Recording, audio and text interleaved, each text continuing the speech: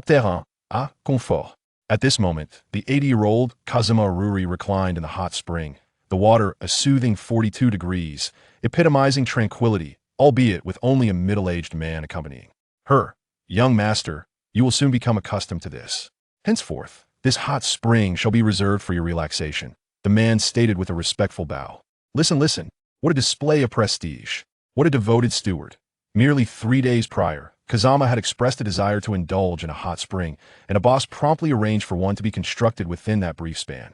To create an artificial hot spring on the Red Earth continent, soaring 10,000 meters above, within just 3 days such a feat would be deemed implausible in any novel. This is the privilege of the celestial dragons. Reflecting on his previous disdain towards the celestial dragons before his transmigration, Kazama could only silently address his former self in his heart. Do not blame my brother for his moral decline. It is merely the presence of nefarious individuals among the masses. Who can endure such a vile, feudal aristocracy? As for disseminating revolutionary thoughts, he would leave that to Dragon. Yes, he should find an opportunity to discuss Master Marx's ideologies with him. A boss, there aren't any unsavory characters stoking the fires beneath this hot spring, are there? Kazama inquired casually while splashing the water. Rest assured, young master, this facility employs fully automated technology, personally designed by Dr. Vegapunk, and operates entirely on mechanical systems. I am aware that you disapprove of such practices, thus no slaves were utilized, a boss assured respectfully. Now, that is commendable. Kazama smirked coldly. Those fools still fussing over a fully automated artificial passage at the Holy Land? To think that anything operated by slaves could be deemed fully automated? I dread passing by it is truly a disgrace to Mariewa. At this moment, Abbas remained silent. Discussions of divine matters were beyond his purview. As a servant to the divine, his role was merely to listen and alleviate the concerns of the deity. How is Dr. Vegapunk faring? Have you located the other fruits I requested? Dr. Vegapunk is currently conducting research, however. He has only managed to enable the consumption of zoan-type devil fruits by objects AS for the Soru, Surnomi, and the Guranomi. They have yet to be found, Abbas reported with deference. TCH utterly useless. Is CP merely idling away? In response to Kazama's remark, Abbas unusually defended CP. According to CP's report, those 2 fruits have already been consumed by pirates, prompting CP to eliminate them. Without precise locations, it is exceedingly challenging to locate a fruit in the vast ocean. Nevertheless, I have already issued orders to CP in the name of the Kazama Clan, as per your instructions. I am confident we shall receive news soon. Pirates, indeed. Kazama gazed skyward, lost in thought that in his previous life, the individuals he detested most were first Momonosuke, followed by pirates, and then the celestial dragons. Although these kin were repugnant, their activities were limited, and it was rare for them to wander aimlessly. The total number of slaves in Mariewa amounted to tens of thousands that, it may seem numerous, yet a bustling town of this size is merely a speck in the grand tapestry of those ravaged by pirates each year. Such are but trifles. My lord, there is no need to dwell upon them, Abbas hastily reassured, noticing his young master's disquiet. Enough of this, it is pointless. Prepare yourself, I shall take a stroll. When a celestial dragon ventures forth, an entourage of bodyguards is essential. Though Kazama held little regard for their capabilities, appearances must be maintained. Despite the many shadows lurking within Mariewa, it cannot be denied that its environment is truly splendid. Hence, Kazama naturally continued the habits cultivated in his past lives. Who do we have here? It is none other than Kazama Ruri. The Kazama clan has fallen so low that you cannot even afford a slave? Ha! Growing up in the lower realms is truly shameful. Would you care for a few slaves as a gift? As Kazama approached, a figure clad in a white suit reminiscent of a spacesuit, with snot running down his face, waved enthusiastically and relentlessly lashed the slave beneath him with a whip. Sighing, Kazama lamented his foolish hopes regarding the intelligence of such imbeciles. Upon seeing the state of the slave, tattered clothing and bloodstains from the whip, Kazama felt no inclination to engage further. Recognizing the blank stare in the slave's eyes, he swiftly delivered a bullet to grant what he perceived as liberation. The very least, Kazama discerned a semblance of relief in that vacant gaze. St. Charlos, are you unharmed? Quickly, summon a doctor. With the slave's demise, Charlos naturally fell to the ground, startling the surrounding bodyguards, who scrambled to assist him. Bang! The gunshot left the guards bewildered, unable to comprehend why their devoted master would turn against them. You wretch! Who permitted you to lay a hand upon me? You filthy commoner! Charlos's face flushed crimson, and he aimed the gun toward Kazama. A boss, standing behind Kazama, narrowed his eyes. As a loyal retainer of the Kazama clan for generations, it was his duty to protect his lord. Moreover, the Kazama family once held a significant position among the 20 royal families, and their standing was not to be trifled with. Furthermore, the Kazama lineage had dwindled to this final scion, and taking action against a mere scoundrel from the Charlos family was justified to safeguard the protagonist's well-being. Even the elders could find no reason to punish him for such. Well, what now? Do you intend to raise a hand against me? Kazama raised an eyebrow, grasping Charlos's wrist with ease, rendering his struggles futile, the flush of anger in his face only deepening. You scoundrel! Release me, huh? To be called a scoundrel by the likes of you truly irks me. By the way, didn't your guards mention calling for a doctor? Considering the nature of your injuries, it seems rather wasteful to summon a physician for such trivial matters. How about I lend you a hand? As he met the dangerous gaze of Kazama, Charles felt an ominous premonition stir within him. Yet before he could utter a word, a sudden searing pain shot through his wrist. That hurts. Let go of me. You bastard, Kazama Ruri. Bastard, is it? You have no idea what's coming, Kazama replied with a grin. However, the cheerful smile on his face swiftly morphed into a fierce scowl. Slap! Who the hell are you calling a bastard?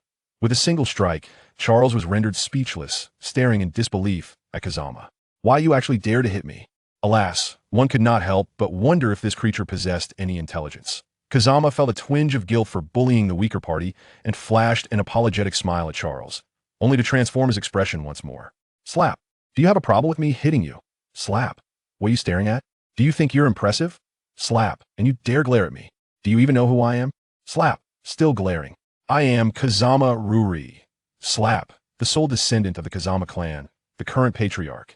Do you think I would hesitate to cripple you? At that moment, Charles' bodyguard could no longer stand idly, but if this escalated poorly, as his personal guardian, he would undoubtedly suffer the same fate as the elder moments ago. Kazama Ruri, esteemed one, it was indeed an offense on Charles' part.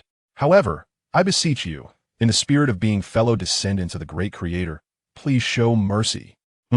Kazama turned his gaze coldly toward the guard, noting the beads of cold sweat trickling down his forehead.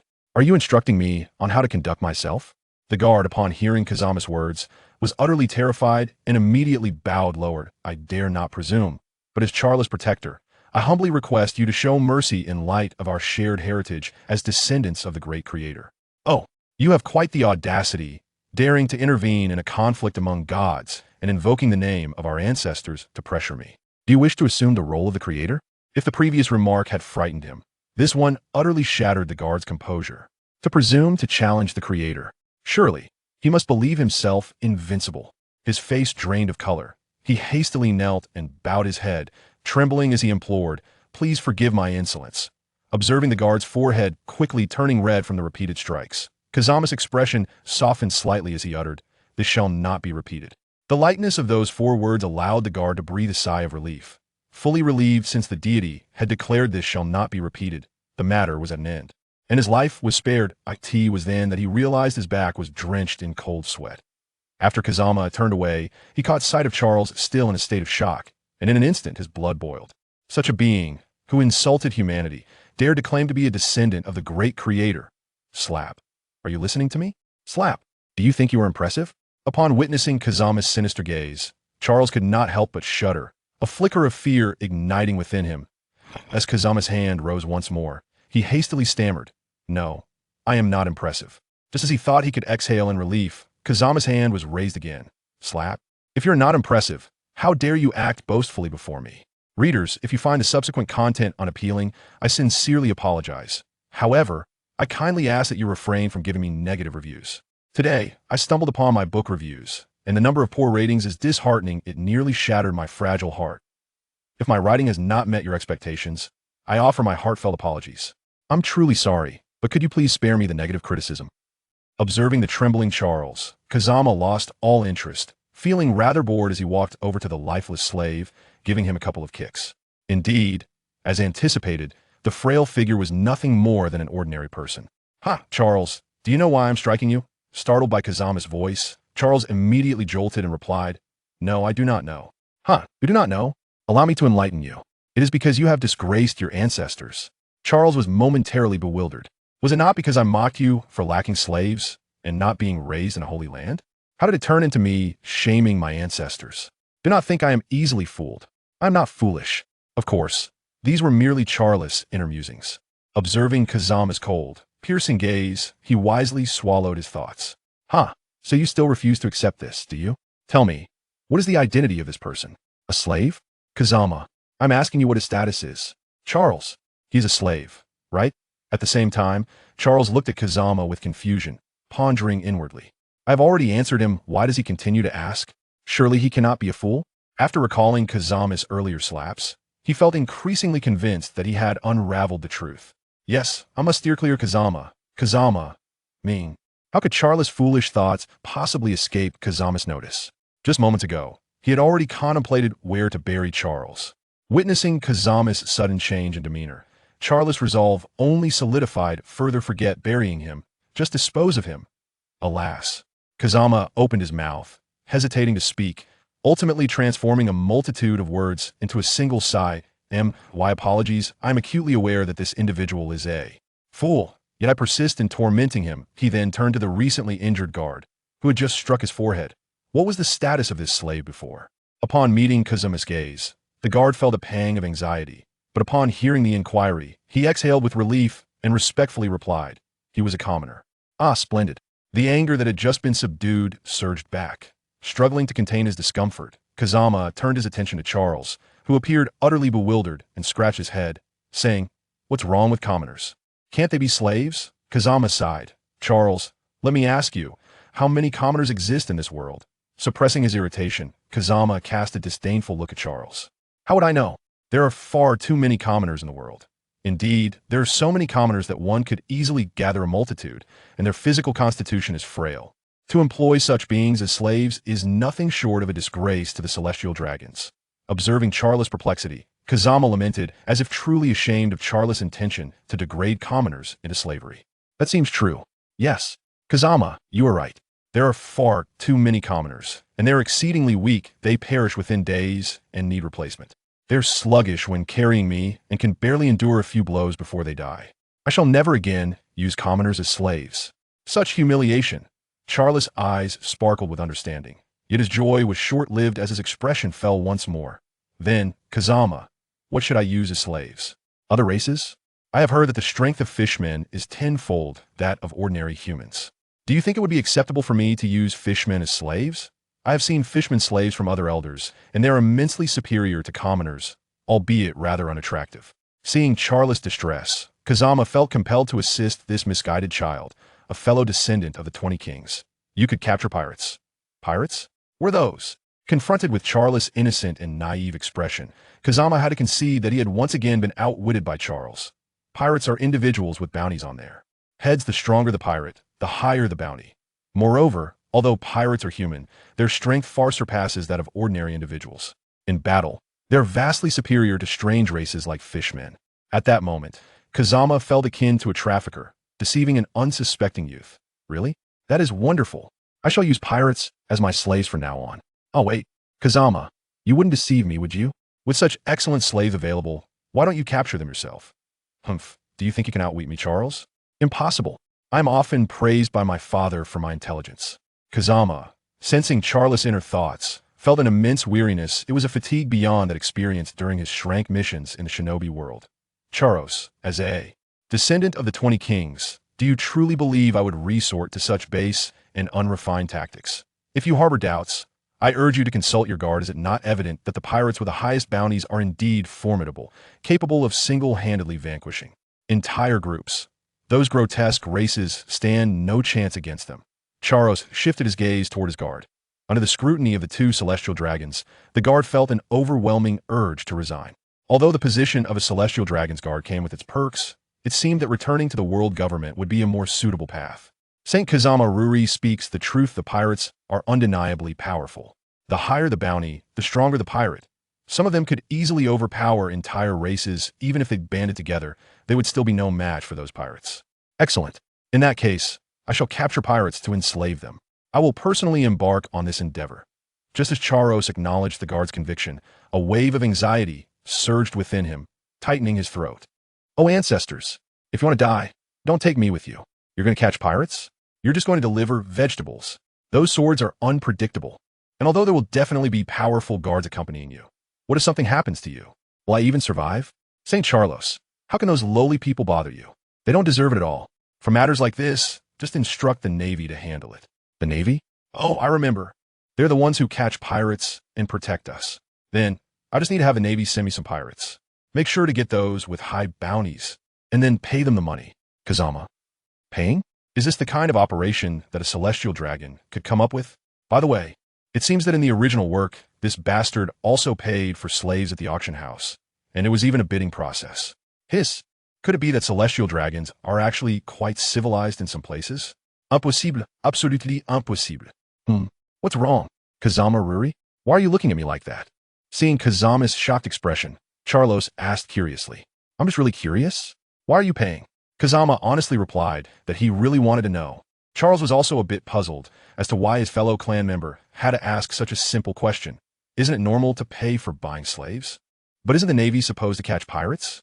Eager to clarify this bizarre line of reasoning, Kazama pressed on. So what? The population auction house also captures slaves. If you don't pay, how does the Navy have money to catch pirates? Without money, they can't catch pirates. I can't personally go catch them, right? I really don't want to deal with those filthy pirates. Kazama, and that makes sense. The strongest CP9 in 800 years? In the afternoon, Kazama lay on a recliner with his eyes closed, enjoying the rare sunshine, with a heterochromatic white cat lying in his arms. He was petting it while basking in the sun, which was a delightful thing. Even the gentle breeze seemed to feel the peacefulness of this man and his companion, softly blowing away the only hint of heat in the afternoon. The environment in Mariewa was naturally excellent, and, as the head of one of the 20 royal families, the Kazama household was no exception. The yard was filled with flowers and plants from all over the world, competing in beauty and filling the air with fragrance. The afternoon sun cast a beautiful glow on the faces of Kazama and his companion, making it look like a painting. If possible, Abbas originally didn't want to disturb this beautiful scene. However, the young master had previously mentioned wanting to recruit some good talents as subordinates, asking him to keep an eye on CP9. Over the past year, he had gradually recommended some candidates to Kazama, but all were rejected. However, he was confident about this one. Hearing Abbas's words, Kazama's eyes moved slightly, but he still did not open them. Tell me in detail. Yes. Abbas respectfully bowed, squinting his eyes as he quickly recalled the relevant information. Rob Lucci, 14 years old, born in the year 1492 of the Sea Circle era in the Grand Line, had been trained by the government since childhood. He joined CP9 a year ago and was known as the most ruthless weapon in CP9's history, also considered the strongest in CP9 for the past 800 years. That same year, Rob Lucci was ordered to a certain kingdom to carry out a mission. In a situation where pirates had taken 500 soldiers hostage, he killed all the hostages and pirates, completing the mission in a very short time. Due to his immense talent and strength, the head of CP9 applied to the higher-ups for the Zoan-type cat fruit, leopard form devil fruit, which has now been approved. Upon hearing this, Kazama's hand paused in petting the cat, and he finally opened his eyes, filled with melancholy. Sigh, it really is you, the great unfortunate Lucci. Sigh, boss. Do you think the people in CP9 are a bunch of idiots? Such talent was only given an ordinary Zoan-type devil fruit. If I remember correctly, he was later sent out to release a shipwright for 8 years or several years, still in his 20s when his strength was on the rise. Isn't that just a huge misfortune for him? For him, consuming a devil fruit now is indeed not the best choice, as CP assigns devil fruits based on merit. Once he becomes stronger, he can apply for a better devil fruit. Give me his information. Hearing Abbas's words, Kazama did not respond. After taking the information from Abbas, he unconsciously tapped his index finger on the white cat, lost in thought. Since he did not receive a reply, Abbas remained in a bowing position. After a long while, Kazama slowly said, "Tell CP not to let him eat the devil fruit for now. I want to meet this person. And this Bruno and Kaku. Arrange it as soon as possible." After speaking, Kazama closed his eyes again, continuing to enjoy the leisurely afternoon. Yes. Segment break. CP9 headquarters office. Beep, beep. Hello. Who is it? A man with a buzz cut and shoulder-length hair, narrow eyes, and a wide chin answered the phone with a cigar in his mouth, speaking arrogantly. As the head of CP9, his position gave him the confidence to be arrogant. However, this arrogance vanished instantly when he heard the man's voice on the other end, leaving only terror on his face, cold sweat dripping from his forehead. "I didn't expect it to be you. May I ask what instructions you have?" That esteemed person wants to see these 3 individuals? Okay, okay, understand. I will instruct them to set off immediately. All right, rest assured. The devil fruit has not been delivered yet. He hasn't eaten it. Phew. After hanging up the phone, Spandam let out a sigh. His expression then turned serious. He did not ask any pointless questions. Although he usually bullied others, he had his survival wisdom. When facing a big shot, he just needed to follow orders or act as if he didn't see anything. The world government wouldn't care about his little actions. Just like someone raising a watchdog wouldn't care whether the dog runs around. Only if the dog is loyal and completes tasks well. After thinking for a moment, he dialed another number. Hello, have Rob Lucci, Kaku, and Bruno come see me. Also, prepare a ship to Mariewa. They will set off soon. Shortly after, there was a knock at the door, and a black-haired, expressionless youth walked in. You 3, do you know why you're called here? Facing Spandam's question, Lucci still replied expressionlessly. I don't know. Kaku thought for a moment. Is there a task that requires us to do something? Bruno appeared somewhat dazed. If it's a task, I will give it my all. Neither. Spandam shook his head and said solemnly. As CP9, you should have heard of the Kazama Clan, right? The family of the great creator. One of the 20 royal families, reputed for its combat power. It is said that during the early establishment of the world government, this family fought all over and held a high position among the celestial dragons. Furthermore, it is rumored that this family is very low-key and has few descendants. The only heir was missing for a while and only returned to the Holy Land 2 years ago. Hearing Rob Lucci's words, Kaku's eyes widened in disbelief. Could it be that our task this time is related to this great family? Such high-level figures wouldn't need us, right? No matter what the task is, I will give it my all. Bruno said blankly. It's not a task. It's that the young master of the Kazama Clan wants to meet you. Prepare yourselves. We will set off shortly. Now, if you have any questions, ask quickly. The ship is ready for you. Watching the 3 individuals react differently, Spandam felt a twinge of jealousy. If they really got close to that esteemed person's side, their future would be limitless. But years of experience prevented him from showing it. That esteemed person wants to see us. Why? I don't understand why such a big shot would want to see 3 little minions like us. We shouldn't have any connection to that esteemed person, right? You ask me? How the hell would I know why you 3 hit the jackpot? Well, when you go, you'll find out. Don't ask too much. Just be cautious in your words and actions. Answer whatever they ask you. Don't ask what you shouldn't. Don't look at what you shouldn't. And don't meddle in what you shouldn't. Seeing Kaku nodding as if he understood, Spandam turned his gaze to the other 2. What about you? I have no questions. Bruno replied. Since we're being asked to set off as soon as possible, let's go directly now. We've wasted too much time. After hearing Rob Lucci's words, Spandam's hand trembled instinctively, and his anger surged. You bastard. You haven't even been noticed by that esteemed person yet. I'm still your superior. Who do you think you're talking to? However, these words ultimately remained unspoken. What if these 3 people really had the luck to be noticed? Perhaps they could build connections in the future. So, all the words turned into a single phrase. You're right. Since you have nothing to pack up, let us go. I'll see you off. The wind over the sea is really refreshing. By the way, Lucci, what do you think that big shot wants to see us for? Kaku, dressed in a black suit and sporting a long nose, held onto the railing on the deck, enjoying the sea breeze while asking. I don't know. Hey, I really don't understand you. Why do you always speak through ventriloquism? Don't you find it awkward? What do you think, Hadol? Hadol turned his head away, refusing to look at Kaku. Haha, this is really interesting, Lucci. Sometimes I think your pigeon really has self-awareness. Or can you control it? Otherwise, it's too smart. Hadol is indeed very clever, Bruno remarked. He genuinely felt that way. So Hadol, do you know why that big shot wants to see us? Kaku asked enthusiastically. Compared to 14-year-old Lucci and 16-year-old Bruno, he really looked like he fit his age group. Seeing that Hadol was ignoring him, Kaku lost interest in teasing the pigeon and turned to look at the sea, but his eyes showed a hint of worry and confusion. Don't think too much. You'll know when you get there. A familiar voice suddenly rang out. Kaku was taken aback, turning to look at the still expressionless Rob Lucci, then smiled brightly. You're right. We'll know when we get there. Although CP is the intelligence agency of the world government, even the CP0 base that often appears in Mariewa is not located in Mariewa. The locations of CP bases are always kept secret, and even the members don't know where the bases are. After 3 days of sailing, the group successfully arrived at the Gates of Justice. They would use the ocean currents to quickly reach the Sabaody archipelago and then enter Mariewa. Every time I see the Gates of Justice, I feel a deep sense of shock from within. Such a monumental structure is truly magnificent. Looking at the towering gates of justice, Kaku expressed his admiration from the bottom of his heart. The three massive iron gates built in the sea connect Judicial Island, the Sabeti archipelago below Mariewa, and the Marine headquarters Marineford. The three gates forcibly change the direction of the ocean currents, causing them to circulate continuously, allowing ships to quickly reach any location. This is the power of the world government. The usually taciturn Lucci also rarely replied, of course, using ventriloquism. The gates of justice are indeed magnificent, Bruno echoed. Entering the gates of justice and riding the ocean currents, the group soon arrived at the Sabeti archipelago below the red line. After not walking long and verifying their identities, they boarded the elevator to Mariewa. That's right, an elevator. A freaking elevator. A 10,000-meter elevator. Have you ever seen one? Noticing Kaku's body trembling slightly, Bruno kindly comforted him. Don't be nervous. This is the Holy Land. After noticing that Kaku seemed to tremble even more, Bruno realized that this might not be the right thing to say, so he paused before continuing. This is the Holy Land. There won't be any danger.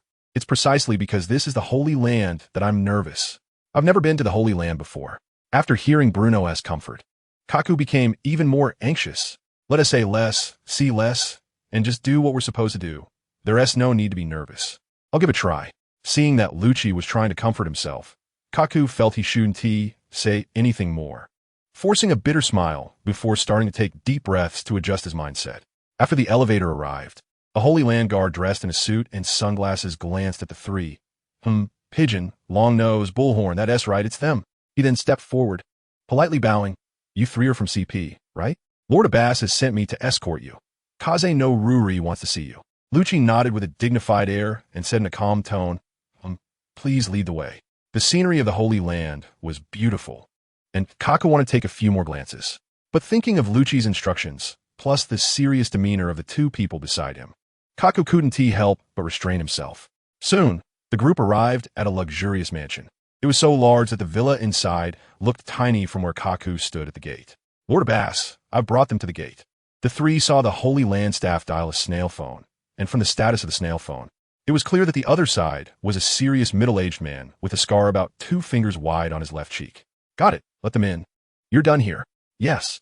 Although they didn't team meet face to face, the staff member's posture remained respectful. He then bowed to the three. Lord Abbas has asked you to go in. I'll take my leave. Before Kaku could say anything, the staff member walked away without a hint of reluctance. Just as Kaku was staring at the closed door in confusion, Lucci took 2 steps forward, and the door opened automatically. After the three entered, the door closed automatically again. Yes, it was an automatic sensor door. A long cobblestone path led directly to the villa, at least 8 meters wide and 3,000 meters long. On both sides were various exotic flowers and plants, with a fountain 3 meters in diameter in 1/3 of the road, adorned with various exquisite sculptures.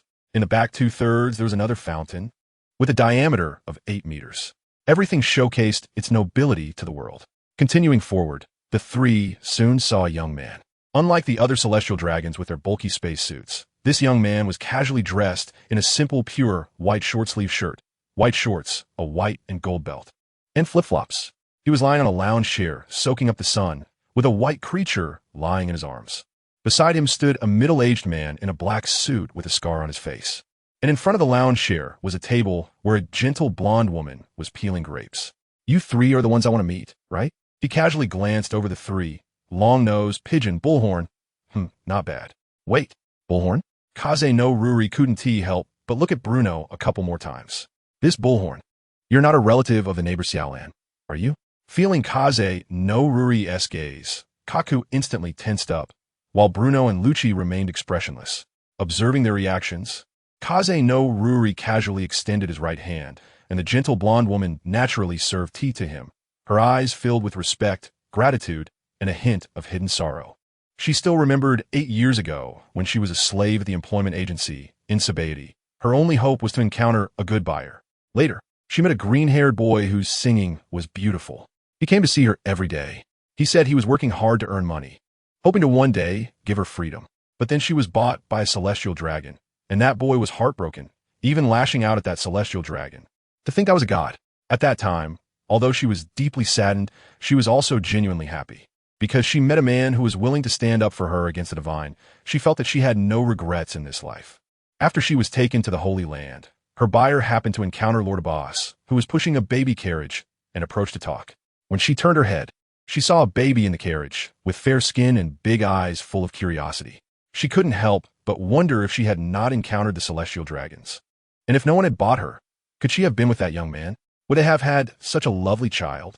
She saw the baby smiling at her, so she couldn't help but lean down and smile back at him. The baby then laughed even more happily and reached out to grab her hair. However, her buyer noticed her transgression and disrespect, forcibly yanking her away with the chain, causing the baby to start crying loudly. Then, Lord Abbas pushed the carriage a little closer, and the baby began to laugh again, holding onto her clothing to prevent her from leaving. Thus, her buyer gave her to this baby, and she learned for the first time that the baby's name was Lioli. It was a beautiful name, and she was then assigned by Lord Abbas to be the nanny of young Master Lioli, watching him grow day by day. She also wanted to save the young man who had been captured, but Lord Abbas refused, stating that it was not a matter for a mere servant to handle. So, she placed her hopes on this little young master. Unlike the other children of the celestial dragons, although the young master was mischievous, he had a kind heart. She accompanied him as he grew, but unexpectedly, he went missing at the age of 3. Only a note was left behind, and he did not return until 2 years ago. However, after coming back, he often kept to himself, not allowing anyone to disturb him, and she had not had the chance to bring it up in the past 2 years. It was only in recent days that the young master began to relax again. Enjoying a sip of red tea, Kazama casually passed the teacup to Stella, who gently placed it on the table. Kazama smiled and nodded at Stella, then looked at the trio. Don't rush, just wait a moment. Stella suddenly felt as if this sentence was directed at her.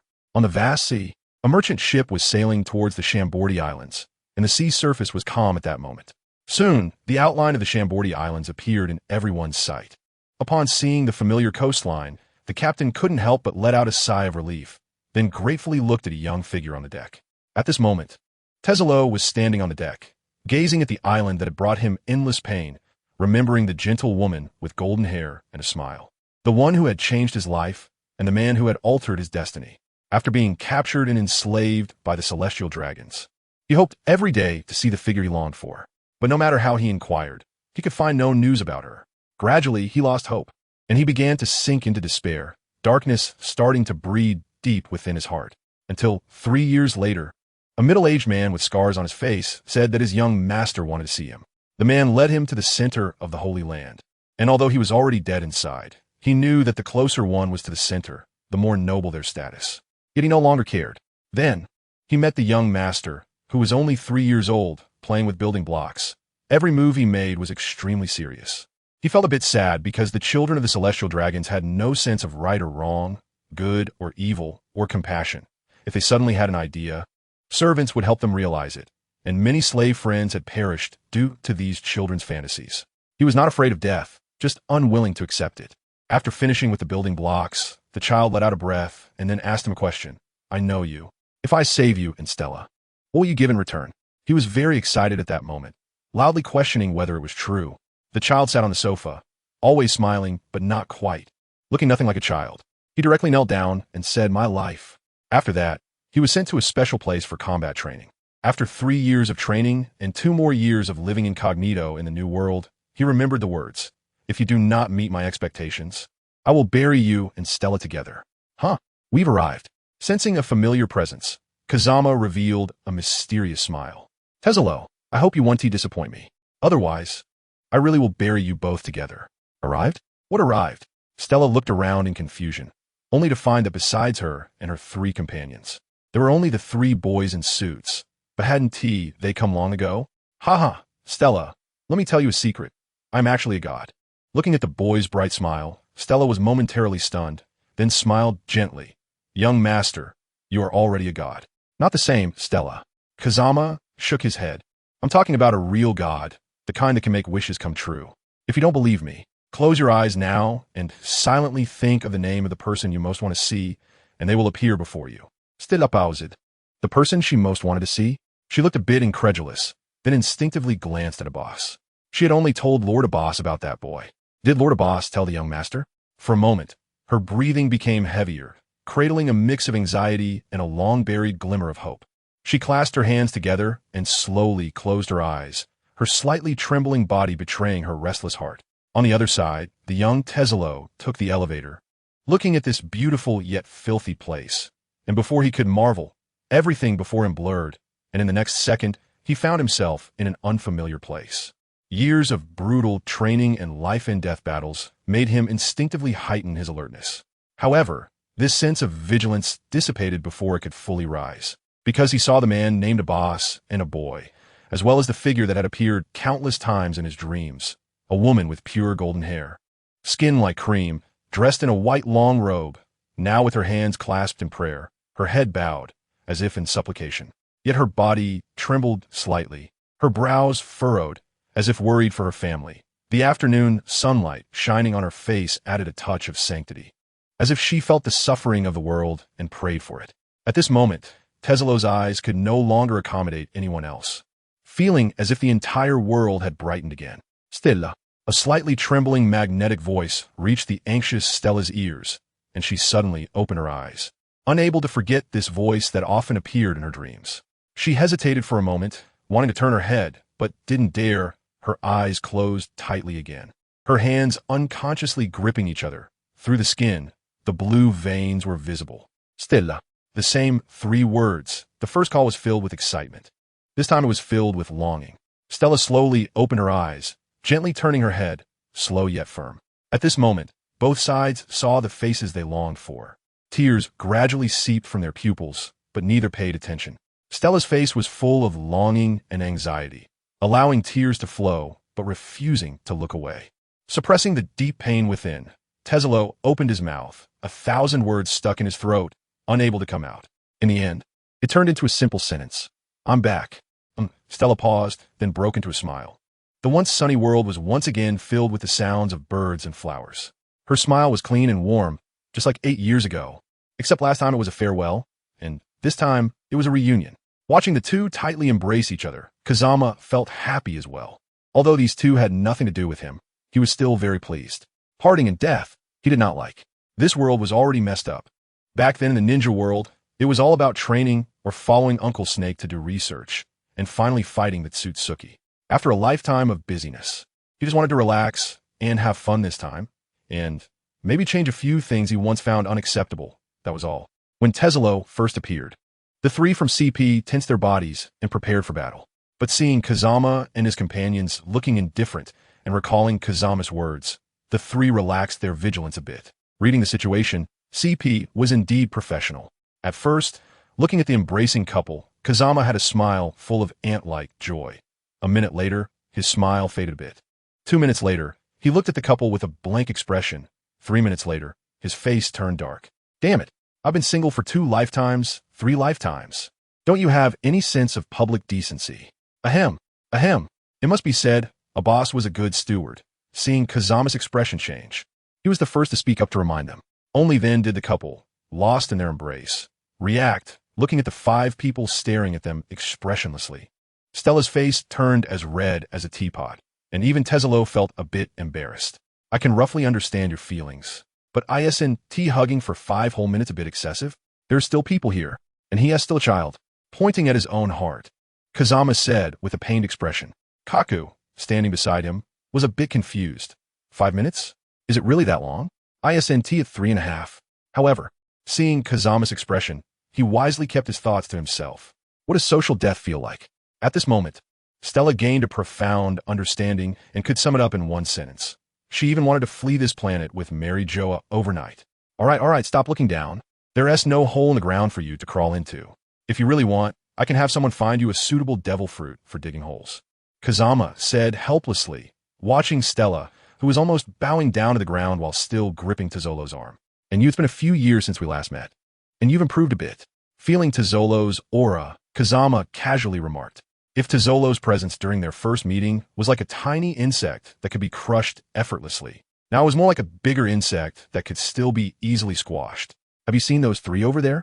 If you defeat them, I'll exempt you and Stella from your slave status today and personally marry you. Kazama casually stomped the ground, causing the earth beneath the 3 of them to slowly rise. When it reached about a meter high, the ground beneath Tezolo and the CP members turned to steel. Then, With a flick of his hand, 4 black poles appeared at the corners of the arena, and 4 beams of golden light rose, connecting with each other to form an open-air, enclosed arena. This is the 4 red suns formation. You don't need to know what it is, just fight freely inside. Additionally, I have a task for you 3. Defeat that person over there. You can go all out, and of course they can too. You don't need to persuade. We all came from the same place, and our techniques are designed to kill. Not allowing them to go all out is just making it difficult for everyone, and this battle would be meaningless. Don't worry, I can save you. No need to turn your head. With my observation haki and kin bunchaku, I know Stella must want to plead for you. After hearing Kazama's words, Stella, who had already opened her mouth, closed it again. Not because she believed in Kazama, but because she had a clearer understanding of her and Tezolo's positions. Even if Kazama was boasting, it was his decision, and she had no right to question it. The arena was 300 meters long and wide, which Kazama thought should be enough. But the position seemed a bit uncomfortable, so he raised the spectator platform to 3 meters.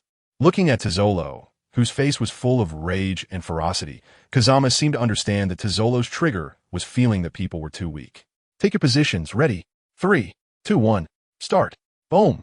With a loud bang, Tezolo stomped the ground, using the recoil to charge at Lucci. From the moment he took his position, he had noticed that Lucci was the leader among the 3. Is that Soru? Iron block. Tezolo's speed was quick. Lucci barely had time to think before Tezolo was already in front of him, and he could only use iron block and guard his arms in front of his chest. A strong force hit him, and Lucci was kicked away, sliding nearly 100 meters. 6 styles, finger gun. 6 styles, storm leg. Since Tezolo was using a flying kick, he couldn't use force in the air. Kaku and Bruno seized the opportunity to attack. Finger gun targeting the neck, storm leg aimed at the heart. CP's techniques were always simple and direct. Facing the 2's attacks, Tezolo showed a hint of a cold smile. Good response, but unfortunately, too weak. Grabbing Bruno's wrist with one hand and Kaku's storm leg with the other, Tezolo turned in midair and forcefully threw both of them aside. Iron block. X2, although they used iron block in time, both still felt their blood surge. Such powerful strength. Storm cut. Flying finger gun. Just as Tezolo threw the 2 out, Lucci's ranged attack arrived. Tezolo remained expressionless, slicing through the storm cut with one hand while blocking the flying finger gun with the other, then directly charging toward Lucci after landing. After the earlier testing, he had determined that these 3 were at the level of a Marine headquarters colonel, which was just third-rate on the seas. Lucci was indeed the strongest among them, but he was still no match for Tezolo. Facing Tezolo's frenzied attacks, Lucci responded with a blank expression, but he was being suppressed, or rather beaten down the entire time. Seeing this scene, Stella covered her mouth in shock. Her eyes filled with disbelief. In her impression, Tezolo was just a gentle, handsome, kind man who sang beautifully and was not skilled in combat at all. Seeing this, Kazama also chuckled lightly. 5 years ago, I heard about him and then had a boss bring him to meet me. I told him I could save him, but what would he offer in exchange? He said his life. I told him he was too weak, and to reach this level, he had to endure a lot. His light words shook Stella's heart deeply, and looking at that cold man, her tears flowed down again. In the arena, Lucci was hit in the abdomen once again. If it weren't for relying on iron block, he would probably have lost his fighting ability by now. But even so, Tezolo's attacks were still too much for him to handle, and this was just the result of 5 seconds of fighting against Tezolo. Meanwhile, Kaku and Bruno finally arrived to join the battle. Tezolo felt a hint of dissatisfaction because he had intended to defeat them as quickly as possible. However, this middle-parted boy was a bit stronger than he had imagined, requiring him to give him 3 more seconds. Iron block, break. Storm leg, white thunder. Sensing the attacks from the 2 around him, Tezolo frowned slightly, but then relaxed. There was no need for so much emotion in battle, just absolute calmness. In some ways, these 4 were indeed products of the world government. They all wore deadpan expressions during combat. After a brief internal reflection, Tezolo decided to keep Lucci at a distance and first deal with Bruno and Kaku within 3 seconds. With that thought, he increased the force in his left arm and struck fiercely at Lucci's heart. Iron block, empty jade. Feeling a powerful rebound from his fist, Tezolo's arm trembled slightly. Lucci endured this punch at the cost of spitting blood, sliding only 2 or 3 meters without being knocked away again. With no time for further thought, Kaku and Bruno's attacks were already upon him. The frantic warnings from his observation haki told him that getting hit by Bruno would be troublesome. Tezolo gritted his teeth, a fierce look appearing on his face, and covered his neck with armament haki before delivering a heavy punch to Kaku's calf. Kaku used the momentum from a backflip to enhance the power of his storm leg, while Tezolo's upward punch from the lower right combined with it, resulting in a crack sound as Kaku's leg was directly broken. Unyielding, Tezolo's fist continued toward Bruno's temple, believing that although Bruno's punch would arrive first, he could definitely exchange it due to his haki advantage. Even as an injured person, he was confident he could take down Lucci within 5 seconds. As for Kaku, who had lost a leg, he basically didn't need to consider him. Unfortunately, ideals are often more beautiful than reality. Refalfingdor. After Bruno's punch landed on Tezolo, Tezolo's neck, covered in armament haki, didn't budge, but his head was spinning, and under the spinning sensation, he instinctively paused for a moment. His strength also diminished. He secretly cursed in his heart that it was not good, and the observation haki once again sent a warning, but it was already too late to react. Taking advantage of this moment of distraction, Bruno dodged Tezolo's punch, and this brief opportunity was also seized by Lucci. 6 Forms Ultimate, 6 King's Gun. Lucci's final and strongest attack ruthlessly struck Tezolo's heart, and the hastily raised haki was not enough to completely block this blow. Tezolo spat out a large mouthful of blood. Just as Bruno was preparing to deliver a finishing blow and Kaku was ready to launch a distant slash, Tezolo was about to counter Bruno when they all suddenly found themselves unable to move. Then, a lazy voice came. Game over. Sir, I can still fight, Tezolo said urgently, disregarding his own injuries, wanting to make another effort. But when he saw Kazama glance at him, he stopped speaking and his eyes lost their sparkle. Kazama looked at Tezolo, then glanced at Bruno and Lucci, who were helping Kaku up. He casually tapped a few times. A green light appeared around them and disappeared in the blink of an eye, along with their injuries and fatigue. Kaku, with disbelief on his face, moved his recently injured calf and was shocked to find it had truly recovered. He exchanged stunned glances with Bruno and Lucci, and together they looked at Kazama with awe. This celestial dragon seemed different from the others. Tezolo also healed his injuries, but at that moment, he looked like a defeated rooster, dejected and downcast. Enough, enough. Who are you showing this to? Isn't it just your carelessness? At first, you had some semblance of defense, but later you directly tanked attacks with haki? You activated haki, but only covered your neck to save energy? What were you thinking? Did you think they wouldn't be able to harm you without mastering haki? Even a boss could knock you out with a punch without haki. Could you withstand it with haki activated? What a wasted opportunity. And you look so dispirited for whom? Getting injured is already embarrassing enough. Do you still think you Haven T humiliated yourself enough? Seeing Tezolo's nearly drooping head, Kazama felt bored. Although he believed that as long as Tezolo followed him, he would eventually have opportunities, it seemed this kid still thought chances were rare and was too young. If it were the Golden Emperor from the original story, he definitely wouldn't be this sad. Kazama was clearly willing to cultivate him and wasn't that stingy. Waving his hand casually, a boss handed Tezolo a document. When Tezolo opened it, he found it was a business plan. This is your next task. Put these things into action as soon as possible. You'll receive 1% of the company's profits. How much you can earn depends on your abilities. Kazama's words shook Tezolo to the core. He suddenly looked up at Kazama, and a dull pain began to throb at his back, where the mark of the hoof of the heavenly dragon symbolized his identity as a slave. A slave has no property of their own. It was like a drowning person suddenly seeing light. Tezolo's eyes made Kazama feel a pang of sympathy, and he couldn't help but roll his eyes at him. When you have time, let a boss help you wash away the slave mark. Ruchi and the others looked at Tezolo in astonishment, surprised in their hearts. Although this man's moves were somewhat wild, it was clear that he was on the same path as them. They had originally thought he was a peer, but it turned out he was a slave. Contrary to Kazama's expectations, Tezolo showed no reaction to his words. He first froze for a moment, slightly opened his mouth, and his eyes flickered with complex emotions that revealed his inner turmoil. After a few seconds, he regained his composure, closed his mouth, and instinctively looked at Stella. Then back at Kazama, his eyes filled with pleading. Don't look at me like that. Stella doesn't have that kind of thing at all. Kazama glanced at Tezolo. Stella existed as his maid, and her status in the Holy Land was equivalent to that of a family guardian. Since the only true servants belonging to the Kazama family were a boss and her position in the Holy Land could be considered the highest rank just below the celestial dragons. The guards assigned by the Holy Land, apart from those who provided close protection during outings, could be freely arranged by her. Her status was akin to that of the housekeeper of the Kazama family, and ordinary celestial dragons would not dare to provoke her. This is not just Kazama boasting. The servants of the Holy Land can generally be divided into two types. One type is provided by the Holy Land, and the other type is those who are favored by the master and are kept at home. The first type consists of ordinary servants, while the second type is akin to vassals, holding a status far above that of ordinary servants. As a vassal of the Kazama family, ordinary celestial dragons truly would not provoke her. After all, in the celestial dragon circle, slaves are not considered human. And ordinary guards are like dogs that can be disposed of at will, but vassals are like favored dogs. If you dare to touch them, I will retaliate. Therefore, celestial dragons generally do not provoke the vassals of other celestial dragons. This is also the reason why Kazama dared to directly kill Charlot's slave. On one hand, it was due to his high status. On the other hand, slaves have no status in Mariewa. Thud.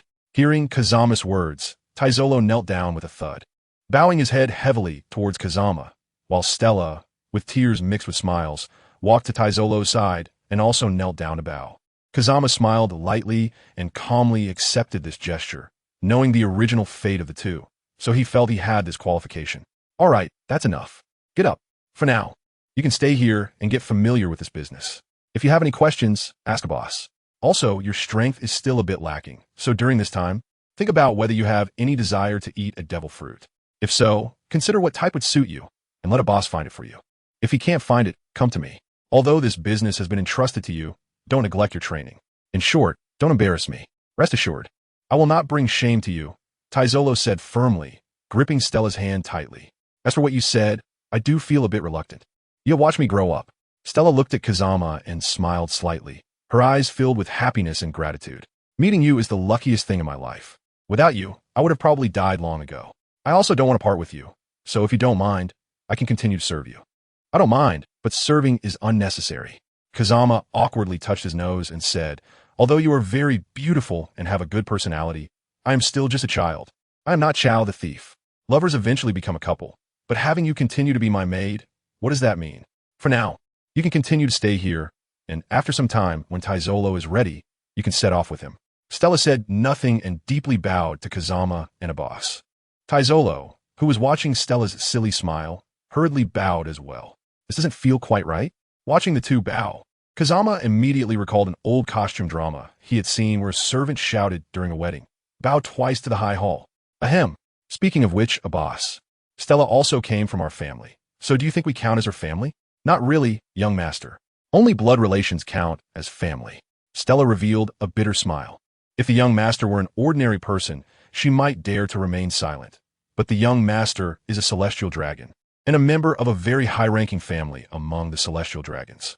Although the young master treats her very well, she really cannot respond to that statement. From a blood relation perspective, Stella doesn't count, but from other angles, it could be said that way. After all, Stella has belonged to the family for the past 8 years. Huh? Stella looked at Abbas in surprise at his serious answer. In her impression, Lord Abbas always regarded the honor of the Kazama family as his life, and she really couldn't understand why Lord Abbas would respond this way. Kazama couldn't help but chuckle inwardly. Although Abbas was a true retainer of the Kazama clan, he had always looked down on those pig-like celestial dragons. His respect for celestial dragons outside the Kazama clan was more about respect for that family, or rather, respect for the 20 kings. Therefore, Abbas actually hated the existence of slaves and despised those celestial dragons who merely lived off others, believing they betrayed the glory of their ancestors. However, due to his position, he had no choice but to refrain from intervening. It was precisely for this reason that when the young Kazama caught Stella's clothing, he took the opportunity to save her and arrange for her to be Kazama's nanny. Don't be so surprised. Abbas has helped you avoid quite a bit of trouble over the years. Seeing Stella's astonished expression, Kazama chuckled and said, "After all, you came from family, and we can't lose face for the Kazama clan. Here, take this. It will protect you when you're in danger and transport you to where you want to go." As he spoke, Kazama extended his right hand, and Yin-Yang escape condensed in his palm into the shape of a small angel. Once the small angel took form, it opened its eyes, looked around in confusion, and upon seeing Stella, its eyes lit up. Then it flapped its wings and, to everyone's astonishment, dove into Stella's body like a beam of light. Additionally, Taisolo, please allocate 10% of the business income to Stella. That's the dowry from Abbas and me. As for the three of you, you'll follow me from now on. You don't need to worry about CP. Just follow my orders in the future. Abbas, Tell CP that if the three of them need to carry out my orders, the departments must cooperate unconditionally.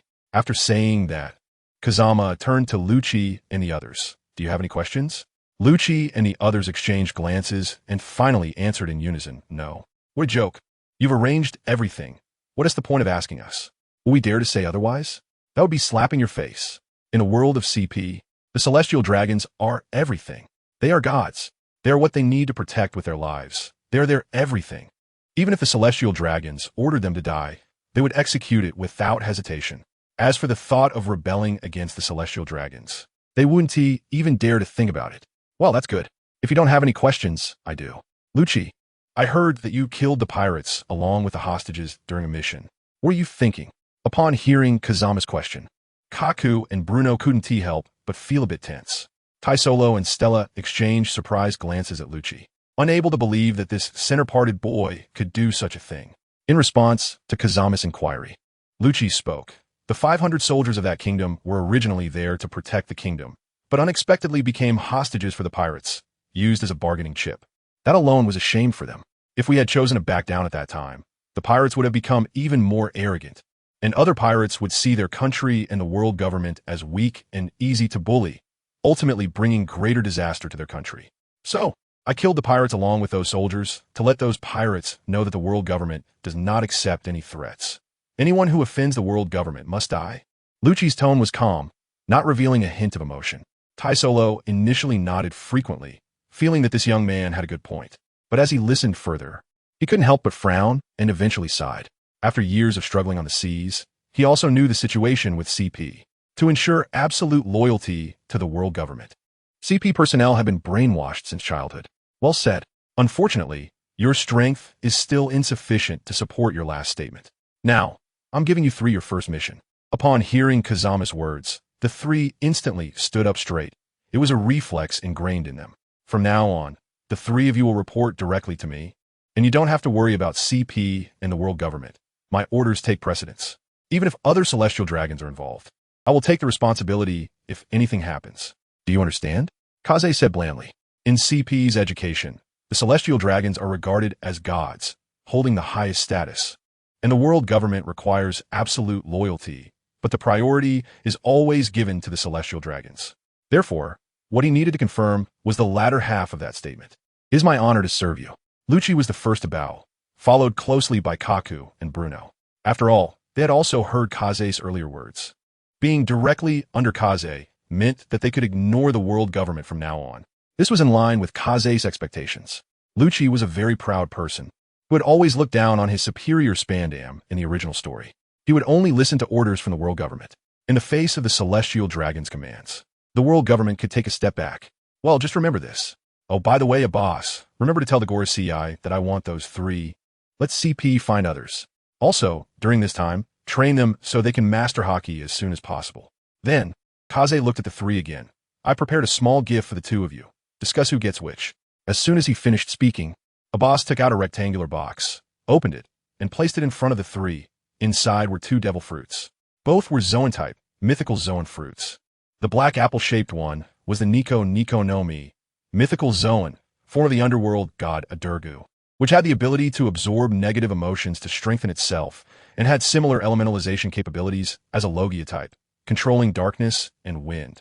The silver spherical one was the Inu no Mi, mythical Zoan, form of the moon-eating wolf god skull, which had the ability to teleport control lightning, enter a bloodthirsty state for an all-around power boost, and could fly. Upon contact with an enemy's blood, it also had a similar ability to observation hockey, and at night when the moon was out, it had abilities similar to the fur tribe's moon lion.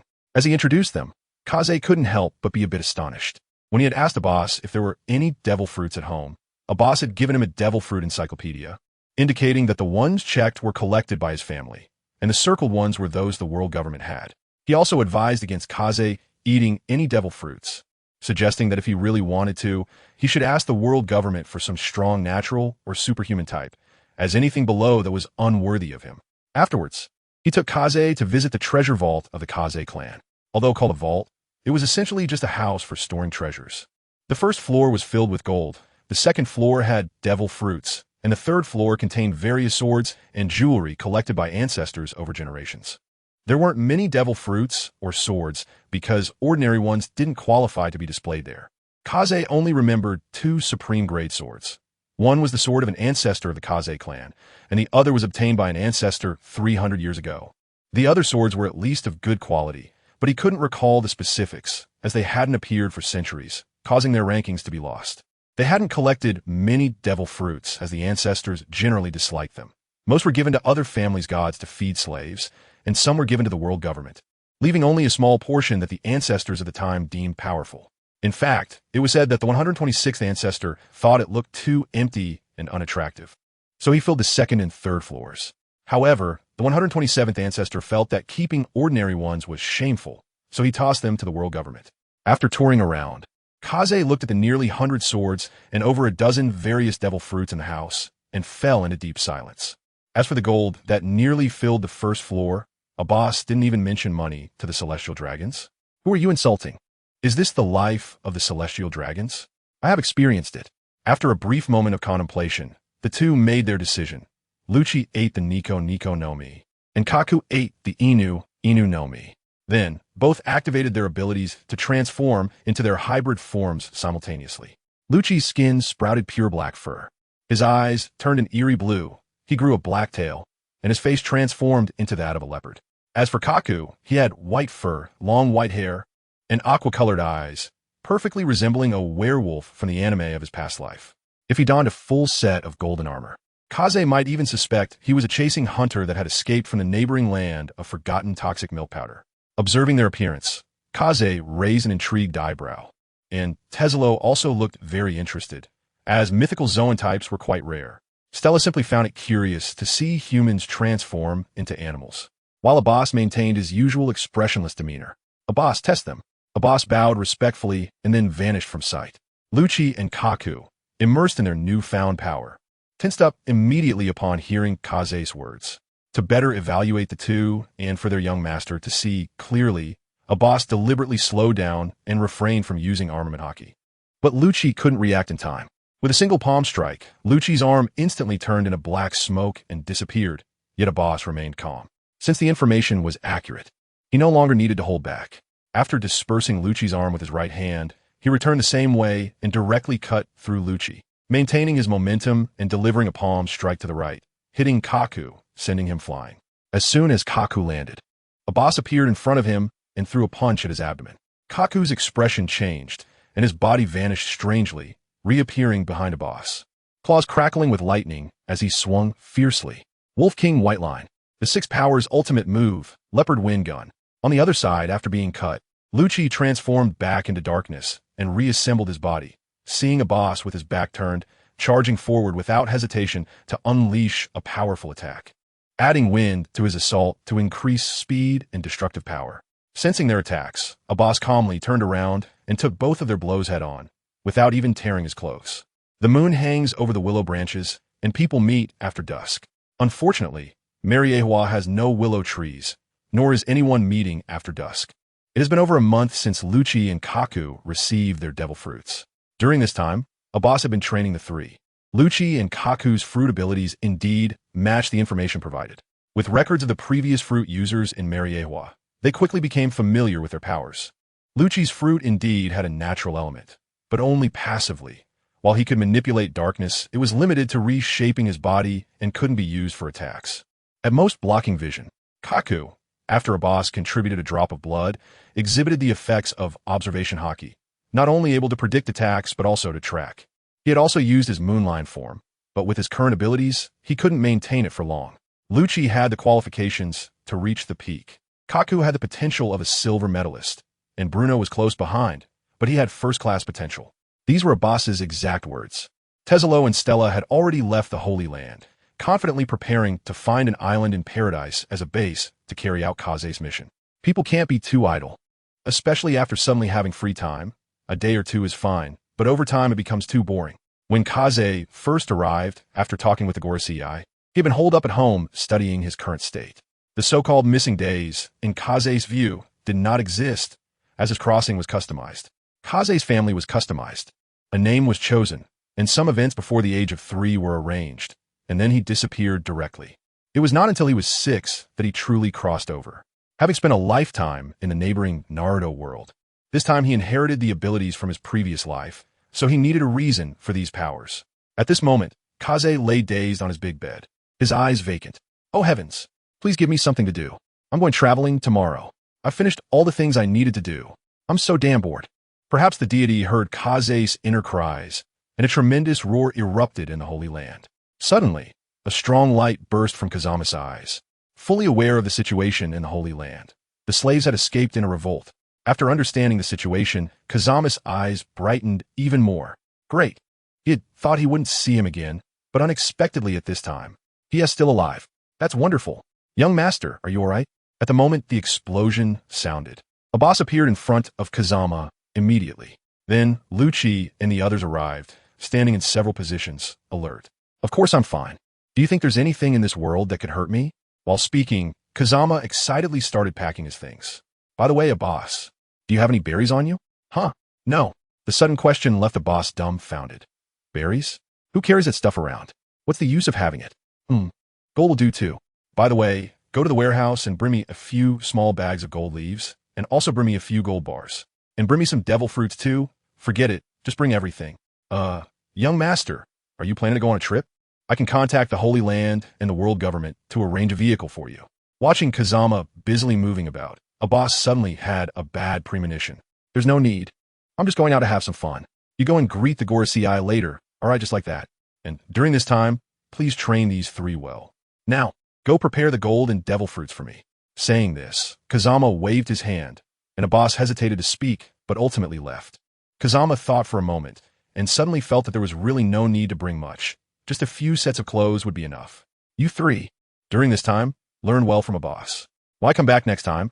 I hope you can have the strength of a vice admiral. Vice admiral? Lucci and Kaku thought about it, and felt that with their mythical zone abilities, achieving vice admiral rank would be quite easy. Are you going to be gone for a long time? Lucci asked respectfully. It depends on my mood. I don't know how long it will be. You don't have to feel pressured. Just do your best. I'm going to talk to the Gorosei. You all wait here. As soon as he finished speaking, Kazama's figure disappeared. And at the same time, a boss appeared, looking at the empty room, confused. Where is everyone? In Pangu City, between powers, the five elders were still posing in their eternal stances. The slaves in the Holy Land had escaped. Someone must have come to rescue them. Is it the spark?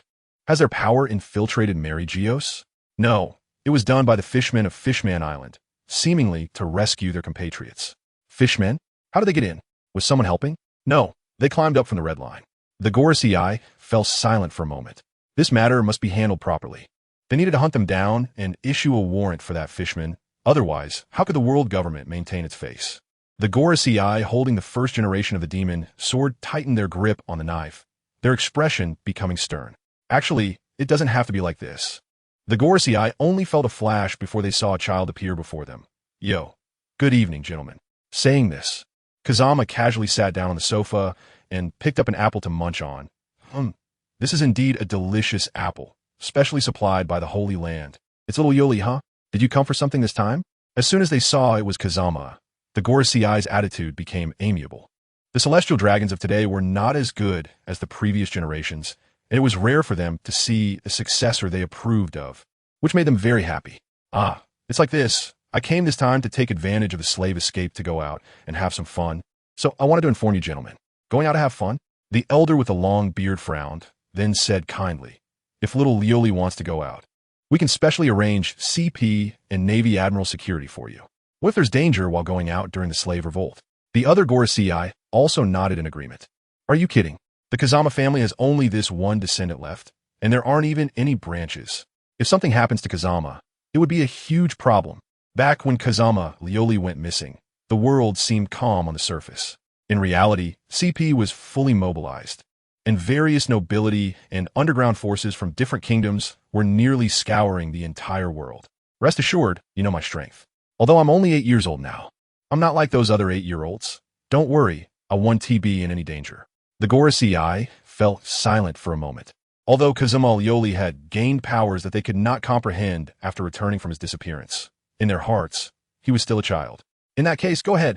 Finally, the Gorosei holding the demon sword relented. Do you know what you're saying? Don't be so angry. If little Lioli really wants to go out with his current strength, does he need to consult you and me? What's the problem with a child wanting to see this ocean as he grows up, even if he encounters danger? As long as he reveals his identity, I don't believe anyone would dare to act against him in this ocean. It must be said that at the moment this bald elder with the demon sword and glasses spoke, he appeared quite cool in Kazama's eyes. So, little Lioli, if you want to go, then go. Turning his head, the elder immediately replaced his expression with a kind one and said to Kazama, "Thank you, elder." Just as he stood up and prepared to leave, the elder with the black headscarf suddenly seemed to remember something and called out to Kazama, "Wait a minute. What did you mean by it doesn't have to be like this? How do you think this matter should be handled?" Hearing this, the Gorosei all perked up their ears, ready to hear this younger generation's opinion. About this, it's not too big or too small. The most important thing is its impact. It will make the world think that Mary Geos is just like that, and that it could be invaded to liberate slaves, thus looking down on the world government and the Holy Land. Therefore, I think it would be better to boldly present this matter to the world, to tell everyone that a fishman climbed up the red line with bare hands and freed the slaves and his compatriots. We should greatly praise this spirit of not fearing hardship for the sake of their compatriots.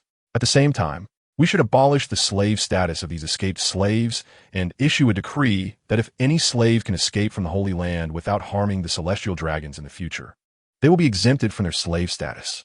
Let the world know that what they think is a huge loss of face for the world government is just a fun game in the eyes of the world government. Hearing the first half, the Gorosei frowned a bit, but with the last sentence, they began to understand Kazama's point and started considering the feasibility of this matter. Seeing this, Kazama didn't disturb them. After all, this matter was really like that. Just a few escaped slaves, and the world government probably wouldn't take it to heart. Otherwise, in the original work, Fisher Tiger wouldn't have been able to roam outside for so long. Elders, take your time to think. I'll take my leave now. After speaking, Kazama appeared in his room. Upon seeing the stack of gold bricks, several bags of coins, and a pile of devil fruits prepared by a boss, he didn't waste any words and waved his hand, causing these items to disappear. The pupils of the three, Lucci, shrank. This was not the first time this young master had shown them his magical abilities, but they still couldn't comprehend it. "Let's go." Kaze waved his hand, and in the next second, he appeared at the outskirts of the Holy Land. Near the entrance of the Mary Geos elevator, a bearded red-skinned fishman, wearing a headscarf and covered in wounds, was fighting against the Holy Land guards, while behind him, slaves in prison uniforms were running towards the elevator. The rebels of the crowd were blocking the pursuers behind them. This was Fisher Tiger, the only man in one piece who could truly be called a hero. Now, sensing this indomitable spirit in the crowd, Kaze smiled with excitement. "Well then, Fisher Tiger, let me give you a gift for our meeting." "Hey, that's Soldier." Surrounded by pursuing Holy Land soldiers and guards, a few turned their heads upon hearing Kaze's words and stood still. There was no other reason. They recognized Kaze's identity. "Saint Kaze Lioli, what are you doing here? It's too dangerous. I implore you to return to safety under our protection, lest these lowly people tarnish your eyes." One guard said anxiously, clearly genuinely concerned for Kaze. "Are you teaching me how to do my job? Call your superior snail." Feng Jian raised an eyebrow when he saw the guard's face turn pale. He decided not to tease him any further and waved his hand casually. The guard quickly took out the communicator. "Hello, what's the matter? Is there another situation?" After the communicator was connected, the guard astutely bowed and respectfully held the communicator up to Feng Jian's mouth. "Hello, I am Feng Jian Lioli, the leader of the Feng Jian clan. I command you to slow down the offensive and let them go. Also, do not harm that red-skinned fishman."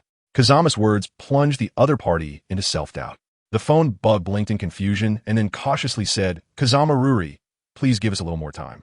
Rest assured, we will quell this turmoil as quickly as possible and will not disturb you." Kazama's expression darkened, and he coldly said, "You can't understand human language? Don't need to explain what release the means again? No need. Rest assured, I will give the order right away." Soon after, loud roars came from the opposite side. Seeing this, Kazama couldn't help but feel good, revealing a satisfied smile. "Get up." The guard, who received the order, cautiously straightened his body. Looking at Kazama, who seemed to be in a good mood, he carefully said, "Kazama Ruri, you seem to be in a good mood." "Of course. What's wrong? Don't you understand? I dare not speculate on the will of the divine. You must have your own profound reasons for doing this. As a servant of the divine, I only need to carry out your orders." I have to say, this statement really pleased Kazama, making him look at the guard a few more times. "Of course, I don't like slaves, but out of respect for those ancestral kin, I can't just release them directly. Now that someone has released these slaves, I am certainly happy." Seeing the confusion in the guard's eyes, Kazama chuckled. It seemed that the slaves would still have to run for a while, and he didn't mind chatting with this guard, who he found somewhat agreeable to pass the time. I see the confusion in your eyes. Are you wondering why I care about these so-called lowly people? Don't hesitate. Just say it. The young guard hesitated for a moment, then gave himself a hard slap. It is an honor for the divine to inquire of you. How can I hesitate or even want to hide because of my own life? How can I be so disrespectful to the divine? Under Kazama's bewildered gaze, the guard, feeling ashamed, said, I'm sorry, Kazama Ruri. I truly deserve to die 1,000 deaths. I actually hesitated for a moment when you asked me a question. This is really unacceptable. Later, I will commit suicide to atone for my sins. You are right. I was indeed puzzled about that. At this moment, Kazama felt a bit dazed. In the past, he had wielded a watermelon knife in the world of Naruto, cutting from Konoha to Sunagakure, and then to Awagakure and Kyomogakure. Even facing off against Obito and Otsutsuki, he had seen all kinds of spectacles. But this was something he had truly never encountered. How on earth did that group from CP manage to brainwash people? Even Snake Uncle couldn't compare, right? It's ridiculous. Cough. No matter. I pardon your grave disrespect. Now, to answer your confusion, let me ask you, what is my identity?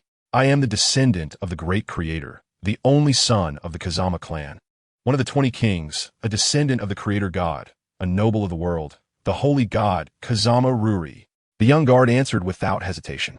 Then let me ask you, as a world noble and a descendant of the creator god, if I want others to serve me, will anyone be willing?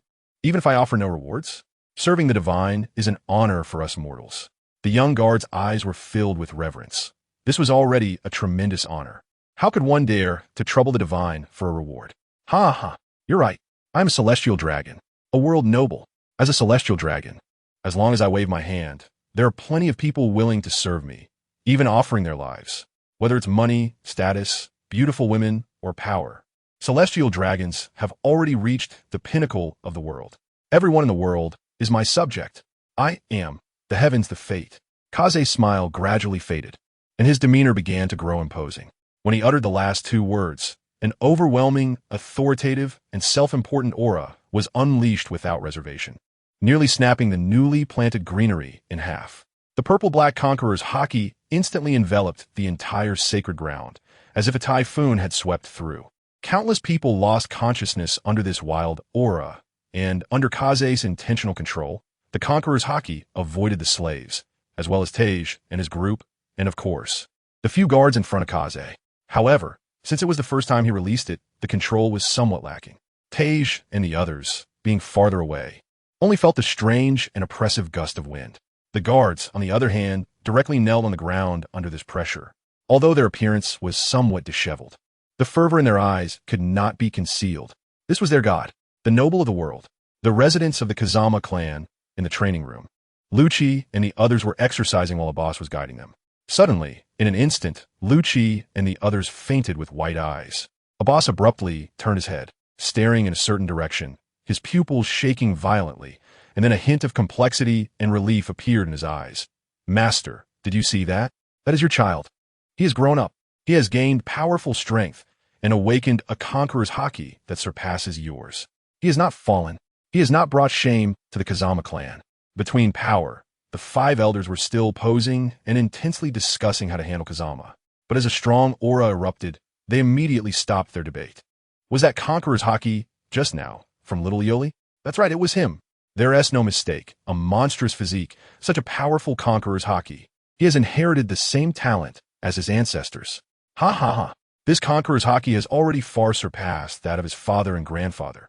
At this level, perhaps only that great person from 800 years ago could compare. If that great person could see such an outstanding descendant, he would surely be very pleased. In that case, what about the treatment of that fishman and the slaves? Let's follow Little Lioli's suggestion. Pirates, Navy, CP, and the descendants of the 20 kings have become increasingly depraved. To maintain the status of the world nobles, we have kept this balance for hundreds of years. Perhaps Little Lioli can bring us some surprises. Let us see where he can lead the world. Even if he fails, we can still restore balance to this sea. Agreed. For TSK, what a pity, it's just my own kin.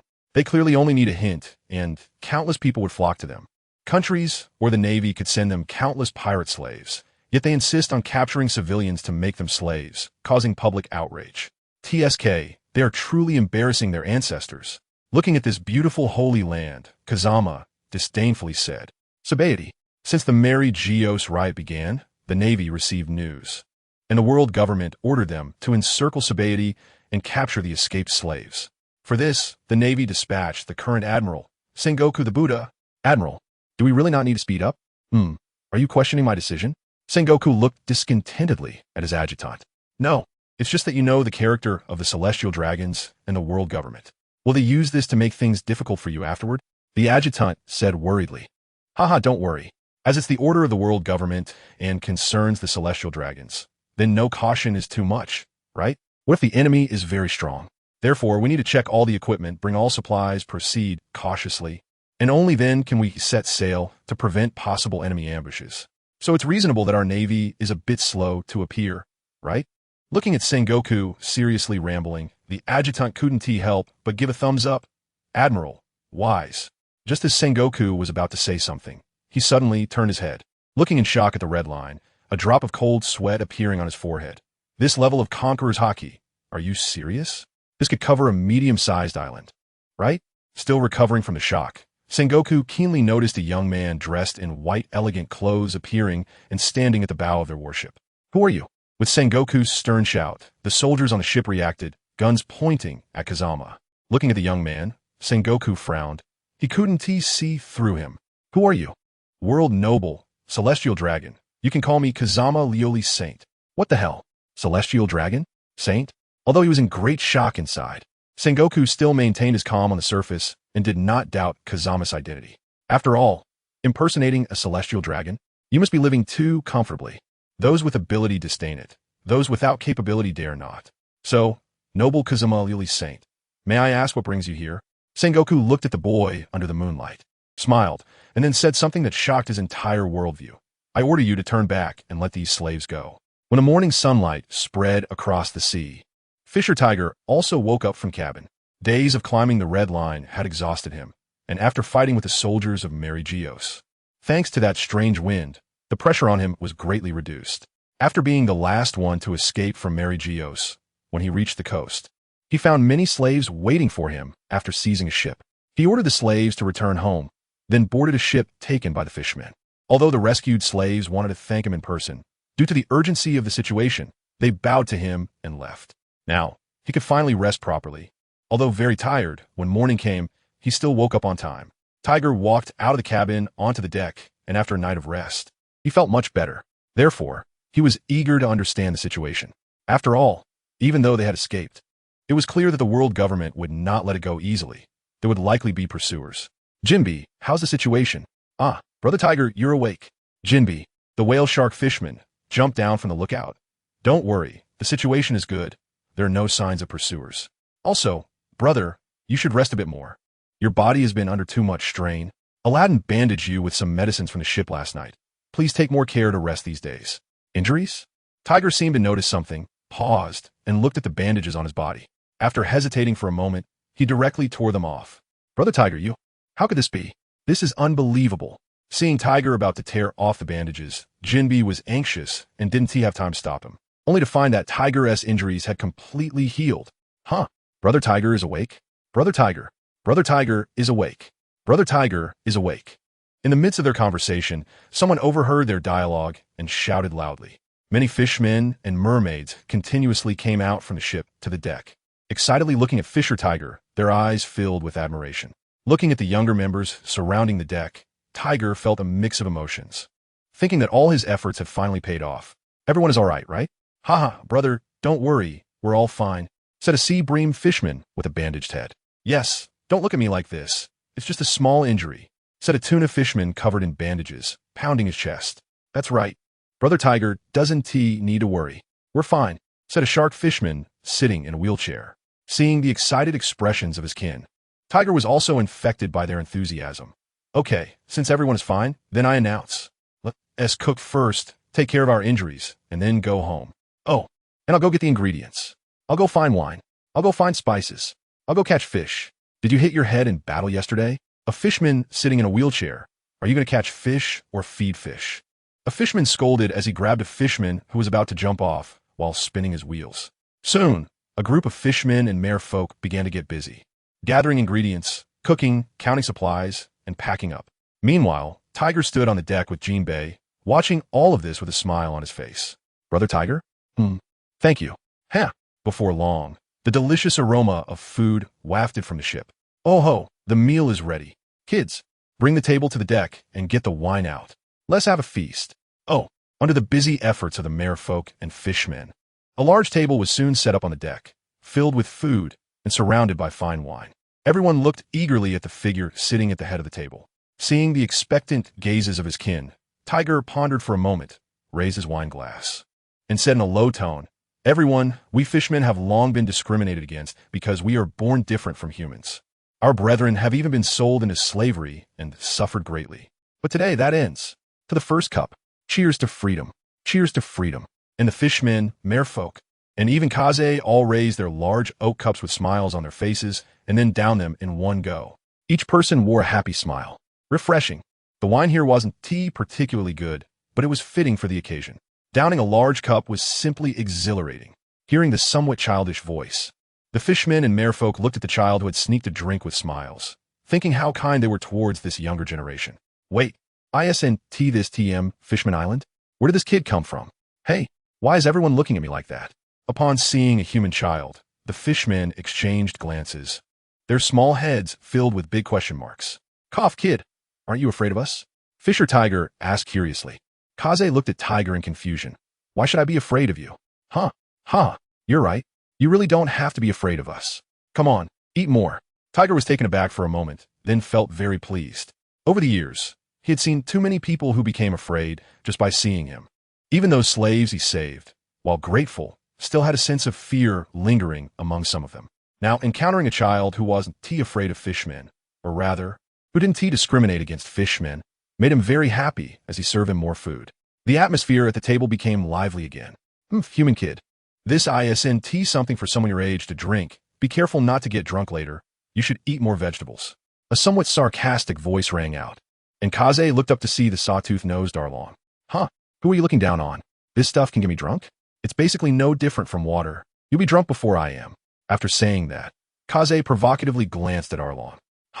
Arlong, a kid thinks you can't hold your liquor. Arlong, did you hear that? This kid thinks you can't drink. Maybe you shouldn't drink. What if you get drunk after just a couple of cups? Arlong, I'm not the type of fishman to stir up trouble. But if this kid says that about you, I really can't stand it. Arlong, teased by his companions, turned red and glared fiercely at Kaze. Human kid, you successfully angered me. Do you dare to compete with me in drinking? Aladdin frowned. Arlong, kids can't drink. Do you think you're impressive by competing with a child? Tiger also looked at Kaze, his eyes filled with inquiry. No problem, I accept.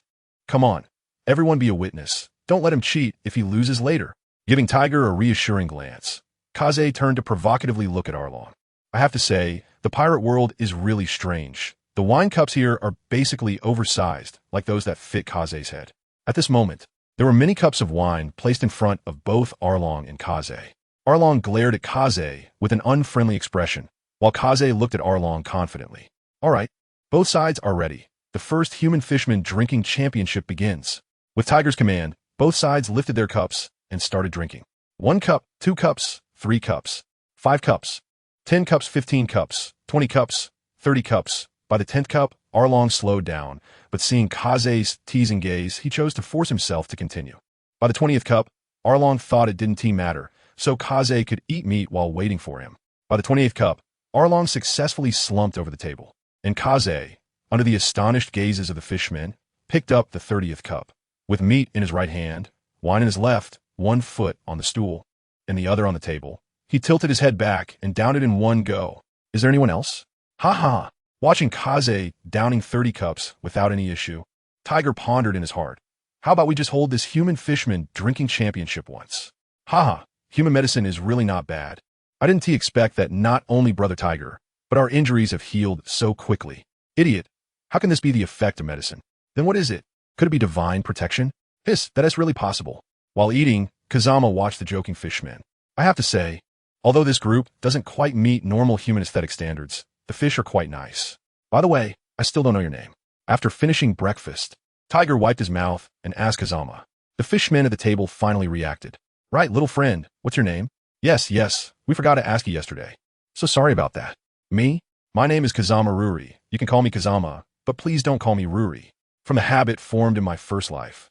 Kazama always ate slowly when there was nothing much to do, so he was eating very slowly. All right, Ruri. No problem, Ruri. Haha, Ruri. That name really suits you. So, little Ruri, please take care of us in the future. Ruri? Like the beautiful glass? The kind that shatters with a touch, pretty but useless. Hearing this, it was clear it was Arlong, and when Kazama turned to look, it really was Arlong. Hee, if I'm pretty but useless, then what does that make you, Arlong? Who couldn't drink more than me yesterday? Bastard. You. Oomph. I will definitely win against you next time. After a long time, Arlong could only reluctantly throw out a harsh word. Ruri? Sounds like a girl's name. Well, as you wish, I will call you Kazama from now on, little Kazama. I am Jinbei from Fishman Island. Please take care of me. TSK. Can't deny that Jinbei is an honest fish. Fishman Island, Aladdin. Fishman Island, Chopper. Fishman Island, Bellamy. After Jinbei, the fishmen on the ship began to introduce themselves one by one. Even Arlong, with an unfriendly expression, said, Fishman Island, Arlong. Finally, the leader of Fishman Island said plainly, Fishman Island, Fisher Tiger. At least, at this moment, the fishmen were expressing their goodwill towards Kazama. After thinking for a moment, Tiger said, By the way, Kazama, where is your home? We could take you back first. No, I finally managed to run out. How could I go back without having fun? Tiger, take me with you. I'm very strong. Huh? Strong? How strong can this kid be? Oh, little Ruri, is that amazing? Want to spar a bit? Strong? With one punch from me, you might just be begging me not to kill you while kneeling. Compared to the other fishman's attention to the second half of the sentence, Tiger was directly stunned. The first half of Kazama's words echoing in his mind. I finally managed to run out. Run out. Kazama, where is your home? Tiger stared at Kazama intensely, his tone somewhat urgent. Seeing this, all the fishmen calmed down, except for Aladdin, who frowned in speculation. All the fishmen were at a loss. Feng Jian looked calmly at Tiger, smiled faintly, and slowly uttered 4 words. Mary Joa. Silence. The words Mary Joa echoed repeatedly in Tiger's ears, and everything made sense. Why Feng Jian appeared so clean and completely unlike a slave when they first met, without any injuries or signs of anxiety. However, despite this, a glimmer of hope still lingered in Tiger's heart. Your identity is... Seeing the bloodshot look in Tiger's eyes, Feng Jian smiled slightly. I am a celestial dragon. Silence. The celestial dragon clan is inherently evil little demons. I will personally take you down. Along. Tiger, big brother. This is a celestial dragon. Sit down. Upon hearing Feng Jian's reply, the entire cabin fell silent in an instant. The air seemed to freeze. The 3 words, celestial dragon, seemed to trigger a switch, and all the fishmen and mermaids present had red eyes, their bodies trembling slightly. Along's eyes were bloodshot as he stared fiercely at Feng Jian, slamming the table and preparing to rise and kill him, but was stopped by Tiger's loud reprimand. Tiger's prestige was considerable. This was evident from Along's unwilling expression as he chose to sit back down. The other fishmen also looked at Feng Jian with complex expressions, hatred and confusion. After taking a few deep breaths, Tiger gradually calmed his emotions and looked at Feng Jian. Why? No reason. I dislike the existence of slaves, but as a celestial dragon, I also do not wish to use violence against my fellow clansmen, although they are disgusting and tarnish the glory of their ancestors. After all, we are both descendants of the 20 kings, so for now, I do not wish to kill them. Tiger's brain was racing, and all the inconsistencies aligned. Why did the guards in the Holy Land gradually decrease later? Why did they all faint? Why had they not seen the pursuing navy for so long? Was it you? Yes. Watching the smiling Feng Jian and Tiger, only Jinbei squinted his eyes in realization, while the other fishmen were filled with confusion. What are these two talking about? Why can't we understand? Ugh, my head hurts. Brother Tiger said that if there's anything you don't understand, you can ask him. Thinking of this, Jinbei ignored the tense atmosphere and directly spoke up. Brother Tiger, you said those were done by Feng Jian. What does that mean? Facing Jinbei's inquiry, Tiger remained silent and looked at Feng Jian. Can't you just ask me? Jinbei, when you were holding off the guards of the Holy Land, did you notice that the reinforcements from the Holy Land gradually decreased? I did notice, but what does that matter? It, because the guards of the Holy Land were insufficient? Jinbei scratched his head in confusion. How could that be? That was my order to let you go. And the reason the guards in the Holy Land suddenly fainted was also done by me. As for why there was no navy pursuing, that was my command as well. Also, don't look at me like I'm an enemy. Although I'm a celestial dragon, I do not seek a slave. Not only I, but my family also does not have such a tradition. The fishermen present exchanged glances. Celestial dragons don't seek slaves? A whole celestial dragon family doesn't seek slaves. Not only that, but they also help them escape. What kind of international joke is this? If it were anyone else saying this to them, they would definitely give that person a slap and educate them on the darkness of the celestial dragons. But since it was Feng Jian saying it, it was different. Have you ever seen a celestial dragon holding a banquet with fishmen? Brother Tiger, you can't trust him. Everyone knows what kind of existence celestial dragons are. How could he be so kind? He must be trying to infiltrate Fishman Island to capture more of our kin. He even said his entire family doesn't have a tradition of capturing slaves. Do you believe that? Seeing Along's anger, Feng Jian rolled his eyes. If my ancestors had a tradition of capturing slaves, or if they were all lecherous and shameless like other families, then our Feng Jian clan Wunti have only me left. Moreover, your injuries were treated by me. The scene fell silent again until a weak voice broke through. Tiger, that Feng Jian seems to be telling the truth. Belido, are you sure? The fishman named Belido trembled under the serious gazes of everyone. When I was in Mary Joa, I heard a celestial dragon say that there is a family named Feng Jian among the celestial dragons, which holds a very high status and is quite different from the others. They not only never capture slaves, but also reprimand other celestial dragons whenever they see them capturing slaves, believing they are tarnishing the glory of their ancestors. Additionally, this family is almost every generation practicing monogamy, leading to their current situation of having only one member left, almost going extinct. This has even been mocked by other celestial dragons. Hearing the earlier words, Feng Jian still felt a bit smug, but the last sentence made his face darken instantly. Tiger and the other fishmen's attitudes also softened somewhat. Since Feng Jian is indeed a good person, then what does it matter that he is a celestial dragon? Besides, a celestial dragon who does not discriminate against fishmen and despises slavery is still from a high-ranking family among the celestial dragons. Perhaps Feng Jian can bring a lot of help to Fishman Island. Belido, is what you said true? It's true. I heard that the only member of the Feng Jian family likes to take walks at dusk. So the reason that Celestial Dragon didn't take me out at that time was that he saw that Celestial Dragon beating another slave previously. Speaking of this, I've also heard from the slaves that there is a high-ranking Celestial Dragon who likes to take walks at dusk and hates other Celestial Dragons for keeping slaves. So whenever he encounters them, he would act out, making the dusk in the Holy Land the most relaxed time for slaves. That's right. I've heard that rumor too. During dusk, there are hardly any celestial dragons who take slaves out. Everyone turned their gaze towards Feng Jian. Don't look at me like that. I've lost count of how many celestial dragons I've beaten, except for Charlos. The fishmen also recalled memories of the past. According to rumors, among the celestial dragons beaten by Feng Jian, the most formidable was Charlos. Because every time he was beaten into the hospital by Feng Jian, after recovering, he would ride out with slaves again at dusk, only to be beaten back into the hospital. It is said that he is the only celestial dragon who made Feng Jian so annoyed that he eventually stopped beating him that much. But Brother Tiger, he is a celestial dragon.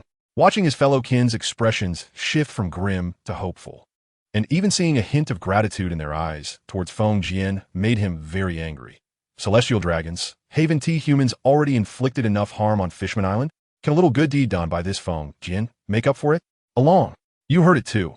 Although Feng Jian is a celestial dragon, he is not a bad person. Moreover, he has helped us a lot. If we harbor malice towards him simply because of his identity, then what difference are we from those humans you despise who discriminate against fishmen?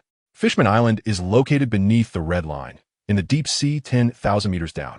It is also the connecting point between Paradise and the New World. So many pirates pass through here.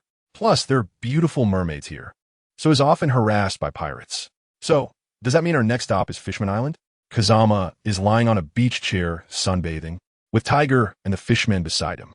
There's a small table between each pair of them, topped with chilled beer and juice. Just like the wealthy young men seen on luxurious yachts in the First World S television. This ship is big enough. Otherwise, there wouldn't really be room for so many people on the deck. It should be said that the next stop is Sabaody, where they need to coat the ship. Speaking of which, I have to thank you. I was originally thinking of taking my fellow countrymen directly into the water and leaving after a trip back. Now, we can also return through formal channels and openly. If it weren't for Kazama's situation, Tiger would never dare to be so flashy. Who knows if the Navy and CP would cause trouble? Given the nature of the world government, they might be waiting for him at Fishman Island. But since Kazama is with them, it's different, especially since Kazama's status is so noble. What do the Navy and CP count for? Coding? I've heard of it, but I've never seen it. I'm really curious. Tiger. The ship floats on the sea. So how can it sink just by having a layer of coating? The inside of the coating is all air. Logically, it should float up, right? This doesn't make sense. As for the principle of coating, I'm not really clear either. It's just a method passed down through generations. So it has always been done this way. When this topic is brought up, Tiger is also a bit confused. Big brother, I'm a fisherman. You're asking me? But aren't you all fishmen? Do you need to coat the ship to return to Fishman Island?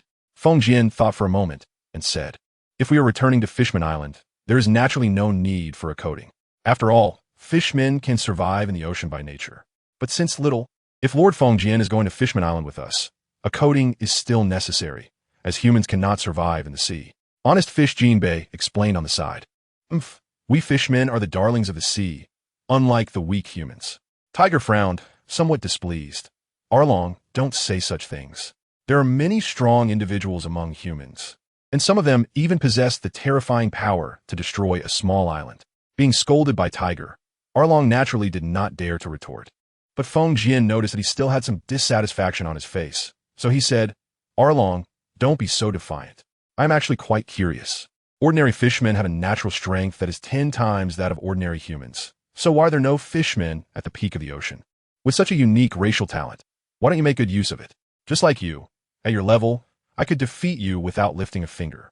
If you lack strength, it's better not to boast about your abilities, as it can easily bring disaster. Arlong, this fish may not have much else, but he has a strong temper.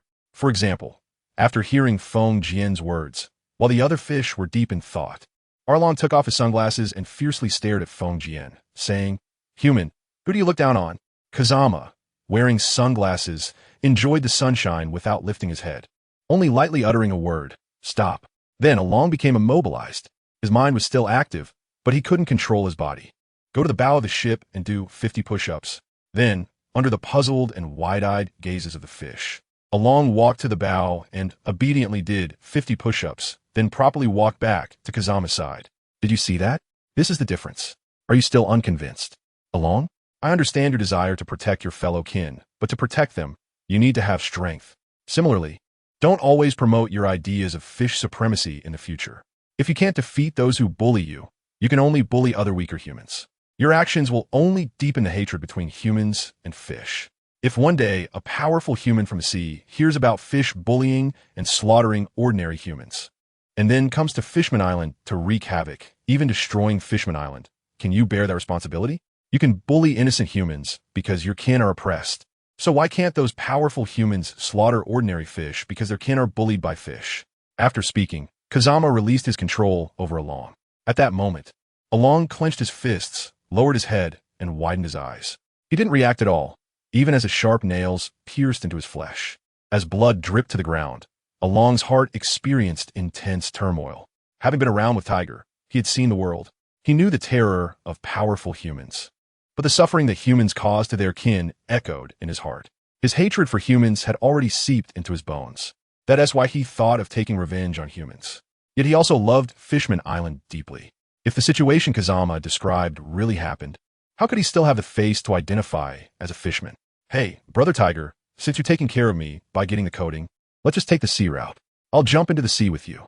There's no need for the coating. Kazama's words left Tiger stunned in place. No need for a coating. Just jump down? No, Kazama, you're human. Lord Kazama, don't be impulsive. It's just a coating. It won't take long. Yes, Lord Kazama. As a human, you can't breathe underwater. It's too dangerous. Kazama's words immediately made Tiger, Jinbei, and Aladdin break out in a cold sweat. Although you say you hate slaves and will protect us, that's based on the premise that you are alive. As a member of a high-ranking celestial dragon family, and the only descendant of this lineage, we can't believe the world government doesn't know you are with us. If something happens to you, our Fishman tribe will probably have to accompany you in death. No need to worry. How should I put it? I really can breathe underwater. This statement left the fishmen on the ship in shock. Isn't it said that only fishmen can breathe underwater? Humans seem unable to do that, right? Tiger stared blankly at Kazama, completely puzzled. Kazama is a celestial dragon.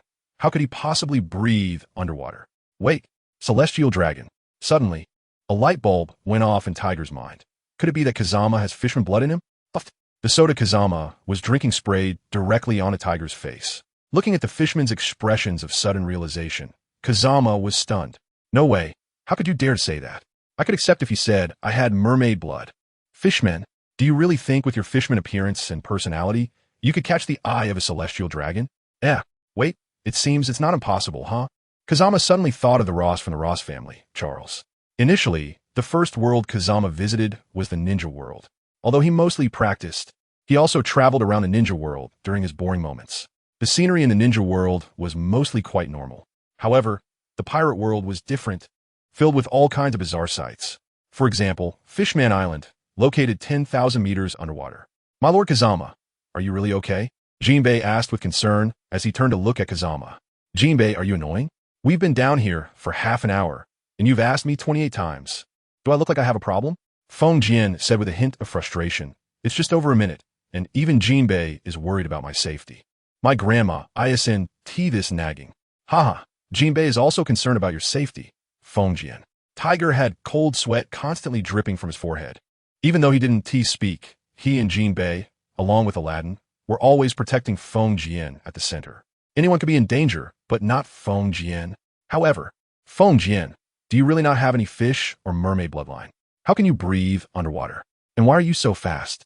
Kazama turned his head to take a look, still the honest fisherman Jinbei. Sigh, let me put it this way. As long as one's strength is strong enough, or able to move with the ocean currents, or master enough skills, then it's not difficult to ignore the resistance of seawater in the ocean. And converting resistance into power is also not hard.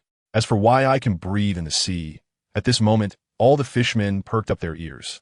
Although Kazama vehemently denied it, they still believed that Kazama actually had the bloodline of a fish, a merfolk. In fact, I can't breathe in the sea like a fishman.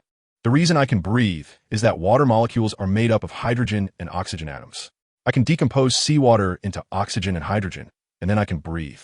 Of course, this oxygen is pure oxygen, and if a normal person breathes too much, they will likely die. But hey, I'm not a normal person. Ha ha ha, I am awesome. All the fishmen, 0O, hydrogen, oxygen, water, pure oxygen, wildi. What is hydrogen? Can it combine with oxygen to form water? Two gases can form water? What are molecules? What are atoms? Breathing too much oxygen can kill you? My head itches. Am I going to grow a brain? Watching the fishman about to go into a shut-down state again, Kazama opened his mouth and finally sighed deeply. Sigh. Just understand that I can extract oxygen from seawater. Oh, I see. If you had said so earlier, Lord Kazama, I would have understood. Yeah, I thought I wasn't smart enough. Now it seems it was just Kazama not explaining clearly. It turns out I'm still quite clever. Kazama, as long as you're happy. At that moment, Tej suddenly felt that the sea current was a bit off, paused for a moment, and his pupils suddenly contracted. Instinctively, he protected Kazama. Be careful. The fishman suddenly stopped, alertly looking around. Tej instinctively wanted to push Kazama, but he couldn't move him at all. Relax, Tej, it's just a Sea King type, right? I told you, I'm really strong.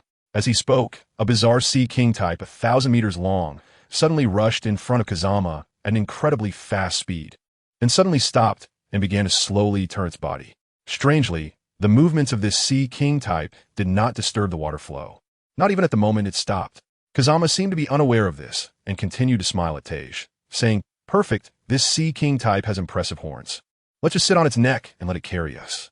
With its horns, we don't have to worry about being swept away by the sea. Saying this, Kazama was the first to sit on the neck of the Sea King type. Suddenly, two images appeared in the minds of the fishmen. One was Arlong bizarrely doing push-ups at Kazama's command, and the other was Kazama smiling and telling Tej that he was really strong. The fishmen were stunned for a moment. Then all climbed on. Who would walk when there's free transportation? Seeing that all the fishmen were on board, Kazama nodded in satisfaction, snapped his fingers, and the sea water was quickly pushed aside, creating a hemispherical space with a diameter of 100 meters. Then, Kazama patted the neck of the Sea King type. All right, I'm not planning to kill you. Do you know Fishman Island? Take us there, and I'll set you free. Let's go. I have to say, having a Sea King type to carry us is great. Previously, to match the speed of the fishmen, Kazama couldn't move freely at all. But now the speed has increased several times, and he estimates they can reach Fishman Island sooner. Kazama, is this also your ability? Jinbei looked up at the hemispherical space with a diameter of 100 meters, saying blankly, "Ah, I said I'm really strong. But you're not a devil fruit user, otherwise. You wouldn't have had the strength to dive. Is this a celestial dragon's racial ability?" Aladdin looked at Kazama in confusion, and the fishmen also looked at him with sparkling eyes. Could this be a secret of the celestial dragons? Looking at the fishmen's eager expressions filled with anticipation. For some reason, a memory suddenly popped into Kazama's mind of when he called Kakashi and the others to hide in the trees and secretly watched Obito confess to Rin. It seemed to have a similar vibe. Thinking of this, Kazama suddenly shivered. How could that be? How could I, Kazama, who is handsome, charming, and suave, be the same as this group of fishmen? Ahem. This is not a celestial dragon's racial ability. In my opinion, the celestial dragons, apart from having higher innate talent, are not particularly different from ordinary people. The talent of the celestial dragons is indeed very high. That's beyond doubt. According to the standard of Kazama beating Charlos, not many untrained people can survive. After all, which ordinary person could take a punch from Luffy in the original story and still be alive? Then what are all these abilities? Ah, I'm a ninja. Kazama smiled at the group of fishmen, fully prepared for their astonished gazes. However, he was taken aback to find the fishmen looking at him in confusion, whispering among themselves. What is a ninja? I don't know, but it sounds pretty impressive. Is it a profession? I think it seems more like a race, right? Just like us fishmen can move in the sea, ninjas should possess all kinds of magical abilities. Oh, so this race really is powerful. Wait, wasn't Kazama saying he is a celestial dragon? He mentioned other celestial dragons, but not himself. Maybe he has ninja blood in him. Yes, that makes sense. You're really smart. Of course, I was once known as the big smart guy of Fishman Street. Kazama stared at the scene in confusion, unable to process it. How could this happen? I remember there are legends of ninjas in this world. I recall that Wano country has ninjas as a profession, but they seem to lack the miraculous abilities like yours, Lord Kazama. As a second-in-command under Tiger, Aladdin's brain was still functioning. Tiger thought for a moment. I remember there are legends about ninjas in the human world, rumored to have various miraculous abilities. But aren't those just legends? Hearing Tiger's question, Kazama's smile grew even more joyful. Perhaps it was a legend back then, but it isn't anymore. After all, I'm here. And amidst everyone's banter, they arrived at Fishman Island. Ha, I didn't expect such good luck this time. We actually caught a beautiful mermaid. This is truly a treasure. Now, we can really make it big, ha. Yes, boss, this mermaid, if sold to the Sabeti Archipelago slave auction house, can at least fetch several tens of millions of berries, right? Several tens of millions? A captain with a chest full of black hair flashed a look of disdain in his eyes. Who does he look down on? Such a mermaid hasn't appeared in the auction house for a long time. It can sell for at least 100 million. Hearing the captain's words, the group of subordinates worked even harder, excitedly knocking the mermaid out and binding her in a sandbag. Their smiles formed a stark contrast to the weeping mermaid. The pirates eagerly rushed towards the ship, preparing to return to Sabeti to sell the mermaid and enjoy a life of luxury, completely unaware of the impending danger. Kazama, why are we staying on the ship? Don't you want to explore Fishman Island? I can take you there. I'm sure Princess Otoheim would be very happy to see you. Looking at Kazama, who was leisurely lounging in a deck chair, Tiger asked in confusion, and the other fishmen were equally puzzled. A few minutes earlier. Phew, so this is Fishman Island, right? We finally arrived. It truly is a miracle of the sea. Looking at this underwater pearl, Kazama's eyes were filled with admiration and wonder. All right, you can go back now. After speaking, Kazama waved his hand, and the prominent Sea King swiftly ran away without looking back. Let us go, Kazama. I'll take you to explore Fishman Island. The underwater scenery has its own charm compared to the land. The group passed through the protective barrier and entered Fishman Island. Huh, interesting. I didn't expect to encounter this right after arriving. Tiger, it seems we need to go to another place first. Then, the bewildered fishmen followed Kazama to the place where ships docked at Fishman Island and boarded a pirate ship. Kazama extended his hand, and a wooden lounge chair grew out from the deck. Then, with a light tap of his index finger, a pure white heterochromatic eye appeared. When Xiaobai first emerged, she was startled, but soon she sensed a familiar aura and quietly lay in Kazama's embrace. Is it still allowed for pirates to enter here? Kazama casually asked while closing his eyes and petting her. Although confused, Tiger answered Kazama's question. Not all pirates harbor malice towards Fishman Island. Some pirates come here to have fun for a while without disturbing the island. Moreover, they can boost the island's commerce. I see. Then this ship must not fall into that category. Wait a moment, they're already on their way here. Before long, the pirates from this ship returned. But as soon as they stepped back onto the deck, they saw a group of fishmen on their deck, with a child lying on a lounge chair in the middle. What's going on? We have a lounge chair on our ship? Captain Blackhair and his little brothers were momentarily stunned. But the captain quickly reacted, putting on a smile. Ha ha ha, Fishman Island is truly beautiful. We will come back next time. However, may I ask what you all appearing on our ship means? Did we offend Fishman Island in some way? There was a hint of danger in Captain Blackhair's gaze as he looked at Tiger, thinking he should be the leader among the fishmen. However, to his surprise, after he spoke, the fishmen, including the large red fishman, turned their attention to the child lying in the lounge chair. Fishman Island is indeed beautiful. So could you all tell me what is in that sack? Feng Jian said without opening his eyes or lifting his head, his tone still relaxed. Tej and Aladdin squinted, knowing that Feng Jian wouldn't speak without reason. What he said suggested that there were likely some unsightly things in the sack. After coming to this realization, the two of them, although keeping their composure, were already prepared to take action. They had only bought some souvenirs from Fishman Island, although not particularly precious. They were in the deep sea at a depth of 10,000 meters, and the handicrafts here could fetch a good price on land. Tej nodded in his heart. Rarity enhances value, and the geographical location of Fishman Island made it difficult to transport goods out. Therefore, the handicrafts from Fishman Island indeed sold well on land. Moreover, many tourists visiting Fishman Island liked to buy some as souvenirs. Oh, really? Let's take a look. Captain Blackhair gradually suppressed his smile and looked at Tej, coldly saying, "What do you mean? I came to Fishman Island as a tourist, and I believe I haven't offended anyone here. How dare you humiliate me like this? I am a pirate with a bounty of 64 million. You better get lost quickly." Captain Blackhair's words confirmed Tej and Aladdin's thoughts. Just as they were about to speak, a light, floating word reached their ears: freeze. Alone shivered. He had experienced the power of that word before. "Alone, open that sack." Alone frowned, feeling a bit displeased, but still went over to open the sack. In an instant, all the fishmen's eyes turned red. Inside the sack was a blue-haired mermaid, tears still on her face. "Bastard, you deserve to die." Alone's eyes filled with blood, veins bulging, and he punched Captain Blackhair in the face, knocking out several of his teeth.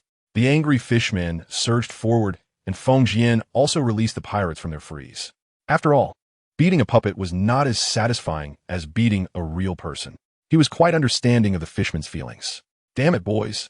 Cut these trash down and sell them into slavery." Sensing that his limitations were gone, Captain Blackhair's viciousness was also stirred up. He spat a mouthful of bloodied saliva and called his subordinates to attack. Tej frowned, not participating in the battle. The combat power of these pirates was average, so he didn't need to intervene. Tej walked over to the blue-haired mermaid, lifted her out of the sack, and looked at the unconscious female mermaid with a vague expression in his eyes, ultimately letting out a deep sigh. The words Feng Jian had said to Alone on the ship once again appeared in his mind. If you want to protect your compatriots, then you must have that strength. The battle subsided in a short time. Looking at Tej, who sat beside the mermaid with a face full of disappointment, the fishmen all remained silent, only gripping their weapons tightly. At this moment, Kazama had already opened his eyes, looking at the injured mermen. With a flick of his finger, a faint green light flickered, and their injuries instantly healed. Then came the healing of their mental wounds. The merman karate is quite a good technique. Long-term training can enhance your strength. As mermen, you have great speed and strong mobility in the ocean, and you can survive in the sea. However, these pirates are different. Without their coating, they can only meet their end in the ocean. The sea is inherently your home ground. I heard that the Pirate King Whitebeard lent you his title. But you must understand that the ones who can truly protect Fishman Island are you yourselves. If you don't want tragedy to happen again, then improve your strength. Finally, he took a deep look at Arlong. Hey, little brother Lioli, what is this cute little animal with two different white eyes? Is it a land animal? Looking at the little white creature elegantly resting on Kazama's arm, AI asked with bright eyes. AI is the name of the blue-haired female merman. Originally, Tiger and the others wanted to be his tour guides, but the mermen had not returned for many years. So Kazama let them go home first, and then AI volunteered to be Kazama's guide. Another point is that Tiger wanted to take Kazama to meet Neptune and Odoheim. What a joke. What status does Kazama have? To personally meet the two of them? Does he not care about his dignity? In some ways, Fishman Island is truly interesting. The appearances of the mermen and male merfolk are like the creator's play, while the young female mermaids are the creator's meticulous craftsmanship. According to the words of some female netizens from previous lives, I wouldn't even dare to create something like this. And female mermaids who look like what they wouldn't dare to create are everywhere here. Yes, this little animal is called a. It comes in many different colors, and the eye colors are generally the same. Only the little white one is a bit special. Facing the beautiful and kind merman sisters, Kazama didn't mind being a bit more patient. So, can I hold it? Seeing AI's expectant face, Kazama thought for a moment and agreed.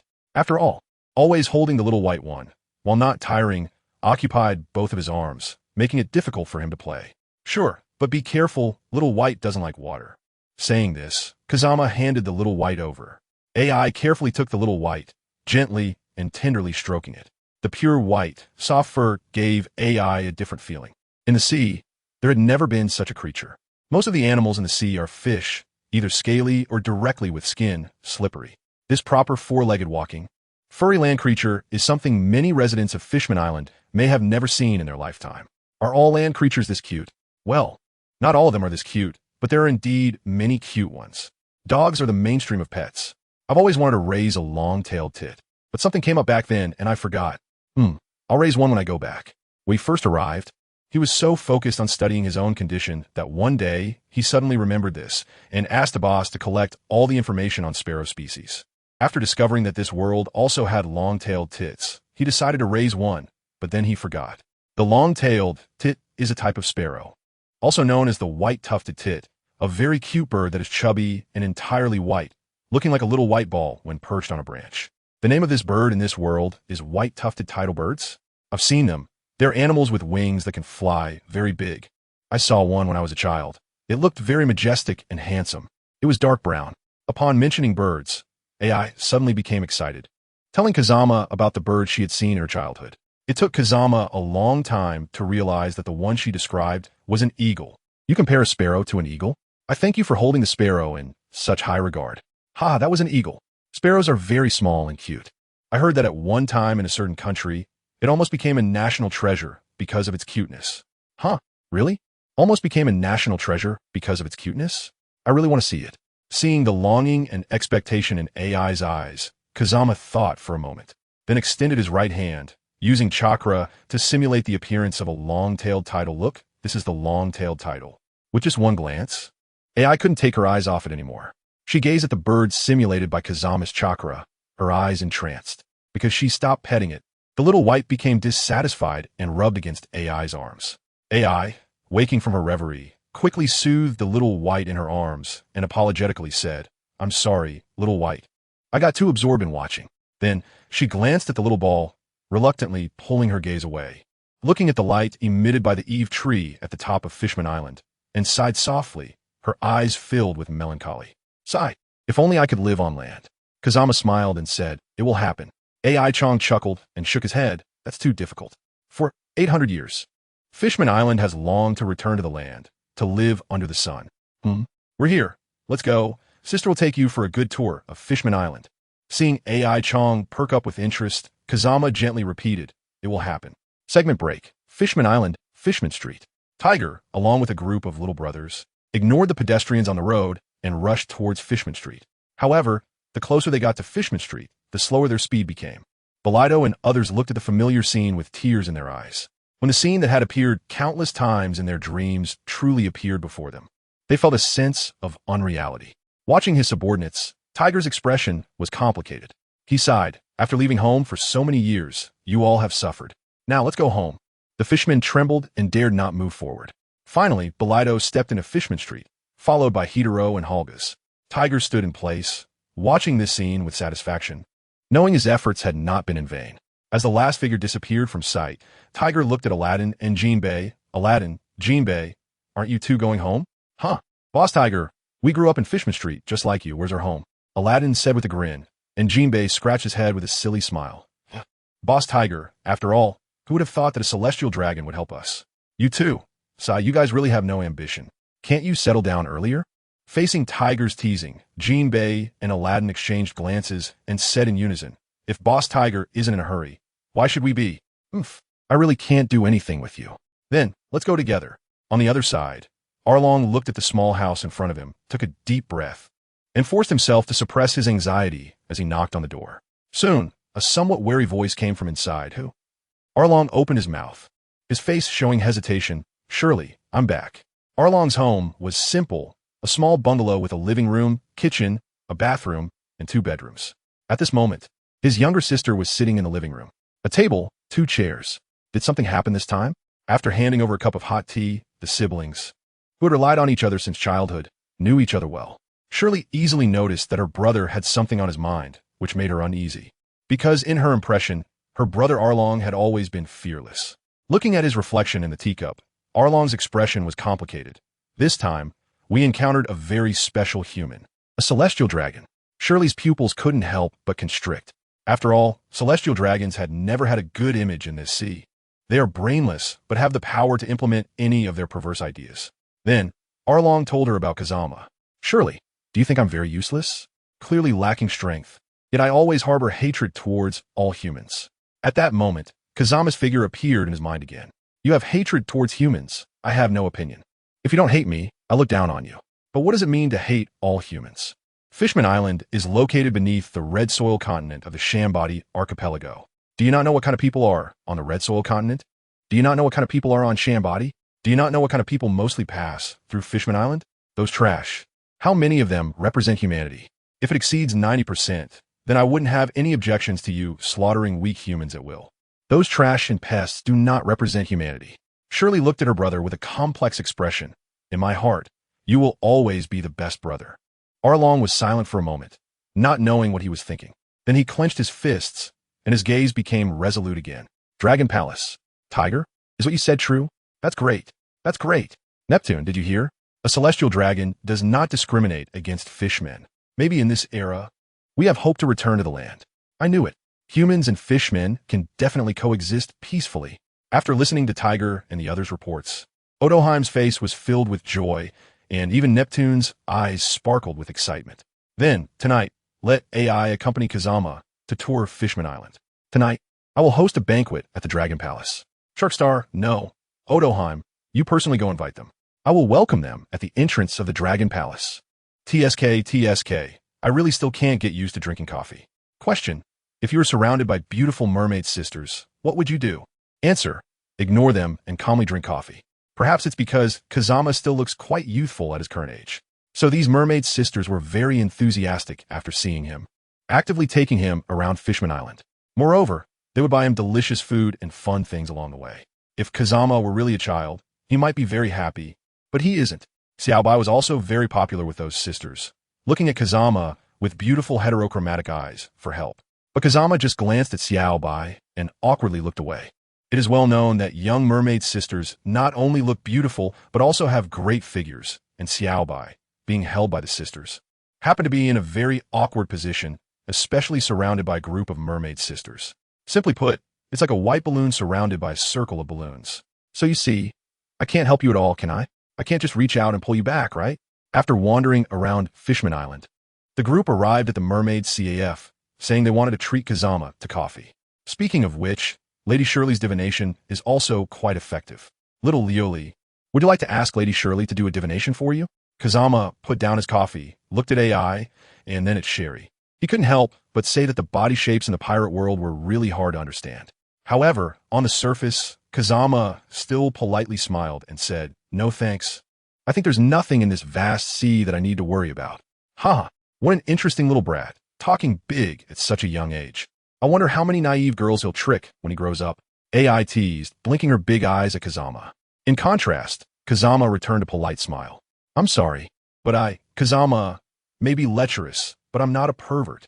Looking at the gradually darkening sky outside the window, Kazama pondered for a moment and asked, does Fishman Island have day and night too? Of course. AI raised her eyebrows in surprise and looked Kazama up and down. The light on Fishman Island comes from the sun tree Eve, which transmits sunlight from the surface to the sea. Naturally, when it gets dark on the land, Fishman Island will also fall into darkness. I see. I must have been out of my mind. No wonder AI looked at me strangely just now. I actually asked such a simple question. AI looked at Kazama's speechless expression and couldn't help but chuckle softly. Throughout the day, this child always behaved politely and maturely, making people want to tease him a little. But every time she teased him and saw his kind gaze and that unchanging, gentle smile, AI always felt like she was the one acting like a child. It was rare to see him at a loss. It's coming. Coming? What is coming? AI looked confusedly out the window, but there was nothing there. Kazama stood up, nodded to AI, and took out a gold brick.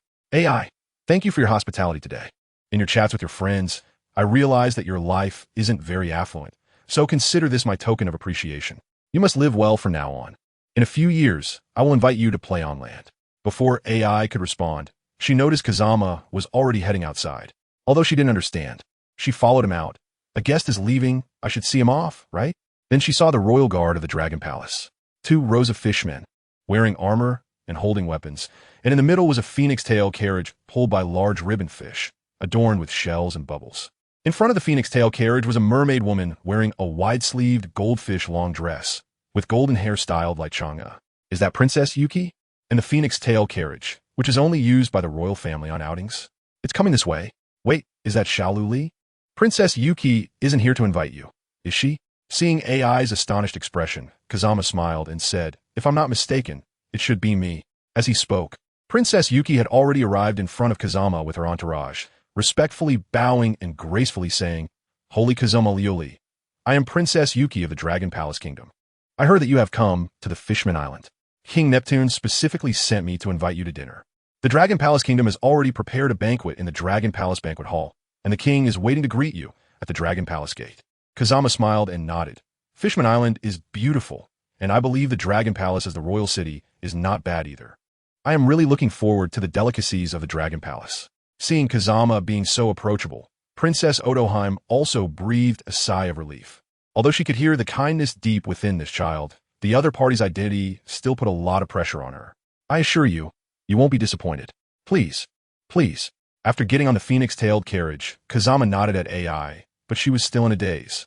After seeing the group leave, AI finally reacted, hesitated for a moment, then mustered the courage to shout, Don't forget your promise. I'll be waiting for you. Separator.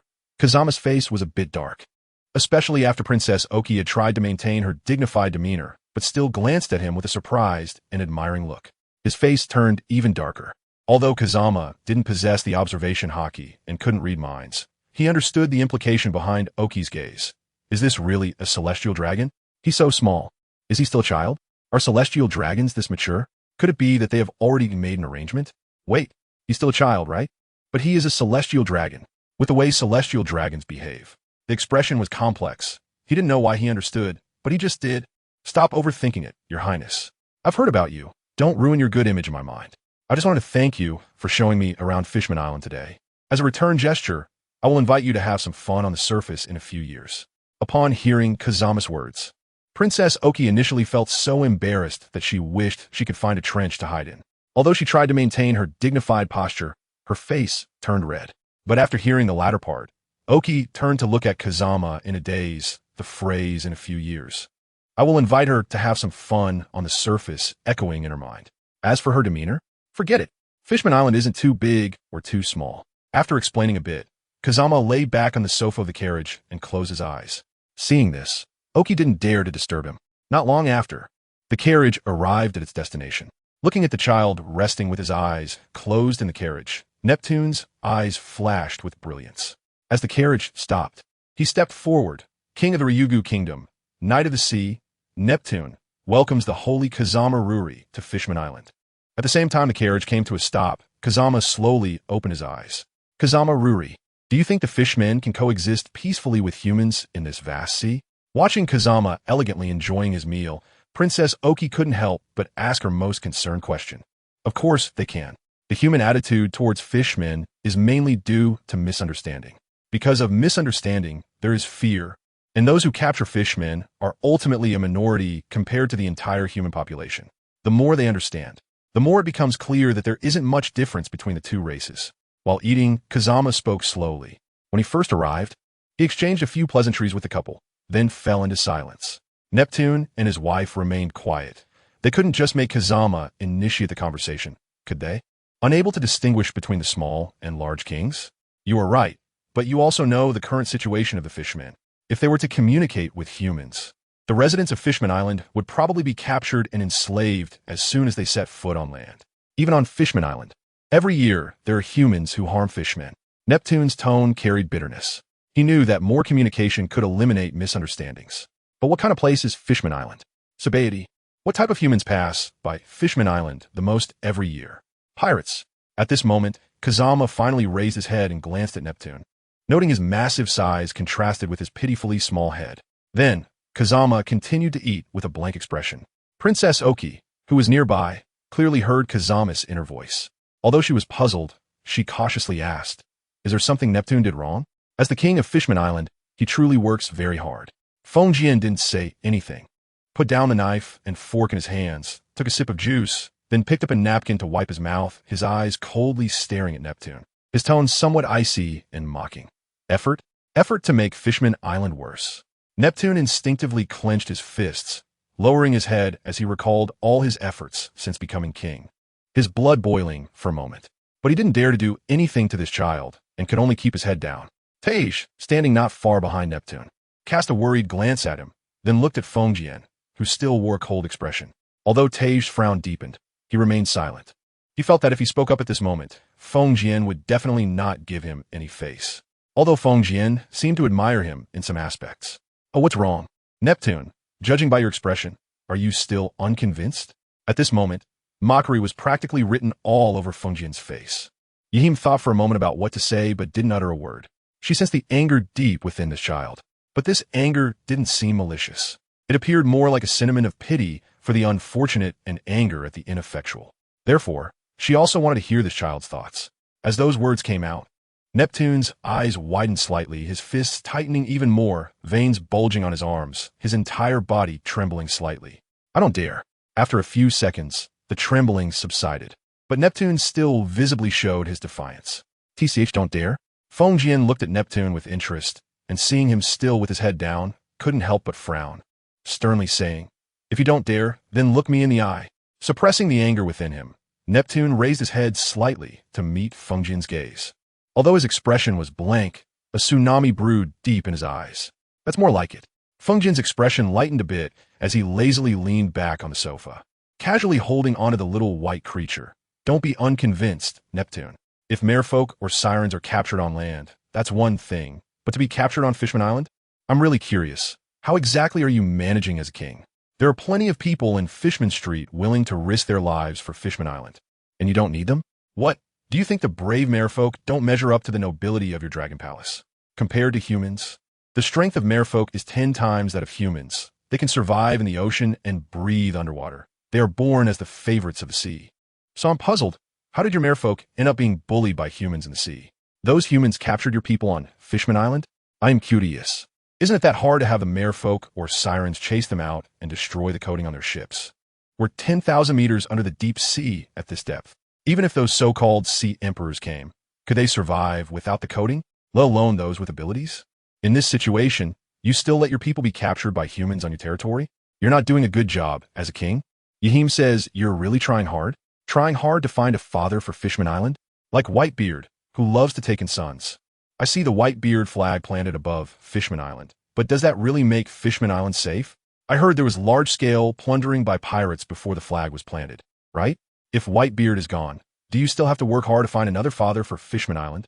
If that's the case, why not just be Whitebeard's son directly? Coincidentally, I know of a king of a race who became a slave to another, taking his whole country with him.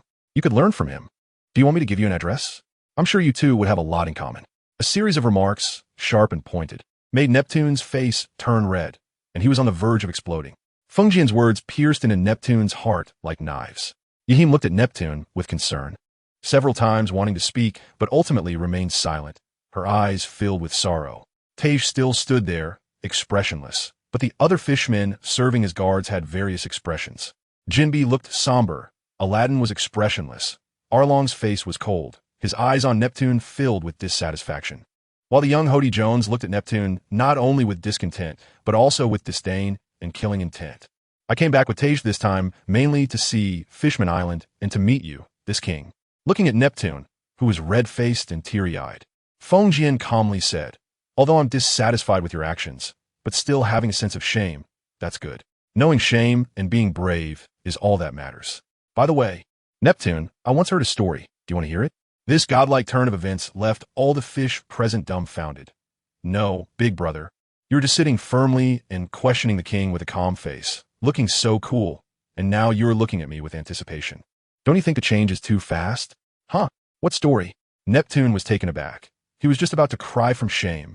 And now you suddenly ask if I want to hear a story? But seeing Feng Jian's eager expression, he chose to follow his heart. Ahem. It's like this. There are two races, one very weak and the other very strong. The strong one wants to destroy the weak one, facing each other directly. And the power gap between them is like that between the sea emperors and the pirates with a bounty of millions in the East Sea. Then, guess how the weak race survived for a while? Neptune looked at Feng Jian's expression, the corners of his mouth twitching slightly. But he really wanted to know, and the other fish were equally curious. Because one of the members of that weak race discovered a way to make both races perish together. So he told the strong race that if his race was invaded, he would directly activate this method.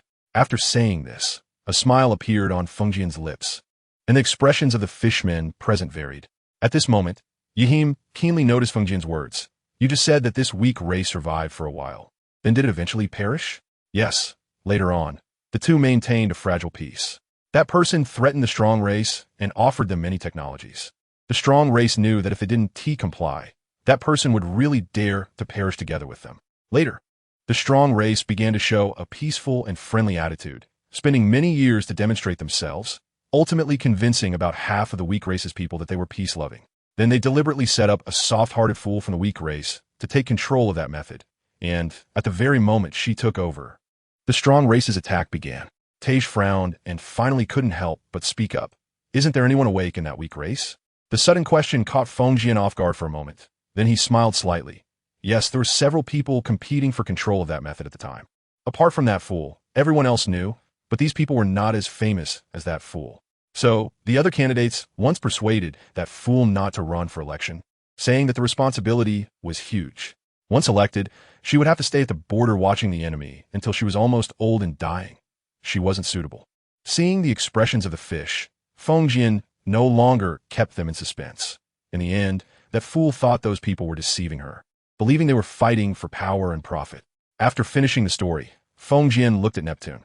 I'll give you two pieces of advice. First, seek peace through struggle, and peace will exist. Seek peace through compromise, and peace will perish. Second, strike first to avoid 100 retaliatory strikes. Lastly, throw away the Whitebeard flag as soon as possible. With such unique talent and geographical advantage, still seeking protection from pirates? Isn't that embarrassing? Are you sure? On the super large balcony of Dragon Palace, Wenjian lay on a lounge chair, holding Xiaobai in his arms. The sunlight at a depth of 10,000 meters under the sea felt very comfortable, though it was a bit unusual without any wind. While seriously petting Xiaobai in his arms, Wenjian casually said, I've made up my mind. Looking at the sky outside Fishman Island, Tiger's eyes were filled with longing. Before, I was just an adventurer, yearning for the world on land. So I traveled everywhere, only to end up sold into slavery. To be honest, my perspective changed after I escaped. Compared to my earlier admiration for Lady Odoheim, I now advocate for a break with humanity. Tiger's voice carried a hint of nostalgia. And Wen Jin listened quietly. He understood that when someone is willing to share their painful past, all you need to do is listen silently. However, your presence has given me some different thoughts.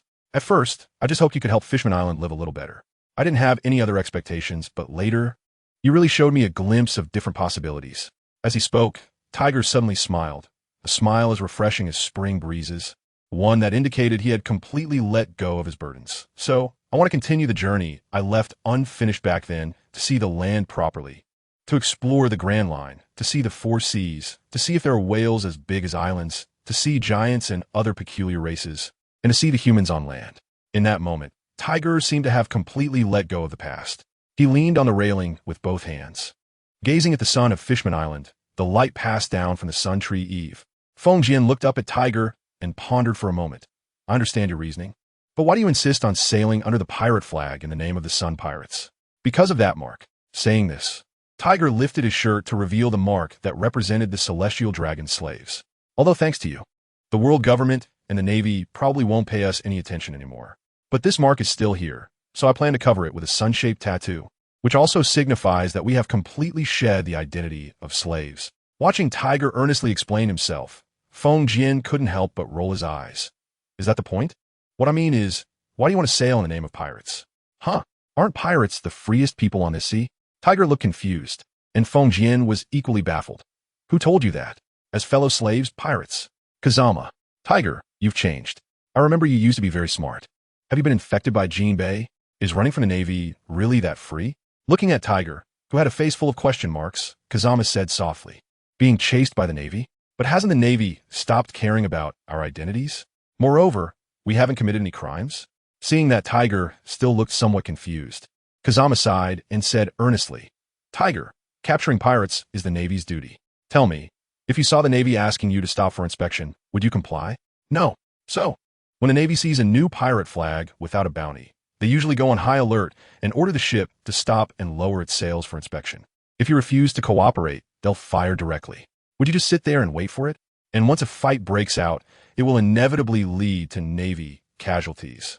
And at that time, you may be innocent, but you will become guilty unless you think Navy lives don't matter.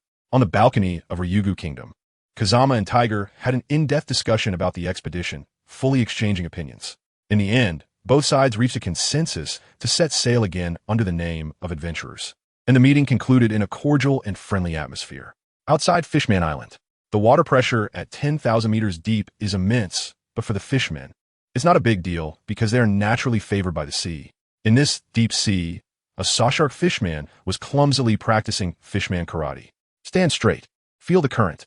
Hitting the water isn't just about pushing it away. You need to learn to mobilize your own strength. Hee, Jinbei, I never noticed before that you could be so nagging. Although he was full of sarcasm, Arlong still earnestly adjusted his movements based on Jinbei's guidance. Arlong, I'm not nagging. These are very important details. If you don't master them well, you'll easily make mistakes in battle. Although I didn't like you before, you're a fellow countryman of Fishman Island.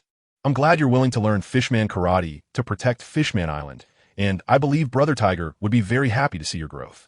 Seeing Jinbei's serious expression, Arlong couldn't help but feel speechless.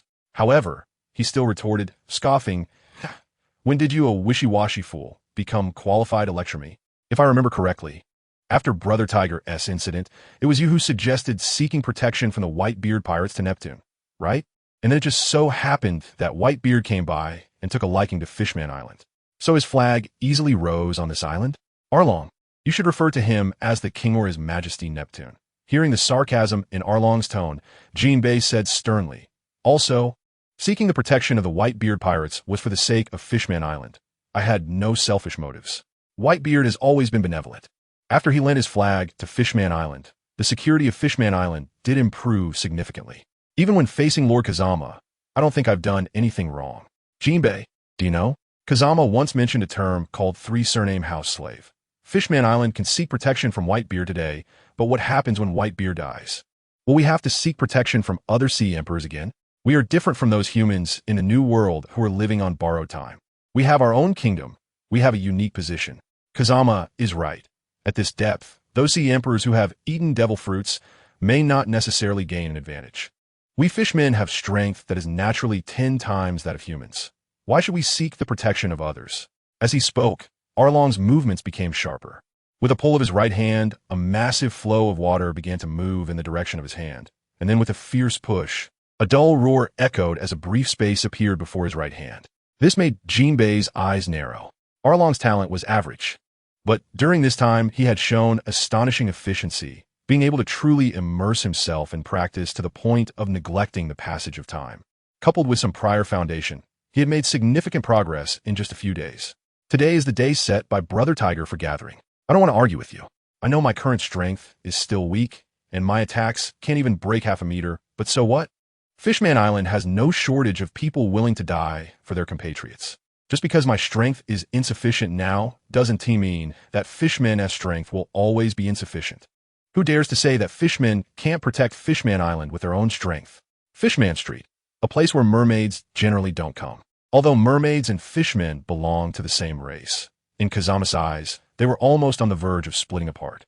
Mermaids generally do not eat fish, but there aren't many other kinds of animals in the sea, so they only eat seaweed and other vegetarian foods, as well as some shellfish. Moreover, mermaids possess the ability to communicate with ordinary fish. Most fishmen eat fish, and it is said that kind-hearted fishmen who do not eat fish also have the ability to communicate with ordinary fish, but it is uncertain whether this is true. After discussing with Neptune and Odoheim, Neptune personally invited a renowned fishman karate master from Fishman Island. With Tiger's help, I conduct a conscription on Fishman Island. With Tiger's prestige. The conscription went very smoothly, drawing many followers. But this did not include those compatriots saved by Tiger. In the center of Fishman Street, a large fire was burning, and in the flames was a huge, already glowing red branding iron. Kazama felt a chill in his heart. He had thought that Tiger and the others would use tattoos to cover the brand. But he seemed to have really underestimated their determination. Tiger looked at the fire pit. The flames took shape in his eyes, while also obscuring the complexity within them. He looked at the fire pit, took off his shirt, and expressionlessly picked up the glowing red sun-shaped branding iron, then pressed it firmly against his body. The high-temperature branding iron made contact with his skin, emitting a large amount of white smoke. Tiger's body trembled, but he gritted his teeth and did not make a sound. After a long time, Tiger's body gradually calmed down. He put back the branding iron and showed his companions the mark of the sun, the slave brand of the celestial dragons, which had vanished. Everyone, I won't say much else. Once we all suffered a lot and lost hope in the world. We all hated humans, hated the world, and we were all once slaves, bullied and humiliated. Now all of that is in the past. Then, Jinbei, Aladdin, Arlong, and Belido, one by one, stepped forward, taking the branding iron to imprint the sun mark on themselves. No one spoke, no one made a sound. Each fishman quietly did these things. One after another, the hooves of the celestial dragon disappeared, and one after another, the suns appeared. When all the fishmen finished this, one fishman stared blankly at the sun marks on his companions and then looked at the sun on his own chest. There, it had once been a mark that brought him endless humiliation, but now it had vanished. It was as if it was contagious. One fishman after another began to cry. At first just sobbing softly, but eventually it turned into wails. In Ryugu Castle, Odoheim, who was helping Neptune with conscription matters, suddenly looked up, tears streaming down her face as she gazed in the direction of Fishman Street. Huh? Odoheim, what's wrong? It's nothing, Neptune. I'm very happy, really. The compatriots on Fishman Street have endured too much suffering. Now all of this has truly come to an end. What awaits them will be a new life. I am really so happy. Neptune looked at Vicky, then at the conscription list on his desk. The mocking expression of Kazama reappeared in his mind, causing him to unconsciously clench his fists. This is just the beginning. The entire Fishman Island will welcome a new life, and one day, we will see the sun. On the balcony, Kazama slowly opened his eyes, withdrew his perception technique, and continued to pet. Xiaobai, do you really think they don't feel pain? Time always passes like the pain of the Sun Pirates branding iron, and before long, a week had passed for Kazama and the others on Fishman Island. Are you really not staying a little longer? Looking at the fishmen of the Sun Adventure Group, standing at the exit of Fishman Island, Neptune's expression was complex, feeling a bit reluctant. These could be considered the elite forces of Fishman Island, and he truly felt a sense of attachment. Your Majesty, we have already made our decision. Well, that's a pity. This is the ship I prepared for you. It has already been coded. Please do not refuse. Tiger would certainly not refuse, as he was actually quite poor. Also, Kazama, according to your request, I have prepared a large shell that can serve as a bathtub, and it is also placed on the ship. Meanwhile, the bathtub on the ship is made of this kind of shell. Kazama nodded, but had no desire to communicate with Neptune. What needed to be said was already said back then, and there was nothing more to discuss. Well, thank you, Your Majesty. It's nothing, it's all part of the job. After exchanging a few pleasantries with Neptune, Tiger turned to Kazama. By the way, Kazama, you haven't experienced sailing in the deep sea properly, have you? Seeing Kazama nod, Tiger laughed a few times. In that case, you must experience it this time. Then he looked at his crew. All right, Sun Adventure Team, let's set sail. Segment break. The sailing on the sea was boring and monotonous. Meow. Sigh, right? You think it's boring too, don't you? Little White, I feel like life suddenly lost its meaning. Sitting at the bow of the Sun Adventure Team's ship, Kazama held a black fishing rod. Fishing was something Kazama naturally wouldn't do. In 3 lifetimes, he had caught no more than 5 fish, and they didn't even weigh a pound combined. Meow. Perhaps sensing his master's frustration, Little White tilted its head and looked at Kazama for a while, then turned and ran to the cabin, coming back with a ball in its mouth, its mismatched eyes eagerly staring at Kazama. Looking at Little White and then at the bobber that hadn't moved for over 2 hours, Kazama thought for a moment and directly controlled the seawater to bring Arlong to the surface. Then, while Arlong looked confused, he threw the fishing rod next to him. Aren't you practicing sensing the ocean currents lately? Here, take this. Once you can swing the fishing rod in the sea, you'll have a proper sense of the currents.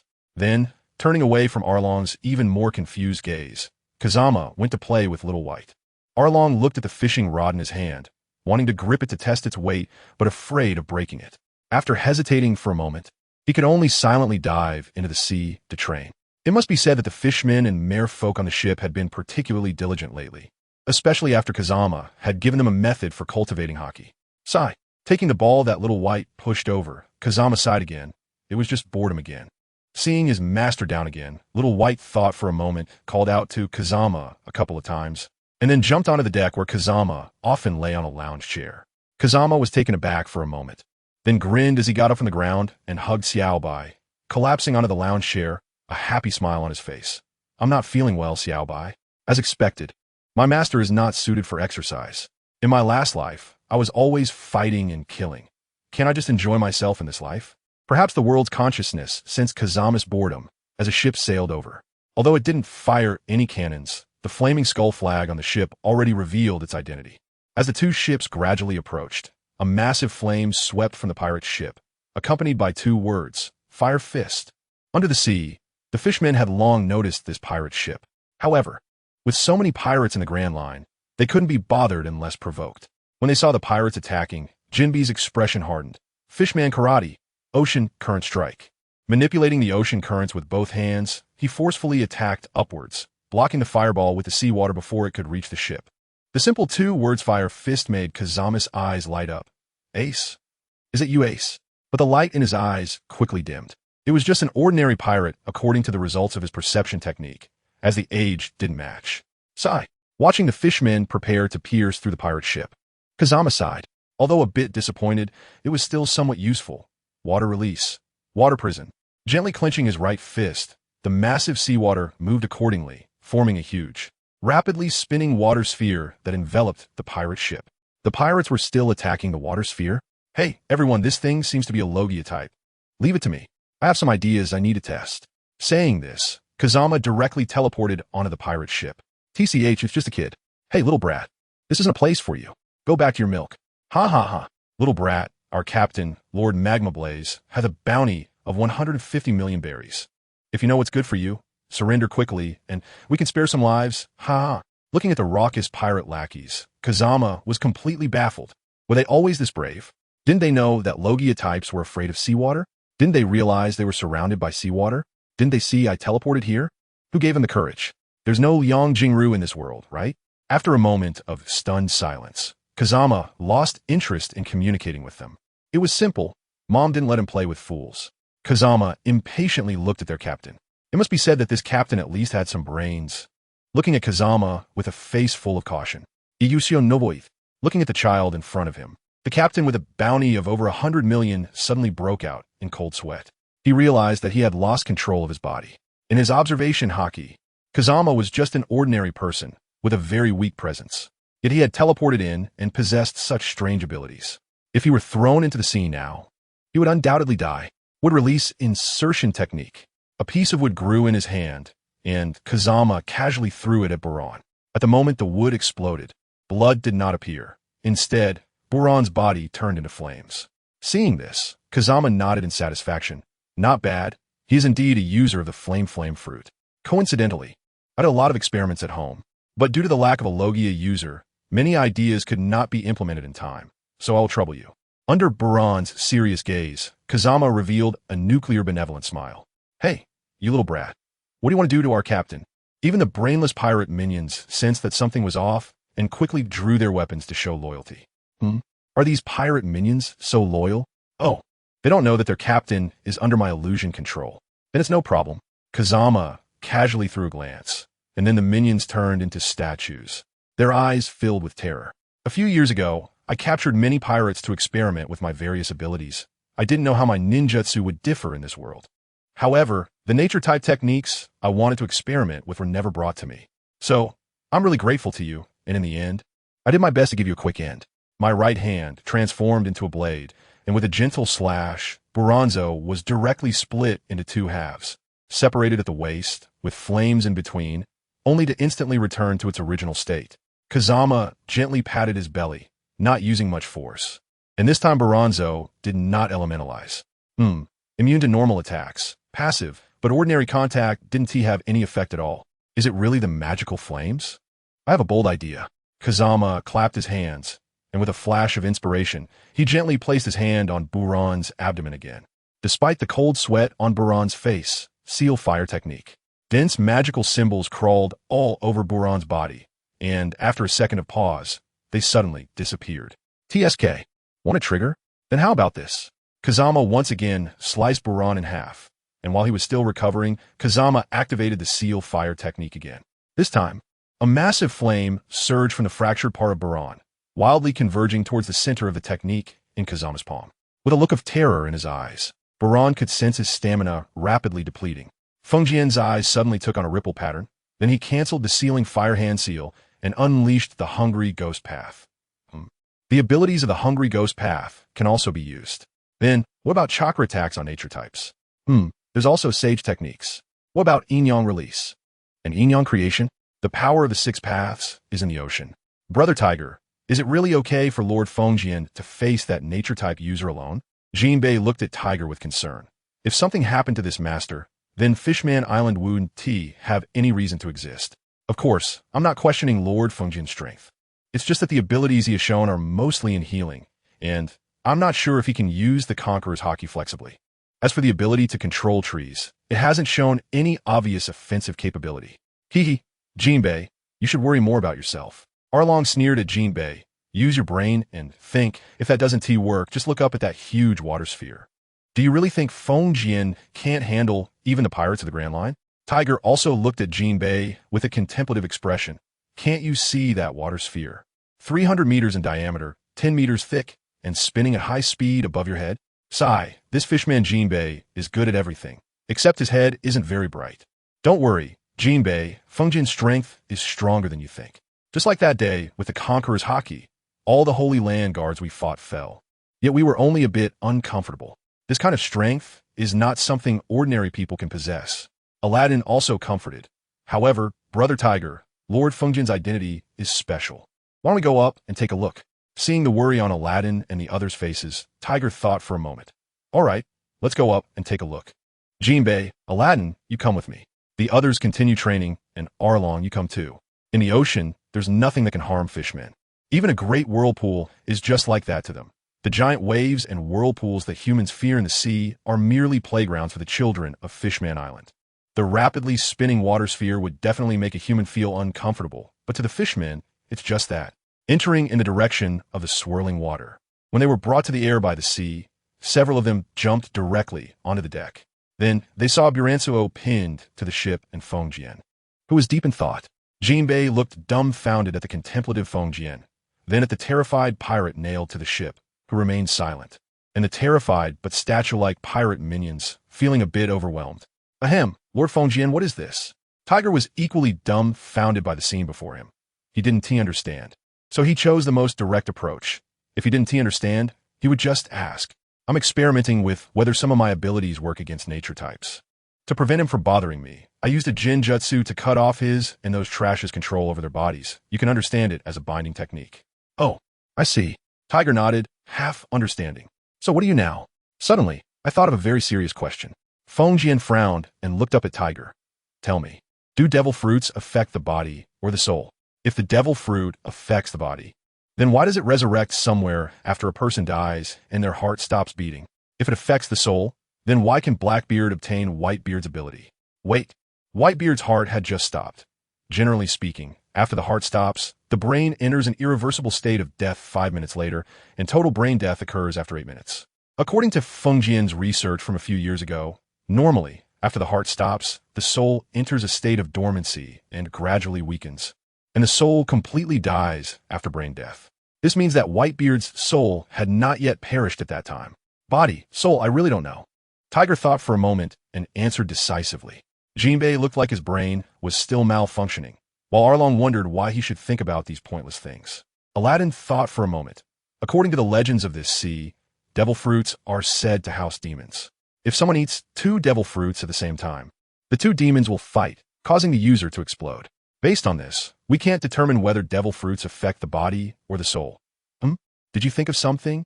Seeing the change in Fengjian's expression, Aladdin asked in surprise. Kazama nodded. I have some ideas, but I still need to experiment. Saying this, Kazama walked in front of Lano, then his body slowly floated up, rising until he could press his hand on Blano's head. There was no choice. In the pirate world, heights were absurd, while the celestial dragons were almost all of ordinary height. In the terrified eyes of Blano and his subordinates, Kazama pressed his hand on Blano's head. At the same time, his eyes turned ice blue. A massive amount of mental energy gathered in his palm, forming a nascent, immature soul. Then, this soul was injected into Blano's body. After Kazama withdrew his hand, Blano's expression shifted from terror to numbness, as if his soul had vanished. The numb gaze suddenly evoked some bad memories in Tiger. During those days, he had seen too many such expressions. I created a brand new soul and placed it in his body. I want to see what happens if this soul consumes a devil fruit. The light-hearted words made Tiger furrow his brow, open his mouth, but still not speak. Naturally, all of this did not escape the vision of the reincarnation eye. After a bit of thought, Kazama understood Tiger's concerns. Don't worry, I haven't given this newborn soul consciousness. In other words, this newborn soul is like a machine, only capable of following my commands. After saying this, Kazama once again controlled the wind to form a wind blade and struck Blano, seeing the flames erupting. Kazama couldn't help but breathe a sigh of relief. So, what kind of experiment do you want to do? At this moment, Jinbe finally recovered. Very simple. Kazama smiled casually and then took out a devil fruit. Just let him eat one. Aladdin looked at the devil fruit in Kazama's hand, his mouth twitching involuntarily. Goodness. Is this the extravagance of the celestial dragons? If I remember correctly, devil fruits start at 100 million berry. Speaking of which, even a typical fishman in Sabaody can't sell for 100 million berry, right? Mermaids can break through that price, though. If I'm not mistaken, devil fruits start at 100 million berry, right? Aren't you afraid of failure, Lord Kazama? As soon as Jinbe said this, he noticed that his companions were looking at him with strange expressions, and Kazama's gaze was incomprehensible, which puzzled him. What's wrong? Tiger? And Aladdin? Arlong? Why are you looking at me like that? Jinbe, 100 million berry is indeed a lot, but why do you think it's a lot for Lord Kazama? After Aladdin's reminder, Jinbe still looked confused, and Arlong couldn't help but scoff. Think about that guy's identity. Idiot. It was only at this moment that Jinbe finally had a look of realization. Kazama, on the other hand, had a complicated expression. For a moment, he didn't know how to face Jinbe. Sigh, Jinbe, as a celestial dragon, why are you worried about my wealth?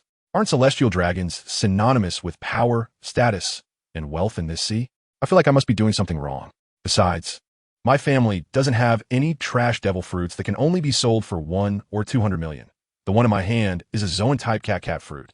Tiger form, but to me, it's just SOSO. If it weren't for an ancestor who liked tigers generations ago, this thing wouldn't even enter my family's treasury. And there are also cat fruits in snow tiger form, golden tiger form, black tiger form, and ancient type saber-toothed tiger form, giant tiger form, and the mythical type white tiger form, Tianwu form, and Xiongqi form. Oh, by the way, the last 3 mythical types weren't collected by that ancestor. They were the fruits of the 3 generals under one of my family's ancestors, one of the 20 kings at the time. They were 3 brothers, and after they died, the ancestor ordered their fruits to be collected. This simple statement left the 4 fishermen's brains in a state of crash. At that moment, they had a deeper understanding of the term celestial dragon. Listen, is this even human talk? A Zoan-type devil fruit of a tiger should at least sell for around 300 million, right? An ancient type should at least sell for a small billion, right? But what happened? Their ancestor liked tigers, so he ordered them to be collected. In this sea, who doesn't know how hard it is to get a devil fruit? Meanwhile, the pirate lackeys, seeing their boss being treated like a doll, lost the light in their eyes, only hoping that this creepy child would be too lazy to deal with them after finishing his work. But when they heard that this child was a celestial dragon, the light in their eyes disappeared and their faces turned ashen.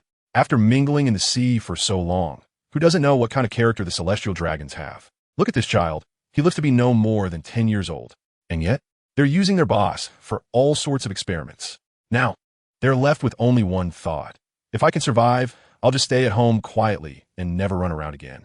Unfortunately, no one cares about their thoughts. Kazama, what's wrong with your eyes? Just as Kazama turned to look at Jinbe, Tiger suddenly noticed that Kazama's eyes had turned ice blue, with white edges around the pupils, radiating outward from the center. It looked beautiful, like white cracks on an ice blue surface. Oh, this is called the rebirth eye, which possesses the power of creation and destruction. It's a kind of ocular technique that allows for more detailed observation of his soul changes. The power of creation and destruction. The simple 7 words made the fishman's pupils constrict. Based on their understanding of Kazama, this statement couldn't just be empty talk, even if he couldn't reach that level. He must be very powerful. Of course, this is just a claim. These eyes do have the power of creation and destruction to a certain extent, but it's not as exaggerated as you think. Creating a soul island or destroying an island or moon is possible, but more than that, I can't do it. Arlong was stunned for a moment. Then his eyes filled with intense desire. If he had such power, who would dare to invade Fishman Island? In the eyes of the fishmen, there was only shock. Don't think too much. Although these eyes have powerful abilities, they can't be supported without strength. If I were to install such eyes for you, at most, you could use some basic abilities to sacrifice your life. And maybe you could instantly clear a super small island that can only accommodate a few hundred households. Kazama chuckled lightly, then turned his head and handed the devil fruit in his hand to Baranzo. Eat it. As a soul created by Kazama, it had not yet been given independent consciousness. Only simple instincts and the instinct to obey Kazama's commands. Therefore, upon hearing Kazama's words, Baranzo directly swallowed the devil fruit. At the same time, the 4 fishmen jumped back in unison, merging into the water sphere. Kazama turned his head, a black line on his face, and said without looking back, "What do you mean by that?" Seeing that there was no explosion, the 4 fishmen exchanged glances and then returned to the deck. Cough. Is it because they were afraid he would suddenly explode? Tiger awkwardly smiled. With me in front, are you still afraid of getting blown up? But getting covered in blood would be quite inappropriate, wouldn't it? Aladdin chuckled. Then aren't you afraid of getting blood splattered all over you? Kazama's face darkened further. Hearing Kazama's words, Jinbei scratched his head. With Lord Kazama's displayed strength, you shouldn't get splattered with blood, right? The scene suddenly fell into silence. Bang! A loud noise erupted.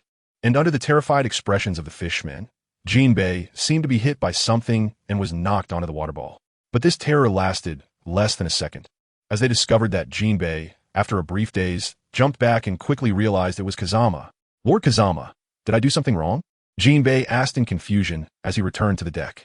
No, I was just embarrassed and angry. Kazama answered blandly. As one of the leaders of the ninja world back in the day, he had long since learned not to get angry easily. His heart had become as cold as Orochimaru's dissection knife. All right, Lord Kazama, what was that technique you just used to attack me? It was so amazing. You didn't even move, yet I felt a repulsive force. Although I was knocked away, it didn't hurt at all. It was truly marvelous. The scene fell silent once again. Tej had a face full of black lines. Aladdin covered his face with his hand, and Arlong looked at Jinbei in amazement, as if wondering how such an oddball could exist among fishmen. Bang! Thud! Bang! 3 loud sounds followed in succession. The first was Jinbei being knocked away. This time the force was greater, directly breaking through the water bubble. The second sound came when the fishmen had not yet reacted, and Jinbei suddenly flew back, crashing through the water bubble. The third sound was when Jinbei was hit again. The first time, Jinbei spat out blood that stained the water bubble red.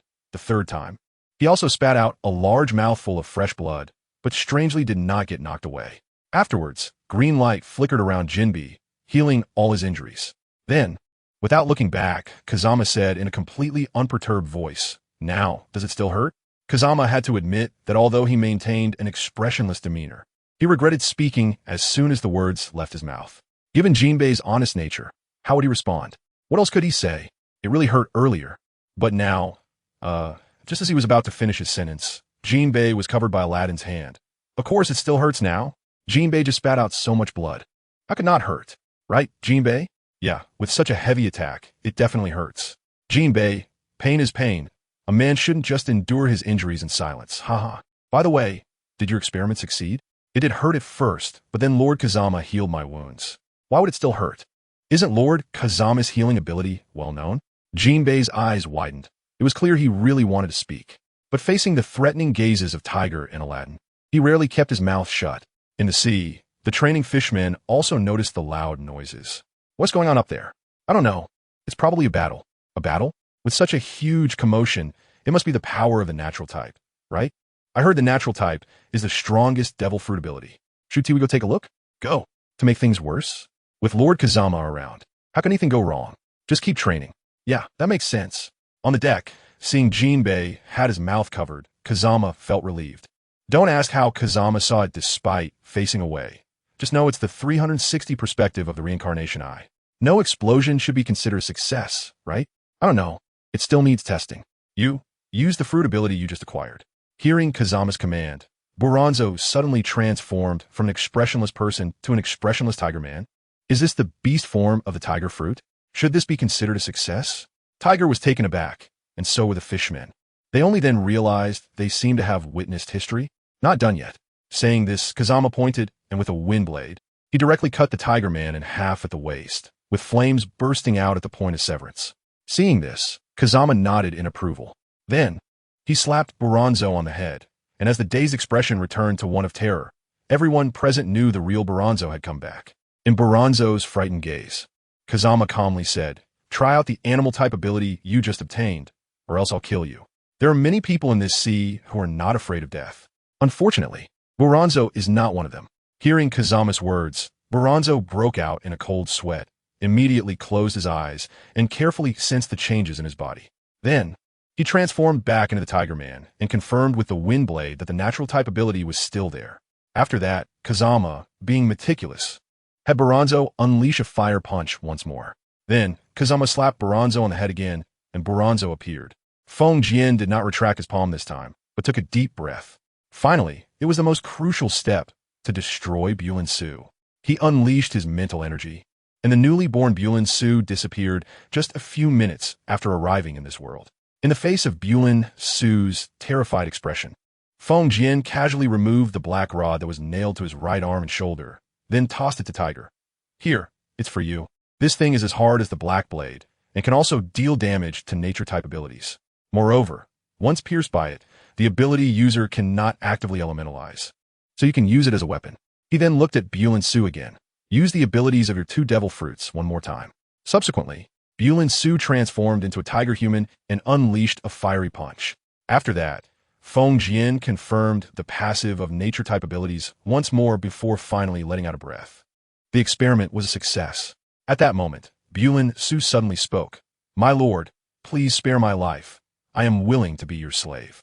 The expression on Bulin Su's face was one of determination and resolve. He recognized the identity of this child and decided to take a gamble because this child was clearly different from the celestial dragons he had encountered before. Kazama glanced at him, remained silent, and placed his hand on his head. At the same time, his eyes turned into ripples, and with a pull, a cyan soul was drawn out. The fisherman exclaimed, What is this?" When they saw Kazama place his hand on Blansuo's head, the fisherman thought Kazama was going to kill him, but unexpectedly, he suddenly pulled out another Blansuo. Blansuo also witnessed this scene, and, at that moment, he realized he had fallen into a rigid state again, unable to move. Moreover, he instinctively felt that this cyan entity, which was similar to him, was very important.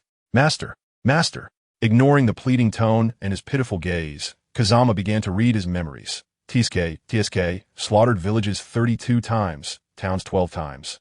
Robbed and massacred merchant ships 63 times, and you still have the nerve to beg for mercy. Accompanied by a cold laugh, Kazama directly yanked Blansuo's soul out and then crushed it into a ball, creating a protective circle with mental energy to prevent the soul from dissipating. Finally, he granted Blansuo a swift end as promised. Afterwards, Kazama sat directly on the deck with the dumpling in his right hand and pressed down with his left hand, causing various types of fruits to appear. Kazama covered the dumpling with a pear, and soon, through the perspective of the reincarnation eye, he could see a part of the energy from the soul transferring into the pear. The pear began to change, with patterns resembling vine designs appearing, quickly transforming into the shape of tiger fruit. Then, Kazama placed the dumpling on a dragon fruit. Isn't a dragon fruit? Seeing no reaction, Kazama thought for a moment and placed the fruit on an apple. This time, changes happened quickly. Looking at the demon fruit with ordinary flame-like patterns, Kazama pondered for a moment and smirked. "This thing, even dogs won't eat. This, do you want to eat it?" Holding the burning fruit, Kazama's eyes turned back to black as he turned to look at the fisherman. Tiger shook his head, Jinbei shook his head, Aladdin also shook his head, and Arlong's eyes flashed with a hint of struggle, but he ultimately shook his head. "I want to become stronger simply by relying on the fisherman's body." Feng Jian looked at them again, seeing that they remained unmoved, casually opened a space door, and then threw the flame fruit inside. In the eyes of the fisherman, after Feng Jian nodded, a black frame suddenly appeared beside him, and he threw the flame fruit into it. Huang Quan Birio, a type of spatial secret technique, can be understood as something like a space door. I just open one casually, and I estimate that the flame fruit should now be floating in some ocean. As he spoke, Feng Jian put away the tiger fruit and threw the remaining fruits to Tiger and the others, then casually dispelled the water sphere. Was that just now? The soul? Tiger recalled, and although he already had an answer in his heart, he couldn't help but want to confirm it. In that situation, just now, Feng Jian was expressionless, conducting experiments and casually demonstrating extraordinary power. Although Tiger and the others often joked with Feng Jian, they really didn't dare to disturb him just now. Yes, it is the soul. The devil fruit is, as I expected, equivalent to a contract. I conducted an experiment when I was in Mariehua, but at that time, I could only find Zoan and Paramecia-type pirates, and I couldn't control them to use their abilities. I concluded that a devil fruit will only be reborn after the user's soul dissipates and the body dies. This experiment can be considered complete. As long as one eats a devil fruit, it is equivalent to signing a contract. The body that consumes the fruit can allow other souls within to use abilities, and one soul can only contract one devil fruit. One-on-one, the contract ends with the death of the user's body and the dissipation of a soul. While eating grapes, Feng Jian said, having obtained the desired result, he was in a good mood, and the collection of devil fruits could finally be put into action. So, theoretically speaking, if a person has multiple souls, can they eat multiple devil fruits? Tiger thought for a moment and said, theoretically, that's indeed the case. Then, why can't it be the body? Aladdin, who had remained silent until now, suddenly spoke up. This caused both Tiger and Arlong to look at him, but both knew that Aladdin had a better mind, so they stayed silent. As for examples from the sea, I have also tried it. A person with only one soul eating 2 devil fruits will explode. Kazama raised an eyebrow, not quite understanding why Aladdin, who was relatively sane among the fish people, would ask such a question. No, that's not what I meant. I was just thinking 2 souls, or rather multiple souls. In a sense, one could say they're special souls, right? If that's the case, could there also be people with special bodies? For example, 2 hearts or 2 sets of organs, which would be a physical special trait. Then, if a devil fruit forms a contract with this body, could both the body and the souls within it use the abilities granted by the devil fruit? Kazama's movements suddenly paused, and then he slowly brought the grape to his mouth, eating while thinking. I remember that in a certain fanfiction I read years ago, there seemed to be something like this. In that novel, the protagonist ate a devil fruit with their body and then ate another devil fruit with their meridians. And I heard that Blackbeard Teach has 3 hearts. It seems that Marco also mentioned that Teach body structure is different from ordinary people. In other words, devil fruits may not only contract souls, but also contract bodies. Or rather, they can use the soul as a vessel or the body, one or the other. Is it enough to satisfy just one of the 2 conditions? But what if both the body and soul are abnormal? Kazama fell into deep thought, and, after a while, he snapped back to reality after finishing the grapes. Wait, why was I thinking about this? Anyway, I've already found a way. What you said might be possible. But the concept of physical abnormalities is too broad. Even the world government would find it difficult to identify people with physical abnormalities. Seeing Kazama's serious expression, Aladdin felt a bit embarrassed. It's okay, I was just thinking, and said out loud. At least the soul contract has been confirmed, which is a remarkable experiment. I think so too. Kazama smiled and silently activated the illusion technique, known knowledge, changing their perceptions about this matter. The results of this experiment, that people with multiple souls can eat multiple devil fruits, can be shared. But don't spread it carelessly. I hope everyone keeps the specific process of this experiment confidential. I won't say anything indiscreet. Don't worry, I know what's important. Lord Kazama, I will keep your secret. Understood. Seeing the 4 of them express their opinions, Kazama was very happy, not because of their statements, but because of no knowledge. As one of Kazama's signature 3 no illusions, no space is used to sever the body's control over the soul, especially suitable for showing off. Because past experiences have proven that no matter how strong you are, as long as your illusion technique isn't far superior to mine, or your soul strength isn't enough to turn me into dust, you will at least be affected by no space for a moment. Even if your soul is much stronger than mine, even if the difference is like the moon and the earth, or the earth and the sun, or leaves and big trees, as long as your illusion technique isn't overwhelmingly superior to mine, you will still be affected. Of course, the gap in illusion technique is the same. No matter how big the gap is, As long as the soul hasn't reached the level of being overwhelmingly defeated, you will still be affected. No knowledge is used for brainwashing, changing others' thoughts and perceptions, making them engrave a certain phrase or idea of yours deep in their hearts without realizing anything is wrong. For example, Tiger thinks that Kazama's strength is unfathomable, and he is still young, has a high status, and is very important to Fishman Island. Aladdin thinks the same. Jinbei feels that Kazama's actions in front of them show trust, and this trust must not be betrayed. Arlong thinks this matter is not important. After all, how many abnormal people are there in this ocean? Anyway, there are none on Fishman Island, and spreading it would only make humans stronger? What a joke. As for Kazama, he is not a bad human. He has awakened himself in Fishman Island, which is helpful to him as well. Moreover, they genuinely believe this.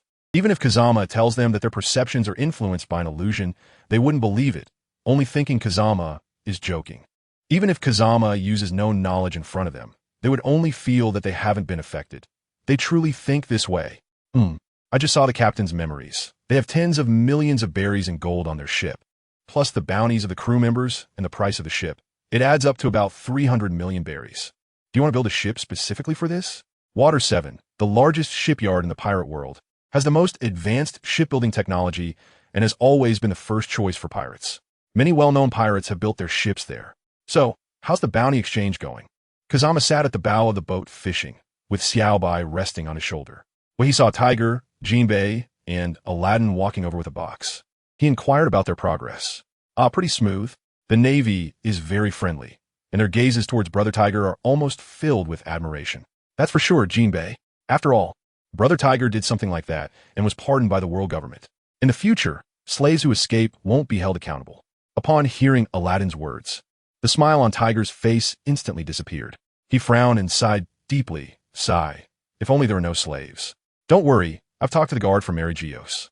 In the future, the slaves of Mary Geos will become primarily pirates. After all, those scum have died too easily. It's just right for them to be slaves to other scum. Tiger's expression eased a bit. At first, he didn't quite understand why Kazama hated pirates. Then, one time Kazama showed them the soul of the pirate he had pulled out, and they no longer had any doubts. Don't think that pirates who haven't done anything bad are harmless. Most of the time, you've seen what pirates are like. Is there a problem with the Navy killing pirates? A pirate crew with a bounty may not have killed civilians, but they have certainly killed many Navy soldiers. This was what Kazama told them at the time. Just like Ace, he has never killed a civilian since going to sea. But he punched through 5 small warships in Alabasta. Well, let's not talk about that. In any case, we have money now. Kazama, do you want to go explore this island together? Meow. Xiaobai turned his head, looking at Kazama with bright eyes. Ha, see. Xiaobai wants to go too. Let's go together. Don't just sit at the bow fishing for so long without catching anything. Kazama turned his head expressionlessly to look at Tiger, then turned to gaze at the sea. With a 360 perspective, Kazama easily spotted a small sea creature nearby. With a gentle flick of his hands, the seawater formed a fishing line that extended infinitely, and in the blink of an eye, it pierced through the creature. Raising his small hand, the sea creature broke through the surface and landed on the deck. Kazama stood up, brushed off the non-existent dust on his body, and slowly walked down the ship amidst the fishermen's ghostly expressions, with Little White following beside him. Tell Aladdin I want to eat fish tonight. Tiger looked at the small sea creature Kazama had caught, and then at Kazama walking toward the island. Is Kazama really that good at fishing? Ahem, brothers. We're rich now. Let's head to the island and go shopping. Oh wow, Inbred Island, a small island on the Grand Line. There are usually no pirates infringing upon it due to the presence of a Navy branch. Because the island is relatively peaceful, many merchant ships stop here, bringing prosperity to this small island. Hello, guest. Are you a visitor to this island? I can be your guide. Let me show you around this island. A long time ago, Kazama noticed this boy whose eyes lit up upon seeing him. He shouldn't be called a boy. He looked only 6 years old, even younger than Kazama. How did you know I was a visitor? Kazama looked at the child with interest. The boy's clothes were not luxurious, with patches, but they were clean. It seemed that his family was not wealthy. However, he himself was not dirty at all, and there was a light in his eyes. I know all the residents who live on this island. You're a stranger, either a tourist or someone who came with a merchant convoy, not familiar with this island. So, I guess you might need a guide. Kazama thought for a moment, smiled, and asked the boy with eager eyes, how much? Just 100 berry. 100 berry? For 2 cotton candies in Sabaody? Is it really that cheap? Although the island is not large, 100 berry is indeed a low price for customers. Seeing Kazama raise his eyebrows, the boy thought Kazama was dissatisfied and quickly explained, "Ah, no, you misunderstood. I just think this price is a bit cheap. How about this? I don't have any berry on me. Can I give you this as a guide fee?" Saying this, Kazama handed over 2 gold leaves, produced in the Holy Land. They had made the gold leaves into proper leaf shapes, each weighing 50 g. Looking at the 2 exquisite gold leaves, the boy was obviously stunned for a moment. But soon he smiled in relief. "Very beautiful leaves, I accept. So the deal is done. What do you want to start exploring?" Hearing this, Kazama knew the boy had misunderstood and reminded him, "These 2 leaves are made of pure gold, not just crafts." "Gold!" The boy froze in place, and the next second, his face turned red as he eagerly said, "Ah, no, this is too valuable, too much for customer. I can't use so much, no, absolutely not." "Then, how about this? I don't have any berry on me, but you cover the expenses on this island, and the rest will be your fee. How does that sound?" The boy hesitated for a moment, then took out 1 gold leaf. "Even so, 2 is too much, 1 will do." "Fine, consider it your tip." "What are you joking about? I'm a celestial dragon, the only bloodline of the Kazama family. If news spreads that I'm arguing over a mere gold leaf, how will I live?" "All right, customer, my name is Bader. What do you want to start exploring?" "Well, the island has beautiful scenery and delicious food, just those 2 things. Take me around. Oh, and let me hold Little White." Meow.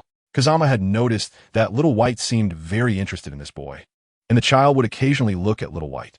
"Is his name Little White? Can I really hold it?" "Thank you. Then let us start from the snack street. It's the closest from here." Kazama smiled and nodded. In the snack street, many vendors greeted Badir, and Kazama bought a lot of snacks. After coming to this world, he realized that his biggest change was his appetite. After all, in the world of One Piece, everyone eats a lot. Of course, he also bought a portion for Badir. He noticed that the boy's recommendations were mostly based on crowd size, meaning he himself hadn't eaten them. This was evident from the way he occasionally swallowed. After that, Badir took Kazama to see a waterfall, a small lake, and a viewpoint on a small hill where they could see the seaside. On the deep brown cliffs, there were green trees, and ahead was a golden beach. Then came the blue-green sea, with a refreshing sea breeze blowing against them. It was quite comfortable. They hadn't wandered around for long when the 2 started walking toward the boat. They chatted casually. "Hey, Badir, how old are you this year?" 8. "I always thought you were 6 or 7. Haha, maybe I just grew a bit late. Why did you come out to be a tour guide? To earn some pocket money?" "No, decades ago, when the Great Pirate Era just began, there wasn't a Navy branch here. The rampant pirates swept through this small island, and many people died. My parents were lucky to survive, but my mother was left with health issues. 2 years ago, my father went out to fish and went too far, and he was also killed by pirates. So, I need to help support the family." Kazama couldn't help but turn to look at Bader, the 8-year-old child, who still appeared calm and indifferent when mentioning these matters, only revealing a yearning for the future in his words. Earning money to treat my mother? That sounds difficult, right?" "Not at all." The boy's eyes suddenly burst with intense light. "The uncles in the branch's Navy take good care of me, often letting me help with odd jobs. They also let me eat and pack some food to take home. The branch's military doctor is also very nice, often saving some medicine for me. The uncles and aunties on the island take good care of me too, frequently giving me work. Plus, there's an uncle who takes me into the mountains to hunt. And some uncles take me to gather herbs. They all give me food or berries. Additionally, when the merchant ships come, the uncles let me help unload the cargo and act as a guide. In 2 more years, I'll have enough money for the surgery. So, after you treat your mother, what do you want to do?" A hint of yearning appeared in Bader's eyes. "In the past, I wanted to join the Navy. The Navy has a salary, can fight against evil, and even if one dies in action, there's a pension. My dream was to become a naval admiral." "A naval admiral? That's a great dream. An admiral, that means Kazama could directly command him in the future. I wonder what expression he would have if this boy really became an admiral.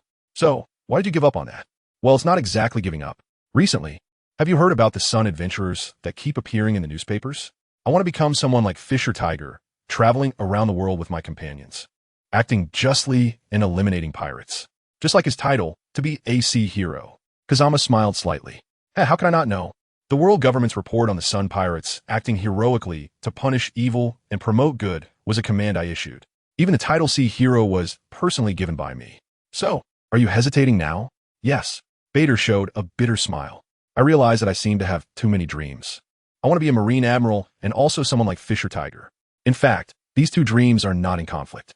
After recalling the daily lives of a certain vice admiral and later two admirals, Kazama felt that he was not wrong in saying this. Yeah, not in conflict. Bader looked at Kazama in confusion. He had never left the island, so he was unclear about many things. Of course, Marine admirals are strategic-level forces and are rarely deployed. So, even if you become an admiral, you can still roam the world acting heroically, but by then, you will be leading the Marines. Soga, that's great. I must become a Marine admiral in the future. I want to end this evil era, making those pirates tremble at the sound of my name and dare not to set sail, nor bully the defenseless civilians. The uncle at the branch has already promised me that when I turn 15, I can officially join the Marines. I will definitely become a Marine admiral. People often say that a newborn calf is not afraid of tigers, but which child does not have dreams when they are young? It's just that their background and family cannot support their dreams, and they cannot even understand their dreams. That's the right choice, Kazama said lightly. The Marines have a complete training system, which is very important for ordinary people. Because ordinary people do not have the guidance of the strong, nor the conditions to become stronger. Joining the Marines means that as long as you are willing to work hard, the Marines will be willing to cultivate you. For ordinary people, it's hard to find another place to learn hockey besides the Marines. What is hockey? A necessary power to become strong. Not everyone who masters hockey is strong, but they are certainly not weak, and strong people almost certainly master hockey. Soga, looking at the naive boy in front of him, Kazama decided to help him further. He raised his right hand, and a small golden ball gathered in his palm. Kazama casually handed it to Bader. Take this. Don't ask what it is. If you place it on your mother, it will heal her illness. Then, under Bader's confused gaze, Kazama took out a piece of paper, wrote something on it, and stuffed it into Bader's hand. After you heal your mother, give this to the branch base commander. He will arrange for you to go to the Marine headquarters for training after seeing it. Be careful not to peek. Of course, he wouldn't be able to read it. The words on the paper were written using yin-yang escape, set so that no one but Bader could read them. Lastly, Kazama raised his right hand again, and a pear-shaped devil fruit appeared, half gold and half black, with feather-like patterns. Kazama smiled at Bader. This is a gift for you. Make sure to become a Marine admiral. After saying that, Kazama's figure turned into light and shadow and disappeared. Bader stood there in a daze, looking at the folded piece of paper in his hand, a strangely shaped fruit, and a golden light ball. He paused for a moment, suddenly stuffed the paper and the fruit into his pocket, and ran home like crazy. Mom, cough, cough, what's wrong, Bader? Why are you in such a hurry? A sickly gentlewoman coughed twice and frowned, but upon hearing her son's voice, she immediately changed to a gentle demeanor. Seeing her son so flustered, she gently asked, though her eyes had guilt and determination. Mom, today I met a customer who is about my age. He gave me 2 golden leaves as a tour guide fee. It's real gold. And he also gave me a light ball, just like this one, which suddenly appeared in his palm. Mom, you didn't see it. He just raised his hand, and then the light condensed into a ball in his palm. He said this can cure all diseases. He also gave me a letter, saying that if I give it to the branch base commander, I can go to the Marine headquarters for training. How is that possible? He also gave me a strange fruit. He seemed to be about my age, and he was so strange he knew so much, and then he suddenly disappeared. Just like a rainbow. Mom, is he a god? Looking at her son, who was speaking incoherently, the woman smiled and handed him a glass of water. All right, don't rush. Take your time and tell me. After taking a sip of water, Bader calmed down. Right, Mom, he said this light ball can heal you. I'll treat you right now. Saying this, Bader placed the light ball on his mother's abdomen, hesitated for a moment, gritted his teeth, and slowly but firmly pressed down. At the moment the light ball merged into his mother's body, her body suddenly shimmered with a faint golden light. The golden light flickered but was not dazzling. Instead, it felt warm. The golden light lasted for a second or two, and after it dissipated, Bader nervously looked at his mother, finding her staring blankly at her hands. Her complexion rosy instead of pale. Mom, are you better? Huh? Bader, I feel better than ever. Seeing her mother looking so energetic, Bader was stunned. In his memory, although his mother was gentle, she always had a sickly pale face. Tears gradually appeared in the corners of his eyes, and Bader suddenly threw himself into his mother's arms, crying loudly as if to vent all the pain and grievances of the past 2 years. His mother held Bader, gently patting his back, with a warm smile on her face, like a mother comforting a child who lost a fight outside. But the tears on this mother's face could not be stopped, letting her 6-year-old son bear the burden of the family. As a mother, she could not help at all. Instead, she felt that her son was a burden. Who could know what torment this mother was enduring in her heart?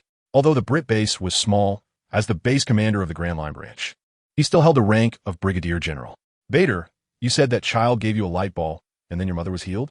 He also gave you a strange fruit and a letter, and then disappeared?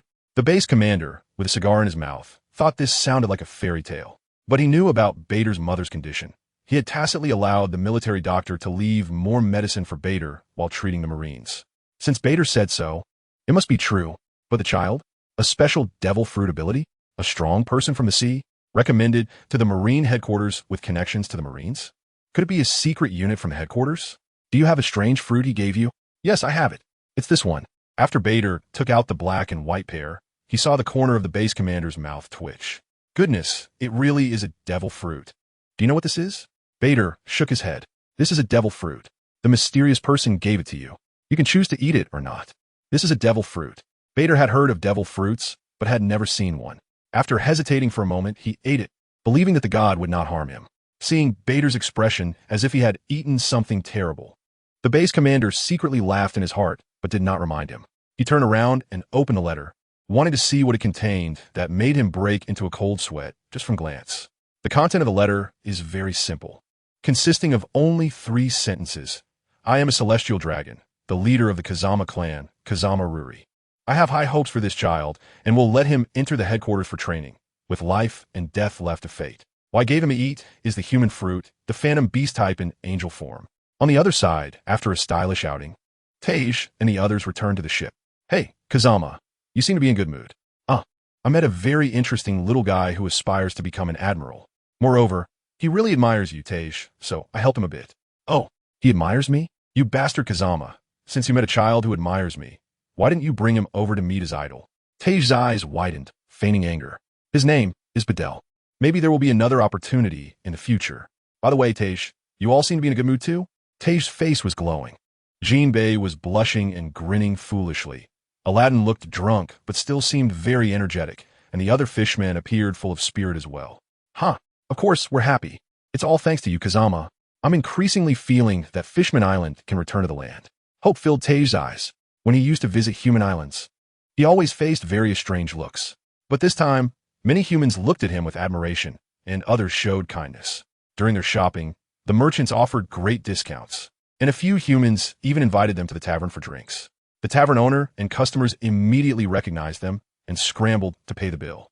When have fishmen ever received such treatment? Reflecting on today's experiences, a hint of satisfaction appeared in Tej's eyes. Princess Odoheim, you were right. Of course, it was bound to happen sooner or later. Oh, by the way, even though you all are drunk, my request still stands. Tej was puzzled, and Aladdin suddenly had a bad premonition. What request? Fish for dinner tonight. Water 7. Finally arrived. Oh my god, I can't stand it anymore. Tej, I'll give you more money. You must make a good ship. The journey has been painful. Finally arrived, ha ha ha. Seeing Water 7, Kazama could no longer contain his excitement. In the first life, he had never seen the sea. In the second life, he was busy training every day. He had only stayed on the ocean for 3 years and had never left the island. But in this life, he was at sea every day. The voyage began with at least 10 days. Who can stand that? Day 1, fishing. Day 2, fishing. Day 3, fishing. Day 4, sunbathing on the deck. Day 5, sunbathing on the deck. Day 6, sunbathing on the deck. Day 7, no way. Too boring. Day 8, fishing. Who understands that the family is about to mold on the sea? Seeing pirates was like seeing a savior because at least it wouldn't be so boring.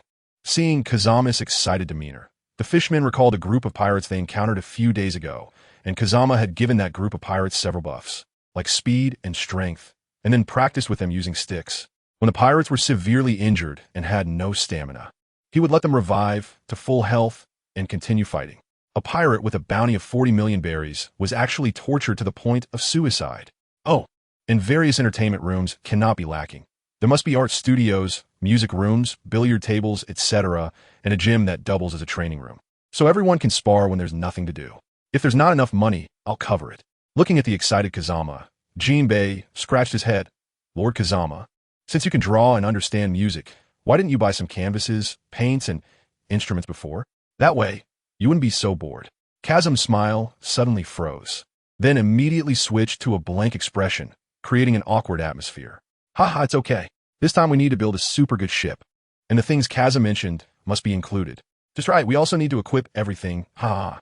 Seeing that the situation was off, Tiger quickly jumped in to ease the tension. He was very familiar with that expression on Kazam's face. If he had been even a second late, he believed Jinbei would definitely be pushed back into the sea again. As Water 7 is a renowned shipbuilding place, there are naturally designated areas for docking ships. After securing the ship, Tiger casually asked the staff about the best shipbuilders on the island. The best shipbuilder? That must be Tom. He built ships for Pirate King Roger back then. It's not an exaggeration to say he is the best shipbuilder in the world. However, Tom has been busy with the Sea Train project these past few years and hasn't built ships for others for a long time. The staff's words brightened Kazam's eyes. Is Tom still alive? That's great. Those fools in the world government have no idea of Tom's value. Then, Kazam closed his eyes and began to sense Tom's location. With full perception activated, the entire Water 7 instantly appeared in his mind. Could it be that Master Tom who is preparing the Sea Train? I've heard of him. Excuse me, young brother, could you tell me where Master Tom is? We would like to visit him. Of course. Tom is right over at the dock island next to Water 7. He is also a fisherman.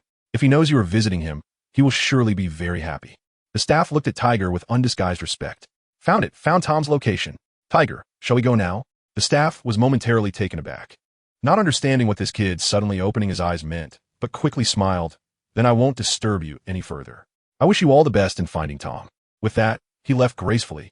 Kazam, do you know exactly where Tom is? I activated my perception technique, and I've seen reports about Tom. I've already found him. If there's nothing else, I can just open a space door and go over. Tiger thought for a moment. He indeed seemed to have no other matters. Then turned to his younger brothers. Do you have anything else to do? No. Visiting Master Tom is a priority. Right, our ship is more important. Seeing that the younger brothers had no other matters, Tiger nodded at Kazam.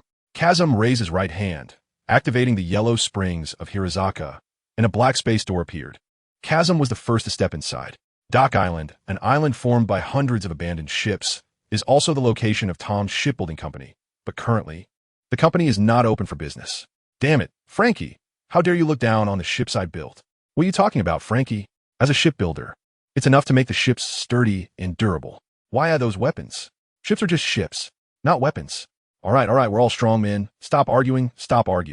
A scene that seemed very warm, like a master teaching his apprentice.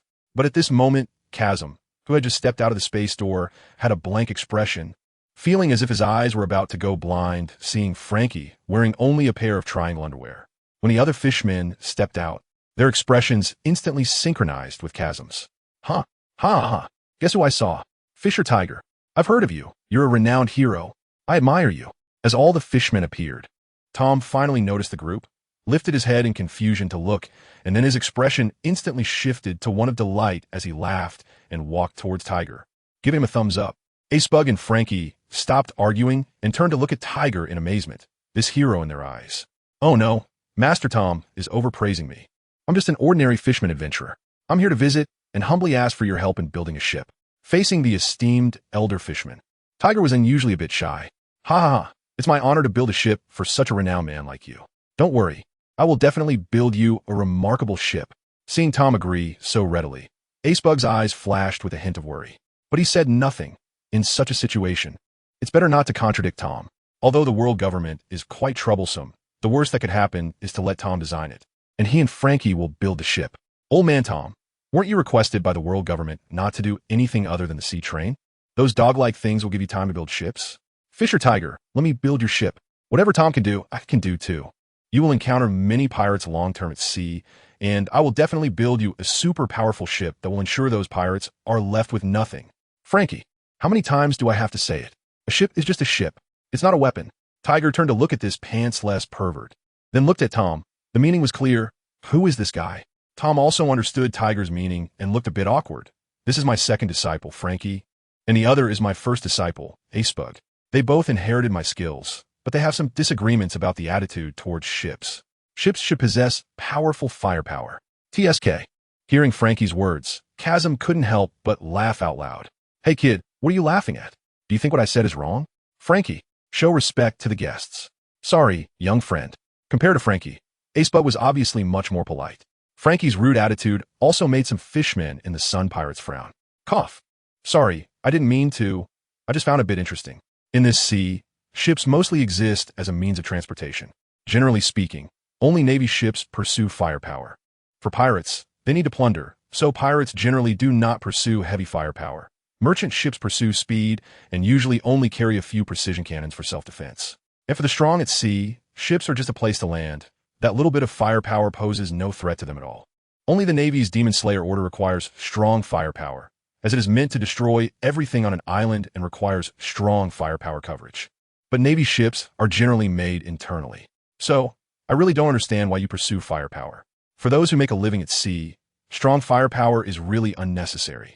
This statement immediately attracted the attention of Tom and Acebug, who looked at Kazam in surprise, secretly shocked by the child's erudition. Feng Jian was secretly puzzled. I remember this thing is called Frankie, right? Why does everyone say flam? Did I remember it wrong? Huh, what do you know, kid? The legendary Hades can destroy a small island with a single shot. In the face of Feng Jian's doubt, Flam appeared very dismissive. Kazama glanced at Fram without saying a word, his body slightly rising to the height level with everyone else. His right index finger pointed at a 45 angle towards the sky, and a small black ball about 10 centimeters in diameter appeared. Bang!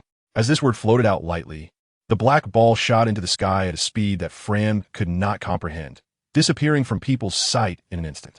The air suddenly fell silent for a moment. In the next second, with a tremendous roar, the previously cloud-filled sky suddenly cleared, becoming a deep blue. Fram's eyes widened as he watched this incredible power. Immediately after, a gust of wind suddenly appeared, rustling people's clothes. That strike was enough to destroy the entire Water 7. But so what? At that speed, it could never hit the peak above the sea. If by destruction you mean plowing through the island, many people at sea could do that. If you mean erasing it from a map, there are also many powerful individuals at sea who can do that. No matter how strong the weapon, it still requires a person to operate it. And I don't believe that an ordinary person could hit the peak above the sea using Hades. Hades is only applicable in war or demon-slaying orders. Ordinary ships do not require such strong firepower. If you're interested in this area, I can recommend you to join the Navy for shipbuilding. As Kazama's voice rang out, people began to react. The fishmen looked at Kazama with eyes full of disbelief. After a long time together, they had thought they had overestimated Kazama's power as much as possible. But it turned out they still underestimated him. Is this really something a person can achieve? Fram wore an expression of fervor. At this moment, Hades had already been cast aside in his mind, as no one had seen it anyway. This kind of power was the goal he pursued. Icebega looked at Kazama seriously, not knowing what he was thinking. Tom looked at Kazama with nothing but admiration, having seen the world. Haha, what a monstrous little guy. So today, all of you who have come from afar, let me treat you to a grand feast and let you taste the delicacies of Water 7. Clap, clap, clap. At a large dining table, although Tiger and the others were holding knives and forks. They were not eating, but were all looking at Kazama and the towering stacks of plates beside him. Hee, I must say the specialty of Water 7, the water meat, is really quite good. Tiger and the others looked at each other, completely puzzled as to how such a small person could eat so much food. Haha, not bad, right? This is the famous water meat of Water 7. How is it? Delicious, right? Indeed not bad, quite tasty. Amidst his busy schedule, Kazama replied without lifting his head. Ha ha ha, then eat more. A man should eat heartily. After that, Tom also began to eat, and upon seeing Tom eating, Tiger and the others also started using their knives and forks. Master Tom, I heard that you have recently been researching sea trains? Sea trains? Upon hearing the keyword, Kazama's movements involuntarily slowed down. Yes, we have already started laying tracks, and once completed, it will connect the two islands, greatly facilitating people's travel. So great, Tiger exclaimed. Yes, a train that connects islands and runs on the sea can be said to have epic-making significance. Meow. Where did that come from? Kazama was taken aback and looked up to see Little White lying on the table eating meat, feeling even more confused. Did I bring Little White? It was me who brought him, Jinbei said earnestly. I noticed Little White was left behind when we got off the ship, so I brought him along. Kazama felt a bit guilty for a moment. After all, it was his own pet, and he actually forgot about it. Sigh, I really shouldn't have. Feng Jian has made 3 large plates of water meat again. I really want to see the day when the sea train is operational. By the way, Master Tom, when will the sea train be operational? Ha ha ha, Tiger, you're too polite. We're all fish people, just call me Tom. As for the operation, at the current pace, it will still take another 4 years. By then, the sea train will be able to run. People will be able to take the sea train from the city of 7 waters to the city of the Spring Queen, St. Poplar, the city of gastronomy, Puki, in the city of Carnival, Sanfilid, Tom said with a smile.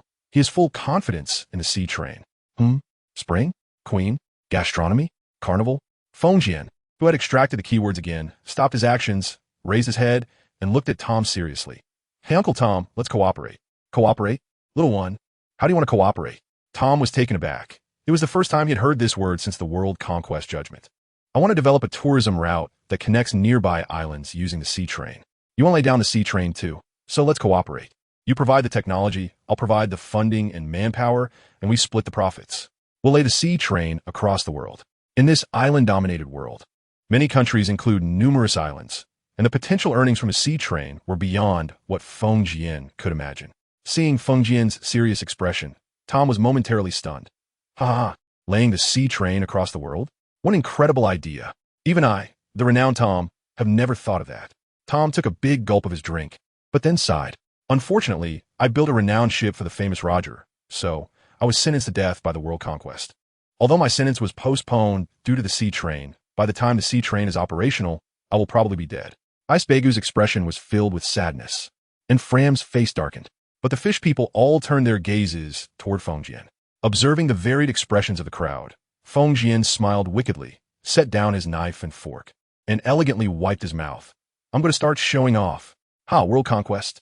Death sentence? Don't worry. If you cooperate with me, no one will dare to touch you. Bang! The calm and confident words were accompanied by a loud crash, which made Fengjian's face stiffen. The sound was not a thunderous atmosphere, but someone kicking the door open. Hee Tom, you been up to no good lately. What's that loud noise about? That power. T-Steve Tom, you haven't built the Pluto, have you? Ha! Tom, I advise you to hand over the design of Pluto quickly. Otherwise, when your sea train is finished, it will be your death sentence. No one can save you. I'm serious. Spandam, having heard the explosion earlier, instinctively thought it was Tom who had likely created Pluto, eager for promotion and wealth. Spandam excitedly brought his subordinates to the ruined ship island, kicked the door open, and was itching to get promoted. But for some reason, these people didn't seem scared at all. Even Tom's two disciples, who usually looked lifeless upon seeing him, instinctively looked at a child this time. Tom too? No way. They can't think this child can save them, right? Fram's eyes were filled with anticipation. After all, he had seen the child's strength. Why are you all looking at this child? You don't actually think this little brat can save you, do you?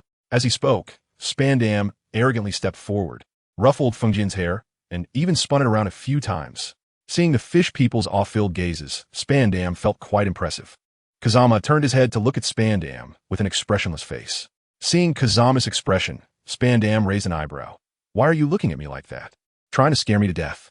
Kid, Accompanied by a scream that sounded like a pig being slaughtered, Kazama released his grip on Spandam's wrist. Bastard.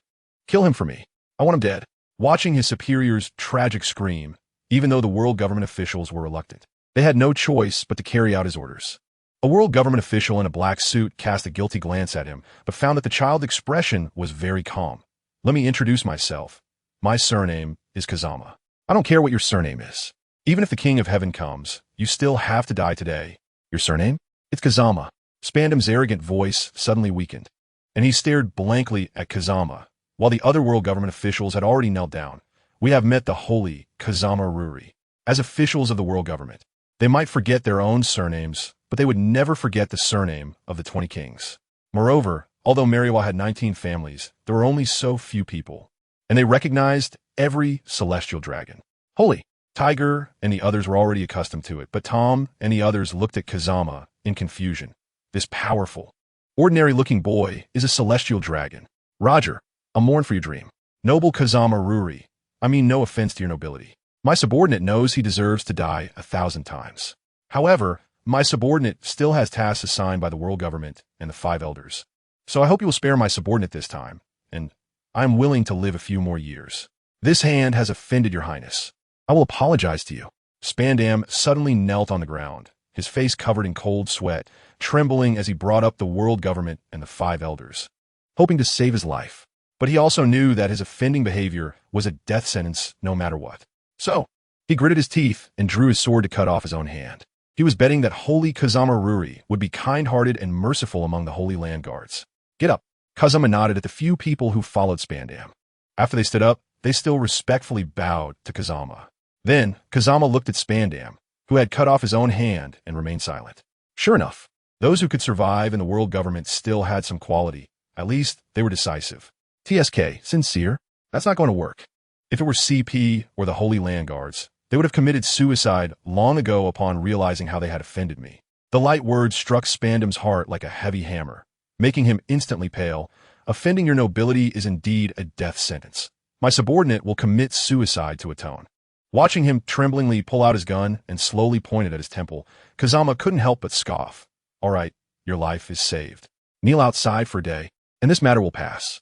Today is the first time I've met Uncle Tom, and I'm in a good mood, so I don't want to see blood. Spandam breathed a sigh of relief, and at that moment, he realized that his clothes were already soaked with cold sweat. Thank you, Holy Kazama Ruri, for your mercy. And Mr. Tom, rest assured, I will not be so rude again. Spandam knelt and kowtowed. You're quite perceptive. Remember, I've protected Tom. It's only a matter of time before the sea train operates. This thing is much more useful than building bridges. Also, let us drop the matter of the Pluto. It's just a broken ship. What good would it do to obtain it? The next day, newspapers reporting Tom's pardon spread across the world, along with news of Tom's cooperation with the world government. Have you heard? Little Ruri and those fishmen have appeared in Water 7. Yeah, I heard.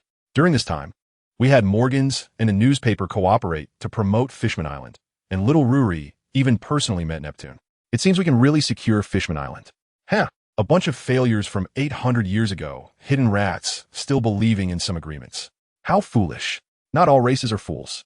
In Water 7, Little Ruri displayed his strength. It seems he wants to give those people a warning. It seems we really underestimated him. Little Ruri's strength has at least reached the peak of this sea. Perhaps even more. According to that adult's speculation, Little Ruri's power has likely surpassed the limits of the sea. Moreover, that adult is very supportive of Little Ruri and seems to want to meet him. Surpassing the limits? How terrifying. In that case, do we not need to be so careful in maintaining this fragile balance anymore? Let's see Little Ruri's thoughts. He seems to want to find a new balance. Then let us wait and see. I also want to see what kind of growth Little Ruri has in that world. Is this really pardoned? Tom looked at the newspaper in his hand with a strange expression. He remembered that when he was judged, it was quite a big deal. The Pirate King Roger deserved to die. But Uncle Tom, you were just a shipwright. It was wrong to forcefully convict you. These messy laws should have been changed long ago. In the world of the Pirate King, the theory of bloodlines is deeply ingrained. Therefore, Kazama needs a storm to shake this world. Now, it's not the right time, is it? Just too lazy to get busy. Let it happen naturally, ha. Changing the law. What a remarkable idea, Holy Kazama Ruri. Then, I wish you could amend a resounding law. I won't go. Kazama rolled his eyes. The world government governs so many countries that amending laws is a big task, too troublesome. Professional matters should be left to professionals. The laws of the world government should not be so complicated. Oh, but precisely because the world government governs many countries, a resounding law is even more necessary, right? Tom widened his eyes, looking at Kazama in confusion. Uncle Tom, this sea is vast with different races, different regions, and different cultures. So it's impossible to introduce a law that applies to the entire sea. Kazama patiently explained to Tom. After all, he was the first technician he personally recruited. Therefore, the laws of the world government will be divided into two parts. One part will address the areas directly governed by the world government, and the other part will target all member countries. The former can be resolved internally, while for the latter, I plan to involve the kings in the next world meeting. Then, what if an ordinary person commits a crime? Tom, confused, couldn't grasp the situation. According to Kazama's statement, if something like a situation happens again, will it repeat? Ordinary people committing crimes will naturally be tried according to the laws of their respective countries, right? Kazama raised an eyebrow, not quite understanding why Uncle Tom would ask such a question. Uncle Tom, don't think that the world government is absolutely omnipotent. For the world government, interfering in the internal affairs of member countries is an absolute red line. The world government can threaten, entice, control, or even assassinate kings to achieve certain goals. But it absolutely cannot interfere openly in the internal affairs of member countries. Otherwise, if the world government dares to interfere today, all member countries will dare to withdraw from the world government the next day, and the whole world will fall into chaos on the third day. I see. I guess I understand now. Sigh.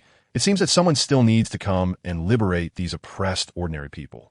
Kazam looked at Tom with a blank expression and said, those affiliated countries have limited strength themselves. Perhaps those ordinary people really need liberation. But this person will definitely not be a pirate. I've already made arrangements. In a few years, I will meet him. At that time, people will know a brand new and unique path. Tom was somewhat silent. He never regretted building ships for Roger. In his eyes, Roger was a hero. However, it seemed that his boss did not like pirates. Don't think too much about it. If you don't dislike Roger, I think that's fine. After all, everyone's perception of others is different. Although I hate the trash on the sea, I won't force you to hate them too. Tom frowned, wanted to say something, but hesitating. Roger is also a noteworthy man. Kazama was taken aback for a moment, then smiled. From the perspective of a man who would destroy a nation due to the humiliation of his comrades, he could barely be considered a man. But I really don't understand what kind of man would seek to have a child knowing he's about to die. Why say such a thing? Setting sail in the name of piracy, lawless and free, doing what he wants, only to realize after circling the Grand Line that his time is short, and then generously going to his death. For that, I still respect Roger as a man. But what has that child done wrong? The child is innocent. To kill that child, the world government has killed so many innocent children. Can they really sleep at night? Kazajiro expressionlessly looked at the excited Tom. That child is not wrong, and I also think that the world government made a mistake back then. This matter will not be covered up by the world government. History will record it for future generations to criticize.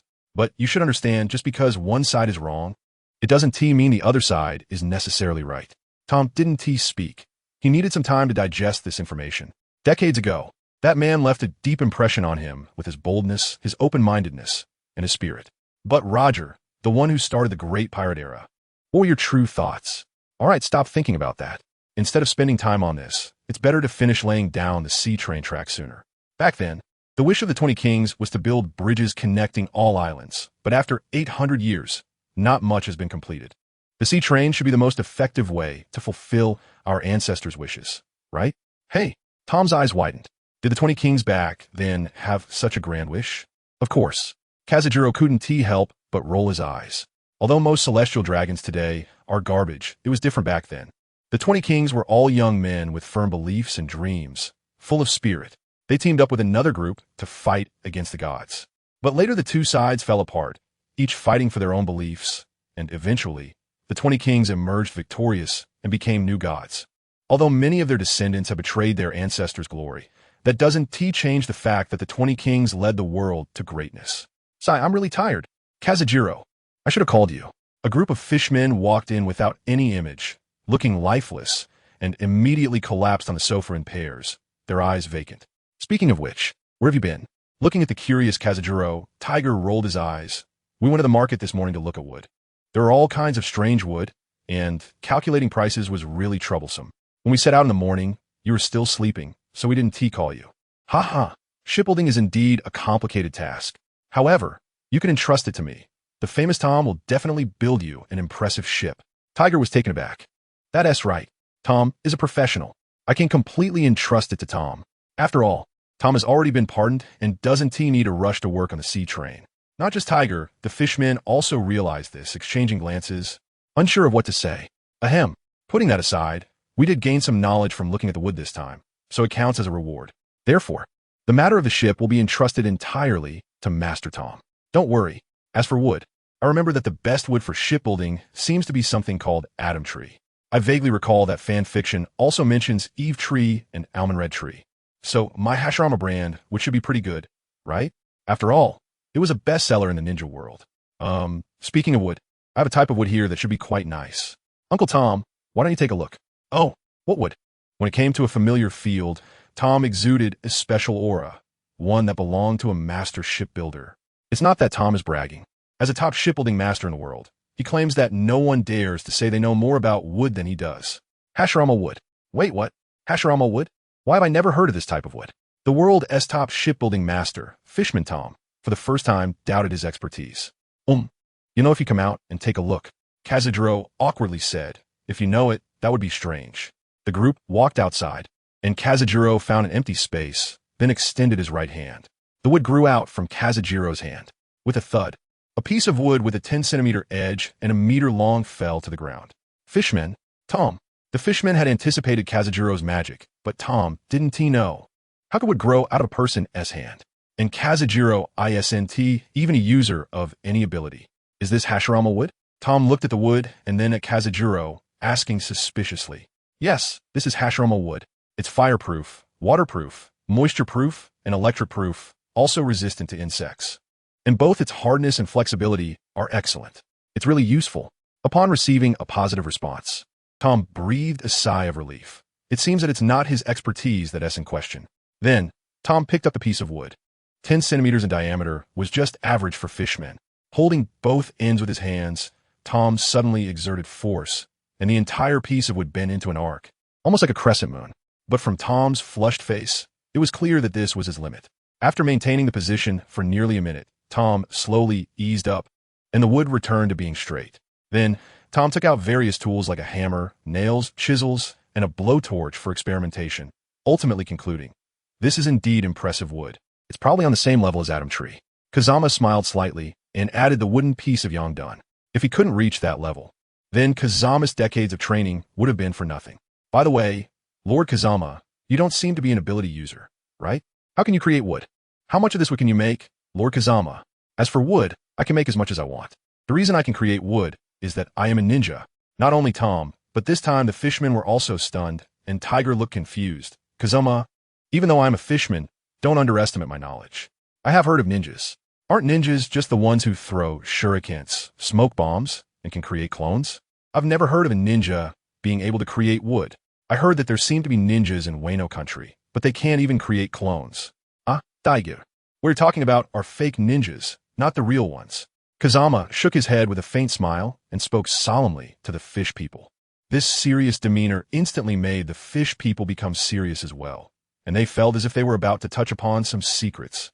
Kazama turned around, hands behind his back, looking up at the sky at a 45-degree angle. He sighed softly. Tiger, do you know where the legend of ninjas originated? Tiger was taken aback. No, Kazama, I'm just a fishman. I heard the legend of ninjas when I was adventuring in the human world. Why are you asking me? Isn't this a bit unfair to fish? It's a ninja world. After the words ninja world were spoken, the fishmen suddenly felt a weight in the air. The breeze blew over the abandoned ship island, and for some reason, the fishmen felt a bit breathless. Kazama silently retracted the illusion technique, spirit power, and gravity technique. Then said, the ninja world, as the name suggests, is the world of ninjas. It is a world completely different from ours, filled with many strong individuals. In the past, I went missing for a while. In fact, it was during a fortuitous encounter that I entered the ninja world, learned ninjutsu, and became a ninja. At first, I also thought that a ninja's attack methods were just throwing shurikens, like throwing darts, and then fighting with kunai daggers. But after learning, I realized that those were just the tricks of low-level ninjas. Powerful ninjas base their techniques on the 5 elemental transformations of water, fire, earth, wind, and lightning, as well as illusion techniques rooted in the mind and body techniques based on physical prowess, complemented by various secret arts and energy confrontations. That's the romance of being a ninja. As for the land of water, it was merely some superficial skills taught to them by ninjas who accidentally came to this world hundreds of years ago. A brand new world, the ninja world, and the legendary ninjas. All of this excited everyone present.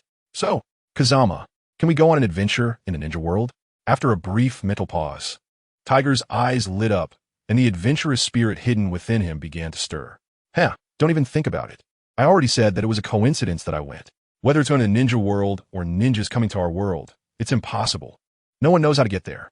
Although the two worlds occasionally connect, it only lasts for a moment, and the chances are smaller than being struck by lightning while walking down the street. I thought I wouldn't be able to come back.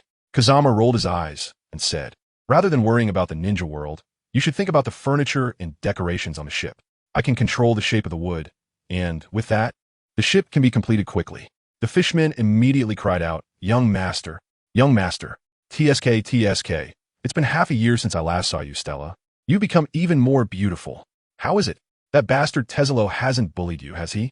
If he does, tell me, and I'll throw him into the sea to feed the fish. Time at sea always passes particularly quickly. It's been almost half a year since Teselo and the others left, and a lot has happened during this time. Stella has become even gentler, occasionally looking at Teselo with affectionate eyes. The sinister aura around Teselo has faded away with Stella's return, and he now exudes confidence and warmth. My lord, how could I bully Stella? She is a gift from heaven to me, the most precious treasure in my life. I must say, Teselo's voice is very magnetic. when he changed from cheerful to serious. His two sentences made Stella blush, and that little look made Kazama deeply understand what it means to be tender as water. Stella just didn't answer my question. I think it must be that you bullied him. Someone, throw him into the sea. Tesolo, Stella, young master. Tesolo has never bullied me. He treats me very well. Please don't let anyone throw him into the sea. So look at how anxious this girl is. She directly bowed at a 90-degree angle. Tesolo, Kazama said seriously while looking at Tesolo. Tesolo quickly saluted, and Kazama earnestly said, let me tell you, the person you choose is up to you, so don't regret it. Although this kid seems to have become a bit silly for some reason, you can't return him. Don't worry, my lord, I definitely won't return him. Tesolo felt a mix of laughter and tears. Suddenly looking up, Stella glanced at Kazama, then at Tesolo, and immediately reacted, her face turning red as if it could ripen. Young master? TSK. I used to hear people say that girls in love are foolish. Today, I finally witnessed it with my young master. You didn't even notice that it's just the two of you beside me? Who do you think I'd let throw Tesolo into the sea? You? Saying this, Kazama started walking toward Tom's house, with Tesolo and Stella following behind. How is the construction of the commercial island going? Technically, everything has been sorted out. I have also built a factory to produce those high-strength reinforced glass and materials. You could say that except for the site selection, all the preliminary preparations are done, and we are just waiting to start construction. Tesolo felt a bit anxious because there really wasn't much done in the past 6 months. The glass capable of withstanding water pressure, the design of various entertainment facilities. From concept to technology to mass production to the factory, it's quite troublesome. This is the first official task that Kazama has entrusted to him. So, Tesolo used all his energy to design this island. If it were just an ordinary amusement island, it would have been built long ago. Stella quietly followed behind. Just like when they were in Mariewa, whenever Kazama and Abbas had discussions, she would always quietly stay aside, occasionally serving tea or refilling water. Okay, I understand. Tesolo, the super large amusement island in the plan is yours. The income will be your salary, and I need you to create something new. The task that Kazama initially gave to Tesolo, that business plan was actually quite simple. It consisted of just a few sentences. Find an island in the first half of the Grand Line, build a super large amusement park, making the entire island a hub for business and entertainment. Then, there should be plenty of delicious food in an underwater tunnel. Seek financial and technical support from the world government. Establish a new company under your management, named after the world government, which should involve education, healthcare, weapons, machinery, transportation, tourism, and other aspects. In my vision, it will be the main source of income for the world government in the future. If you do this well, the world government won't need to collect heaven gold anymore. For those trifles, they still have to bear the infamous reputation of oppressing the member countries.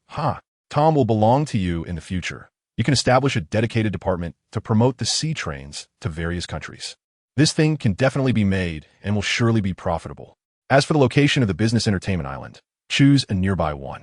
The first batch of sea trains will connect the city of Water 7 and the city of Spring Queen, the food city, and a carnival island. You can create a tourism line. I authorize you the power to negotiate directly with the 5 elders. Remember to be respectful. They're all good elders. How to proceed is up to you. This company will be the commercial department of the world government in the future. If it's done well, this position will be yours. Listening to Kazama's words, Tesolo had unknowingly clenched his fists. He always felt that the young master was not an ordinary person. However, he was now shocked by the young master's thoughts. If he guessed correctly, the young master wanted to reform the world government. Thinking of this, Tesolo couldn't help but feel a surge of excitement. During his time in the New World, he was well aware of the dark side of the world government, and he had long been displeased with these things. The young master having this idea meant that those garbage days were coming to an end. Back when he was training, he had read some books and knew how great the celestial dragons and the world government were 800 years ago. However, the idea of canceling Heaven Gold made him frown. Young master, do you want to cancel Heaven Gold? This is a significant source of income for the world government. What has Heaven Gold become? The ordinary civilians at sea are struggling, and the nobles tell them it's because of Heaven Gold. Do they really believe it? Alabasta has Heaven Gold, Dressrosa does too. This kingdom is a well-known major country in both halves of the Grand Line. The civilians there don't live that badly, do they? In the Grand Line, even counting the 4 seas, how many member countries are suffering because of Heaven Gold? The share of Heaven Gold is proportional. Some nobles in certain kingdoms are almost crazily making money, completely disregarding the lives of ordinary people. Yet we have to bear the infamy? Why should we? Regarding the issue of heaven gold, Kazama has reviewed the world government's accounts. The world government usually inspects the conditions of member countries and sets a standard for collecting heaven gold based on 20 to 30 of the tax revenue of the member countries, according to their recent economic conditions. This standard usually doesn't change for many years. As a result, according to CPS intelligence, the funds collected by various countries in the name of heaven gold are generally 2 to 3 times the amount of heaven gold. The basic operation is, Your Majesty, because we need to pay heaven gold, the treasury is a bit insufficient. How about you take out some private money? Unwilling? Then, how about raising taxes a little to make up for this gap? So, taxes are raised, and various excessive taxes are imposed in the name of making up for heaven gold. Then the money is collected, and officials at all levels take a cut. And the nobles take a cut, delivering to the treasury just enough to be slightly more than the heaven gold paid out. And then the king uses it as private money, with the rest being treated as tax revenue for the treasury. As for those who claim they can't get by because of heaven gold, you can question the character of the world government, but please don't question their intelligence. The world government can still distinguish between a hearty meal and an empty one. Those countries that appear to be struggling because of heaven gold in the eyes of the common people, the nobles are living more lavishly than ever. It's absurd. Tezzolo looked at the cursing Kazama and hesitated for a moment before cautiously suggesting, Young master, even so, is it really necessary to cancel it? In the future, let the amount of heaven gold not determine which countries participate in the World Conference, or simply release news about it. Do you believe that some big countries would go crazy raising taxes for the sake of their face, leading to the country's downfall? Kazama rolled his eyes, and Tezzolo was shocked. This can't be possible, right? Hundreds of years ago, there were still celestial dragons who weren't so depraved and saw that kind of situation, proposing ideas just like yours. As a result, several major countries crazily raised taxes for the sake of face, completely ruining their own nations. As for the royal family, which usually promotes frugality and loving the people as children, told them that was false. Isn't the world government going to punish such actions? Looking at Tezzolo's shocked expression, Kazama simply said, They pay. Tezzolo fell silent. In any case, don't worry about this matter. I was just saying it casually. I already have ideas about the gold in the sky. And this discussion ends here. There will be surprises at the next World Conference. Upon arriving at Tom's cabin, Tezzolo and Tom completed a historic meeting, reaching a consensus on laying down the sea train and promoting the development of the islands along the route, as well as signing a series of cooperation agreements. Take care. I hope that by the next time we meet, the sea train will already be operational. Rest assured, a strong man will definitely make it happen. At the port, Tom and his disciples came to send off Tezzolo and the others, and of course, Kazama was also there. Kazama Ruri Saint, is it true that the Navy is also researching heavy artillery warships? Fram hesitated for a long time, but couldn't help but ask. He had thought a lot these days, and his ideology indeed didn't fit the city of water. Esbaga frowned, but surprisingly didn't speak this time. Tom looked at his little disciple with a somewhat gratified expression. Do you want to go? I do. Oh, Tezzolo, bring him along later and throw him at the Navy headquarters. Kazama was a bit curious. In this case, would Frankie still follow the Straw Hats in the future? But what did that have to do with him? Kazama, are you really not going with us? Tiger looked at Kazama reluctantly, his eyes full of grievance, like a wronged little wife, making Kazama's eyes twitch. Tiger, I've already prepared the wood, as Uncle Tom requested. Moreover, you all finalized the ship's design a few days ago. You also bought back some miscellaneous items these days. So, the ship will be ready soon. If you think it's appropriate for our group to sail on an unrenovated ship, you can choose not to go. Big Brother Tiger, we've already explored Water 7, and we haven't been to Spring Queen City yet. It would be nice to check it out this time. That's right. Kazama felt relieved. It seemed that Jinbei, this honest fish, was somewhat useful after all. He hadn't explored Water 7 properly yet, and he planned to take his time visiting Water 7 and that food island in the next few days. Saying this, Kazama performed a summoning technique, and after a series of intricate seals, a puff of smoke dissipated, revealing a high-tech, dragon-shaped vehicle hovering above the ground, entirely in silver and black. It looked a lot like a motorcycle, but had no wheels. In one word, it was incredibly cool. Wow. Kazama, what is this? A celestial dragon's vehicle? Jinbei's eyes sparkled as he looked at this special means of transportation that could hover above the ground. He couldn't think of any other entity besides the world government that could produce such technology. Celestial dragons? Those things don't deserve it. Kazama's face darkened. Those things? They don't deserve to use something of this level. This is my dark dragon steed, one of a kind in the world. Without my help, no one could create it. Could it be the legendary technology of Vegapunk? And then combined with some ninja world elements? Aladdin thought for a moment and suggested the most likely explanation. Well, that's about right. I do need Vegapunk to modify it a bit. Now, you all can leave. I'm heading out. After saying that, amidst the envious gazes of the fishmen, Kazama jumped onto the dark dragon steed. With a twist of the handlebars, the dark dragon steed shot out like a wild donkey, disappearing from the fishman's sight in an instant. Water 7, a super small island, had a fountain-like shape with a gigantic fountain at the top, and 8 waterways flowing down to the seabed.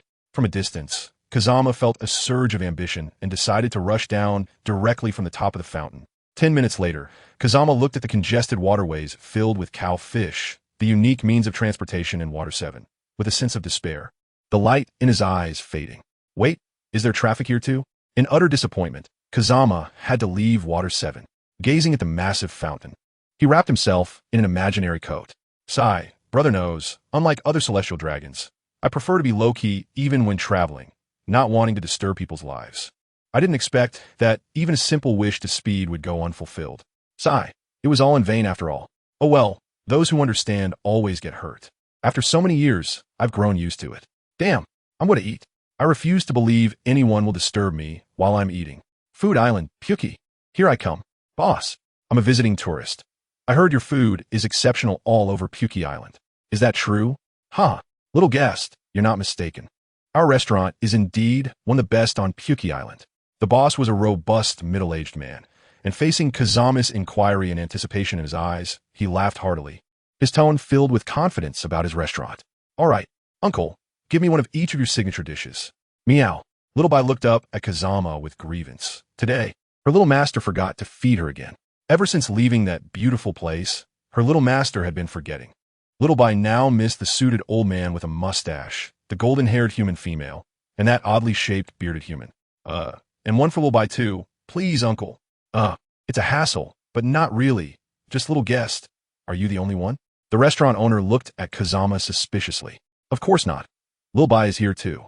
Restaurant owner. Do you think you're funny? Little guest. Wasting food is very bad behavior, you know? Uncle's portions are quite generous. One serving should be enough for you. If it's not enough, Uncle can cook more for you. I absolutely won't let you go hungry.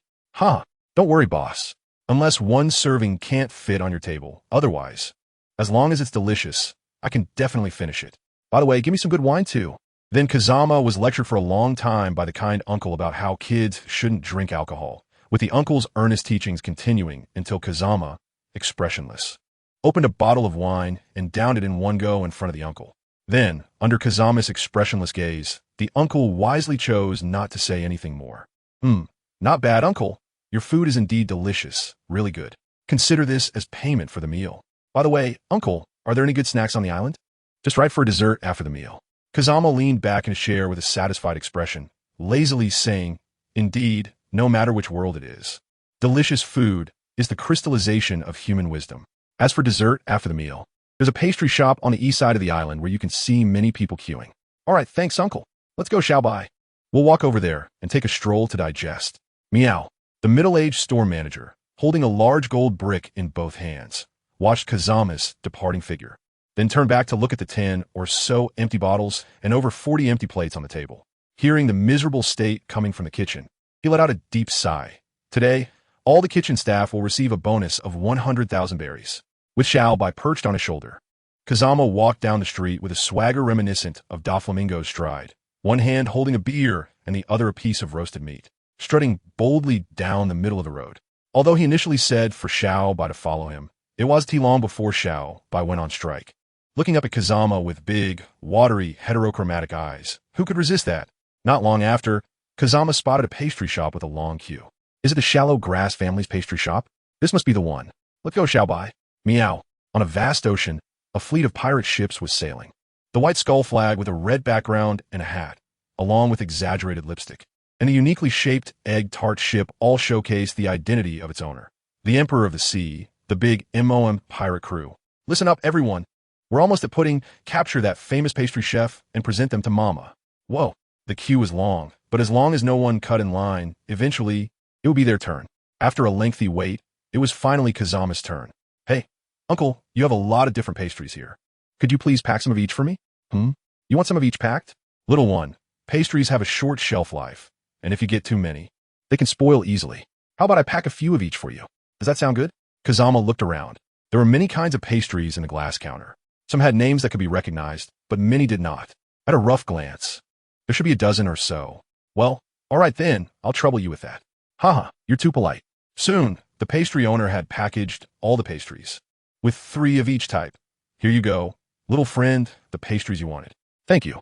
Just as Kazama was about to happily take the pastries, he suddenly felt a dizzying spin, and with a thud, his view changed to the sky. Who am I? Where am I? What am I doing? Meow. A sudden white cat brought Kazama back to his senses. He blinked and sat up confused.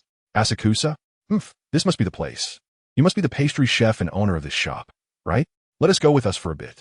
Kazama turned his head to see a tall figure dressed like a prince from a medieval Western play. The height of people in the pirate world is really outrageous. Is he a member of the drama club? Kazama stood up in confusion and brushed off the dust from his clothes. He walked over to the man in the blue stage costume who had tossed him aside and tugged at his clothing. Kid, is there something you need? The man in the blue costume with a buzz cut turned his head, only to find no one there. When he looked down, he realized it was the same child he had thrown aside moments ago. I have something I want to tell you. Can you lower your head so I can tell you? It's really important. Kazama looked seriously at the man in front of him, feeling that he looked somewhat familiar. Just say it directly if you have something to say, the man replied, visibly impatient, but also curious as to why this kid wasn't afraid. Unlike others who kept their distance. It's really important. You'll regret it if you don't listen. Regret? Interesting. I want to hear what you have to say, little brat. If it's not important, be careful with your life. The man raised an eyebrow, squatting down with interest, a fierce glint in his eyes. Seeing him squat down, Kazama smiled slightly and suddenly slapped him, softly saying, "Didn't your mother teach you to be polite?" The surroundings fell silent. "You brat, you're seeking death." The man's eyes were filled with rage as he grabbed Kazama's clothes and lifted him up, glaring fiercely at him. But Kazama showed no reaction, even wanting to laugh. "I was ready to take you down, and this is all you've got?" Kazama then showed a mocking expression, slowly extending his right hand toward the man's neck. However, due to their size difference, Kazama couldn't reach him. To others, it looked like Kazama wanted to counterattack, but couldn't. That little brat is really interesting. Yeah, what does he want to do? Does he think he can resist Lord Daifuku? Poor little brat. I hope he learns his lesson in his next life. Little brat. What do you mean by reaching out your hand? Do you want to make me laugh to death? Daifuku and his underlings laughed heartily, and Kazama also laughed, then suddenly clenched his fist. Daifuku's laughter abruptly stopped.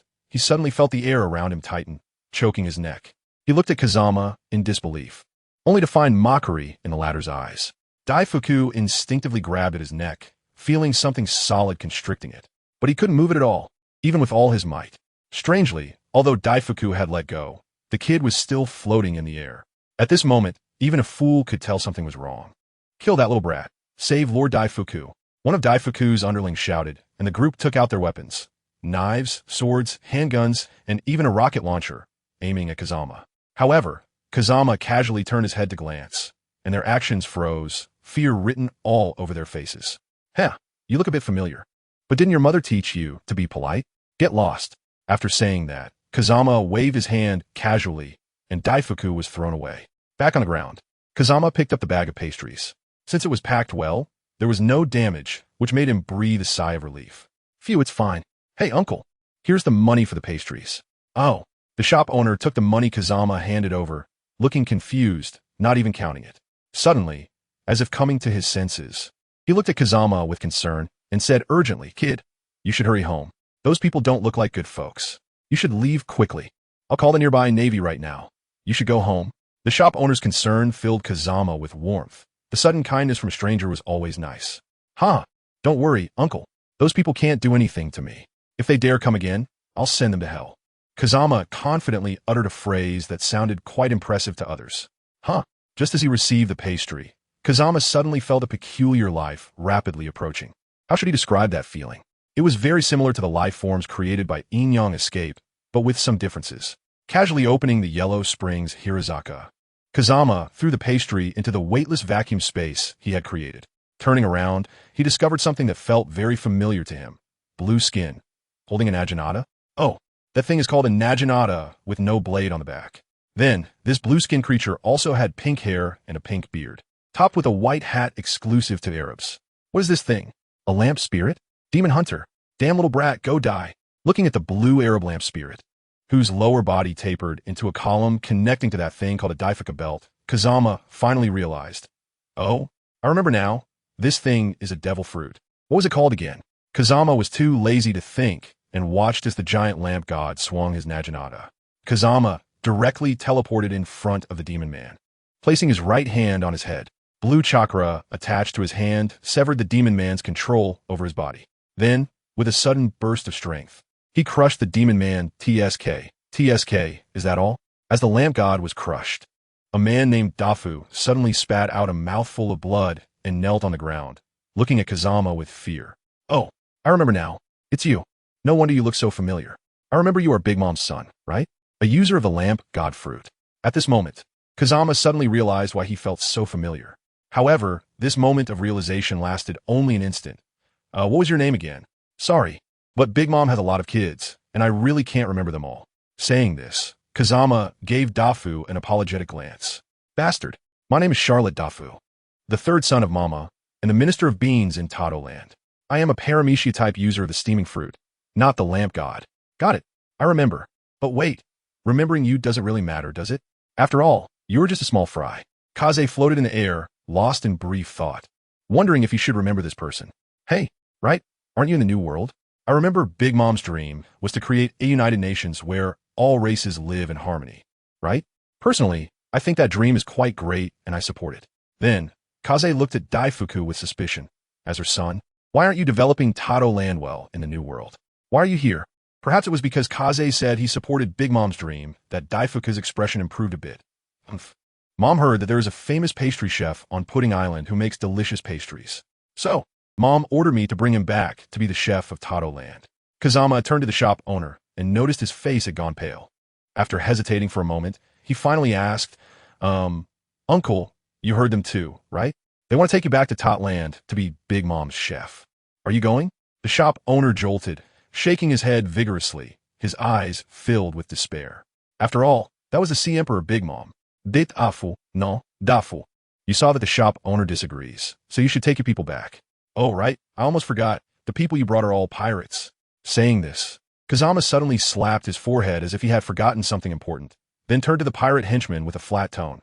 You guys, you all, well, just go and commit suicide. Oh, right, don't shoot yourselves in the head. That's too bloody and might scare the children. Just stab your hearts with a knife. Or use a gun. Be quick. Go find a place to commit suicide, or it will be hard to clean up. Then, under the shocked gazes of everyone, those pirate henchmen moved like robots given orders, finding an open space. Although their faces were filled with terror, they resolutely executed Kazama's command, whether using knives or guns. Whether on their companions or themselves, they ended their short and sinful lives. Dafu's pupils constricted, and forgetting to wipe the blood from the corner of his mouth, he angrily looked at Kazama. Bastard, what are you trying to do, you little brat? Huh? What am I trying to do? Isn't it obvious? Can't you understand? Kazama widened his eyes, looking up and down at the ant's son, thinking, could he be an idiot? Moreover, if I remember correctly, the ships from Totland are all homies with souls. Are you really afraid you can't go back? Dafu's face was as dark as a sewer without lights, his tone chilling. Kid, I admit you're strong, but you're still too immature. Do you really want to go to war with the Big Mom pirates? You'll meet your end. Immature. Feng Jian never expected that one day he would receive such an evaluation. Back in the day, he wielded a watermelon knife, cutting from Konoha to the ninja world, from land to sea, from Earth to the moon, and from a low-ranking ninja to Otsutsuki. After decades of his chopping career, his killing intent was enough to scare even ordinary jonin into not daring to move. Yet someone actually said he was immature? Do you look down on my watermelon knife? Kazama was truly amused, looking at Daifuku with a half-smile, and slightly relaxed some restrictions.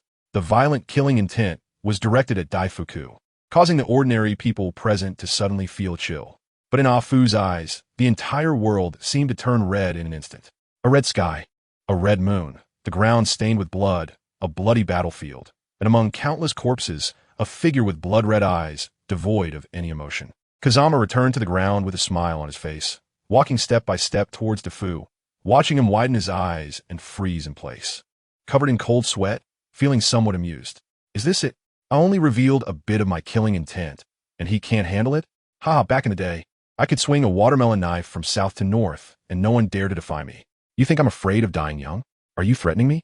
Kazama lowered his head and sneered at Daifuku, his eyes filled with mockery, completely unaware that Daifuku, who had originally been looking down, suddenly regained his composure.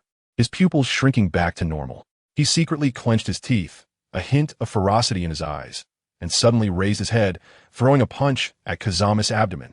And then there was nothing after that. Daifuku looked at Kazama, who had taken his arm color punch without even flinching, his mouth slightly agape. He raised his head and found that Kazama still wore that cheerful smile. At that moment, another figure suddenly appeared in Daifuku's mind. That's right, it was his mother, Big Mom. As Big Mom's son, he knew very well how terrifying her physical capabilities were. Ordinary swords and knives couldn't break through her defenses at all. Moreover, Big Mom had hardly exercised at all throughout her life. She had focused almost all her energy on developing her fruit powers and having children. And her combat skills were acquired through her pirate career. Yet, even so, she still held the title of Emperor of the Sea. This shows how terrifying her innate talent is. Thus, she also had the nickname Steel Balloon in this sea, and now, he was witnessing that terrifying talent again. This person was sent by Mom herself, and you can't stop him.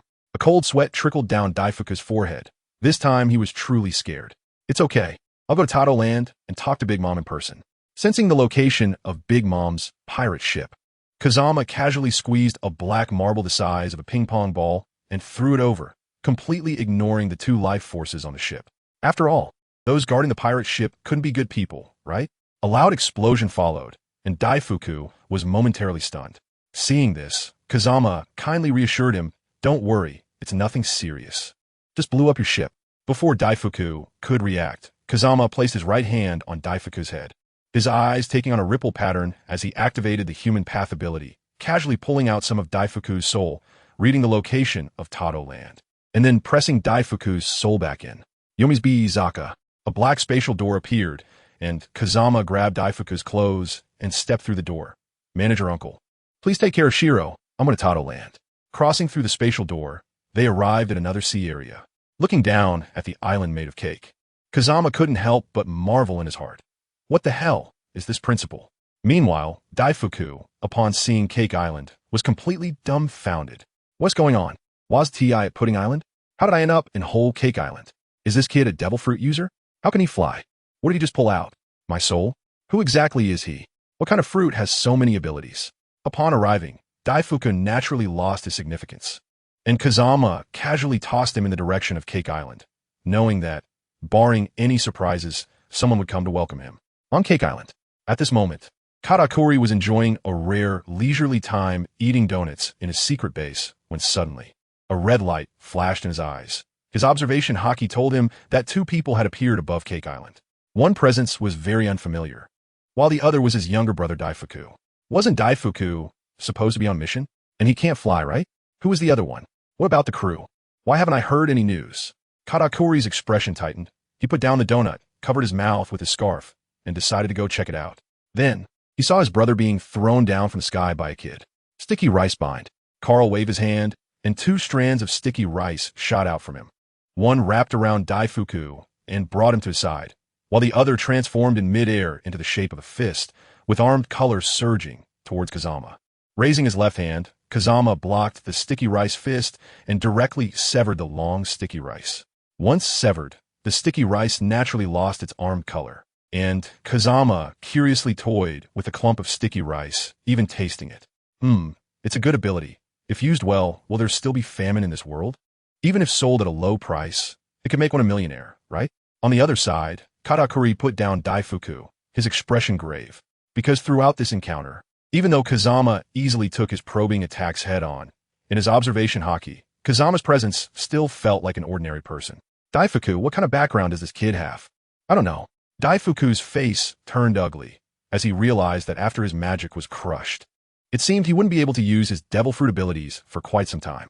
When he brought back that pastry chef from Pudding Island, he thought he was just an ordinary little brat and tossed him aside. Katakuri, be careful. He crushed my magic so easily. Moreover, he possesses a strange ability that seems to allow him to control people. The pirates I took out under my command just listened to him and committed suicide after he spoke a few words, their faces filled with fear, yet they couldn't control their actions. Additionally, he has a black marble the size of a ping-pong ball that can blow up my ship, and he has terrifying physical strength similar to Mom's. He also seems to be able to open a black spatial door. We just went from putting a Tato land through that door. Finally, be careful when he contacts you. When he grabbed my head, it felt like he could pull my soul out. In that situation, I completely lost control of my body. To prevent his brother from suffering, Daifuku told Katakuri everything. And Katakuri, with a grim expression, nodded and suddenly flashed a red light in his eyes. His pupils contracted as he quickly created a huge wall with sticky rice wall. Kazama played for a while and felt that this sticky rice was just SOSO without any domineering presence. He then casually compressed the lump of sticky rice and smashed it towards card 2, though it wasn't entirely casual. He used some force. The ground around card 2 suddenly stirred, and a wall shaped like sticky rice appeared, directly blocking the high-speed, high-density sticky rice that was coming in. The lump of sticky rice pierced through the sticky rice wall and broke through the ground, but in an instant, the ground returned to its original state. Kazama watched the scene with great interest. Was the awakening of the fruit ability assimilating the ground around to mochi rice to prevent damage to the ground? It makes sense. If he directly used armament haki to harden the mochi rice as a shield, the shockwave from the collision could topple nearby buildings. Interesting. So how do you block this? A circle of black spheres the size of table tennis balls formed behind Kazama. With a casual gesture, he pointed, and the small balls lined up and charged towards Katakuri. Contrary to what Daifuku had guessed, Kazama's technique was called Spiral Wheelyu, although only the size of table tennis balls. Its power was not just limited to the explosion range of 1,000 meters that destroyed Big Mom's ship. The entire ship was reduced to ashes. Of course, this was under the condition that Kazama hadn't used much chakra. After all, a fist-sized spiral wheel, you could flatten the entire Konoha village. Destroying a medium-sized island was not a problem at all. Generally speaking, Konoha's visible range is only within the second ring, and the complete Konoha village has at least 42 training grounds with a diameter of 10 kilometers, with the Death Forest being one of them. Mochi City Wall Pot. Looking at the 9 familiar black spheres in a row, Daifuku's expression turned grim, but Katakuri's face darkened as well. His observation haki had already informed him of the potential consequences if this thing exploded on Cake Island. Without having time to worry about such a downfall, Katakuri directly assimilated the surrounding buildings into mochi rice, then formed a massive, armored wall surrounding the 9 small spheres, creating a structure that resembled a pot, perfectly mitigating the explosion's impact. Accompanied by a tremendous roar, the wall pot remained intact. But this was also within Kazama's expectations. If even a 1,000-meter explosion couldn't be blocked by Katakuri, he wouldn't be worthy of being one of the 3 stars, as Hawkeye's basic slash could exceed 1,000 meters. After the explosion subsided, Kazama revealed a smile. He sensed the main target, who was now attacking him, Waigwa. Big Mom was furious because she was daydreaming about the delicious pastries made by pudding, only to feel a powerful and unstable fluctuation appear above Cake Island. And that feeling was directed towards Cake Island. She pushed open the window and saw Kazama throwing out a bunch of black spheres. She could still feel the power of this attack, so she was very angry. If it weren't for her second son, Katakuri, blocking this attack, who knows how much damage her Cake Island would have suffered. She directly arrived outside the castle rock, wielding Napoleon, and unleashed a Waigwa. At this moment, almost all of Big Mom's children had emerged. Big Mom, at this time, looked younger than one might expect. TSK. I remember Big Mom was very beautiful when she was young. Truly, the beauties of the pirate world have age limits, except for those few ageless goddesses. Feng Jian activated Susanoo, and a purple half-body skeleton appeared to block Big Mom's attack. Looking at Big Mom, who didn't seem that old, Feng Jian exclaimed, "So your name is Charlotte? Mamai, what an interesting little brat. Able to take my hit? How intriguing. How about becoming my family? Kazama, no way. I'm still a kid. How old are you? Do you know these 4 are breaking the law? I have many lovely daughters. I can marry one off to you." Although my mother is always a bit out of it, as the Emperor of the Sea, her taste is still there. To be able to withstand her casual strike at this age, this kid's future seems limitless. Let me take a look. Kazama turned his head to look at Mama's daughters. Goodness, they're all so strange looking. Mama's taste is not great, huh? She was quite pretty when she was young. How come her daughters are all so ugly? Wait a minute. At this moment, Kazama suddenly noticed a beautiful woman draped in a purple feather coat, wearing a red body-hugging short skirt, with short red hair and two small black horns on her head. How to put it? Well, fair-skinned and beautiful, a great beauty. Mama. This is my 18th daughter, Charlotte Galette. She is 18 years old this year. If you like her, I can marry her off to you. Mom. Galette suddenly panicked. Although as Mama's child she had expected it, she didn't think she would be married off to a kid. Hee. Kazama's mouth twitched. 18 years old, what is that? A kid pulling a cart? Sigh. Forget it. You were born before me. I was born when you were already old. Year after year, flowers look the same. But people are different. Thank you for your kindness, but looking at it, among people close to my age, your daughters don't seem to match my aesthetic. Galette is indeed very beautiful, but she's much older than me, so I refuse. No one is forever 18, but there will always be someone who is 18. Mama. You really have high standards, huh? But are you sure you want to refuse? Mama's eyes sparkled with a dangerous light, and the violent conqueror's haki was unleashed without reservation. This kid has astonishing talent. He must not be returned to the sea. Feeling the impact of the conqueror's haki, Kazama scoffed. Is this it? Compared to the pressure from the old man, it's far off. Flashy, but insubstantial. This kind of thing used for clearing out mobs should not be brought out to embarrass oneself. As soon as the words left his mouth, a surge of azure-purple conqueror's haki shot up into the sky, instantly occupying half of Cake Island, and under Kazama's mocking gaze, the azure-purple haki slowly but steadily advanced. Are you kidding me? This level of conqueror's haki? How is that possible? Even Katakuri wouldn't be able to do this, right? A man holding a candy cane with his tongue hanging out stared wide-eyed, disbelief written all over his face, cold sweat continually seeping out. Such talent is too terrifying. Little brat, I'm becoming more and more interested in you. Are you really not considering becoming my family? You could carry my name and roam this sea recklessly. I refuse. I am a dignified celestial dragon, a descendant of one of the 20 kings, the only bloodline of the Kazama Clan. Become a pirate? Even be someone else's little brother? I can't afford to lose that face. Mama. You're really determined? Huh? Since that's the case, I can only ask you to die. Emperor's sword breakblade. Mama jumped into the air with her legs powered, raising Napoleon, the flames of Prometheus covering it, and swung it down fiercely at Kazama. This world-exclusive ability, aside from Conqueror's haki, I haven't mastered the others yet. I hope you can let me have a good time. Watching the huge blade, Kazama murmured unconsciously. Then he actively released Susanoo, creating a black horizontal sword with his hand. The azure-purple Conqueror's haki entwined around it, and a hint of excited smile appeared at the corner of his mouth. Iado draw, sword slash. With a loud bang, the massive Napoleon collided with the small horizontal sword. The resulting shockwave directly stirred up a great wind on Cake Island. It only held for a few seconds before Kazama was sent flying, crashing heavily onto the sea surface. It's not over yet. With a flash of red in her eyes, Mama raised Napoleon again, swinging the sword repeatedly. Blade Mother-S flame. Strikes imbued with a large amount of flames hit the sea surface one after another, creating huge waves that made one's scalp tingle. Such a terrifying attack. That kid would be dead or disabled, right? Daifuku watched the distant sea surface, his tone laced with mockery. Karu's eyes sparkled with red light, his face serious. No, he is still alive. The surging waves gradually calmed, and the flames also began to disappear. Amidst the remaining great fire, a low, deep laughter emerged. Soon, the laughter grew louder, and a small figure looked up at the sky, laughing madly. If one listened carefully, they could hear the excitement and joy contained within the laughter. Ha. This is what battle is. Kazama slowly reined his laughter, looking at the tall figure in the sky. Big Mom, I have to admit, I underestimated you. I thought I could fight you with this body, but unfortunately I'm still not old enough. Using just physical strength barely reaches the peak of the sea. However, it's precisely because of this that it's interesting. Let's have a good fight. Big Mom, a massive amount of natural energy surged into his body. Kazama returned to the sky. His eyes turned into golden vertical pupils. Two pure, white, small horns grew from his head, and natural energy directly formed an azure-purple coat on the surface of his body. As for the previous injuries, those little wounds healed in less than a second under the dual effects of the immortal body and steel balloon. Feeling his current state, Kazama satisfiedly clenched his fists.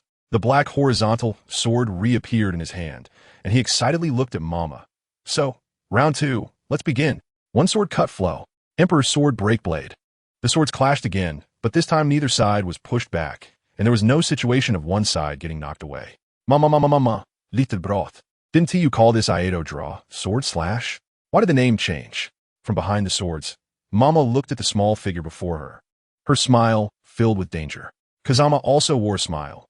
Hee, it's just an attack with Conqueror's Haki. I don't think it's necessary to name it.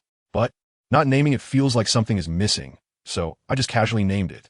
Mama. The ability wrapped in Conqueror's Haki is truly a terrifying little brat. Since that's the case, I can't let you live. Prometheus. Zeus. Understand. Mama. To a massive flame wrapped around Mama's body, Zeus also turned black.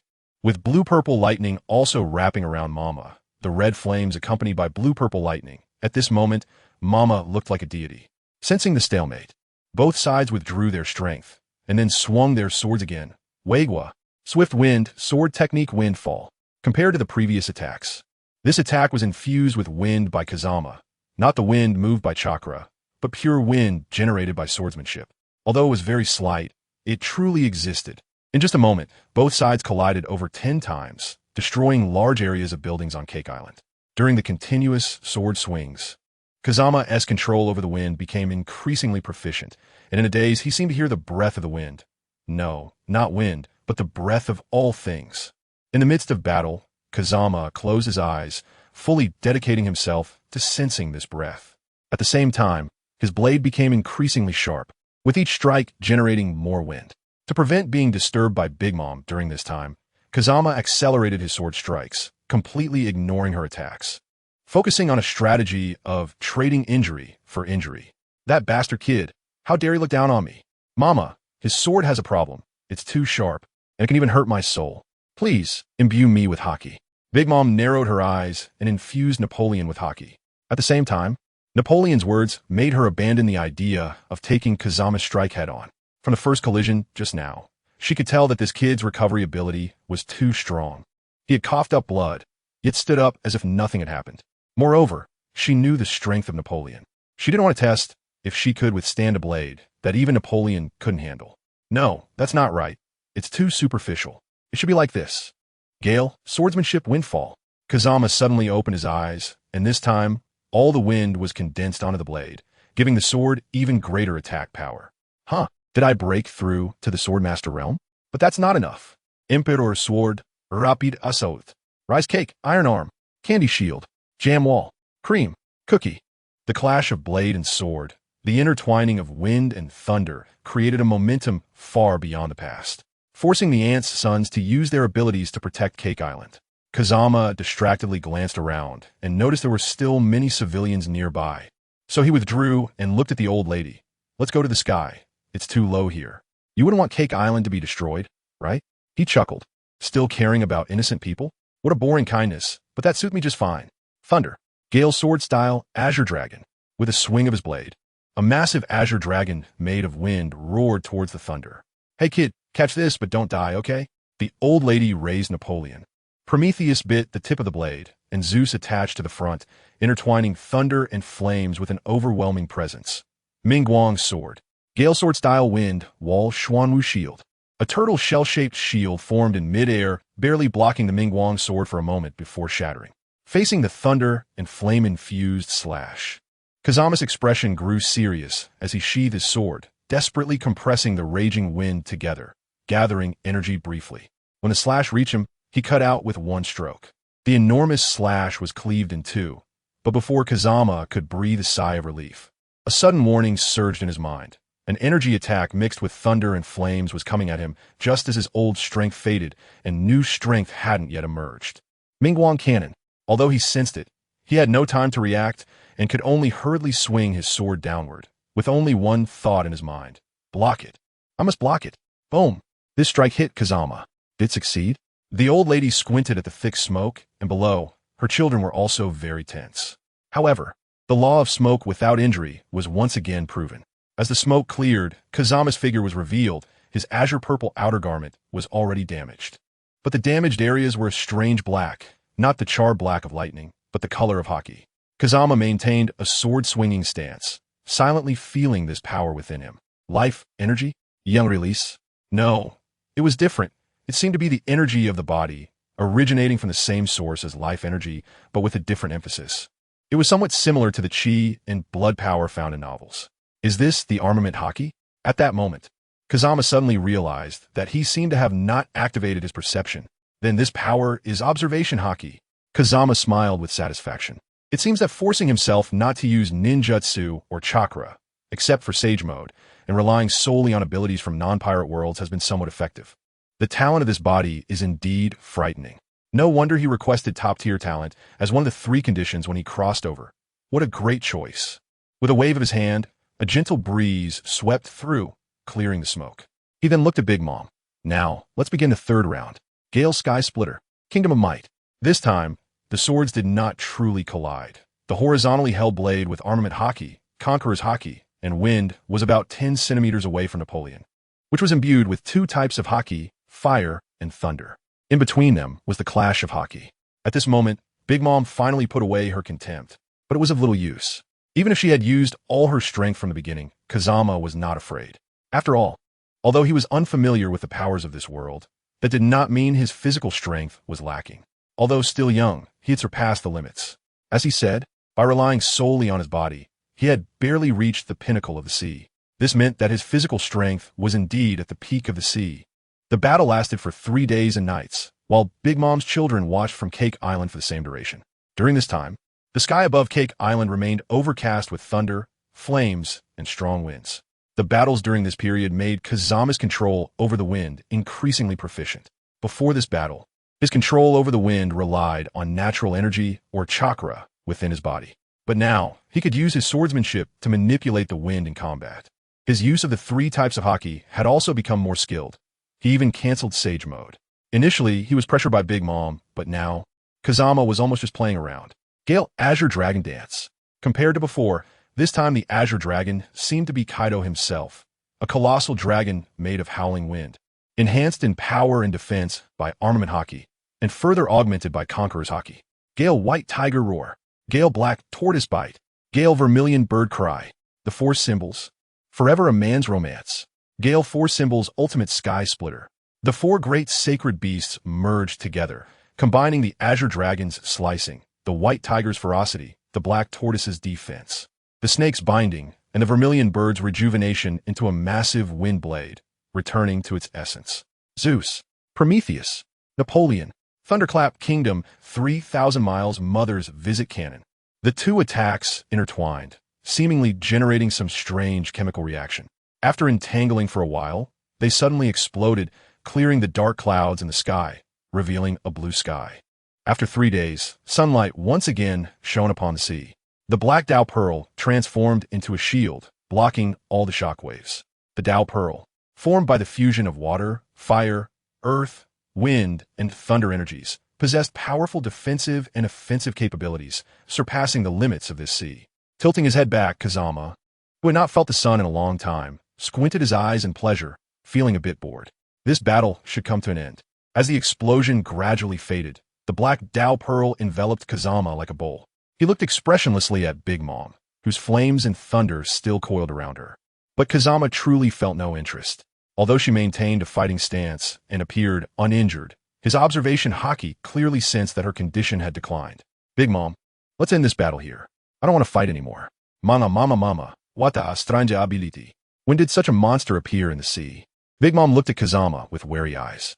Whether it was the black substance that blocked the explosion's aftermath or the purple skeleton that Kazama used to block her initial attack, he had not used them in battle. Moreover, most importantly, her observation haki told her that this little brat's aura hadn't declined at all. Big Mom's eyes flickered, and she suddenly laughed. Mama, that's fine. After all, I'm also tired. However, little brat, don't randomly seek trouble with the Big Mom pirates in the future. After all, those are all my beloved subordinates. Huh? Charlotte Linlin, or should I say Big Mom, do you think I'm negotiating with you? Talking terms with me? Who do you think you are? The Emperor of the Sea? Huh? Just garbage in the sea. Do you really think you're something important? Kazama said calmly, as if mentioning something quite ordinary. Moreover, there was a hint of frustration and confusion in his tone, as if a deity could not understand where mortals got the audacity to shout about slaying gods. Bastard, what identity does that little brat have to dare insult Mom like that? Just playing with Mom for a few days, and she might not even be serious about it. Does he want to die? Shut up, Smuggy. Parasparrow's expression was grim. Mom had unleashed all her powerful moves, and you still think she isn't serious? Being stubborn is one thing, but this is too much. This level of battle is not something they can interject in. Besides, where did this monstrous little brat come from? He might not follow the rules of the Big Mom pirates and might attack them. Parasparrow. Smuggy looked incredulously at the candy minister of Tato Land. Their pirate crew was insulted. Mom was insulted, and he didn't react? Smuggy, stop talking. Only Mom is qualified to speak with that monster. Moreover, we don't know his background clearly, meaning that as long as he wants, he can attack us at any time. How long do you think we can hold him off? Get ready for battle. Right now, we can only place our hopes on Mom. Kaido's expression was similarly grim. Before the explosion, this little brat felt dangerous but not deadly. However, since he used that black ability, Kaido could clearly sense the overwhelming, lethal threat looming over him. That little brat really doesn't care about life. As Parasparrow and Katakuri spoke up, Big Mom's children all fell silent. Although the little brat's performance in terms of large-scale attack power wasn't as good as Mom's, his physical prowess was simply abnormal. From being immature at the beginning to skillfully using haki later, he must have endured countless attacks from Mom in between. Yet he treated it all as if nothing happened. It was ridiculous. The warning from observation haki was felt not only by Kaido, but also by the now-calm Smuggy, and of course Big Mom sensed it too. At this moment, Big Mom really felt a bit regretful. What was I pretending for? Why'd I have to argue stubbornly? This monster said he wouldn't fight. So why did I have to say more? And you, little brat, didn't your elders teach you about the ways of the world? I've already given you an out. Why do you have to be so aggressive? Of course, Big Mom wouldn't dare to say these words at this moment. As someone who had fought against Kazama for 3 days and nights, she clearly noticed that Kazama's current state was completely different from before. The Kazama from before seemed like a child who had discovered a new toy. Rather than fighting, it was more like playing, while the Kazama now had no expression on his face, his pupils filled with indifference. However, at this moment, Kazama's words had already put her in a difficult position. If not handled properly, the Big Mom pirates will be finished. What a terrifying little brat. Do you think the Emperors of the Sea are trash? However, I really want to know what gives you the confidence to say that. Just the strength you've shown before is not enough to support such big talk. TSK. Kaze rarely snorted with laughter. It seems that Big Mom isn't as brainless as she appears. What Big Mom meant was quite simple. I know you're strong, but can you show me your strength? If it were that easy to back down, then the Big Mom pirates wouldn't be able to survive. In short, Big Mom needs him to demonstrate his power to silence the sea. Coincidentally, Kaze only intends to end this battle and doesn't plan to bring this pirate crew to an end right now. With his right hand clenched into a fist, he extended his index and middle fingers, placing them upright against his chest. Kaze's eyes turned into a ripple pattern. Big Mom, do you think this power is enough? Heavenly obstruction, shock star. After the explosion, the sky was quickly shrouded by clouds. But not long after, the clouds were once again broken apart, and this time, it was a massive meteorite with a diameter of 10 kilometers. In 4 words, it was like blocking out the sun. What is this? Are you kidding me? Is this really something a human can do? This is the power of a god. The children of the lawless Big Moms felt despair for the first time in their lives. Kazama leisurely sat in the air, with the Taoist jade directly forming a throne to support his body. One hand rested on the armrest, and the other propped up his chin as he looked at Big Mom with interest. I specifically picked this out for you. It's not very large in diameter. Your attacks can reach nearly 100 kilometers, so handling this meteorite shouldn't be too difficult, right? By the way, my personal suggestion is that you can attack it from the side while it's still falling to change its landing spot. Of course, you can also try to destroy it. If it lands smoothly, it will definitely leave a crater with a diameter of 100 kilometers on land. Big Mom looked at the falling meteorite, her expression unclear as she slowly lowered her head, her aura continuously rising. Zeus, Prometheus, Napoleon. Big Mom raised her head, her gaze fixed on the massive meteorite. Filled with ferocity, she leaped from Zeus and soared into the sky. Flames, thunder, armament color, conqueror's color, and so on all wrapped around Napoleon. What a joke. I am the Empress of the Sea, Big Mom. The massive blade struck the meteorite from below through the haki, and compared to the enormous meteorite, Big Mom was negligible. However, the collision truly caused the meteorite to stop. The hearts of Katakuri and the others tightened. The fate of the Big Mom pirates depended on this moment. After a stalemate for a while, the meteorite changed its trajectory and began to fall towards the waters surrounding Whole Cake Island. Although it had been momentarily halted, its speed remained high. Conservatively estimating, If it fell, whole Cake Island and several nearby islands would definitely not survive. Mom has stopped the meteorite. But now it's much worse than before. Everyone, let's work together to stop the meteorite from falling. Hurry. The second-in-command's eyes flashed red, immediately urging his siblings to act. His forehead drenched in cold sweat.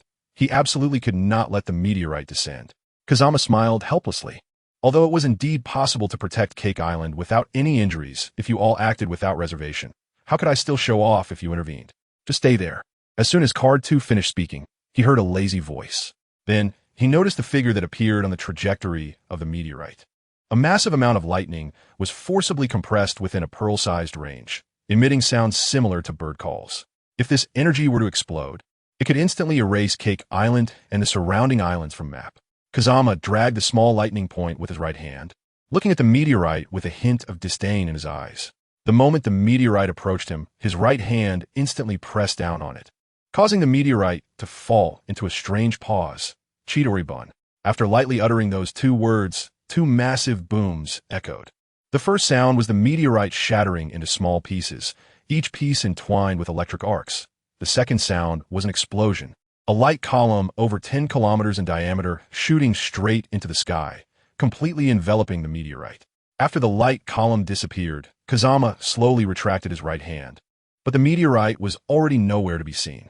Mom, that little brat's lightning just now was more than enough to sustain a whole day of the 10,000 great freedom heaven god. Zeus's expression was complicated.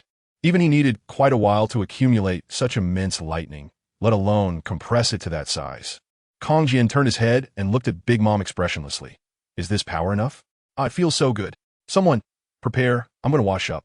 Waking up from a 5-meter oversized bed, Kong Jian lazily stretched. He really didn't understand the peak or near-peak level battles on this sea, which could last for several days. It was just like after Kong Jian skillfully used hockey. He and Big Mom were merely consuming each other, with neither able to do anything to the other. Really? Why not develop some stronger moves instead of wasting time on this mutual exhaustion? Such a waste of life. Although Kong Jian's physique could completely adapt to such battles, his long-standing habit still led him to take a big sleep in the palace of Cake Island after the fight. Knock knock. Komein, Mr. Lioli. Hot water has been prepared for you. Seeing Garrett walk in, Kong Jian couldn't help but widen his eyes. What's going on? Is Big Mom trying to use a beauty trap? Isn't homies the specialty of Tato Land? Why is she acting as a servant? I'm still a kid. Mr. Lioli, my mother has ordered to receive you with the best standards. The attitude of the housekeeper was very respectful. After all, Kong Jian's godlike power was still fresh in her memory. Well, okay, lead the way. Just briefly surprised, Kong Jian quickly returned to his nonchalant demeanor and joked. As a celestial dragon, what kind of scenes hadn't he seen? When visiting other families, the way those things were played could really be summed up in one sentence. There is nothing ordinary people can't think of that celestial dragons can't do. Garrett held a towel and stood respectfully to the side. After washing up, Kong Jian took the towel to wipe his face and casually handed it back. By the way, just call me Kong Jian. I don't like being called Lioli. Yes, Mr. Kong Jian. You ordered before sleeping that you wanted to eat barbecue after waking up. Sea King barbecue is always prepared for you. Would you like to dine now?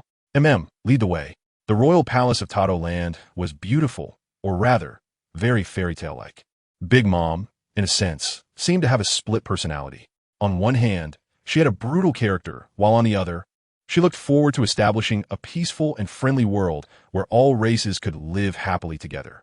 Therefore, years ago, some fans speculated that Big Mom had two souls, Nun and Lingling, or that the two souls had merged into one. Kong Jian wasn't interested in this. It had nothing to do with him. Yo, Big Mom. Didn't expect to see you here. Are you waiting for me to dine? A long dining table was covered with a pure, white satin tablecloth, split in the middle, with half desserts and half barbecued meat. Big Mom sat on the dessert side, and her children were on both sides of the table. As he approached, Katakuri behind the chair naturally pulled it out for Kong Jian to sit down. He casually picked up a knife and fork to taste. Not bad. Although it's slightly inferior to Mariewa, it's one of the better meals I've had, second only to Mariewa. Mama. I specifically instructed people to call me when you wake up. How is it? The chefs in Tato Land are not bad, right? Indeed not bad. Just from the barbecue, it's second only to Mariewa. Everyone couldn't help but glance at him. Being able to eat in Mariewa was rare aside from the Navy. This kid, he couldn't possibly be a guard from the Holy Land, right? Then, there was only one possibility left. Mama. Are you so generous as to admit it? Celestial Dragon, Kong Jian Lioli? What's so shameful about this identity? Why deny it? Mama, so straightforward. Then, may I ask, Mr. Kong Jian Lioli, why did you come to Tato Land instead of staying in the Holy Land? According to Daifuku, he encountered Kong Jian while trying to capture someone, casually tossed him aside, and then got beaten up. Later, he reported Big Mom's name, and then she got beaten too. It seemed that this was a misunderstanding, but how could Big Mom believe that? A young and terrifying celestial dragon casually traveling with that group of fishmen? Impossible. Oh, I just wanted to let you know, I've protected the chef on Puki Island. Don't make things difficult for him. Huh, just that? Big Mom was completely dumbfounded. And so were her children, who all looked at Daifuku with a shared killing intent. Just because of a chef, you almost ruined my Tato Land? You think you're so great. You're so noble. Kazama thought for a moment, and it seemed he really had nothing to do. Well, more or less. It just happened that I heard that, Dafu, he is one of yours. So I wanted to spar with the Sea Emperor, and also come to remind you guys. After taking a sip of tea, Kazama continued. My perception tells me that Tot Land is a very beautiful place, with many islands that look like they only appear in fairy tale worlds. Therefore, you can definitely develop tourism and then collect taxes. You can earn as much as through plundering, right? I heard your dream is to establish a nation where all races live in peace, which is great. Although you're also trash compared to the trash of the New World, you could be considered better trash. At least you have truly ensured that the residents of Tot Land are well fed and not attacked by pirates. That's good. I don't care how many pirates die, but I care about those civilians. The world government and the Navy are currently not interrupting the New World. So, Big Mom, don't harm civilians in the future. If any of your children have hands without the blood of civilians, then let their hands remain unstained by civilian blood. Otherwise, with so many children, if one of them doesn't survive when the ship capsizes, that would indeed be a sad story. Tot Land is my ideal country, where all races live together in peace. Singing, dancing, and having fun is my dream. How could I bear to harm the residents of Tot Land? As for my children, as my offspring, they can not only enjoy the benefits brought by the Big Mom pirates. Well, whatever, it's your family matter, and I can't be bothered. From now on, just protect your territory in Tot Land. If you have the ability, then protect more islands. In any case, don't harm the civilians. Kazama elegantly cut a piece of roasted meat and put it in his mouth, suddenly pausing as if he thought of something. Then, he looked at Perispero and Karakuri. You too, how about following me in the future? There's no future in following Big Mom. Your strength is not enough to protect Tato Land after she dies. Ha ha ha, Perispero. I didn't expect to receive an invitation from the Celestial Dragons. However, I'm sorry, but I can't bear to part with my lovely brothers and sisters. I will not betray my family. Kazama watched the two with great interest. One mentioned younger siblings, while the other referred to family. TSK, Kaido. You should learn from Big Mom how to educate the next generation. While Kazama was sleeping, an urgent newspaper spread across the seas. And the front page featured a photo. A man with golden vertical pupils, horns on his head, and a purple-blue glow enveloping his entire body, forming a purple-blue coat around him, radiating an imposing aura. He held a horizontal sword high, which was similarly surrounded by a purple-blue flame, and a majestic qinglong circled around him. His expression was emotionless as he looked down at a distant figure below, a tall female human, her hair made of flames, standing atop dark clouds entwined with fire and thunder, with her giant sword wrapped in black fire-like lightning, bearing a sinister grin. The photo looked as if an emotionless deity was judging a demon. The headline was simple: Descendants of the great creator descendants of the 20 kings, celestial dragons deities, Kazama Ruri cease. 800 years ago, the great 20 kings established the world government as an organization to promote world peace and development. Then, the 20 kings relocated their entire clan to the Holy Land Mariewa and have lived there for generations. As world nobles, their descendants were given a new title, celestial dragons. Over the past 800 years, the world government has developed into a colossal entity with over 200 member countries. However, we seldom hear news about the celestial dragons. Occasional rumors are often unsatisfactory, leading to a notion: can the celestial dragons truly bear the glory of their ancestors? Today, no, it should be said 3 days ago. This question already had an answer. Just 3 days ago, the descendant of the great creator, the sole bloodline of the Kazama Clan, and the current young master of the Kazama Clan, Kazama Ruri cease, ventured alone to Tot Land in the New World to engage in a fierce battle with the Sea Emperor, Big Mom. This battle, which lasted 3 days, ended with Kazama Ruri cease emerging victorious. In this fight, the 9-year-old Kazama Ruri cease displayed his godlike power to the entire Big Mom pirates. Until the battle concluded, he suffered not a single injury, and even his aura did not diminish in the slightest. The Kazama Clan, one of the great 20 kings.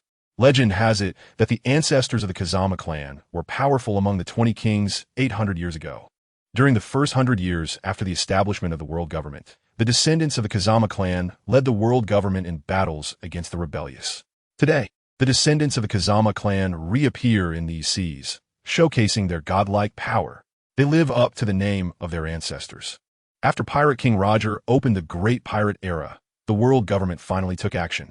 The tides of the world have begun to stir, and a new development awaits. In this changing situation, no one can remain uninvolved.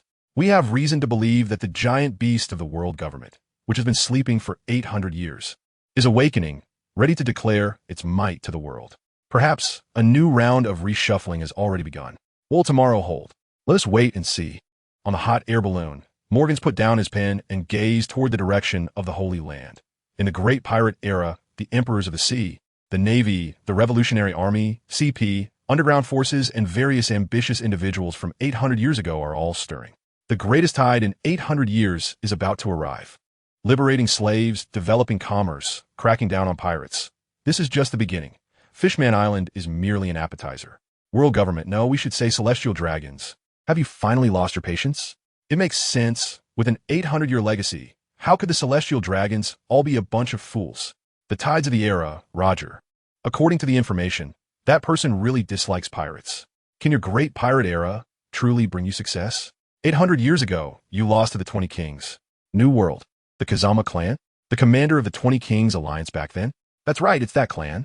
At the beginning of the world government's establishment, they were the ones attacking us. I didn't expect that this clan still has descendants. At just 9 years old, I doubt his ancestor had such strength at this age. Right? Just a little brat. Just because his ancestor won 800 years ago doesn't mean he will win now. Just because we lost 800 years ago doesn't mean we will lose this time. The day of reckoning is approaching. The 20 kings are destined to pay the price. Dad, big news. That Big Mom was defeated by a 9-year-old celestial dragon child. Oh, Gwahaha, that Lin is really regressing. By the way, is this kid the only bloodline of their family? He's just a child. How about taking him in as a son? Oralululo Lin. What a disgrace to be defeated by a little brat. Kazama Clan? Celestial dragons? Oralululo. So boring, I want to die. Who can come and kill me? Sigh. The Kazama Clan, huh? Joy boy, the day our ancestors promised you is fast approaching. For this promise, we have not dared to show ourselves in these seas for 800 years, living like rats in the sewers. We've really had enough of this life. West Sea. Woof, woof, woof. Who would have thought that this clan would really take action? This clan actually took action. This clan actually took action. Has 800 years of comfortable living not corrupted this clan? Truly terrifying. Woof, woof, you bastards. Why? Don't you ever care about the world situation? Alabasta. Dad, this person is so strong. He is only 9 years old and can beat Big Mom. So amazing. When I grow up, I must be as strong as him and protect the country. All right, then we'll have to trouble you, way, at that time. The Kazama Clan, a family that fought alongside their ancestors back in the day. Haven't they been corrupted by the life in the Holy Land? That's great. On a deserted island. Dragon. Did you see today's newspaper? Yes. Celestial dragons, a 10-kilometer diameter meteorite, 9 years old? Ha! I believe the evil of the world government will surely come to an end. The wicked rule of the celestial dragons will definitely be terminated. A face imprinted with the pattern of a shoe sole appeared under a green hat. His eyes full of determination. The revolution will surely succeed. It will. Immediately, a bitter smile appeared on his face. Tell the comrades below to be careful and cautious. That's a 10-kilometer diameter meteorite falling from the sky. If we accidentally expose ourselves, I'm afraid that except for a few stronger comrades, none of the others will survive. In the Navy headquarters, Marineford, in the conference room, Sengoku couldn't help but think of the boy who stood at the bow of his ship and ordered not to pursue, and also remembered the phantom beast-type kid thrown by Admiral Akainu to the hands of the Marines. Among the celestial dragons, are there not any who are useless? Perhaps. The mountain that has pressed down on the Navy for 800 years can finally loosen a bit. The current fleet admiral, Steelbone Akainu, tapped the table. Everyone. What are your thoughts? Ha ha, I didn't expect that there are non-trash among the celestial dragons. TSK, only 9 years old? That's really terrifying. Alala, this has nothing to do with us, right? Could it be that Kazama Ruri saint will join the navy? Ha pilots deserve to d. Watching his subordinates in chaos. Admiral Akainu felt a bit of a headache, feeling powerless. It seems he needs to resign quickly. In Mariehua, among the powers, is that little Ruri? It seems he really gained great power in that place called the Ninja World. Yes, I thought I had overestimated it as much as possible, but I still underestimated it. That purple-black outer garment might be the power of the Ninja World. But the Conqueror's Haki and Armament Haki are the powers of this sea. Yes, except for the Nefertari clan living in the lower realm, the remaining 19 families all reside in the Holy Land. 800 years is enough time for those great families from back then to become decayed. Among the other 18 families, how many still remember their family's glory? If it were 800 years ago, this group of parasites should have been executed to avoid tarnishing their family's name. Yes, among the 19 families, only the Kazama Clan hasn't deteriorated, right? One can only say, as expected of that great person's family, 800 years ago, the 20 kings, under the leadership of that great person, established the world government, and his descendants fought everywhere during the most difficult times of the world government. And we have also been entrusted by that great person with the heavy responsibility of managing the world government. For 800 years, we have been cautiously maintaining the balance. And we still have to clean up the mess for the descendants of other great people. It's really tiring. Speaking of which, little Ruri looks a lot like that great person. What do you mean looks like? They're exactly the same, right? You haven't forgotten what that great person's appearance looks like, have you? Of course not. Haha. Maybe little Ruri is the reincarnation of that great person? That's possible. Joy Boy could come back. So why can't that great person return to this sea? Agreed X4, haha. By the way, did we forget that the princess wanted to meet little Ruri? Yes. Quickly contact little Ruri. We can't delay. In Mariehua, in the small garden. Brother. He really looks just like you when you were a child. It's been 800 years, brother. I'm really tired. Brother, back then we defeated the Lunaria tribe, defeated Joy Boy. We established the world government, established the navy, but aside from a navy, many things have deviated from your original intentions. Even the navy, because of the descendants of other brothers, has been burdened with various rules and restrictions. It's been 800 years. I really want to take a good rest. Hey, boss. What are you busy with? I'm here to pick up little Bai. Several days have passed, watching the busy pastry shop owner and the long queue. Kazama smiled happily and waved to the shop owner from afar. Huh, is it you, little friend? Haha, you finally came back. I've taken good care of your little one. Seeing Kazama safe and sound, the owner breathed a sigh of relief, then laughed heartily and handed little Bai to Kazama. Yo, little Bai, long time no see, and uncle. Thank you for your trouble these past few days. Feeling the familiar touch, Kazama rubbed little Bai a few times, then thanked the owner. It was at this moment he noticed that the owner's eyes were filled with something called gossip. Wow, is he the kid who drove away the Big Mom pirates that day? Yes, that's him. Do you think he might be that Kazama Ruri saint in the newspaper? How was that possible? Although they're the same age, and he drove away Big Mom's son, that Kazama Ruri saint is a celestial dragon. How could he appear here? Moreover, the shape and color of the eyes don't match. Kazama Ruri saint even has dragon horns. Could be a devil fruit? A devil fruit that can change eye color and shape and grow horns must be a zoan-type devil fruit. Have you ever seen anyone's devil fruit that can also shine with a purple-black glow? That's true. Hearing the whispers around him, Kazama felt a bit confused. Wait, doesn't news travel fast on the sea? Little friend, have you ever seen Kazama Ruri saint? The shop owner spoke, and the scene immediately fell silent. Bus. Who is Kazama Ruri saint? Kazama asked in confusion. Well, that's it. As he spoke, the boss handed Kazama a newspaper. Didn't you say you were going to Topland? Then you must have met Kazama Ruri, right? Or do you personally know Kazama Ruri? Feng Jian took the newspaper, and at first glance, the headline was filled with black lines. However, after seeing the photo, his anger diminished by half, and after reading it completely, his anger was gone. Otherwise, how could they monopolize the newspaper? They know what shouldn't be written and don't write it. Although this article can be considered audacious, it didn't reveal any important information about Feng Jian. The entire piece was just speculation, only mentioning the world government or the celestial dragons flexing their muscles. Aside from letting the scene know that there is such a celestial dragon, there was no valuable information at all. The whole article contained nothing but Morgan's nonsense, along with some descriptions of the battle's conclusion, and nothing more. TSK. It seems that this Birdman is quite sharp. Did he figure it out from the last time the world government announced the amnesty for slaves and reported on Tiger? There's something there, and the photo is quite handsome. I've seen it before. At that time, I arrived at a chocolate island, originally to fight, but after that lady's son made a phone call. He didn't call anyone and ran away. When I flew over, I saw that the lady and Feng Jian Lushi were battling. Then, I went to play on other islands in Totland for a few days, and when I saw they were still fighting, I came back. Huh, really? So, is Feng Jian Lushi strong? Does Feng Jian Lushi really have godlike powers? Is that 10-kilometer-wide meteorite real? Looking at the enthusiastic onlookers, Feng Jian couldn't help but twitch his mouth. I just remembered that the clothes I hung out to dry at home haven't been collected yet. I'm going home to get the clothes. See you all, if fate allows. After saying that, Feng Jian hugged Little White and hurriedly rode away on the dark dragon horse. Sigh, what a pity. Nothing was asked out. TSK. I heard this kid can win against that lady's son at this age. Although he's not as good as Feng Jian Lushi, this kid has a kind heart. Who knows, he might become a Navy admiral in the future. Boss, I want Sakura pastry. Sure thing, customer. I'm back. Ha! Feng Jian, it's really you. You've done something that can't be seen. Seeing Feng Jian return, Tiger looked very excited. He never expected that this friend of his was so powerful. That's Totland's Cake Island, the lady's stronghold. Ha ha ha. A man should accomplish such a remarkable feat. Tom's eyes were filled with amazement, while Jinbei and others looked at him with admiration. With one blow, he could destroy a 10-kilometer-wide meteorite. Lord Feng Jian, you are truly incredible. Aaron's eyes were filled with eagerness.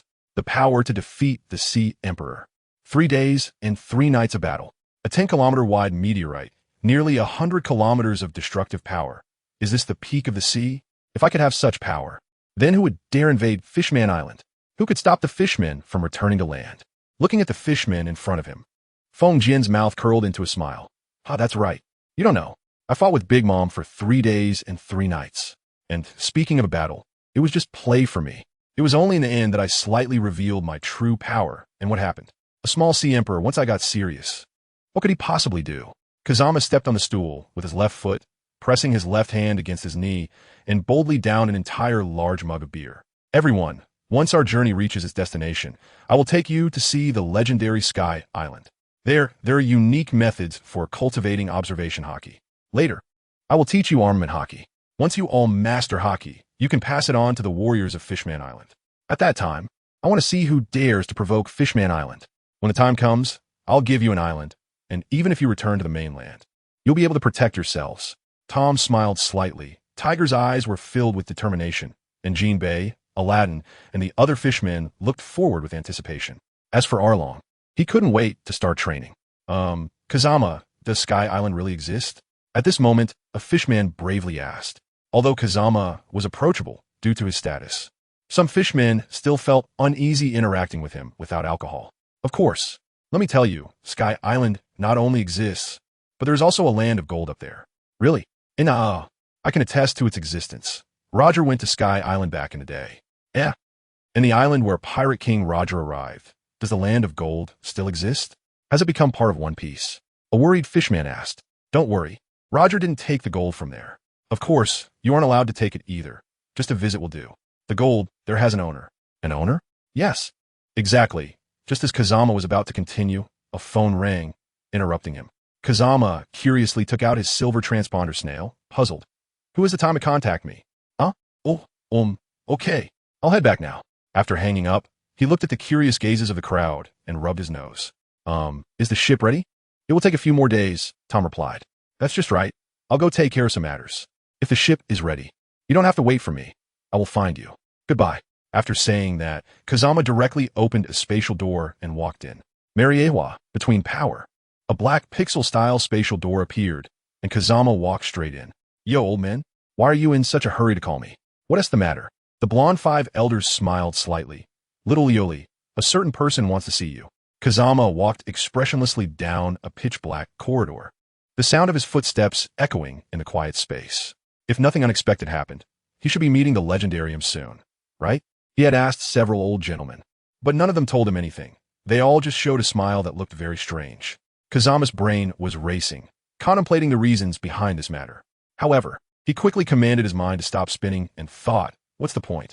I'll find out by going to see. Walking down the corridor, Kazama couldn't help but reflect on his life over the past few years. arriving in this world and experimenting with his six paths powers.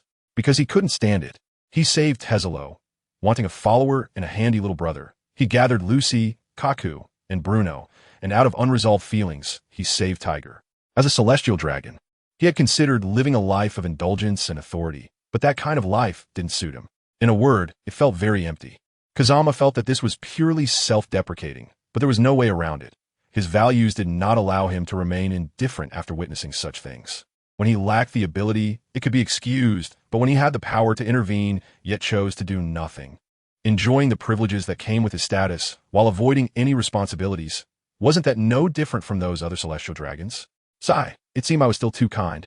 A short path soon led him to the end, and looking at the door before him, Kazama reached out his right hand and slowly pushed it open. The green grass was lush, accompanied by various unknown little flowers, scattered like stars across the meadow, adding a touch of color to the green. Butterflies danced, bees worked diligently, and on the other side, various rare flowers and plants bloomed. A beautiful garden. At the edge of the garden, there was a white double outdoor swing chair, where a blonde girl sat. The girl was very beautiful, dressed in a white dress adorned with pearls, and silver threads embroidered various beautiful patterns on it, as if she had stepped out of a fairy tale. Seeing Kazama arrive, the girl smiled. "You're here, come, sit here." Hello. Are you the adult I was supposed to meet?" Kaze raised his eyebrows, genuinely surprised that it was actually a woman. What the heck? Could it be that she really was like the fanfiction he had read, the mother of the sun god? Although his inner thoughts were complicated, Kaze didn't hesitate to walk over and sit down next to him. To be honest, this thing is quite comfortable. As soon as he sat in the hanging chair, Kaze couldn't help but slump over it. When he turned his head, he found him looking at him with a kind expression. It was so similar, almost identical. Fengjian? Maybe you won't believe it, but from my experience of living 3 lives, the expression on this woman's face when she looks at me is nothing but kindness. I won't mistake it. Wait, the rumors say that Emu has lived for 800 years. Could this be my ancestor? With that thought, Fengjian was momentarily stunned, then cautiously asked, may I ask how I should address you? The 5 elders didn't tell you? Emu blinked her big, watery blue eyes, slightly surprised as she asked. No. Fengjian unconsciously straightened up, looking like a well-behaved child, because he had just realized that the life force of the woman in front of him was indeed very long, and most importantly, they really had a blood relation. Is that so? Forget it. It's indeed better for me to tell you personally. Little Lioli, I am your great-aunt. I have reason to suspect that you are cursing at me, and I have evidence. Great-aunt? Based on your life force, my great-aunt wasn't even born back then, right? Kazama suddenly transformed into a crescent-eyed expression, speechless, as he looked at him. Oh, it seems you don't believe me? Then let me reintroduce myself. Saying this, looked at Kazama gently. My real name is Kazama Yi. Later, they called me Im. I was one of the 20 kings back in the day, and Kazama Tetsu, the ancestor of the Kazama Clan, is also my brother. Kazama, dear aunt. Good boy. Seeing Kazama's confused expression, couldn't help but laugh and reached out to pat Kazama's head, her eyes filled with affection. Just now, I heard an astonishing piece of news. The legendary is actually my great-aunt from 800 years ago. No way. I need to confirm that little rumor about the sun god. If it's true, I'll definitely take him down. What are you thinking?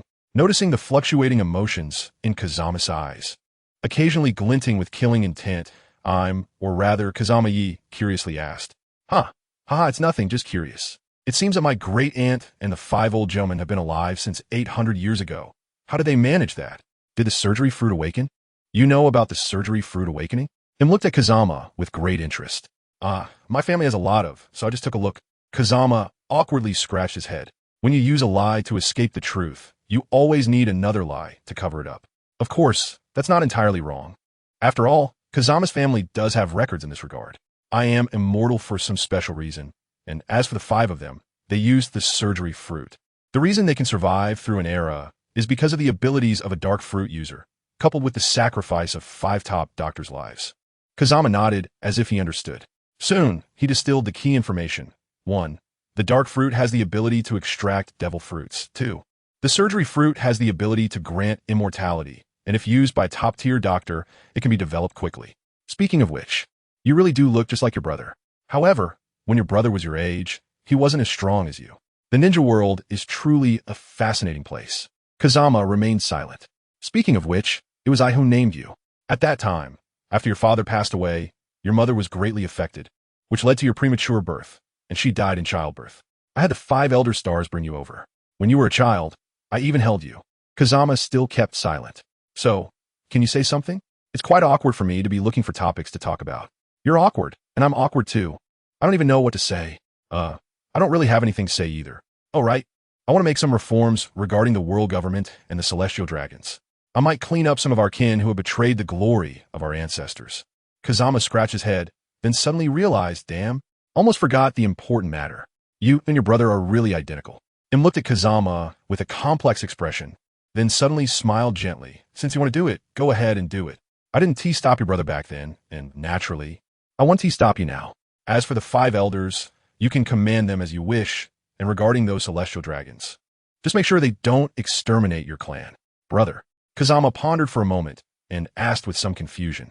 I have read my ancestor's journal and know that he was dissatisfied with the rule of the Lunaria tribe and initiated a war, but I don't know the detailed circumstances. Could you tell me more about it? Ah, that was a distant story. The following account is narrated in the first person by him. Long ago, after the Lunaria tribe arrived on this sea, they conquered it with absolute power, establishing their divine status. They collected the bloodline factors of many powerful creatures from the sea to enhance themselves, but this enhancement required experimentation. Therefore, many nations had to submit their populations for these experiments. Many of those who underwent the experiments died, but many also survived. Although the experiments failed, they themselves underwent changes, and some even acquired strange abilities. For hundreds of years, the Lunaria tribe conducted numerous experiments, and the failed products of these experiments became the various races of this sea. Just like the Fishman Island you have visited, their ancestors were among the batch of humans that failed the experiments. The reason Fishman Island is so obsessed with returning to land is that their ancestors were originally humans from this land. However, ordinary people are unaware of this. They believe that these races have always lived in this sea. As a result, they faced a lot of discrimination. Occasionally, the Lunaria tribe would show some kindness and grant them a place to reside. Today's Fishman Island is the habitat that the Lunaria tribe provided for the fishmen. Though it's called kindness, it's really just that. Fishman Island was initially the experimental base of the Lunaria tribe, and the giant bubble that now envelopes the entire Fishman Island is a remnant left by them. After creating the Fishmen and Merfolk, the Lunaria tribe abandoned this experiment, and the Fishmen have survived and thrived there ever since. However, since the land belongs to the Lunaria tribe, and they did not take notice after the Fishmen settled there, that is why I say it was granted to them by the Lunaria tribe. It could also be that the Lunaria tribe simply did not care. Of course, there are only 2 races like the Fishman Island. The other is the Giants of Elbaf. Unlike other races, the ancestors of the Giants voluntarily accepted the experiments.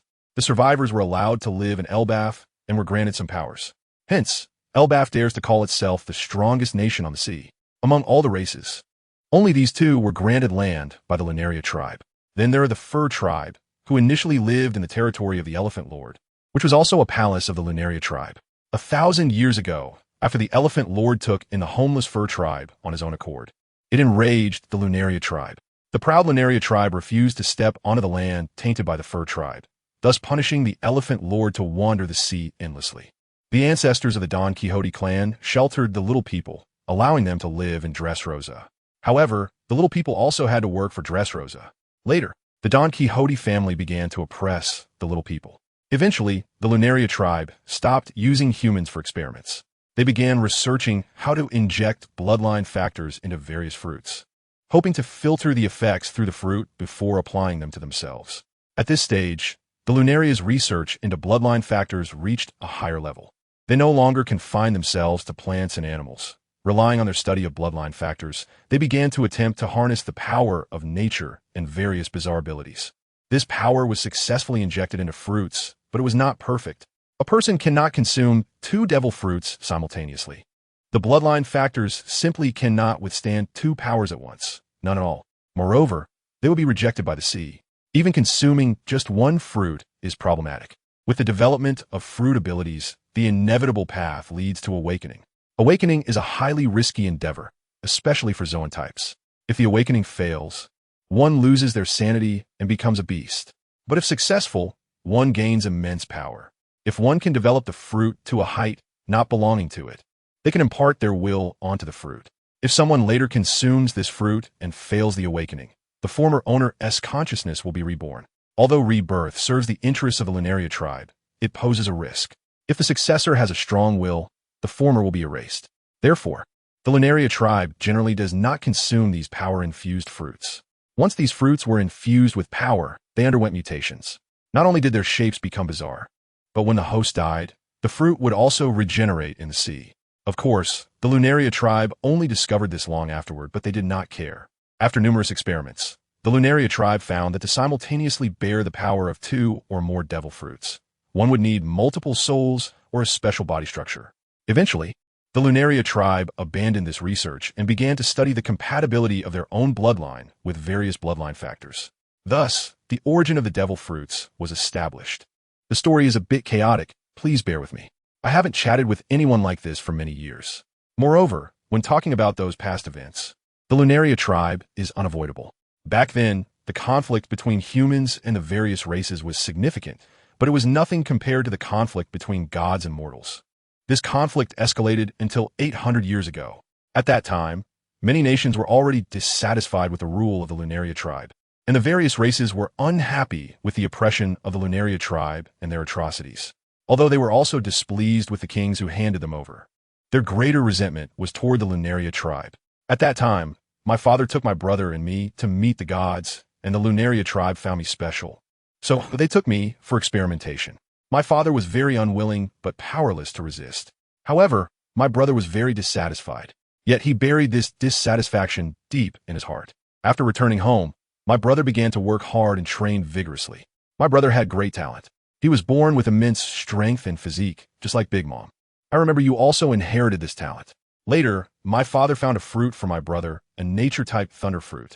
Besides training, my brother also studied hard, learning how to manage a nation and various knowledge. But the more he learned, the more dissatisfied he became with the state of the world. Gradually, many nations heard of my brother's wise reputation, and many kings brought their heirs to visit him. In facing these heirs, except for those infamous, my brother would generally test their views on the world.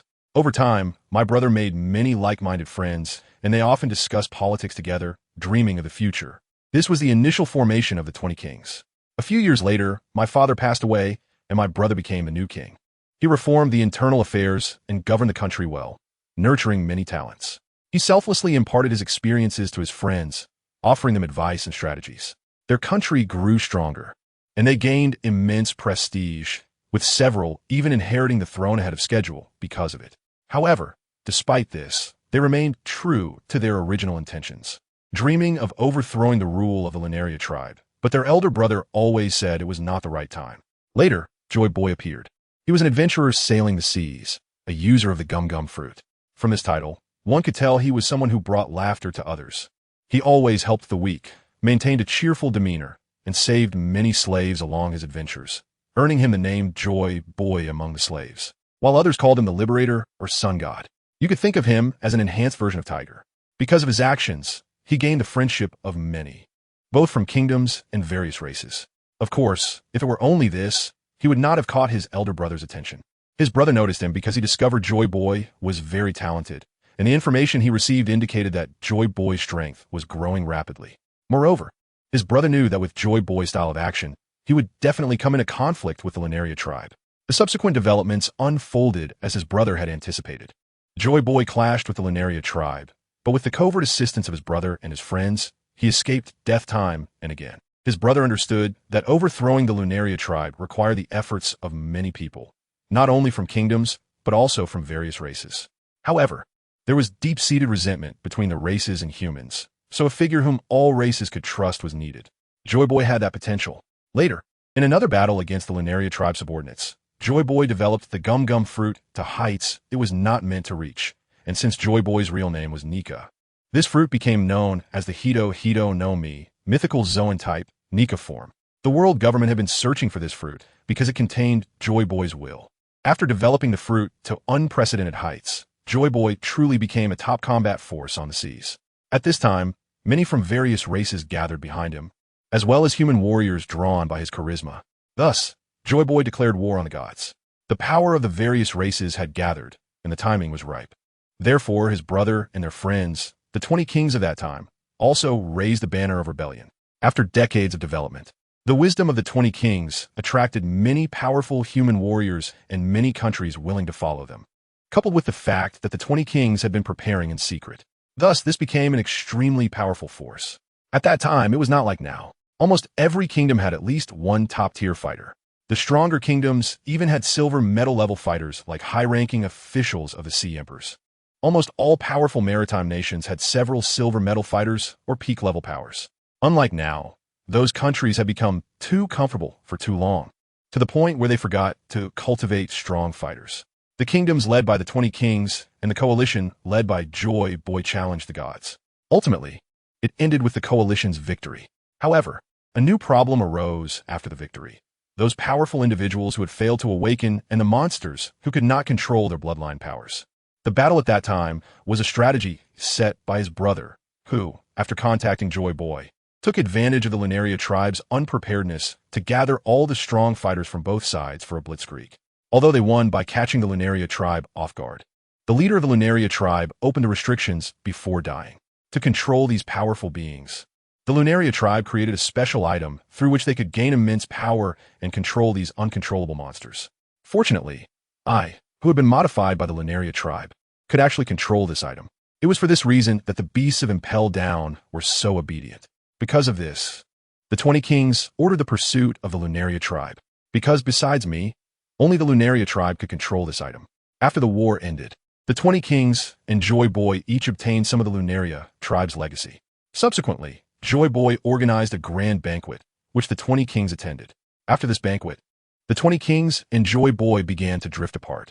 After the Lunaria tribe was pulled down from their pedestal, the seas did not gain the peace one might expect. After declaring war on the Lunaria tribe, all sorts of monsters emerged, seeking to gain benefits. Some kingdoms became even more oppressive, launching attacks on other nations and slaughtering their citizens, while some races began declaring war on the kingdoms. Additionally, some unscrupulous powerful individuals, driven by their ambitions, roamed freely, burning, killing, and pillaging. Due to prior preparations, the 20 kings did not face significant impacts. However, in the face of the chaos on the seas, Joy Boy did not intervene much. After the 20 kings informed Joy Boy of the situation at sea, he naively thought he could suppress the conflicts between both sides with his personal prestige, and he even believed that both sides had truly reconciled, inviting them to a banquet together. With his prestige, he told both sides to stop fighting and no one dared to oppose him. Even those who burned and pillaged, declaring themselves kings of land, disappeared after expressing their sincere repentance in front of him. Not even the plight of Fishman Island made him awaken to the reality. He promised to return Fishman Island to land, but no island was willing to voluntarily cede its territory. Then, Joy Boy's approach was to persuade one island after another. He thought that since Fishman Island was so great, some forces would surely be moved and would cede a medium-sized starting island to Fishman Island. Subsequently, his brother proposed to Joy Boy to jointly establish a world government with the various races. Due to the conflicts with humans, it was difficult for the various races to accept this proposal, so the 20 kings sought out Joy Boy. The benefits of the various races joining were numerous, so the 20 kings persuaded Joy Boy for a long time, but in the end, Joy Boy and the various races still believed they could handle their own matters without needing a world government.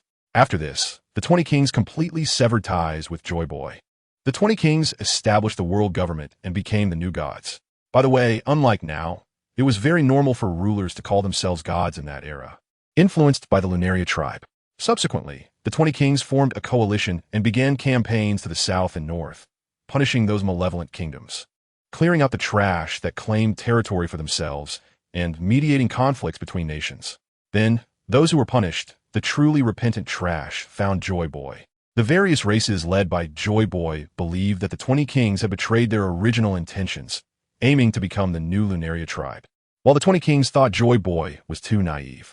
Thus, both sides engaged in a great battle, which ultimately ended in victory for the 20 kings. After the war, the 20 kings moved to Mariehua, the old site of Lunaria. On one hand, it was to better restrain those monsters, and, on the other, it was because of the legacy of Lunaria. Your chips were created in this manner, to prevent the misuse of those legacies. The 20 kings established a rule that only with the consent of 2/3 of the royal families could those powers be utilized. Regarding the conflicts between the various races at sea, the 20 kings believed it was purely because there were too many islands and everyone did not understand each other. Thus, an order was given to build a bridge connecting the islands.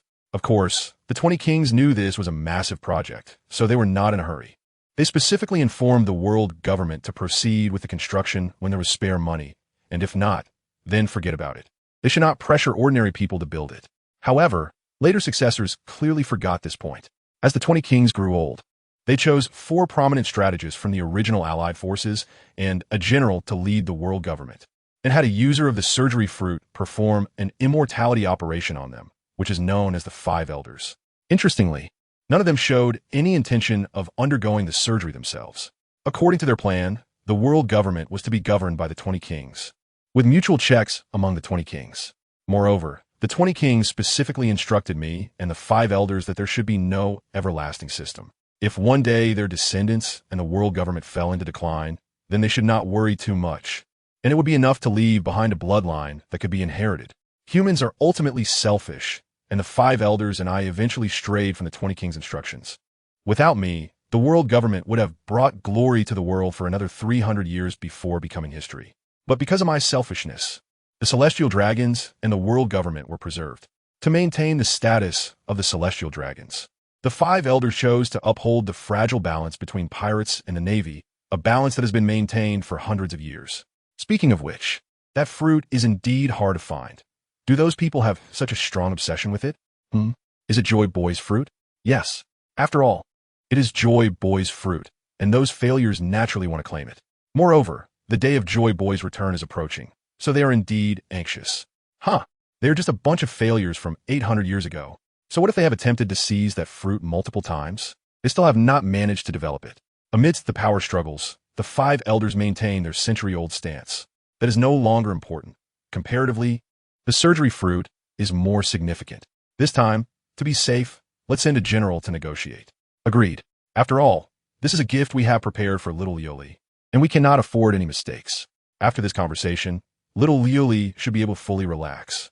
By the way, can you guess little Lioli's thoughts? It seems that he wants to reform the world government and the celestial dragons. But that alone is not enough to make the world better. The kingdoms down below are the key, and our status determines that we cannot openly interfere in the internal affairs of member countries. Therefore, he cultivated Taizolo and the fishmen, right? And as for Lucci and the others, they will probably be used to reform the world government. I think little Lioli initially just wanted a powerful subordinate, and it was only later that he couldn't stand it anymore. Being young is great. Wasn't it the same when we followed the 20 adults back then? Since that's the case, let's help little Lioli more. I think the selection for the Shichibukai can be entrusted to him. Whatever he wants to do, he needs power and stability. I second that. I don't even know what the 5 elders are called now. I couldn't find their names and don't want to bring in descriptions like blonde hair or big beards. Let's leave it at that. In the future, I won't mention their names regarding the 5 elders. After all, the symbolic significance of the 5 of them is the greatest. At this moment, a familiar black spatial door suddenly appeared, but the 5 elders were already accustomed to it. Kaze, you have met the princess, haven't you? The 5 elders smiled kindly at Kaze, their eyes full of warmth. I have already met my great-aunt. She also told me stories from the past. However, old man, why do you call her Im? Kazama expressed some confusion. The name of Im is known to those high-ranking celestial dragons, but his impression of Im is merely that of the highest-ranking celestial dragon. However, in front of him, the 5 elders kept referring to the princess. The 5 elders exchanged glances and then burst into laughter. Little Lioli, actually, according to the princess's orders, we shouldn't directly say the princess, but should call her Lord Im, because back in the day, the celestial dragons were all aware of the princess's identity and power, which led to them behaving even worse than now, forcing the princess to clean up the mess herself. So later, the princess ordered the erasure of her existence and established the image of Im. I see, Kazama suddenly understood. By the way, little Lioli, you must have received the princess's authorization. So, if you have any thoughts, just let us know. After living for so long, we old guys still consider ourselves somewhat useful and can definitely help you. At this moment, all 5 elders were looking at Kazama with intense gazes, and his figure gradually overlapped with that of the great person they once followed. The same talent, the same appearance, the same ambition, the same vigor, and the same hope. Seeing the looks in the eyes of the 5 old men, Kazama naturally knew that this was all due to the legacy of his ancestors. However, speaking of which, that ancestor really did look like him.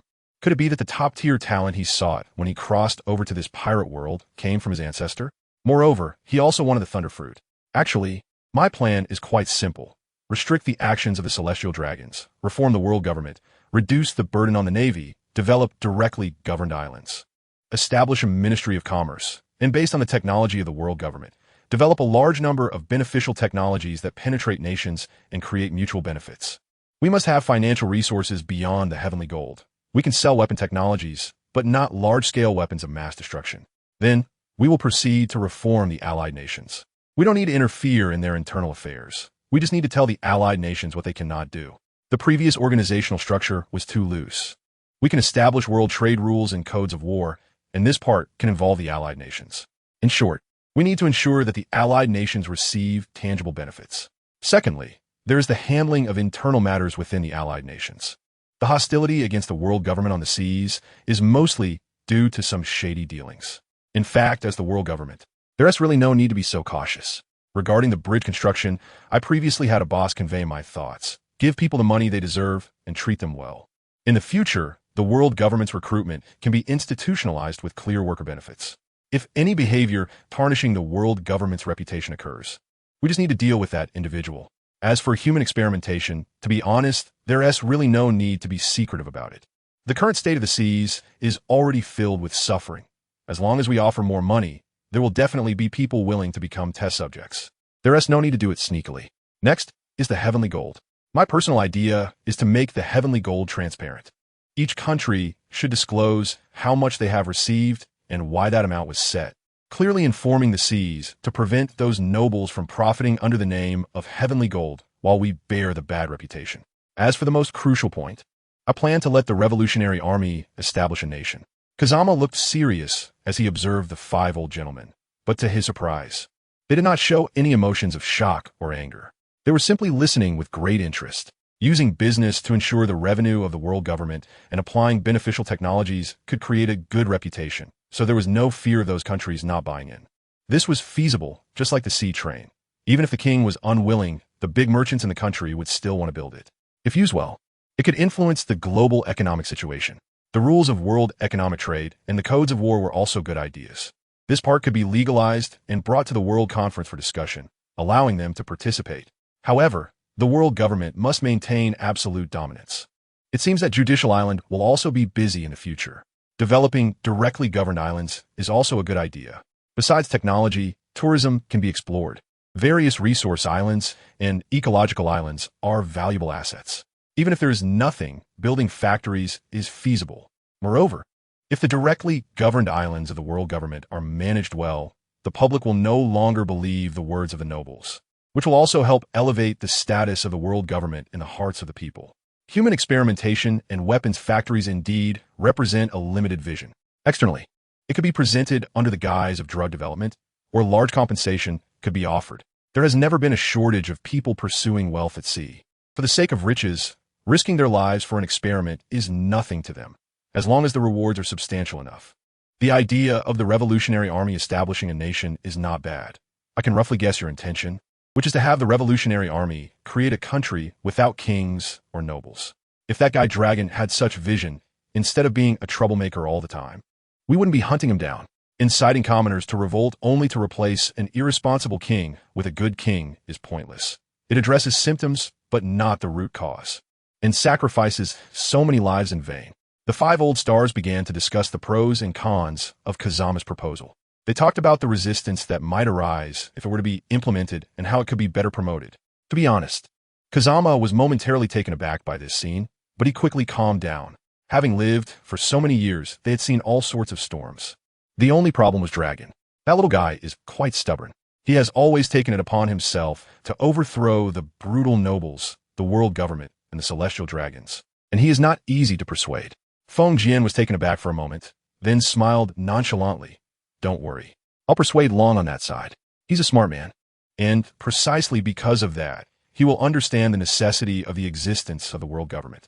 Without a sufficiently powerful world government, the future of this sea will inevitably lead to strong countries bullying weak ones, with no trace of justice left. We just need to get the world government back on track, and that will be enough. As for the internal matters of it depends on Long. As someone who has been influenced by red ideology, Feng Jian doesn't believe that an idealist like Long can resist the power of this perspective. The world government needs to be restricted, but it must exist. It needs to check and balance with As for the celestial dragons, they can just live comfortably as wealthy individuals in the future. Commercial activities are just a way to leave some pension for the celestial dragons. Kaze will not legally restrict the celestial dragons. He will only use force to limit them. The downside of this approach is that it requires sufficiently strong and capable celestial dragons to judge their own kind. The benefit is that if, hundreds of years later, the world government falls again, then the descendants who have crossed over to become celestial dragons can carry out a major purge. Or perhaps a remarkable individual may emerge from within the celestial dragons. As for whether other affiliated countries would oppose this after the Revolutionary Army establishes a nation, neither Kaze nor the Gorosei mentioned it. Affiliated countries? What does that even mean? Do they dare to stop the world government from absorbing new members? What? Are they tired of living? Do they want the CP to come to their bedside at midnight to tell them a happy story? Of course. The Navy was also not mentioned. Most of those who join the Navy have a sense of justice within them. However, because military funding comes from the world government, they must obey the orders of the world government and do some unjust things. Otherwise, they would be unable to better execute justice. Reducing their burden might even make them wake up laughing in their sleep. That group of losers from 800 years ago is still restless today, waiting eagerly for the prophecy of Joy Boy. Although they stole Joy Boy's fruit a year ago, it seems they are about to face failure again. They're just a bunch of fools. Even if they really overthrew the world government, they would not be the ultimate victors. Such naivety has no future on the sea. Speaking of which, if it weren't for the reforms of little Yoli, the princess, and we should have paved the way for Joy Boy's return, right? Just like those 20 adults in front of 800. Indeed, if it weren't for the selfishness of the princess and us, the world government and the celestial dragons would have long since become history. Fortunately, little Yoli stepped up. Compared to our irresponsible actions over the years, little Yoli's balance is undoubtedly better. At this moment, Kaze finally remembered that something fell off. Old fellows. Did you just say that Joy Boy's fruit was stolen a year ago? Yes, it was done by that group of losers. They are really impressive to have kept their identities hidden and passed down until now. Indeed, it's not easy, and we have to clean them up. But it's worth it. After all, Joy Boy's fruit holds his will. What if something goes wrong? Like being obtained and developed by someone with exceptional talent and firm beliefs, awakening and erasing Joy Boy's will? Wouldn't they collapse? Oh right, Kaze. We received news about the surgery fruit and plan to send a general to trade with the pirates. This fruit can grant immortality after awakening. Are you interested? Also, the warlords of the sea. Due to your battle with the Big Mom pirates, we found that pirates are becoming more rampant and plan to recruit 7 powerful individuals from the seas to form the warlords of the sea to assist the Navy in combating the pirates. The Sun God fruit has been stolen for a year, and the surgery fruit is now being chosen for the warlords of the sea. Wow, has this year been so eventful? Well, Sengoku, I personally suggest you speed things up. Lying in a reclining chair, Kaze said leisurely to Sengoku. The long-awaited sunlight shone on Kaze's closed eyes, warm and comfortable. Sengoku frowned slightly, not expecting the world government to send him over. Do they value this devil fruit so much? World government, thank you for thinking highly of me. At this speed of sailing, we want to delay the transaction. Well, okay, I'm not in a hurry anyway, Kaze said without raising his head or opening his eyes. If I remember correctly, after the surgery fruit was seized by Doflamingo, it was fed to law by Corazon, right? Did Corazon die? TSK, whatever, what does it have to do with me? It's Doflamingo that matters. Sigh. Kaze opened his eyes and gazed melancholically at the sky. How is this unfortunate kid going to be arranged? My head hurts. I say, Doflamingo, are we really going to steal that fruit this time? I heard that group of pirates wants to trade with the world government. A middle-aged man, covered in slime and still sniffling, approached Doflamingo, causing the latter to have veins popping on his forehead. Too close, Treble. Once Treble stepped back a bit, Doflamingo's expression relaxed, and he smiled wickedly. That's why it's even more interesting. ISNT it? The surgery fruit. That is a fruit worth 5 billion berries. Let us seize it before the transaction happens. In Doflamingo's mind, the figure draped in purple and blue like a deity flashed across his thoughts. You want to take the surgery fruit and let that little brat from the Kaze clan live forever? Gorosei, How could I comply with your wishes? If you let them take that fruit and allow that monster-like little brat to live forever, how will I pull your group of fools down? A young man dressed in a black suit, with clown makeup on his face and a black feather coat, felt secretly excited after hearing Doflamingo's decision. Law. Your illness has hope. Where's Senor? Why hasn't he come? Haha, Doflamingo, did you forget? He went to carry out a mission. A man draped in a red cloak, with red vertical stripes on his eyes and wearing an ordinary Indian hat, said with a big laugh. I see. Indeed, I forgot. Diamante, it seems you remember very well. Haha, of course. Doflamingo, I have always kept a close watch on the movements of the family's executives. Truly reliable, Diamante. Not at all. Really very reliable. No, I'm still far from it. Then, since you say so, then I'll accept it. That's right. I am very reliable, Doflamingo's mouth twitched. Why does it always feel like both of them are so abnormal? He then subconsciously looked at his brother Corazon, feeling somewhat comforted. Forget it, at least his biological brother is quite normal, just a bit reclusive. As the Admiral's ship just passed through the doldrums and was sailing westward, the North Sea was also unfolding its own story. Senor, who had just completed a mission, was buying baby supplies in a small town. In the small town, he met Lucian, a girl with a head of orange hair and a beautiful smile. They welcomed a lovely daughter, Gimlet, giving his wandering heart a home. At this moment, he was holding a baby bottle on his way home, with black sunglasses covering his eyes, but failing to hide the happiness on his face. Lucian, look, I bought new clothes for Gimlet and a new bottle for her. Buying things again. Really, you should save your salary a bit. Gimlet, and I don't lack clothes. Lucian rolled her eyes at Senor and naturally handed their daughter to Senor's hands. Her husband's first action after getting off work every day is to hold their daughter. Lucian. Looking at his daughter's smiling face, Senor hesitated for a moment, a struggle appearing on his face. I have something I want to tell you. What is it? Lucian responded while preparing milk powder for Gimlet. Senor has just realized how difficult it can be to say something sometimes. He really wants to tell Lucian that he is a bank employee, but in reality, he is a pirate, the very pirate she hates the most. What's wrong? You look pale, are you sick? Noticing that Senor's mood seems off, Lucian puts down her work, places her hand on Senor's forehead, and asks with concern. No. It's just that work at the bank has been quite busy lately. I might come back a bit late, Senor replies, trying to sound casual. Geez, you scared me. I thought something happened, Lucian says, patting her chest in relief. It's not a big deal. With more work hours, I get to spend less time with Gimlet, Senor says, lifting his daughter and greedily enjoying this false yet real happiness. On the other side, you bastard. Where are you taking me? A boy wearing a spotted white hat, with a face covered in what looks like cement stains, is being dragged by a man in a black feather coat, looking very unwilling. Law, I told you, I will definitely find a way to cure you. Now, I found it. Corazon squats down, grinning like a 2 to 3-year-old child. How is that possible? This is the Ope no me. Seeing Law's incredulous expression, Corazon laughs happily. Law, I heard from the family that the Navy has prepared a large sum of money to buy the Ope no me from the Diaz Barrels pirates. Law, that's the Ope no me. It's said that in the hands of an excellent doctor, it can cure all diseases. With your medical knowledge, you can definitely cure the Ope disease. He continues, today, I will take you to find the Ope no me and make you a user. After saying that, Corazon drags Law along. But Corazon, doesn't the family need the Ope no me? Is it okay for you to give it to me? Don't worry. After all, I'm also Doflamingo's brother. He won't do anything to me. Meanwhile, woof, woof, woof. The agreed trading time is today, right everyone? Are you ready? We must get that legendary Ope no me. The Navy, Kazama Ruri, the Don Quixote pirates, Corazon and Law, all parties are heading to Minion Island, and the first to arrive are Corazon and Law. Hey Law, I got it. Next, I just have to go back and give the fruit to Law. Using the power of the silence fruit, Corazon sets fire around the Diaz Barrels pirates. After attracting the pirates' attention, he successfully obtains the Ope no me. However, unfortunately, he stumbles on his way back and is discovered by the pirates. TSK, Sengoku, it seems your education level is really lacking. Kaze, lying on a sun lounger on the warship's deck, suddenly speaks up, relying on his strong perception ability to watch the live broadcast.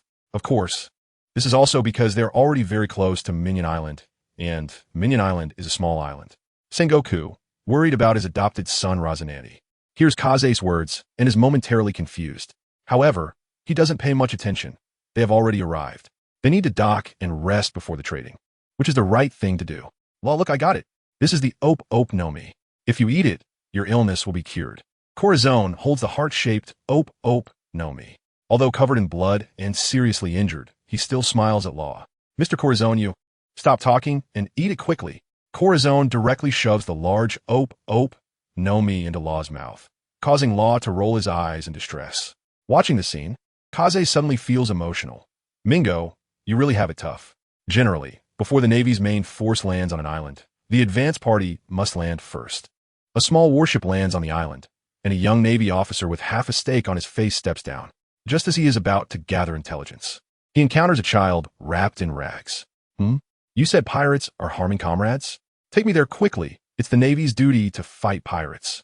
Then, under Law's guidance, the undercover Navy agent Virgo from the Don Quixote pirates unexpectedly meets someone he didn't expect. Mr. Corazon, I brought the Navy to help you. You must hold on. Law runs anxiously towards Corazon. Hearing Law's words, the dazed Corazon turns his head weakly and smiles at Law. That's great. Law, that means you're safe. That's great. Then, Corazon turns to look at the Navy. Am I seeing things? How is it Virgo? At this moment, Virgo is holding the information that Law had desperately handed to him, and noticing Corazon looking at him, he raises his head expressionlessly. Corazon, I didn't expect that. As the younger brother of a young master, you dare to betray him. It seems I need to take you back to deal with you. Saying this, Virgo takes out a bamboo stick. What? What's going on? Isn't he a Navy officer? The young Law stands frozen in place. He isn't foolish and quickly understands the current situation. Due to his mistake, he has brought Corazon to a dead end, which is a huge blow to him. Law, run. I'll hold him off. The seriously injured Corazon yells, a determined look on his face as he lunges at Virgo, only to be completely overpowered by him. It is clear that Virgo's strength far exceeds Corazon's. At the very least, Virgo is capable of both beating Corazon and preventing Law from escaping. Although he doesn't know Law, Corazon's attitude instinctively makes Virgo feel that Law is not just a kid who helped Corazon deliver information. Realizing the situation, Corazon grits his teeth, adjusts his angle, and lunges at Virgo again. After being knocked away by Virgo, he rolls and uses his fruit ability to silence himself while holding Law and running away. Virgo does not pursue. Given Corazon's condition, he can't run far. Moreover, the young master has Corazon's life card, so he won't get far. Virgo takes out a small transponder snail from his pocket and dials a number. On the other side, Doflamingo, with a devilish smile, has just landed on the island with his subordinates. As he hasn't taken more than 2 steps, his transponder snail rings. Woof, woof, woof. Virgo, are you calling back so soon? So, what valuable information do you have? Soon, Doflamingo's smile gradually fades, and his expression turns gloomy. He reaches out, and a huge white line shoots up into the sky from the edge of the island, surrounding the entire island. He takes out another transponder snail and dials Corazon's number. The transponder snail continues to ring, but remains unanswered until it hangs up. Doflamingo silently puts away the transponder snail, his face showing no sign of joy or sorrow. He walks expressionlessly towards the center of the island, while the family members beside him, though unaware of what has happened, dare not ask. Dark clouds gradually cover the entire island. There is no way to escape. Law, Doflamingo is already contacting me. He already knows about this matter, and I'm afraid he has arrived on the island now. Law, you should hide in this box for now. I will use my ability to silence you. But once I'm dead, the ability will also fail, so be sure not to make any sound. Once Doflamingo leaves, you will be safe. Law, you must survive. The world is so beautiful. This sea can embrace everything. Cough, cough. Law, one day, you will meet a group of great companions, and you will go through many things together. Law, live on. You must live on. Seeing Law's tearful expression, Corazon smiled faintly and then sealed the box. Watching the sudden appearance of the white giant line at the edge of the island, Sengoku's expression darkened, knowing that this transaction had ultimately gone awry. Moreover, a sense of foreboding suddenly arose in his heart. Order the warships to accelerate. Razanani, you must be okay. The distance wasn't far to begin with, and, after speeding up, Sengoku and the others quickly reached the edge of the island. Report, Admiral Sengoku. The white unidentified objects at the edge of the island are too dense and very solid. We cannot enter Minion Island. Sengoku's expression grew even darker. Kazama got up from the recliner, flew to the white line, and curiously knocked on it. Tiske? Is it really this sturdy? What principle is at work here? The devil fruit, truly a great power of this sea. Feng Jian said with a hint of emotion and then waved to Sengoku. Hey, Sengoku, come with me. If we delay any longer, your adopted son might be in serious trouble. Sengoku didn't say anything and honestly followed Feng Jian into the space gate he had opened. The Navy soldiers nearby looked bewildered. What's going on? Admiral Sengoku has a son? An adopted son? I haven't heard about that. The door that Kazama came from was not far, or rather, it was not far from the crime scene. Wrapped in natural energy with Sengoku, Kazama happily sat on the rooftop eating melon seeds, completely unconcerned about being detected by observation hockey. All right. He also needed to hold onto Sengoku to prevent this grand performance from being interrupted. As Sengoku just stepped through the spatial door, he saw a scene that made his eyes nearly split with rage. His good son, Razanani, was weakly leaning against the wall, covered in blood. In front of him, Don Quixote Doflamingo was grim-faced, walking step by step toward Razanani. Just as he was about to make a move, he heard Kazama's lazy voice. Sengoku, I personally suggest that you better sever ties with the two of them. You should know, right? Your adopted son, Razanani, and his brother Don Quixote Doflamingo were once celestial dragons. Sengoku paused in his tracks, falling silent. Kazama didn't care, pulling out a watermelon from the space gate, controlling the wood to grow into a table shape, and after cutting it with wind, he happily started eating the watermelon. He wasn't worried at all about being heard, although he, Kazama, didn't have the ability of silence fruit. He was still able to use natural energy to form a large ball around himself to prevent sound from escaping. Watching the drama unfold, Kazama suddenly seemed to think of something, activated his observation hockey, but didn't sense law. He then switched to perception technique, using mental power for direct sensing, and finally discovered Law, who was crying hidden in a box. TSK, what a waste of the silence fruit. Doflamingo stood in front of Corazon, his face expressionless, his tone flat. Trafalgar Law, you are my biological brother. I trusted you so much. Why did you betray me? Doflamingo, my dear brother. Is there still family affection in your eyes? Biological brother? So what? Didn't you personally kill your own father back then? Corazon leaned against the wall, smiling bitterly. Upon hearing Law's words, Doflamingo's forehead bulged with veins. Trafalgar Law, I have never mistreated you. What about our father? When we were bullied, it was our father who stood in front of us. If it weren't for our mother dying early, would you have killed her to regain the status of a celestial dragon? Perhaps on the brink of death, Trafalgar Law finally gathered courage in front of his demon brother. But it was because of him that we suffered the humiliation from those lowly people. Because of him, we had to search for food in the garbage dump and worry about being beaten if they found us. Because of him, we couldn't eat enough or dress warmly. And even our mother died from illness. Trafalgar Law, who took you to find food when our mother was seriously ill? Who took care of our mother? Who risked danger to steal money to buy medicine for her? I didn't eat the clean food I stole even once. I gave it all to you and our mother. And yet, you look at me like this? Doflamingo's face twisted with excessive anger. As a top player on the sea who had already mastered awakening, his body was visibly trembling. Doflamingo, if I remember correctly, you wanted me to eat the devil fruit, right? Then let me use my life to perform the immortality operation for you, exchanging my life for yours. Doflamingo, it's come to this. And you still want to be so hypocritical? To tell you the truth, I gave the surgery fruit to Law. Calculating the time, Law should have escaped from this island by now. Doflamingo, your dream of immortality has been shattered. Goof. Looking at the weak Trafalgar Law who was constantly coughing up blood in front of him, Doflamingo gradually calmed down, his body no longer trembling. His tone smooth and no longer angry. Trafalgar Law, whether you believe it or not, I never had the idea of having you perform the immortality operation for me. Doflamingo, at this time, are you still maintaining your hypocrisy? Doflamingo, if you really consider me your brother, then just give me a quick end. Doflamingo fell silent, not speaking or making a move. What's wrong? Are you reluctant? This is really interesting. Come on, Doflamingo, shoot. Your right hand gun, ISNT, just for show, right? Go ahead, just like you did when you shot our father. Doflamingo remained silent. After a moment of silence, he slowly raised his right hand. Sigh, Trafalgar Law. After you eat the surgery fruit, you will be safe on this sea. As long as you don't develop the surgery fruit to its peak, you are absolutely safe. After a long sigh, Kazama's figure disappeared from a spot. Just as Doflamingo's hand was raised, he found a small hand pressing on his. Flowers may bloom again, but people cannot be young again. Woof, woof, woof, Kazama Ruri.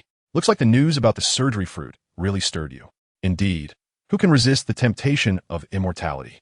Although Kazama didn't absorb natural energy to enter sage mode, Doflamingo still recognized him. Trafalgar Law, Are you okay? Damn. Doflamingo, hurry up and release your birdcage. Sengoku's gaze towards Doflamingo burst with strong killing intent, and Doflamingo's face turned ugly.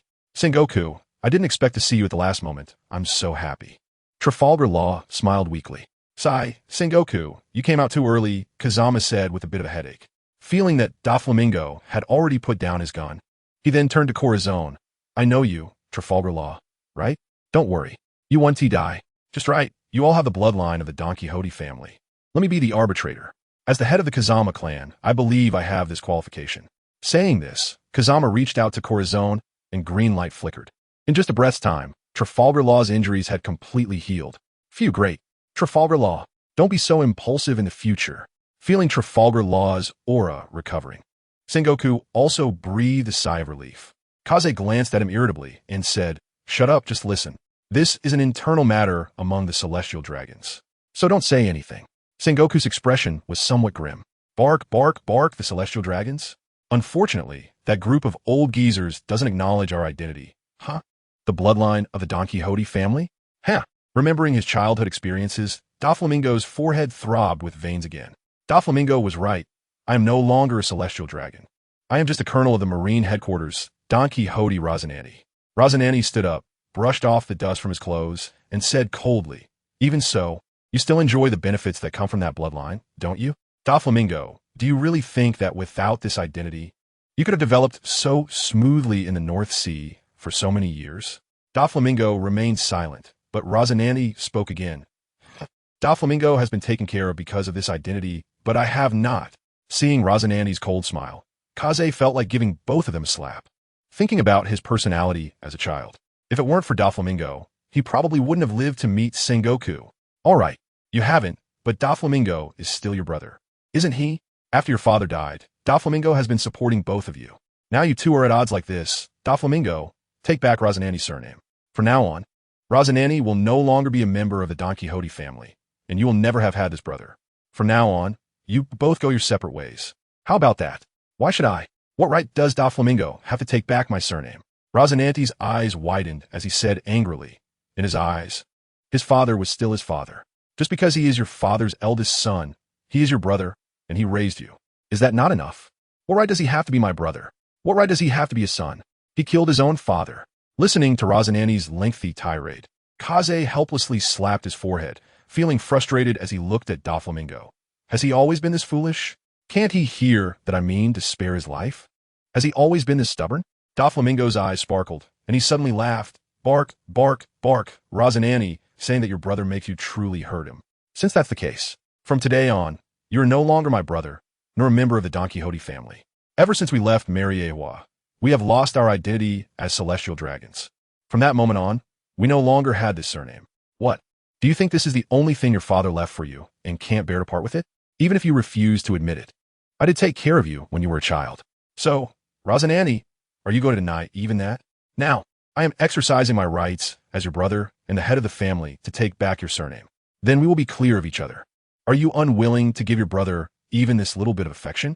Bark, bark, bark. No wonder they say a brother knows a brother best. As soon as Doflamingo said this, Rosinante immediately fell silent. Sengoku looked at Rosinante with concern. The Navy was aware of Doflamingo's information. Therefore, he not only knew of Doflamingo's evils, but also knew that without Doflamingo, Rosinante would have died long ago. Sengoku has raised you like a son for so many years. I think he deserves to be your father, right? I think if you have any conscience at all, you should change your surname to be the same as Sengoku's. Kanjuro's words became the last straw that broke Rosinante's back. He lowered his head, a struggle flashing across his face, and finally let out a deep sigh. His gaze became resolute as he looked up at Doflamingo. Don Quixote, Doflamingo, from today on, I abandon the surname Don Quixote. Rosinante is just Rosinante. No longer a member of the Don Quixote family. No longer a celestial dragon. No longer your brother. Rosinante is just Rosinante. Doflamingo's expression remained unchanged, showing no signs of joy or sorrow. Then, this matter ends here. From today on, neither of you will recognize each other. Feng Jian let out a sigh. This unfortunate kid is really difficult to handle. Sengoku, this time, you owe me a favor. Sengoku remained silent. He knew that Feng Jian was not just talking about saving Razanandi's life, but also completely stripping him of his celestial dragon identity. The implicit benefits of once being a celestial dragon had now become irrelevant to him, and he could genuinely treat Razanandi as his son in public, allowing Razanandi to inherit his surname. He provided Razanandi with a clean background. And you, Flamingo, don't try to think of me with your mindset. I don't care about the Op no Mi Sengoku. Take this kid with you when you leave, and then just go. Your task ends here. As he spoke, Feng Jian extended his hand, and a force of gravity emanated from it, pulling a treasure chest towards him. When the chest flew close to everyone, Feng Jian grabbed it with his left hand, and the chest exploded open, revealing a child wearing a hat with white spots. Don Quixote da Flamingo was momentarily stunned, and his expression darkened immediately. Law was someone he had high hopes for, destined to become his right-hand man. It seemed he had also eaten the Op no Mi, which was a huge loss. The user of the Op no Mi, Trafalgar Law, who was treated like a biological son by Razanandi, in a sense, could be considered your grandson, and I'm entrusting him to you. Oh, by the way, the angel fruit user I threw to the Navy, Bardell, let Zifa teach him. Make sure he doesn't get taught by Garp. This must be remembered. Looking at Feng Jian's serious expression, Sengoku was taken aback and puzzled.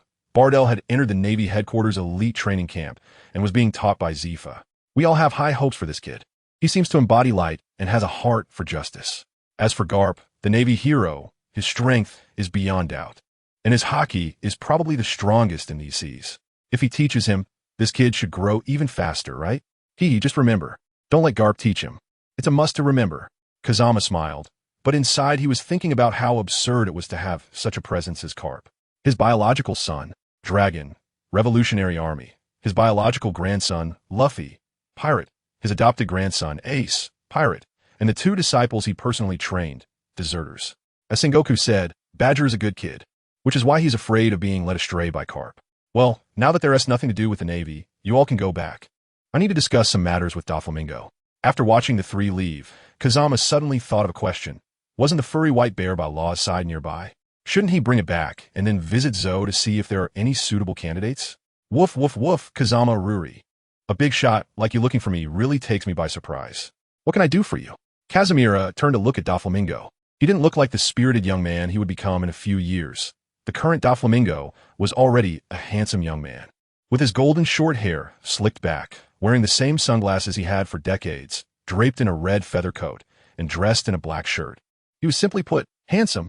Doflamingo, to be honest, I have high hopes for you. Although your strength isn't that impressive, you are clever, so I've come to recruit you. Huh? Recruit? Woof, woof, woof. I'm afraid I have no choice but to accept this recruitment, right? Smart. You're much better than your brother. I enjoy talking to smart people. Let's talk about my conditions first. I can restore your celestial dragon status, along with power and position. I want you to do two things. You can choose one. The first task is to be an overseer among the celestial dragons. I need you to restrict their actions by any means necessary. At the very least, they cannot continue their reckless behavior. Whether it's through deception or manipulation, it doesn't matter. If someone doesn't listen, you can kill them. This is a gradual process. As long as no family becomes extinct, you can do as you please. The second task is to clean up the underworld. The world government is preparing to establish the 7 warlords of the sea to combat pirates alongside the Navy. This power is in my hands. I can appoint you as one of the 7 warlords of the sea, and you can find an island to develop. The world government will recognize your rule over that island. Then I want you to organize the underground forces. Activities like gambling and entertainment can exist, but drugs cannot. Also, assassination and other criminal activities must not harm ordinary people. For instance, you can capture pirates to sell as slaves or sell those from the underground forces, but you cannot interfere with civilians. Additionally, in the Joy Street, ordinary people cannot be forced to enter. It must be voluntary. Well, I think that's about it. I'll mention more if I remember anything later. In short, I need the underground forces to survive within the rules. Choose one of the 2 tasks. Woof, woof, woof. Being able to kill those fools is the power I've always dreamed of. It seems Casimira has learned about my past, but I choose the second path, to become one of the 7 warlords of the sea and organize the dark world. Would you rather be the head of a dog than the tail of a phoenix? Kazama raised an eyebrow, somewhat surprised, but this choice was also within the realm of cleaning. Cool win. It means chicken. Don't mind it. Speaking of which, you wouldn't want to occupy Dressrosa, would you? Bark, bark, bark. Dressrosa has always been the kingdom of the Don Quixote family. It was just entrusted to the Riku family 800 years ago. Now that the rightful owner has returned, what's wrong with taking back what belongs to them? Kaze opened his mouth, hesitated for a moment, and then sighed. Sigh. You can take it back, but I hope you do it openly. Given the character of that clan, if you openly declare your identity and express that you can build Dressrosa better, they will naturally let you have the throne after seeing the results. So, don't engage in those underhanded schemes. As a descendant of the 20 kings, a straightforward strategy is enough. With your identity backing you up, and the changes brought about by a few years in power, it will be enough to gain the people's support. Of course, if you can't even do this, then it's better not to take over someone else's kingdom. Always plotting and scheming is quite shameful. At that moment, it started to drizzle, and in the distance, several islands seemed to be experiencing heavy rain. However, these raindrops could not touch Kaze, as a layer of protective natural energy formed on his surface. On a small island, heavy rain was pouring down. Holding a compass, Kaze looked at the house in front of him, where a young woman and a child about a year old were inside. The child was running a high fever, and the woman was on the phone. What? Really none? Please check again, she said. His name is Senor. He told me he is a bank employee. The woman's face was anxious, but as the words from the other end came through, her expression gradually stiffened, and she hung up the phone. This small house was quite a distance from the town. The fastest way was for her husband to drive back and take their daughter to the hospital, but now they couldn't reach him. After hanging up the phone, a look of determination appeared on the woman's face as she put on a raincoat and rushed into the heavy rain with her daughter in her arms. Kazama sat on a tall power pole, watching the scene unfold, and sighed deeply. Women are inherently weak, but become strong for their children. I remember often writing about this scene in my essays as a child, right? Thinking of the man in my memory who always wore baby clothes and sucked on a pacifier. Kazama hesitated for a moment. Never mind. Although you all aren't exactly good people, this feeling is real. Sigh. I really have a kind heart. I can't bear to see the suffering of the world. After saying this, he transformed into smoke and disappeared.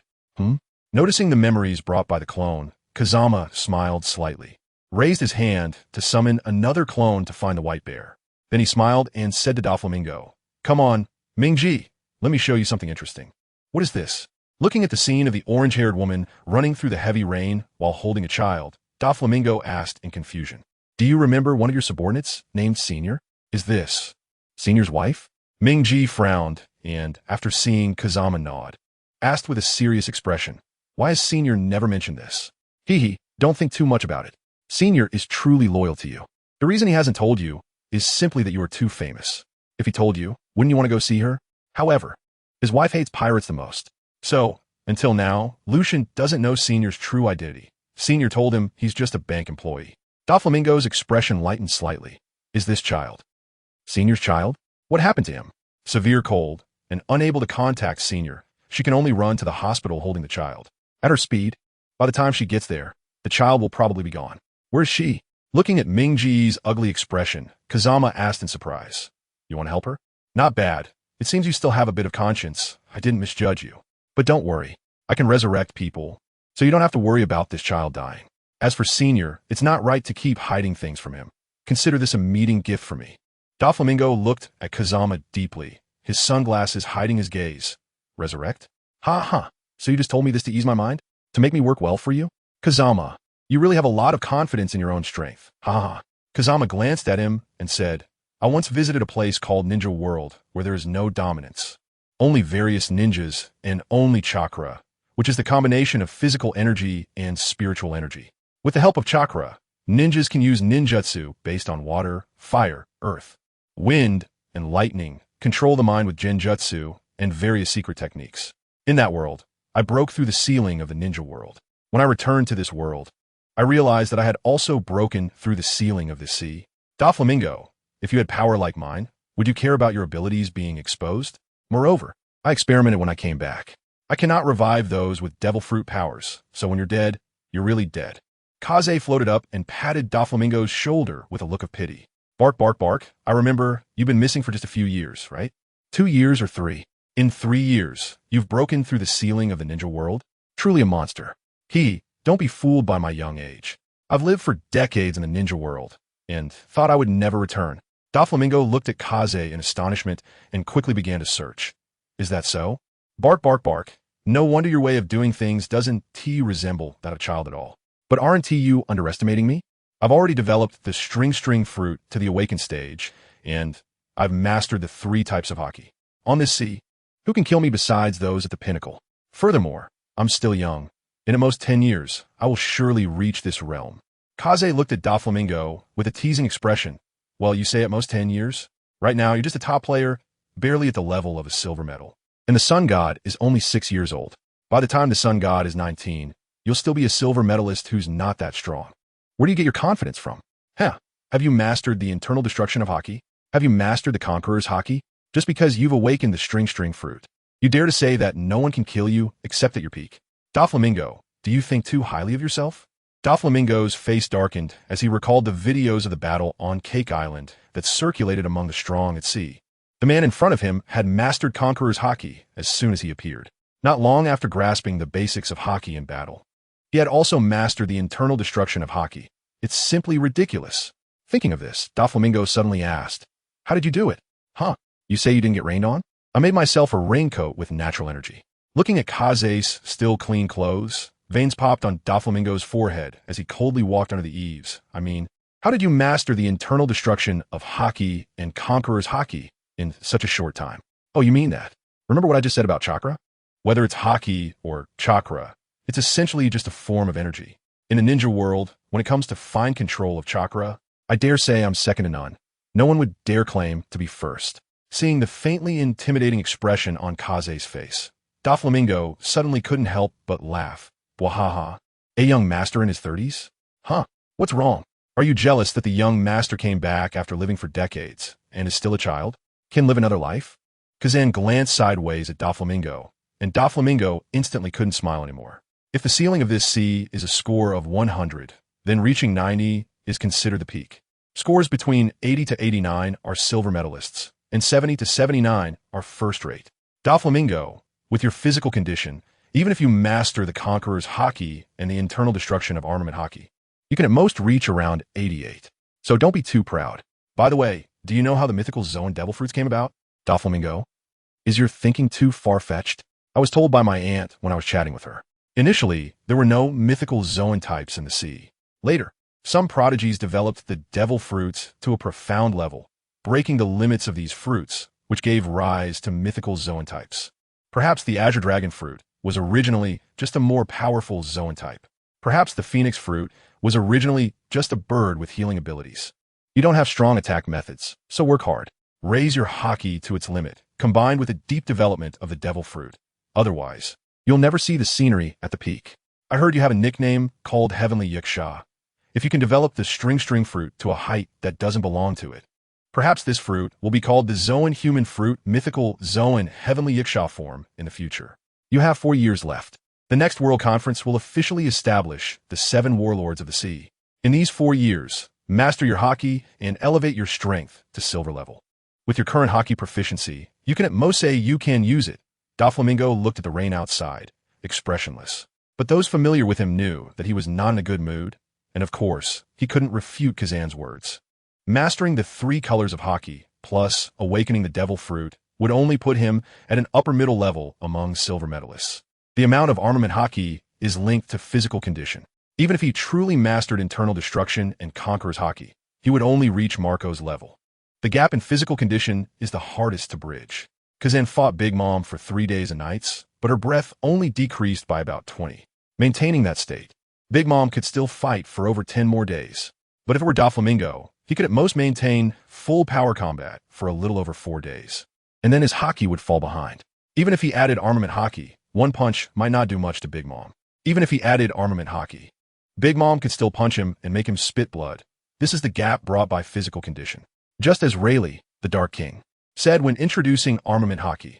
Armament haki is an invisible layer of armor. Bark, bark, bark, just like those great swordsmen. When physical condition can't keep up, should you use fruit abilities to make up for the physical gap? Of course, using skills is also fine. After mastering internal destruction of armament haki, you will have the qualification to deal damage at the peak. Of course, this is under the condition that they don't use haki. As he spoke, a hint of gloom suddenly appeared in Kazan's eyes. The scene of his conversation with Im and the 5 old men resurfaced in his mind. If he wasn't mistaken, Im and the Gorosei were preparing to walk the path of the 20 kings again. However, this time, They are from the Lunarian race. Sigh. If it were Joy Boy from 800 years ago, that would be fine. Although he was absurd, he wasn't too absurd. At least he was seriously mediating disputes. But the current sun god is not Joy Boy. Kazan really doesn't dare to imagine handing the world over to him.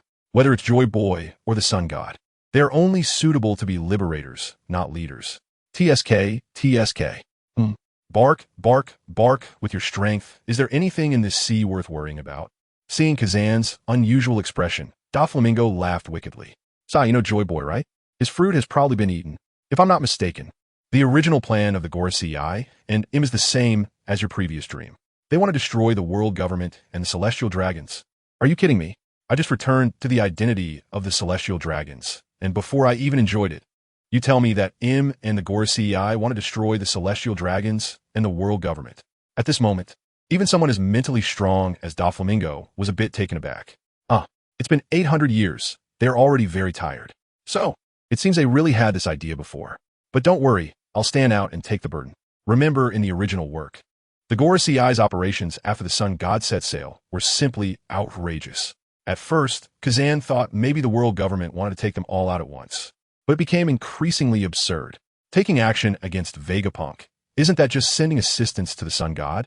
And their attitude towards Nefertari and the 200 years of attitude towards Fishman Island were simply extreme. Since they already knew Joy Boy's fruit had been eaten, why not just kill the current user directly? Don't tell me you don't know. Doflamingo's expression was somewhat grim. Just a group of losers from 800 years ago. Without Im and the world government's secret assistance, they're nothing.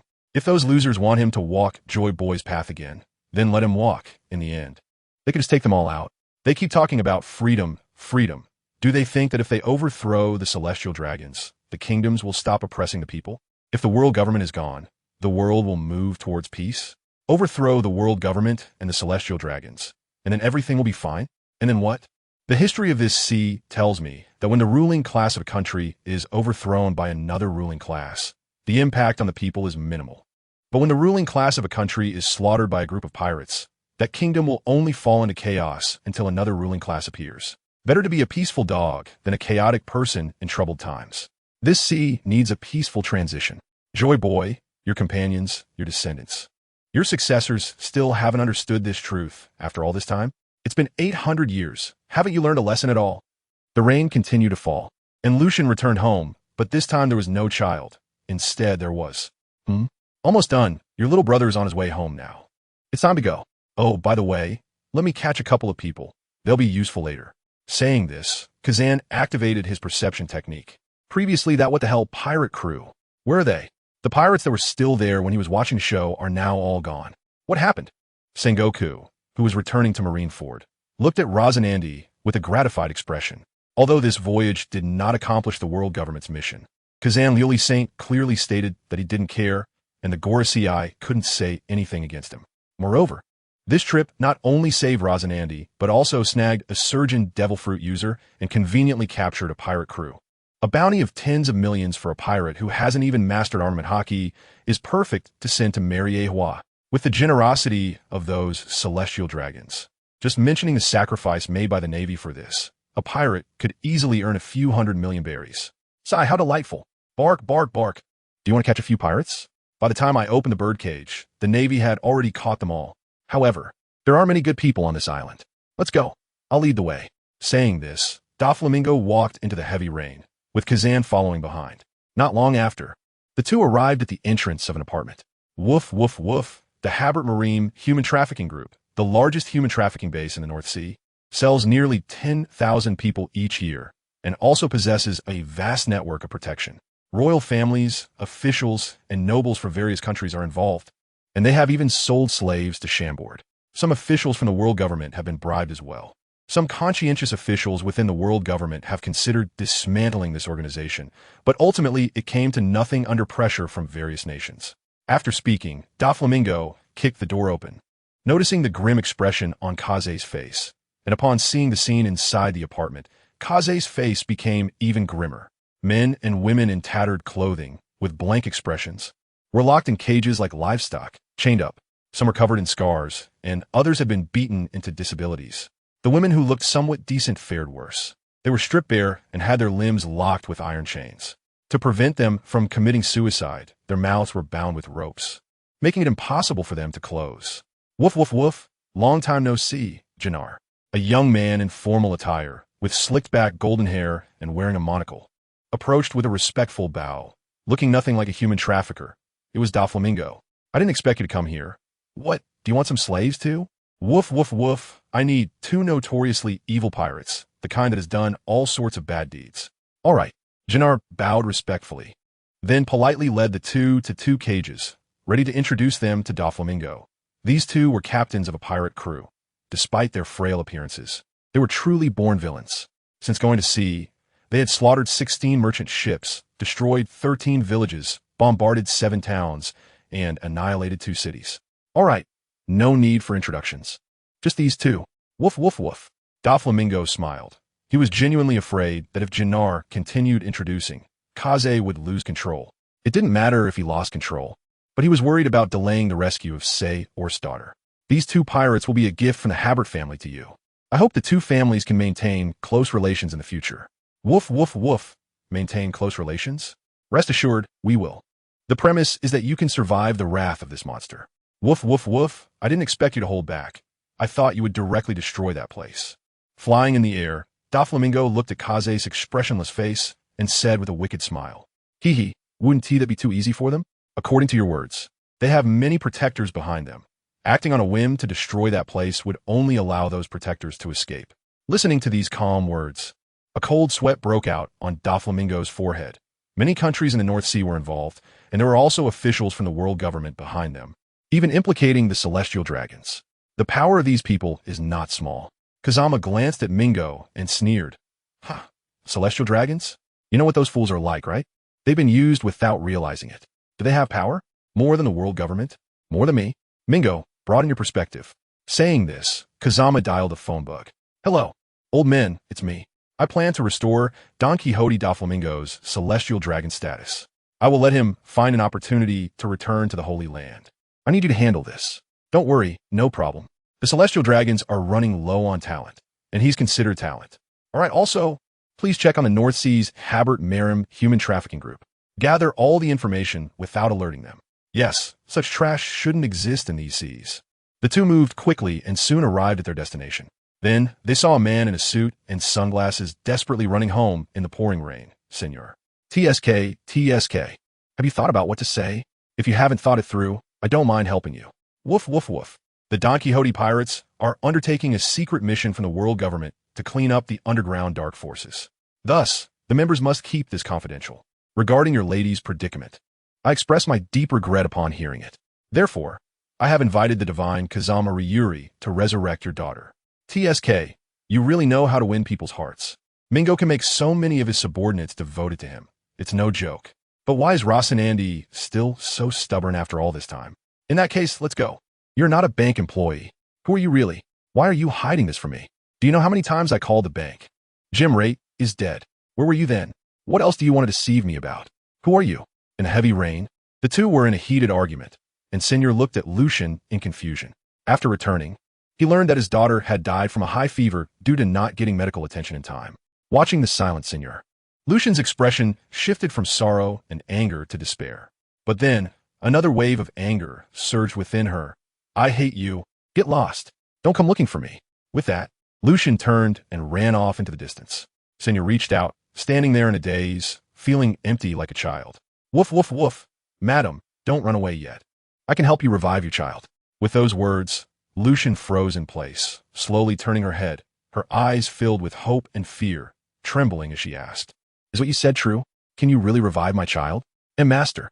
Senor also came to his senses, trembling as he called out master. Although he had never heard of the master having the ability to resurrect, he still held a glimmer of hope in his heart. "Of course. This child beside me is the divine Kazama Ruri, who was in the newspapers a while back.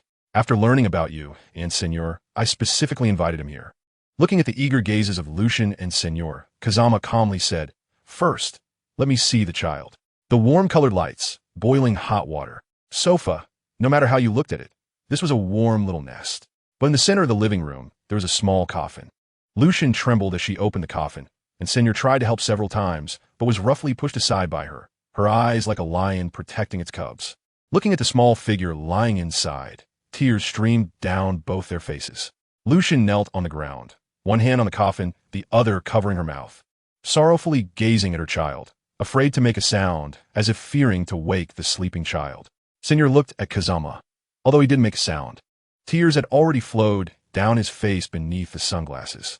Kazama glanced at the child, then opened a spatial door and pulled out one of the two pirates from earlier. Amidst the confused gazes of the crowd, Kazama placed his right hand over his eye, and with a flash of green light, he directly removed his own eyeball. After hesitating for a moment, he reattached it. "Don't look at me like that," he explained. "This resurrection requires a special eye known as the Rinnegan. Activating this ability requires the user's life force. I was going to implant my eye into this pirate to control him with resurrection, but he was too disgusting. If I put my eye into him, I feel like I would develop a psychological trauma regarding that eye." Seeing the puzzled expressions of the three, Kazama elaborated. "Mainly, taking out and reattaching my own eyeball looks really brain dead. Woof, woof, woof. If you find it disgusting, you can give it to me. I don't mind." Kazama glanced at Mingo, his meaning clear. "What nonsense are you thinking?"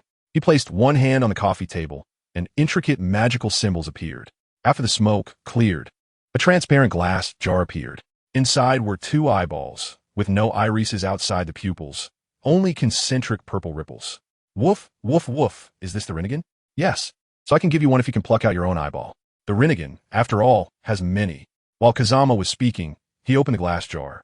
Before his words even finished, Mingo directly took out his own eyeball with one hand, and blood began to flow. Kazama was directly stunned. "No way. Brother Ming, are you this decisive? Your eyeballs are almost popping out, and your sunglasses are still stable. What the hell is this principle? The sunglasses must be your true form. All right, you're impressive. Come here. I'll install it for you." Brother Ming walked over and lowered his head.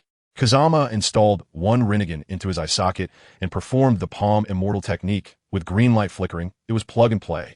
"All right, put this one into that pirate's eye socket." Wrapping the eyeball with life energy, Kazama handed the other Rinnegan to Brother Ming, who flashed a charming smile. Then he stuffed the Rinnegan into the eye socket of another pirate. After that, Kazama's eyes gradually changed from black to red, and then to purple. Then, concentric ripples appeared, and in an instant, it transformed into the Rinnegan. Kaze watched the pirate, whose dazed face showed no signs of anger. Then, he clasped his hands together in front of his chest and said in a hoarse voice, "Outer path, Samsara." A huge black king of Hell head, as tall as a person, rose from behind the pirate and opened its massive mouth. A blue light flew from the king of Hell's mouth and struck the small infant. From the perspective of the Rinnegan, both Kaze and Doflamingo could clearly see the souls contained within. A flicker of blue light flashed on Gimlet's body, and then her chest gradually began to rise and fall. In the perception of Kinbunchiko Haki, a new presence arose in the room, while an old presence faded away. After casting the resurrection, the pirate fell weakly to the ground. The sleeping infant's chest rose and fell slightly, but it was still noticed. Lucian trembled as he reached out a finger to touch Gimlet's neck, feeling the strong heartbeat. Gently, he cradled Gimlet in his arms and wept silently. This was undoubtedly a touching scene, but someone did not care. No, it should be said that they didn't care that much. Doflamingo's lips curled into a smile. A very serious smile. But this smile lasted only a second, then it grew wider. When he turned around and saw that the pirate behind him had completely lost his breath, his signature sickly grin returned to his face. Doflamingo walked over to the pirate, placed his hand over his eyes, and countless fine threads sprouted from his fingertips, directly extracting the Rinnegan from the pirate's eyes. Then, after digging out his own eyes, he fitted the Rinnegan onto himself. Feeling the darkness on his right side, he ignored the blood on his face and the pain in his right eye. Looking curiously at Kaze, "Isn't this thing supposed to be plug-and-play?" Upon hearing this, Kaze immediately showed a look as if he were looking at a fool. "Of course not. What are you thinking?" Doflamingo recalled the scene of Kaze reattaching his eyeball and suddenly realized, "Is it that green light?" "Yes, the thing is a special chakra that can heal injuries." Saying this, Kaze extended his hand towards Doflamingo's right eye, and with a flash of green light, Doflamingo regained his vision. TSK, what a miraculous power. "Huh? Why can't I close it?" Kazamaki opened his mouth. At this moment, his eyes had already returned to black. "Sai, you really are something. Here, take this and inject it." In this one, it records the characteristics of the three great eye techniques, including information about the Rinnegan and Sharingan. and this one records the methods of chakra cultivation, while this one documents various ninjutsu. TSK Doflamingo. The Rinnegan possesses the power of the 6 paths. If you can't reach the peak with these powers from the ninja world, then I will personally kill you.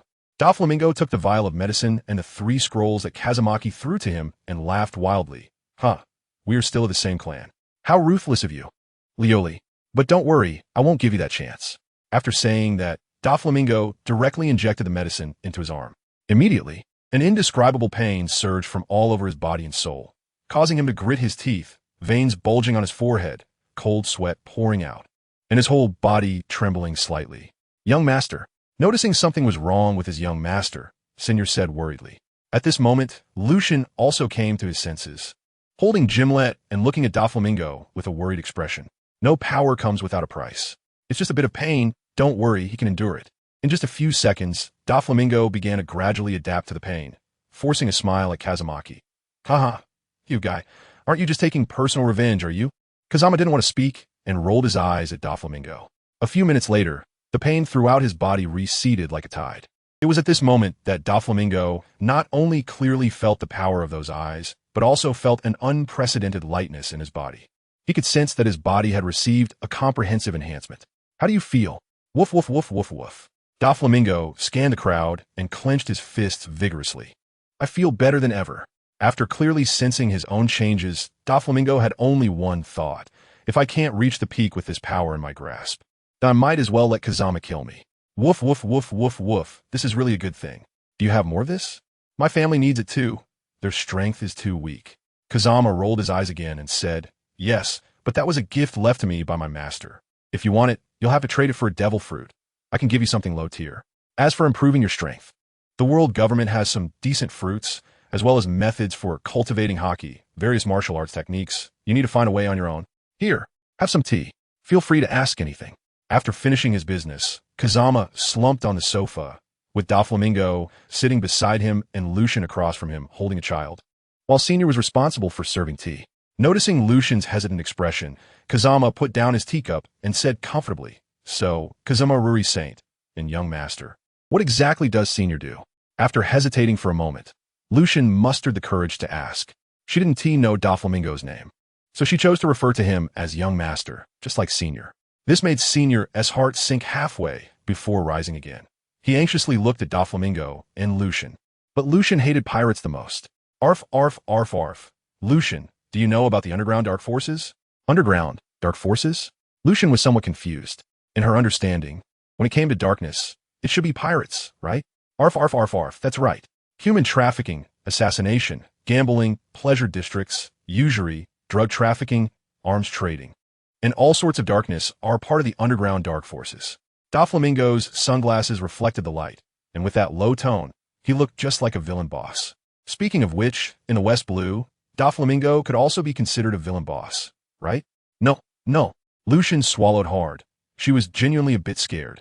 But then she nervously asked, Is this related to Senior's work? Senior's heart tightened again. Arf, arf, arf, of course it is. Lucian, do you think these underground dark forces should exist? It shouldn't. Such evil things like pirates shouldn't exist in this world. Lucian's firm tone felt like a sharp knife piercing Senior's heart. Arf, arf, arf. You're right. I also think it shouldn't. But do you think such things can be completely banned?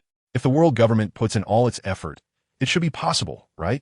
Seeing Lucian's wavering confidence, Doflamingo revealed his signature villainous smile again. Arf, arf, arf. Lucian, why do you think these dark forces exist in this sea? Because the human heart has darkness. This time, Gimlet has a high fever. But what if Gimlet has congenital heart disease and needs a heart transplant? Would you be willing to spend all your family's wealth to find a suitable heart to save your beloved child, even if that heart comes from an innocent person? Watching the struggle on Lucian's face, Doflamingo smiled with satisfaction. Arf, arf, arf. This is the fundamental reason for the existence of dark forces, people's needs. Some need weapons, regardless of the source, willing to pay a fortune. Hence there are arms dealers. Some just want to make money, regardless of legality or how many lives are ruined. Hence there are casinos and drug dealers. Some can only survive by borrowing money but can't do so legally. Hence there are loan sharks. Some will do anything to kill someone. Hence there are assassin organizations. Arf, arf, arf. As long as human beings have selfish desires, dark forces will never be eradicated. no matter how strong the world government is. So, the world government came up with an idea to regulate and control dark forces. However, these things the world government cannot do. On one hand, it will face public doubt, and on the other hand, the underground forces will not allow the world government to become the emperor of the underground world. So, I formed the Don Quixote Pirates with the help of the world government, gaining some notoriety. Then, Black Eats Black started to interact with various dark forces. The ultimate goal is to become the emperor of the underground world. Then, regulate the underground world, at least to make the underground forces operate within certain rules, minimizing harm to civilians. You can understand it as the Don Quixote Pirates being a flag planted by the world government in the dark forces. All members of the pirate group are officials of the world government, but their identities cannot be revealed. In other words, the world government cannot provide any assistance to the Don Quixote Pirates on the surface, nor can they take care of the families of the members. And your husband, Senior, is a member of the Don Quixote family. Because these matters are too dangerous if the underground forces find out. All members of the Don Quixote family will face attacks from the underground forces, which is why Senior doesn't want to tell you. Under the concealment of his identity and your existence, you and your child are the safest. Lucian turned her head in silence to look at Senior, her eyes revealing regret and heartache. Bearing such a heavy responsibility, how much pressure must Senior be under? Gimlet has high fever. He must be out on a mission, right? Dealing with those ruthless underground dark forces. How dangerous is that? He didn't even make it back for Gimlet's death. How painful must that be for him? Recalling Senior's lost soul-like expression during their argument in the rain, Lucian felt even more heartbroken. Senior, who was beside her, was completely stunned. Wasn't he the Don Quixote Pirates just a pirate group? And weren't those initial crimes all things we did ourselves? How did it become fake news made by the world government? Is the Don Quixote Pirates that great? Am I afraid I joined a fake Don Quixote Pirates? But noticing that Lucian's gaze had turned to him, Senior slightly lowered his head, looking at Lucian with a mix of crying and laughing. Wanting to say something but hesitating, finally he bitterly said, "I'm sorry, Lucian. I really don't want to involve you and the child." Watching the scene of the two crying in each other's arms, Kazama couldn't help but admired Doflamingo. "Hey, you really are talent. Arf, then. From now on, you all should move to the family's residence. As long as this news doesn't leak out, the family will not be attacked by the entire underground forces. In this way, the family is capable of protecting you." Lucian hesitated for a moment, but still agreed. Her husband was doing such dangerous things. She couldn't let him be distracted. "Then, I'll trouble you, young master. Arf, we're all family. No need to be so polite." With misunderstandings resolved and hosts and guests enjoying themselves, this trip also gained Doflamingo, a big player. As one of the few in the pirate world who relied on brains to make a living, Kazama was not worried at all about Doflamingo doing something foolish. Why do I always feel like I'm forgetting something? On Swallow Island, Kanjian's clone sat on a small hill, looking at the cave in front of him, a face full of despair. Where's the main body? Could it be that I've been forgotten? Damn, nobility and power. Who doesn't have their own kind? Don't think that a clone won rebel. So, just as he was about to erase his own existence, the clone self-destructed. Damn it. At the same time, Kanjian suddenly felt a sharp pain coming from all over his body, and he couldn't help but curse out loud, which immediately attracted the attention of 3 people. "It's nothing. I sent a clone out to find someone, and after the clone disappears, it will feed back sensations and memories to the main body. My clone just self-destructed. It hurts a bit, but it's nothing serious. Are you really okay?" Looking at Kanjian, gritting his teeth, and forcing a smile, Lucian asked with concern. "It's fine. The pain feedback from the clone only lasts for a moment. I just haven't experienced it in a long time, so I'm a bit unaccustomed." Doflamingo's expression turned heavy. "I've seen your clone. Its aura is not weak. Is there anyone in the West Sea capable of forcing your clone to self-destruct?" Kanjian scratched his head awkwardly, unsure of how to respond. "Actually, I forgot about this. The clone waited too long, so it got impatient and self-destructed." Doflamingo's face immediately darkened as he recalled the scroll Kanjian had given him, suddenly hesitating about whether he should learn the clone technique. "All right, you've settled your matters here. Then I'll go find someone. Everyone, may we meet again by chance." After saying that, Kanjian opened a spatial door and walked right in. Is this Yinzi Island, Linsheng? How did he survive without being sold? The West Sea, known as the strongest sea, is the most chaotic among the 4 seas. With that thought, Kanjian walked into the woods, and the surrounding wind semi-automatically cleared the path for him. "Hey, is anyone there? No, is there a bear? Is there a white bear that can talk? If there is, come out quickly." In a certain part of the woods, two children seem to be bullying a white bear. Hey Jean, did you hear that? Someone seems to be looking for this bear. I heard it. Seriously, how could someone be looking for this monster? TSK, hey, white bear, you better hide. If the bad guys catch you, you'll definitely be sold as merchandise. The polar bear tribe member, Beepo, looked confused. After taking the wrong boat from home to here, no one should recognize him, right? Pei Jean, dressed in dirty clothes, although they seemed to be bullying the white bear earlier. At least they hadn't gone too far. TSK, bullying a little white bear, aren't you bad people too? But at least you still have a bit of conscience. Who? Hearing the unfamiliar voice, Pei Jean and Shachi warily held their sticks, looking in the direction of the sound, with Pei Jean grabbing the white bear, ready to run at any moment. At that moment, Beepo still looked completely bewildered. Don't worry, I'm not a bad person. Of course, I'm not exactly a good person either. I sensed that there was a fur tribe here while passing by, so I came to ask. Kazama smiled kindly and then looked at Beepo. Are you from the Arctic Fox tribe? I remember that the Fox tribe lives in Zou, in the New World. How could such a small Fox tribe member end up in the West Sea? Seeing that Beepo was just a child about their size, Pekan and Shaki breathed a sigh of relief, but then fell into confusion. Fox tribe? Zou, New World? What is that? The Fox tribe is the race I belong to. Zou is where we Fox tribe live, and the New World is the latter half of the Grand Line. Beepo enthusiastically answered the two children's questions, making Kazama's mouth twitch. You really are straightforward. You just revealed your information like that. Huh? Private matter. Beepo blushed and lowered his head. Why are you blushing? Kazama hesitated to speak, feeling a lot of frustration stuck in his mouth, but ultimately rubbed his temples in annoyance. You sigh. Forget it. Haven't you answered my question yet? Not hearing a response, Kazama looked at Beepo with confusion. But didn't you tell me not to casually share my information with others? Beepo said, lowering his head, feeling embarrassed. Puffed. Shachi and Penguin couldn't hold back and burst out laughing. All right, you're impressive. I thought Razanani was unbeatable, but it turns out you're even bolder than him. Tough. Your fist is tough. Hee, is it funny? And you're quite clever at this moment, aren't you?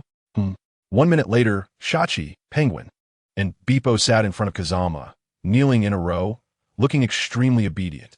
Seeing this, Kazama nodded in satisfaction. As expected, those troublesome kids need to be dealt with. Ahem. All right, the three of you, introduce yourselves one by one. You, don't look away, you start. Kazama looked at a boy with short orange hair. And what attracted him the most was the green hat with a red brim that the boy was wearing, commonly referred to as a green hat. My name is Shachi, and I'm an orphan because my parents died in a tsunami. So, I'm staying with my uncle along with Pei Jean. But my uncle has always treated us as tools for crime, so we escaped. I'm Pei Jean. My parents died in the same tsunami as Shachi's. After staying at Shachi's uncle's house, I escaped with him. I am Beibwa, living in Zou. I fell into the sea while going out to sea with my brothers and accidentally ended up here. Pei Jean, Shachi, Kazama. Under the gaze of the three, Beibwa's face turned red again. Is there something wrong? No, I just wanted to express how lucky you are to have survived. Kazama looked at Beepo with a complex expression, and Pekin and Shachi nodded in agreement. Well, Beepo, you can follow me from now on. When I have time, I'll take you back home. It's just right. I also want to find a time to visit Zou. As for you two, come with me. With that, Kazama walked towards the edge of the forest. When he first arrived, he noticed that there was a household on this small island, seemingly inhabited by only one person. Wow, a luxurious, single-person island? The two and the bear exchanged glances, ultimately following behind Kazama, not wanting to get hit. The island wasn't large. So soon the group arrived in front of a small cabin. It was a wooden house with several plots of cultivated land outside. Some were planted with grains, and others with vegetables. Moreover, there were many high-tech tools placed in the yard. When Kazama first arrived on the island, he had already done a 360 scan of it. Therefore, he felt he might have unexpected gains on this island. Hello, is anyone there? 3 little kids? And a white bear? Hey, little ones, what do you want? A burly uncle with a big beard came out. From his gray beard, it was clear that he was not young. Hello, uncle. I'm just a traveler passing by here. I met this furry tribe and these 2 runaway kids while playing in the deep forest. They haven't eaten for a long time. Do you have any food here? I can pay for it. Runaway? The bearded uncle raised an eyebrow, then frowned as he looked at Pekan and Shachi. Running away is not a good habit. Little ones, your parents will be worried. Come in, I'll prepare some food for you. With that, the uncle walked over and opened the gate of the yard. Uncle. Their parents both died in the tsunami. They're staying with the child's uncle, but he is not a good person and makes them commit crimes, so they ran away. Kaze looked carefully at the small courtyard while patiently explaining. What? Is this true? That's too much. Kids, if you have nowhere to go, you can stay here. However, you will need to help me with cleaning, farming, and assisting when I make my machines every day. Don't worry, with the machines I create, your work won't be too busy. Thank you, Uncle. Peijin and Shaki exchanged glances and gave the bearded uncle a deep 90-degree bow. What kind of food is the most delicious? Answer. When you're hungry, anything tastes good. 2 servings of vegetables, 3 servings of meat, 2 servings of soup, plus 1 serving of noodles for each person. Normally, for 4 kids and an old man, this would be more than enough. But here, in the world of One Piece, after countless days of not being full, the Peijin and Shaki duo, along with Bippo, successfully devoured the food with a windswept momentum. Only now did Kaze realize that when he watched the Straw Hat crew eating in the One Piece anime, it was really not an exaggeration. This table of food lasted less than a minute before it was survived. Hey, you 3, eat slower, there's more, no need to rush. Watching the Peijin duo devouring the food, the bearded uncle suddenly felt a bit worried.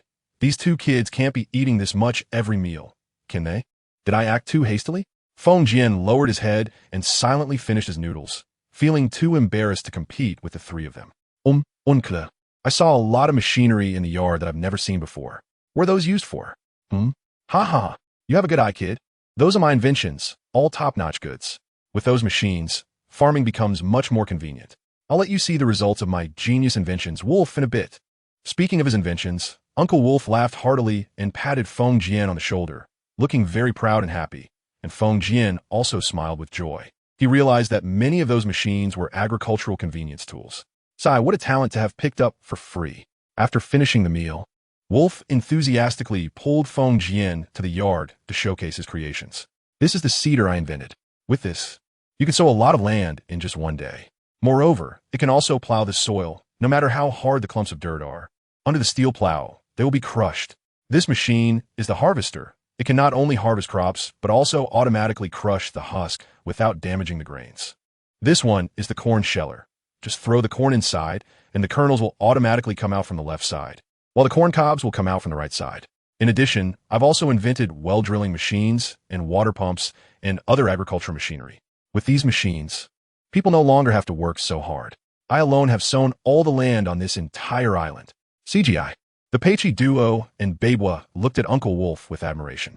Even in Zhao, the fur tribes needed to cultivate. Kaze didn't expect to see these things in the pirate world. This is truly amazing. Uncle Wolf, is there anything else besides these machines? Looking at the children's eager and admiring eyes, Wolf's vanity was greatly satisfied. Ha, of course there is. Come, I'll take you to see my workshop. Surprisingly, Wolf's workshop wasn't near this cabin, but deep underground in the woods. Wolf explained that this was to prevent explosions from damaging the surrounding environment. In the workshop, Kaze saw many interesting things. Automatic sprinklers, automatic weeders, looms, and a series of strange devices. However, what caught Kaze's attention was something with 2 wings. That Uncle Wolf. What is that? No way, this old man can't have built an airplane, right? That's my invented flying machine. Nanny, a flying machine. Can we go take a look? Seeing the children's eager eyes, Uncle Wolf awkwardly scratched his head. Let's talk about this later. Because I haven't finished it yet. It can only fly a short distance before it falls. The 3 children were clearly a bit disappointed, but Kaze didn't mind.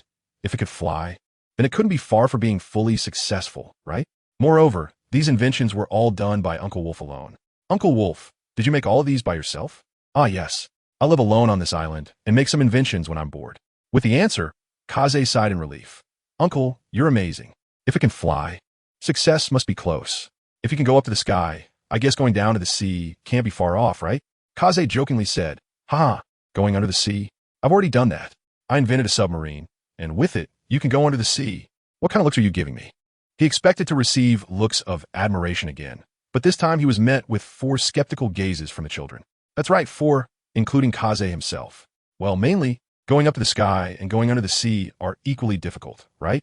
Uncle Wolf almost made it to the sky, so we are a bit skeptical, said Pekin awkwardly. Yeah, I heard that the water in the sea is really heavy, and it's very hard for a ship to navigate at the bottom of the sea, said Shaki. Exactly. I heard that on Fishman Island, which is 10,000 meters deep, ships can only pass by coating themselves in a special film. And even the Navy has to use this method, added Bippo after Pekin and Shaki. Kaze remained silent.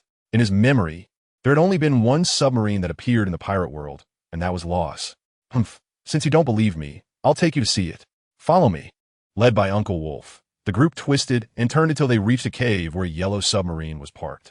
This submarine was made from precious metals, extremely sturdy, and not only could it dive, but also penetrate the ground to travel from the sea to the land.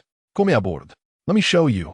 After entering the submarine, Kaze suddenly realized that he hadn't seen an exit for this submarine. Ha ha ha. This submarine hasn't been to sea since I built it, and it doesn't have an exit. Speaking of which, you're the first guests, so hold on tight. After starting the submarine, Uncle Wolf pulled the power lever all the way down. Then, the entire submarine charged through the underground like a wild donkey.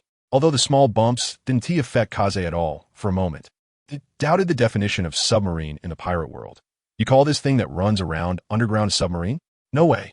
Even a drill machine isn't as impressive as this. The bumps didn't last long before they suddenly disappeared. And then Uncle Wolf's slightly emotional voice could be heard. All right, kids, take a look at the scenery under the sea. Through the windows, Pekin and Shaki, along with Beepo, saw a scene they would remember for a lifetime.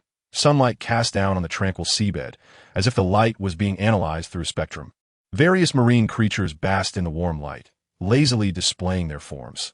Different kinds of fish roamed among the coral, some in groups and others alone, passing by starfish, gliding over jellyfish, diving into seagrass, suddenly disappearing, then reappearing. Various peculiar shellfish leisurely enjoyed the warm sunlight, and under the light, some shells reflected dazzling rays. Besides that, there were corals of various colors, primarily black, white, and red, each with its differences. Just the red coral can be subdivided into deep red, rose red, and peach red.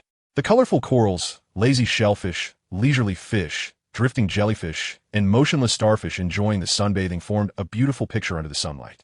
The sea was so beautiful that it enchanted people. It seemed to have a magical power that calmed the hearts of those who gazed upon it. Whether it was Pecan and Shaki, Uncle Wolf, or Beepo and Kaze, at that moment, they all seemed to forget everything, looking seriously and calmly at the scenery before them. Even their breathing lightened a little. Ah, the sea. Throughout history, this sea has seen countless heroes rise and fall. The Lunarians, the 20 Kings, Joy Boy, the Navy, the world government, pirates, the emperors of the sea, and underground forces. The sea has witnessed too many heroes, their rise and fall, and has seen one story after another. Yet never speaks of them. In the countless years, many have tried to conquer this sea, but those people are no longer here. Only the sea remains. The sea can embrace everything, and it will not be conquered by anyone. It is always there, never absent. Only those who have truly witnessed the might of nature will understand the reverence for it. Until they returned to the studio, Pecan and Shaki, along with Beepo, remained quiet, silently exiting the submarine, clearly still not having recovered from their previous state. Kazama sat in the submarine seat, watching Wolf close the submarine. After a moment of thought, he asked, Uncle Wolf, the machines you've made are mostly for civilian use. You created them to serve the people of the sea, right? Of course. If I didn't have that purpose, I wouldn't have made them, Wolf replied with some emotion. It was something to be proud of that he had created these things. But unfortunately, he lacked the ability to bring his creations to the sea. Haha, that's good. In that case, let's collaborate. Huh? Wolf looked surprised at the smiling Kazama, then burst out laughing and patted Kazama on the shoulder. Ha ha ha. Kid, I appreciate your good intentions. I can see from your clothes that you wear precious materials and have a broad perspective. Your family background must be quite good. However, pushing these out to the whole sea is too difficult. Not to mention the entire sea, even promoting it within a single country is challenging. Even if your father is a king, it wouldn't work. After all, for farmers, these things are not cheap to produce. Initially, after he created these machines, he was full of confidence. But the nobles didn't care at all because they could force commoners to work. While the commoners were tempted, but simply couldn't afford it. Their income was scarce, and the country's taxes and the threat of pirates left them with good intentions, but no ability to act. Although they had money, they preferred to work themselves rather than buy machines, saving the money they earned to support themselves. They wanted to avoid falling into a situation where they couldn't even afford to eat after suddenly facing natural disasters or man-made calamities. Kazama smiled indifferently. Since it's not acceptable that my father is the king, how about being a celestial dragon? Let me introduce myself. My surname is Kazama. Full name, Kazama Lioli. Wolf was momentarily stunned. The face in front of him began to gradually overlap with the one that was shrouded in a purple glow in the newspaper. I pay my respects to Saint Kazama Lioli. I didn't know your identity before, and I actually offended you, the esteemed one. I truly deserve to die 1,000 deaths. But please, considering I still have unfinished research, I beg you to spare my humble life for now. Once my research is successful, I will definitely commit suicide to atone for my sins." With a thud, Wolf knelt down, cold sweat pouring down as he repeatedly recalled the crime of offending a celestial dragon, remembering that he had patted this nobleman's shoulder more than once today. Despair filled Wolf's eyes. "It's over, my dreams. It's over, my life. Farewell, my aircraft. Farewell, my submarine. Farewell, my—" "Get up. I forgive your sins," Kazama said, somewhat speechless. "Isn't it just a celestial dragon? Am I that scary? Look at this child. How scared this old man is." Wolf trembled and tried to stand up, but after several attempts, he couldn't get up. Out of a traditional virtue of respecting the elderly and loving the young, Kazama subconsciously wanted to help the old man, who knew that as soon as he reached out his hand, Wolf stood up straight. Goodness, that speed almost caught Kazama off guard. He was left dumbfounded. "So, about the cooperation?" In a flash, Wolf directly performed a 90-deep bow towards Kazama. No, how can I, a humble one, be worthy of cooperating with the great you? You could take any of my inventions directly. It is my honor that you would even consider my inventions." Looking at Wolf's state, Kazama couldn't help but suspect. Could it be that some celestial dragon has been here? "All right, I will have the world government contact you. Then, as a reward, do you have any wishes you would like to express?" "Don't refuse. This is a gift from God." Wolf's mouth, which had just opened, closed again. After hesitating for a moment, he gritted his teeth and nervously said, "I have a son named Buck, who has been a troublemaker since childhood. About 22 years ago, he went to sea and became a pirate." Kazama frowned and then said expressionlessly, "Do you want me to forgive him?" Kaze frowned, which frightened Wolf. No. You misunderstood. My son Buck set fire to our hometown after failing to challenge the Grand Line. Since then, I have severed ties with him. I once thought of executing him myself and then committing suicide to atone for my sins. But he has eaten the dissolution fruit, becoming a dissolver who can not only dissolve himself, but also intangible things like people's hearts. Once dissolved, a person falls under his control. I am no match for him. He is still committing evil to this day. Therefore, I want to ask you to execute him. This is a father's request." By the end of his words, pain was evident in Wolf's voice, but he still spoke firmly. Kaze was taken aback by this, thinking dissolution fruit? Dissolver? Can even dissolve hearts? Isn't this a version of the childlike fruit? What the hell is this? This is called a surprise. Double happiness. All right, Wolf, please wait a moment. Why don't you go back to your little house first? I'll be right back. After saying that, Kaze opened a spatial door and directly arrived above Minion Island. Then, he summoned his vehicle, the Dark Dragon Horse, fixed the compass on it, which was Captain Jack Sparrow's exclusive compass that points to the user's target, and took off. With a twist of the throttle, the Dark Dragon Horse shot out at a speed of 100 Mach, the roaring wind whistling past his ears. However, due to the unique design of the Dark Dragon Horse, its dragon head split the wind, not disturbing the driver. With his speed and the guidance of the compass. After a few minutes, TSK. Looking at the pirate ship below, Kaze felt nothing but disdain. More than 20 years ago, they set sail to become pirates. And after a few years of failing to challenge the Grand Line, that counts as 5 years. So, for the past 10 years, they've been engaged in looting in the North Sea? Truly disgusting. Feng Jian immediately took out the compass and casually threw it into the space gate. At first, Feng Jian envied the predecessors who had personal spaces. Later, he learned summoning and sealing techniques in the Naruto world, and as long as he made the right marks, he could summon when needed. Eventually, after reaching the 6 Paths level, Feng Jian developed an independent space with his master Orochimaru, where he stored many of his collections. After releasing the summoning technique, a puff of smoke accompanied the return of the Dark Dragon Cult to the independent space. Then, Feng Jian jumped directly onto the deck of the pirate ship, landing softly. Thanks to his control over his strength, the deck showed no signs of damage. Who are you? The pirate henchmen, having experienced the Grand Line, remained vigilant in the face of the suddenly appearing Feng Jian, pointing their guns at his head. Though it was of no use. Is the captain of your pirate crew someone named Buck, a dissolving person? If so, let him come out, hurry up. Kazama waved his hand impatiently. How annoying. A mere little brat dares to be so arrogant. Let's first see what this kid is all about. If he's not an acquaintance of the captain, we'll chop him down. What a good-looking kid. It would be such a waste to chop him up. Maybe I'll just smash him into meat paste with my shield. A group of pirates was attracted by Kazama's voice, but none of them dared to act. Each one merely talking big, which made Kazama a bit bored. Who is looking for me? A kid? Hey, little brat, what do you want from me? A burly man, drinking alcohol, walked over. From the fearful gazes of the lackeys, it was clear that this was the captain of the pirate ship. Are you Buck? The dissolving man who ate the drunken fruit? That's right, it's me. If you're looking for trouble, then you're not mistaken. Kazama didn't have the patience to listen to this pirate's threats. Extending his left hand, the wind around Buck was immediately enveloped. Then, Kazama flew Buck into the air. Watching the terrified and confused pirates below, deep disgust reflected in his eyes. What a bunch of trash. Saying this, Kazama slowly raised his right hand and suddenly clenched it, causing several water dragons to emerge from the sea, crashing one after another into the pirate ship. Within seconds, the sea returned to calm, with no trace left of the pirate ship's existence. Seeing this, Kazama nodded in satisfaction. Much cleaner now. Then, he opened a spatial door and returned with Buck to Uncle Wolf's courtyard. Swallow Island. There's still one person missing? As Kazama disappeared, the first to regain his senses, Vipo looked at Wolf with confusion, only to realize he seemed to not know Kazama's name. Cough. He said he had something to take care of and would be back soon. Wolf was about to say Kazama, but then thought that these kids didn't know the name of Kazama Luminous.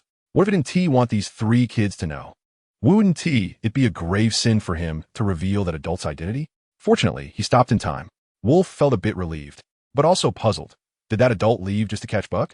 He said he would be back soon. Does he know where Buck is? However, despite these doubts, Wolf didn't mind until he thought about that adult's identity, which made him feel all sorts of discomfort. Sigh. I hope an adult forgets about me. But things don't always go as one wishes. Not long after, a familiar voice came from outside the cabin. Wolf, come here and see if this is your son. Wolf walked into the courtyard, followed by two people and a bear. Upon seeing that familiar face, Wolf's fists tightened. He looked at the burly man with a complex expression and bitterly said, Buck, my good son, all these years, I've been keeping an eye on your news. I truly regret not killing you when you chose to go to sea. Seeing Buck's smug expression, Kazama silently lifted some restrictions on him. Wolf, I didn't expect you, this old fool, to collude with outsiders to catch me. You really are a good father. So, do you want to kill your son with your own hands? Old man, ha. Wolf's expression turned complex as he recalled the past. When he was young, if someone had told him that children couldn't be taught well, he would never have believed it until he raised Buck. At 4 years old, Buck always snatched snacks from other kids. At 5, he was often confronted for stealing pocket money. At 7, after being scolded by the parents of a bullied child, he set their house on fire. At 11, he frequently ran away to steal money and things. At 15, because other kids refused to offer him, he nearly beat one to death. Later, when Buck insisted on going to sea, fearing his son would cause trouble, Wolf couldn't control him at all, just like he couldn't control him when he was young. After failing his challenge on the Grand Line, Buck even burned down his own parents' home. When Buck was little, to prevent him from going out and causing mischief, Wolf had to keep him by his side at all times, but he always slipped away when he was paying attention. Honestly, he tried every method to teach him, but nothing worked. Sigh, Buck, I am your father. I watched you grow up, and because of that, I can't just let you go unchecked.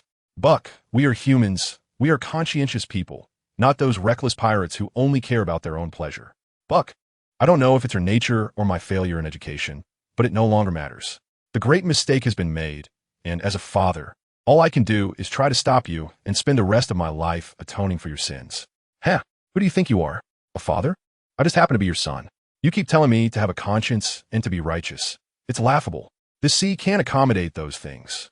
The rule of the sea is survival of the fittest. I am stronger than them, so I can deal with them as I please, rob their wealth, food, wives, and daughters. Wolf, the reason I'm in this situation today is simply that the guy you found is stronger than me. But I'm not wrong. If I were stronger than him, he would have been in hell long ago. The strong should have everything. The weak deserve to live in misery. That is the rule of this sea. The celestial dragons are strong, so they can act recklessly. Commoners are weak, so they deserve to be oppressed by nobles. Looking at his son's terrifying face, Wolf's eyes filled with sorrow. He opened his mouth, but ultimately just let out a deep sigh. You really know how to make excuses. The admirals and marshals are the pinnacle of the sea, yet they don't act recklessly, do they? The world government and its navy and CP are much stronger than you, yet they don't run amok, do they? And the Revolutionary Army doesn't bully people either? There are indeed situations like you described on the sea, but that doesn't mean what you say is right. There are countless circumstances on the sea. Some live by survival of the fittest, some protect their own, some strive for balance, and some work towards liberation. The sea is so complex, and you, who haven't even been to the Grand Line, are qualified to say it's like this? You're not qualified, and neither am I. However, I actually quite like your theory. Kazama said these words expressionlessly, shrugging indifferently, because your reasoning has made me realize that when facing you, I don't need to care about principles, ideals, conscience, balance, or consequences. As long as I'm stronger than you, that is enough. After saying this, Kazama turned to Wolf. Do you want to come, or should I? A flicker of struggle passed through Wolf's eyes, and he finally sighed deeply. Let me do it. With that, Wolf turned and walked toward the cabin, his back no longer straight, as if he had aged decades in an instant. Not long after, Wolf came out holding a box and took out an old-fashioned revolver from inside. From the oiled grip, it was clear that the gun had been well maintained. Buck, do you remember this? This was the birthday gift I gave you when you came of age. At that time, you repented to me for it, saying you realized your mistakes. You would never bully people again. Seeing you cry like that, I believed you. You said you encountered pirates and understood how ridiculous you were back then, and I believed you. You said you decided to join the Navy to atone for your past mistakes, and I still believed you. Then, you told me you wanted a gun.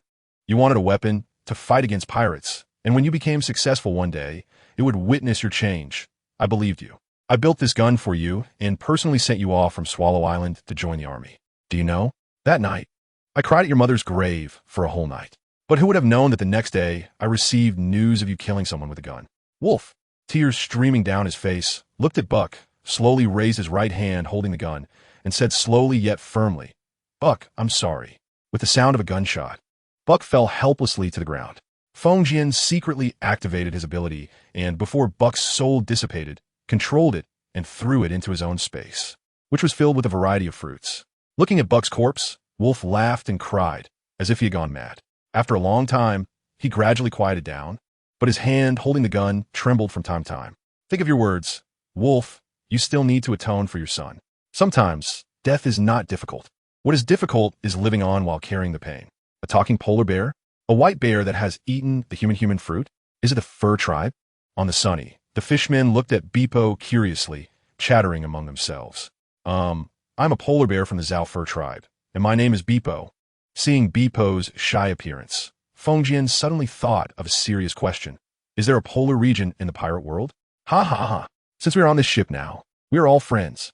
Beepo, just stay here and travel with us for now. Feng Jian will find time to take you back. Maybe because they are all from minority races. The fishmen, including Tiger, really liked Beepo. Sigh, the human fruit. TSK, TSK. Hey, little white, do you want to eat a human fruit too? Meow.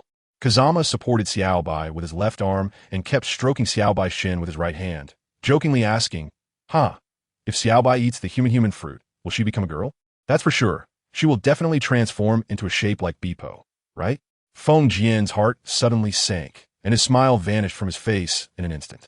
He exchanged glances with Xiaobai for a moment, and suddenly remembered a certain raccoon that had consumed the fruit form of the common people. No, a reindeer. The beautiful fantasy ended before it even began. Nothing is more cruel in this world than this. Kazama thought of the white-haired person who ate the human fruit. White hair, ears, beautiful fair skin, a large chest, and a slim waist, with a restless little tail behind. Rationality told Kazama that the appearance of the white-haired person after eating the fruit would be covered in white fur, ears, beautiful fair skin, a large chest, and a slim waist, with a restless little tail. What I want is white hair, which refers to hair. At most, it should be that it's not covered in white fur all over. Not a fur tribe. Excuse me, Kazama Ruri, did I say something inappropriate? Looking at Kazama, who had a blank expression but kept staring at him, Aladdin felt a bit uneasy for some reason. Aladdin, among all the fishmen present, I have always thought you were the smartest. So, do you think it's possible for there to be a human fruit, mythical beast type, female form in the sea? A fox girl or a bunny girl wouldn't be out of the question. If it's not a mythical beast type, that's fine too. Well, we have fox girls and bunny girls in Zoe, and if it's a female, Zoe has that too. Watching the somewhat stagnant atmosphere between the two, Beppo weakly said. And then he received Kazama's death glare. Ha ha, Beppo. What Kazama means by female, bunny girl, and fox girl is not what you think. Tiger rubbed Beppo's head hard, causing the latter to blush again, and then Tiger looked at Kazama in admiration. Wow, is this what a celestial dragon is like? He's only 9 years old this year, right? Playing so extravagantly? TSK, truly worthy of being a descendant of the celestial dragons. I don't know if those fruits exist or not, but mermaids do exist. You know, besides, you've been to Fishman Island, and the Fishman's mermaids are all very beautiful. Hee hee. Kazama rolled his eyes and smiled expressionlessly. Tiger, do you know? You look like a creepy uncle who lures minors onto the path of crime. The deck fell silent for a moment, followed by a burst of laughter. Ha ha, Captain Tiger. Creepy uncle? Ha ha ha. By the way, Kazama's metaphor is quite vivid. Just now, Brother Tiger really looked quite unrefined. Yes, especially with Brother Tiger's beard. Come on, even if you don't want to shave, at least tidy it up a bit. Tiger, feeling somewhat embarrassed, gently stroked his beard, which was almost as long as his face. What's wrong? Do you want to be a handsome prince? Sometimes, the joys and sorrows of humans and fishmen don't connect, and Kazama only felt that they were noisy. Taking a deep breath, Kazama looked at Beppo again. Zuri, are there any fur tribes that have human bodies, but only retain a few animal features like animal ears and tails? Seeing Kazama's serious expression, Beppo was puzzled. Are the residents of Zo Island all like this? By the way, has he, Kazama or UCI, not come down yet? Aladdin looked at Jinbe with concern and asked. Sigh, Lord Kazama is still on the observation deck, just holding on to Shiro and looking at the sea. He hasn't even eaten the food we sent. I don't quite understand. Is this matter such a big blow to Lord Kazama? He's still a kid. Maybe he saw similar ability users or races in other celestial dragon families when he was young. Perhaps Kazama even formed a friendship with her? Tiger also felt a bit of a headache. The last time he went to deliver food, Shiro had already looked at him and the food with a pleading gaze. Tiger wasn't worried about whether Kazama could hold on. He only worried about Shiro. Is it because of me that Kazama, Ryuci, refuses to come down and eat? I'm sorry. The Sun Pirates had only 3 ways to address Kazama. The first, directly calling Kazama, represented only by Tiger. The second, Lord Kazama, represented only by Jinbe. The third, Kazama Ryuci, represented by all fishmen except the above 2. Following the spirit of going with the flow, Beppo also adopted the title of Kazama Ryuci. Although he didn't know what it meant to have Ryuci in the name. Aladdin, make me a fish, various types. Sea bream, whale shark. And I don't need to mention the third type, grilled. Aladdin shivered. There were only 3 fishmen present. Tiger was the sea bream fishman. Jinbe was the whale shark fishman. And what do you think the third type is? Okay, don't worry. I'll get it ready for you right away. After saying that, Aladdin prepared to call someone to cook. Not daring to mention he was a doctor. By the way, prepare a portion for Shiro too. After speaking, Kazama ignored Aladdin and turned to look at the straight-standing Tiger. Jinbe and Beppo like elementary school students. Let's talk. That smart guy's ship? I remember when I just came back, you told me we were nearing Gaia Island. But the more I look, the more something seems off. This ship has not only deviated from the course. You guys are almost off to Fishman Island. The Grand Line's magnetic field is chaotic. You must have a pointer to navigate smoothly on one of the 7 routes. And yet, you guys have directly deviated to another route. At this rate, even if we reach the Twin Cape, we won't get to Gaia. How did you manage that? Jinbe and Tiger exchanged glances, and under Tiger's gaze, Jinbe decided to take the initiative to step up and sacrifice for his brother. Well, after the Sunny was built, we hadn't sailed far before we encountered storm. Kazamachi looked at Jinbe with surprise, suddenly feeling that this honest fish had changed. Jinbe, you can't be telling me that all the fishmen on your ship are afraid of storms, right? Of course not. It's just that, in order to get out of the storm's range sooner and to train our bodies, we plan to push the ship forward in the sea. Jinbe awkwardly scratched his head. Well, that reason is somewhat reasonable. And then, everyone was so into it that we forgot to check the log pointer, Jinbe honestly replied. No, after getting out of the storm, didn't you think about checking the log pointer? When we went into the sea, we took the log pointer with us. But maybe it couldn't handle the big waves, and it broke. The spare log pointer on the ship is now pointing randomly because it didn't store enough magnetic force properly. Jinbe quickly added, as if he had already anticipated Kazamachi's next question. Kazama opened his mouth, but was momentarily at a loss for words, unable to help but rub his temples. So, how many days have you been drifting on this sea? 2 weeks. Kazama, you're amazing. By the way, Kazama, you seem really invested in this Gaia Island. I've never seen you care so much about any other islands. Is there something strange about this one? Kazama glanced at Tiger and then explained, above Gaia Island is the Sky Island. I see, Tiger said, suddenly enlightened, and quickly reassured, don't worry, Kazama, it's fine. We definitely have to experience the legendary Sky Island. When traveling, We should explore everywhere. Yeah, you're right. It won't be going anywhere anytime soon. So let's go with that. By the way, Tiger, I have something to tell you. The world government wants to establish the 7 warlords of the sea. Tiger, Jinbei, and Aladdin, who had just brought over 3 grilled fish, frowned, contemplating the implications of this matter. Yes, it was originally planned to be formally proposed at this year's World Conference. But I refused. I plan to leave it for the next World Conference because I need to consider the candidates. So, are you planning to make the boss one of the 7 warlords of the sea? Aladdin pondered for a moment and said. Kazama nodded. Yes, I trust Tiger's character. Moreover, I am prepared to assign the 7 warlords of the sea the task of guarding the first half of the Grand Line, with each of them taking one route to assist the Navy in clearing out pirates. In return, they can choose an island as their base, with governance rights and the ability to collect taxes. Therefore, I need time to find suitable candidates for this position. Isn't Fishman Island eager to return to the surface? This is an opportunity. I can promise the Fishman a position as one of the 7 warlords of the sea, but the prerequisite is that their abilities and character must be up to par. So, Tiger, are you willing to become one of the 7 warlords of the sea? Tiger looked at Jinbei, then at Aladdin, and then smiled freely. Kazama, returning to the surface is the dream of Fishman Island. Do you think I would refuse? This favor will be remembered by the Sun Pirates. Hee. Then you all need to hurry up and improve your strength. Unless a peak-level expert intervenes, the 7 warlords of the sea are not allowed to fail. Kazama smiled slightly. Then the scene shifted, and he returned to a neutral expression. Although they had been drifting at sea for nearly a month and had repelled 3 or 4 waves of pirates trying to defeat them and make a name for themselves, when the world government's newspaper editor first discovered the significant change in the location of Tiger's team, he doubted whether the subordinates below had given false information. Even though they hadn't seen land for almost a month, Kazama was no longer the same Kazama as before. Sitting on the lookout, watching the distant island, Kazama felt very calm inside. Kazama, are you going to come ashore with us soon? Facing Tiger's enthusiastic invitation, Kazama, unusually, did not show joy or excitement, just shook his head expressionlessly. Huh? What's wrong? Usually, after drifting at sea for a few days, you can't help but be excited when you see land. Why are you so calm this time? Have you been stimulated by something? You don't understand, Kazama said seriously, looking at Tiger, then turned his gaze to the distant sky. For me, this is a transformation of my state of mind. Tiger. As time passed, the sky gradually changed from blue to red, and the sea reflected the colorful sunset, dazzling and enchanting. Few had the patience to witness this change, and Kazama happened to be one of them. Sensing a very weak presence among those returning, Kazama couldn't help but glance down, a child with short hair, a smiling face, and wearing overalls. But that smile was quite unsettling. Kazama squinted, and distant memories surged to the forefront of his mind. Kella? Did Kella appear at this time? Kazama lowered his head, and after a brief moment of understanding, decisively abandoned the question. Damn, is this something I should be entangled with? I'm not in the original work, right?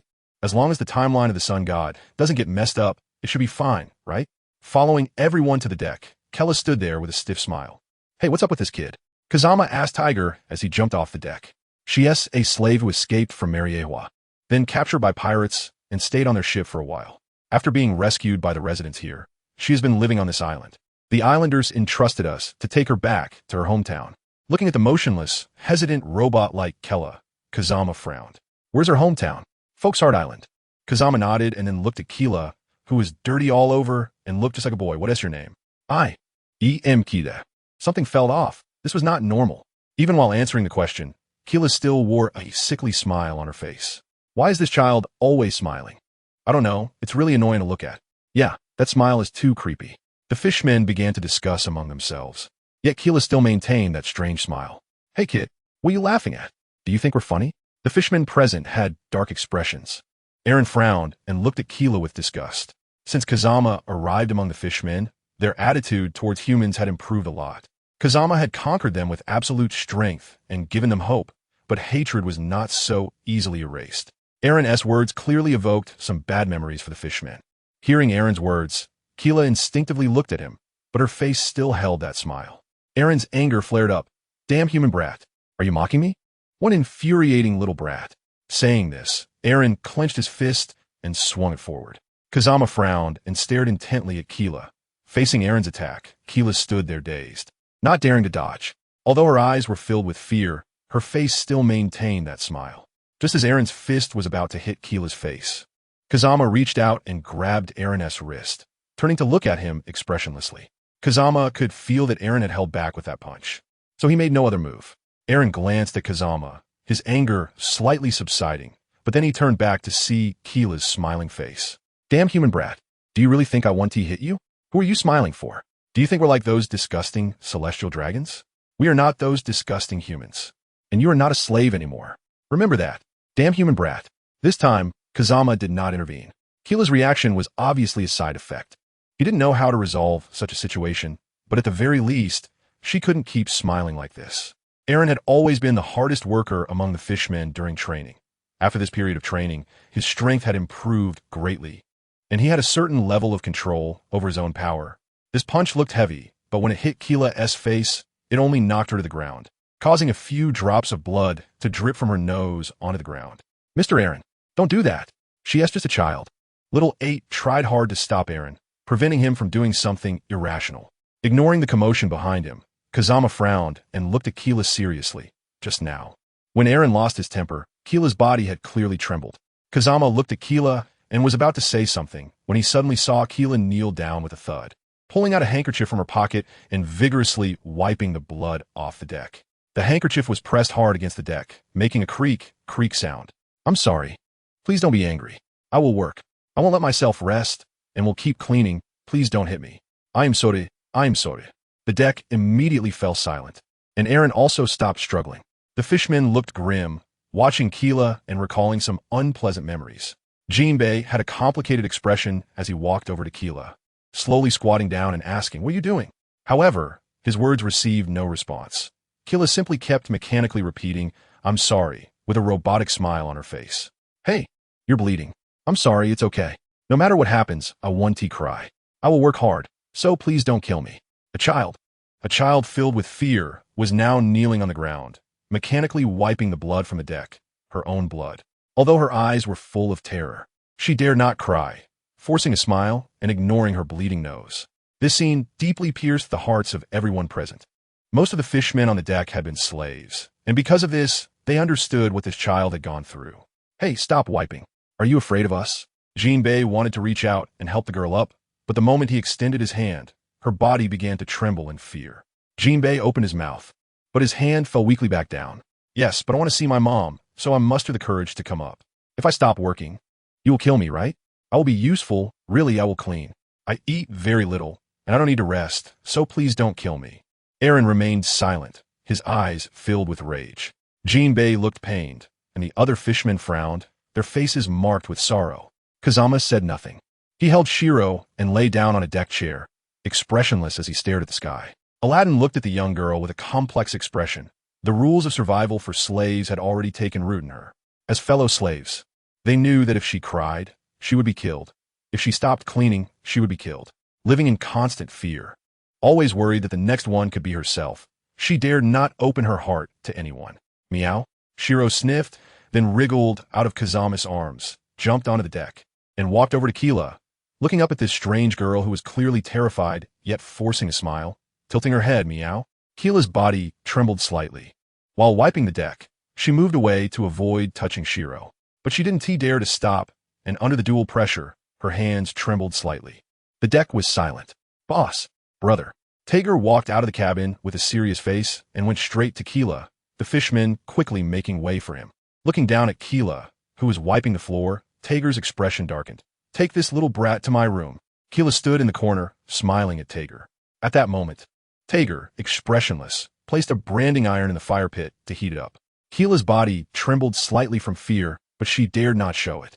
After a while, the branding iron was glowing red, and Tager looked at Keela expressionlessly. "Come here."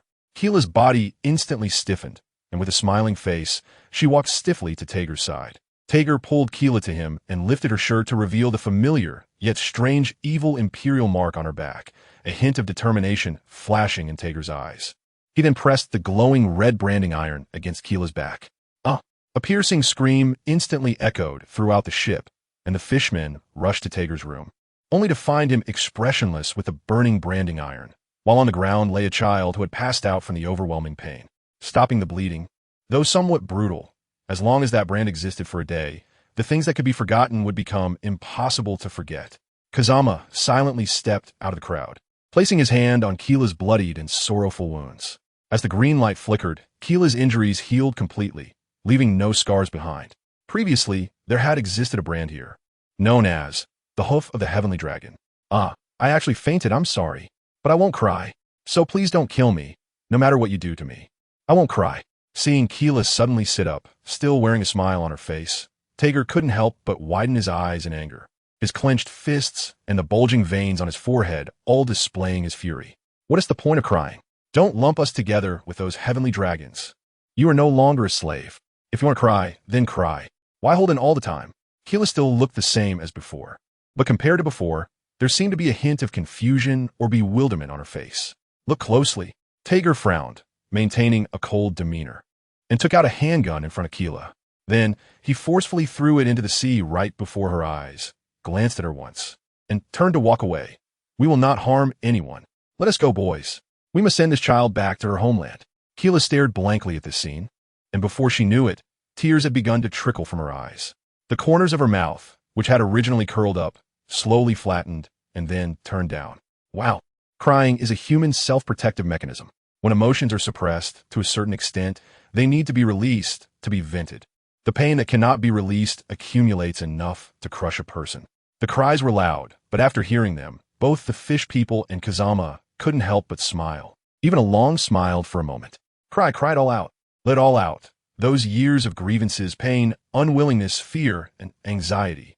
The past is the past, and the future is the future. With this cry, say goodbye to the past properly. When you wake up tomorrow, greet the new life with a brand new attitude. Some people like the sunrise, some like the sunset, but Kazama is different. He likes all the beautiful things in the world, just like the fiery clouds at dusk right now. Like a blazing fire, it ignited the entire sky and the sea, yet it doesn't feel scorching. The red sun hanging at the horizon brings warmth, while the evening sea breeze brings coolness. Kazama took out his sketch pad, wanting to capture the beautiful scenery before him. But the evening glow was always free. It danced wildly in the sky, stretching its form at will. Sometimes it soared like a giant dragon. Sometimes it spread its wings like a phoenix. And at times it transformed into the ribbons of a celestial maiden. Kazama held the paintbrush in his hand, entranced by the scenery before him. In the end, he could only let out a deep sigh, feeling that he had the desire but lacked the ability. Oh well, at least I have it memorized. With that thought, Kazama felt happy again, pushing the easel aside and sitting cross-legged on the observation deck to enjoy the view, accompanied by the little white creature beside him.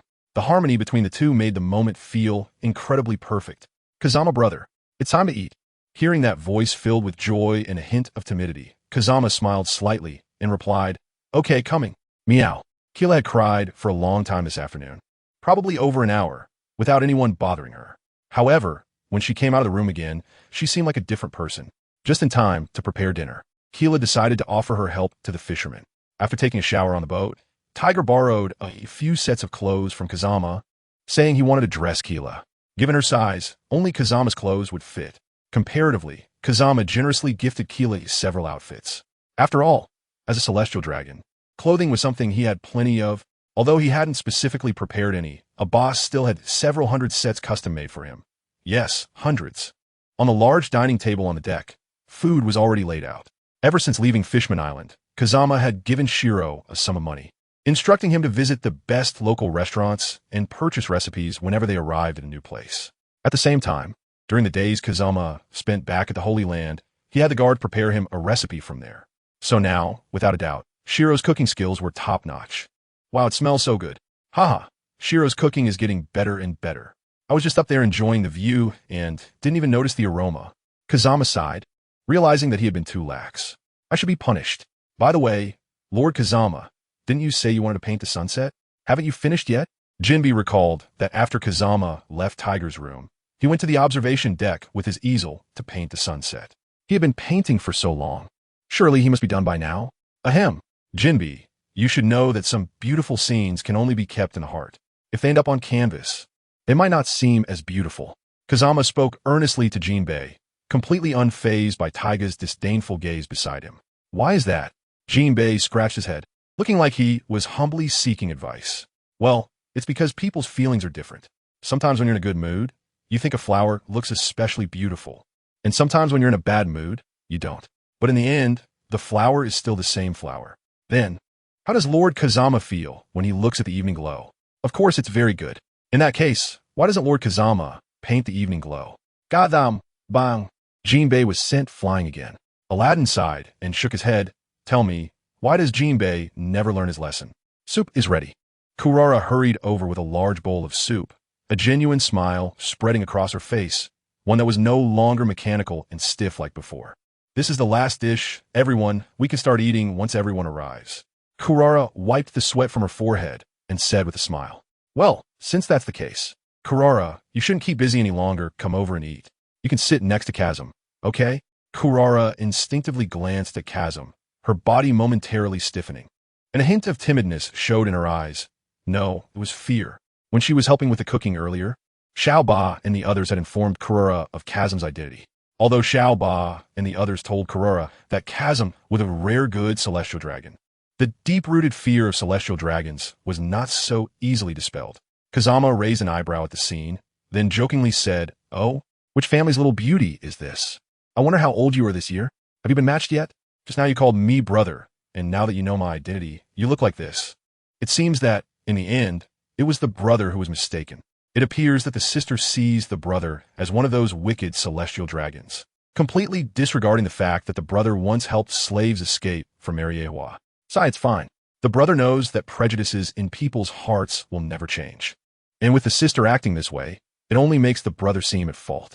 Can we say that Clara, who has been a slave in the Holy Land since childhood, has ever seen a scene like this? Watching Kazama look like a deeply wronged woman, Clara was completely stunned. She stood there dazed, her mind filled with 3 questions. What is he doing? What should I do? Why does he look a bit abnormal? At this moment, Tager and Aladdin felt as if they had been pricked by needles, and goosebumps covered their bodies. Tager, with a dark expression, looked at Kazama and said, hey Kazama, be normal. Clara is still a child. You've scared her. Kazama was taken aback and looked at Keela, seeing her in a state of mental shutdown. He finally reacted and awkwardly scratched his head. I'm sorry, I couldn't help it. My brain just blanked out. My apologies. Then, Kazama looked at Keela. You don't need to be afraid. I have no ill intentions, and I won't bully you. There are a total of 19 families of celestial dragons, and our family is almost a direct lineage, and we have never used slaves. When Tiger caused a commotion at the Holy Land, it was I who ordered you to leave, and I also stopped the Navy's pursuit. The subsequent amnesty for the escapees from the world government was also my command. So, you really don't need to be afraid of me. Come and sit down. Looking at the table full of fishmen, Kazama continued. At first, it didn't trust me, just like you, but time provided the answer. Saying this, Kazama didn't wait for Keela to speak and directly pulled her to sit beside him. Seeing that Keela's body was still a bit stiff, Kazama helplessly rolled his eyes. Could you please help me take care of Little White? I will be drinking with everyone soon. So could I trouble you? Sure. Seeing Keela respond almost reflexively, Kazama had reason to doubt she hadn't really heard what he was saying. Then, thank you for taking care of Little White. Saying this, Kazama turned his head and gave Little White a death glare. Little White, understanding, directly burrowed into Keela's arms. Meow. Feeling an unfamiliar object suddenly appear in her arms, Keela was startled and instinctively looked down, just in time to meet Little White's gem-like heterochromatic eyes. Watching Keela play with Little White using a teasing stick, Kazama couldn't help but sigh. Indeed, Little White's charm knows no gender. Not long after, Xiao Ba and the others came over, and Aladdin also called the fishmen who were training in the sea. Sitting at the same table, Tiger scanned his subordinates as well as Kazama and Keela, his gaze lingering briefly on Keela. Everyone, today, our Sun Pirates have a new friend, Keela. Keela is. I'm here. Keela suddenly stood up, leaving Tiger dumbfounded, wanting to laugh but also feeling a bit sorry. Kazama stood up, walked behind Keela, and pressed his hands on her shoulders to push her back into her seat. There's no need to stand up. Sit down and wait patiently for the meal. Keela, pressed back in her seat, felt a bit embarrassed, but at the same time, there was a warmth in her heart. Everything around her was telling her, it's really over. In any case, that's how things are. Keela had once escaped from Mariewa, but now, everything is in the past. Our journey at this stage is to take Keela back to her hometown, and during this time, everyone must take good care of her. Come on, cheers. The oak cups were filled with chilled beer, and there was plenty of roasted meat on the dining table. On a summer evening, a glass of cold beer seemed to dispel all the heat, complemented by the evening breeze, and with a full drink, it was nothing less than refreshing. Haha, Keela, don't be shy, eat whatever you want. Xiaoba's cooking skills are quite good now. Yes. Keela, if you want to eat something in the future, just tell me directly. I can cook a lot of different dishes. Haha, Keela, come try the special grilled meat from Fishman Island. This is Kazama Ruri's favorite. Kazama filled another glass of ice beer and clinked it with Kira's juice. Your mark was erased by Tiger himself, and your wounds were healed by me personally. So don't worry, on this vast sea, there aren't many who would dare to harm you knowing our connection. Enjoy the life you deserve, Kira. Don't dwell on the past. There are many beautiful things worth pursuing on the sea. After saying this, Kazama drank from his glass in one go. Haha, interesting, then I'll join you. Tiger also poured himself a glass and turned to Kira. I told you before, we won't harm anyone, and I also promise to send you back to your hometown. This is a man's promise. Trust me, I will fulfill it. So, you are free now. Kira, from now on, make sure to be happy. After saying this, he downed his drink with great enthusiasm. Kira, if you want to eat anything in the future, just come to me. Octopus Little 8 said, by the way, if you want to learn how to fight, I can teach you. Jinbei added, the past is the past, Kira. Cherish the present and live each day well. Aladdin said, by the way, Kira, you're really cute, truly adorable. Brother Pedro told me that this sea is vast and everyone can find their place. The fishmen took turns offering blessings to Kira, wishing to hold an umbrella for others because they had been through the rain. Arlong snickered, reluctantly raising his glass from afar. I hope you don't turn out like those humans when you grow up. St. Charlos. This is a pirate slave I specifically selected for you, a pirate with a bounty exceeding 90 million, incredibly strong, and quite powerful. Tajiro said respectfully. Not bad. Not bad. I remember you're under Kazama, right? Not bad. It seems that even though Kazama is always rough, he still considers me a friend, thinking of me with such good things. Looking at the muscular man over 2.5 meters tall, Charlos nodded in satisfaction, causing his snot to wobble dangerously close to Tajiro's face. All right, I won't let you come here for nothing. Go down and collect your reward. Hey, you there. Give him 500 million berries. Hee, a slave, a strong slave. Hee, do they think they can surpass me by catching pirate slaves? I don't believe it. No one's slave can compare to mine. Hee. Seeing Charlos laughing like a foolish landlord's son, Tajiro also smiled. Thank you for your kindness, St. Charlos. Additionally, I came here with another matter that I hope to get your and the other gentleman's approval on, which is also what the young master wishes. Oh, what is it? Tell me. It's like this, St. Charlos, both the young master and I believe that as the descendants of the great creator, the celestial dragons are the most noble existence in this world. Only the great celestial dragons have the right to own slaves. This is the power of the gods. However, there are some vile people in the lower world who dare to usurp the authority of the gods. Those despicable people, under the orders of the world government prohibiting slavery, actually have the audacity to enslave. How dare those vile people have the same privileges as the great celestial dragons? What did you say? Charlos's eyes widened, filled with anger and disbelief. Then he instinctively looked at his butler beside him, an old man in a black suit with white hair and a goatee. Yes, young master, Tajiro is right. There are indeed many people in the lower world imitating the great celestial dragons to enslave. Despicable. How dare those lowly people in the lower world do that? What right do they have to enslave? This is something only we can do. They all deserve to die.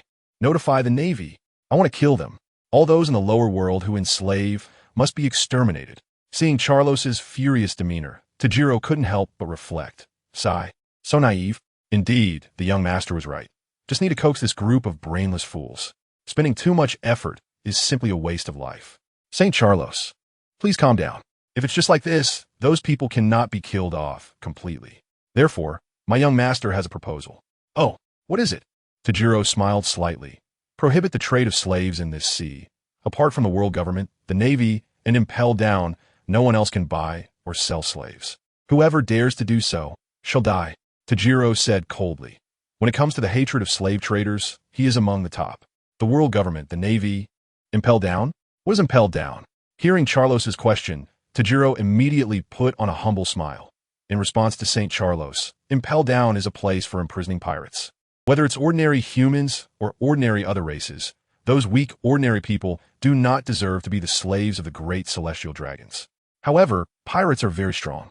Therefore, the young master believes that the Navy and Impel Down can provide pirate slaves to the great celestial dragons. Only high bounty pirates are worthy of the great identity of the celestial dragons. At the same time, to demonstrate the benevolence of the world aristocracy, the young master decided to set up a pirate auction house in Sabaody, allowing the lowly people from the lower world to participate in the auction. This way, the lowly people will understand that the reason they can't have slaves is entirely due to the grace of the great celestial dragons. Charlos nodded in satisfaction, proudly saying, "You're right. How can those ordinary lowly people be worthy of our status? Pirates are indeed useful, durable, and strong. Not bad. Kazama's approach is good." Then, my young master's proposal. Seeing Charlos in a good mood, Tajiro reminded him carefully. "I agree, and I will also speak with the other clansmen.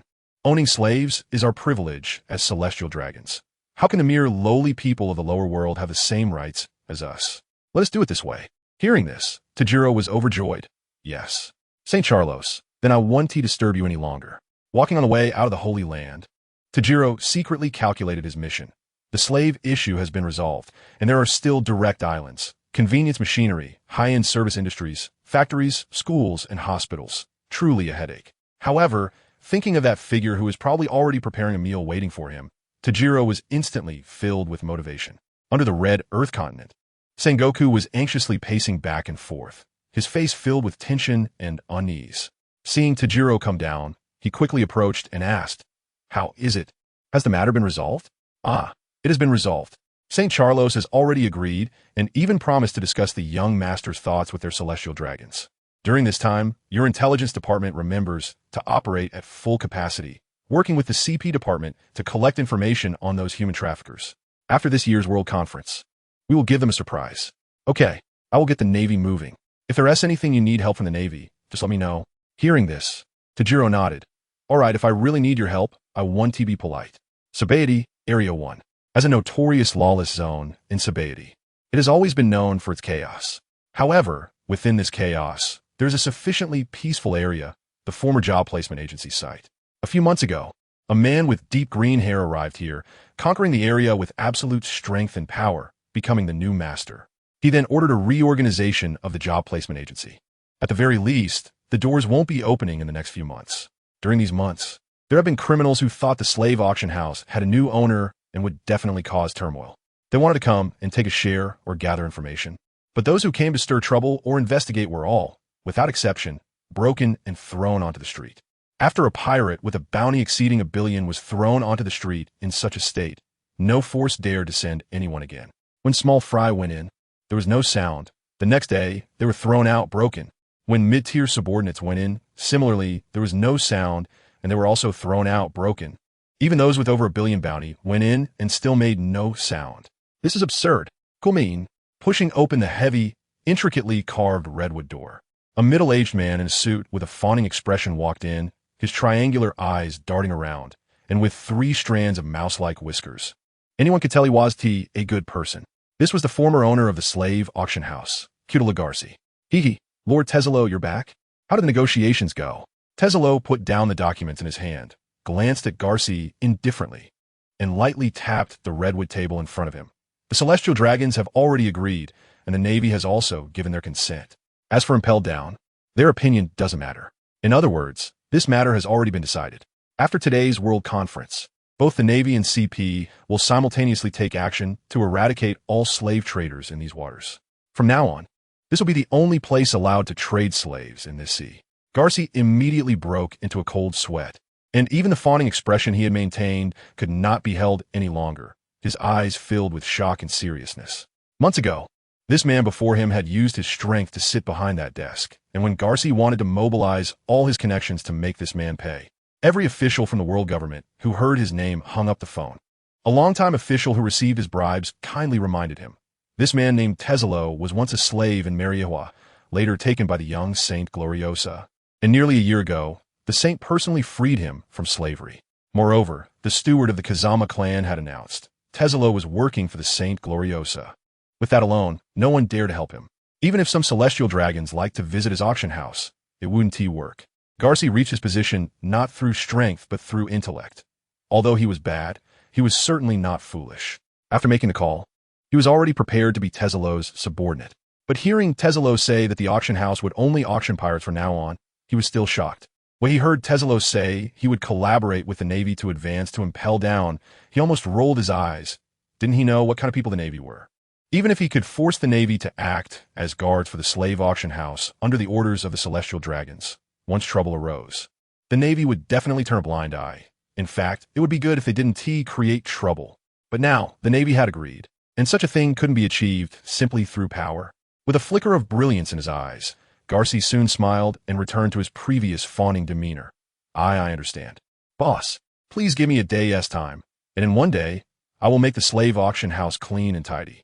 After saying that, Garci respectfully bowed and walked out of the office, not forgetting to close the door behind him. Tezelo looked at Garci's departing back, his gaze deep. Garci, I hope you won't disappoint me. Then, Tezelo lowered his head and continued to handle the tedious documents.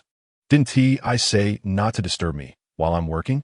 Hearing the bang sound, Tezelo instinctively frowned and said, not hearing a reply.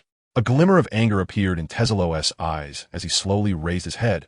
What are you doing here? Hee, I saw you working for so long, so I thought I'd bring you some tea. I didn't expect someone seems to not welcome me.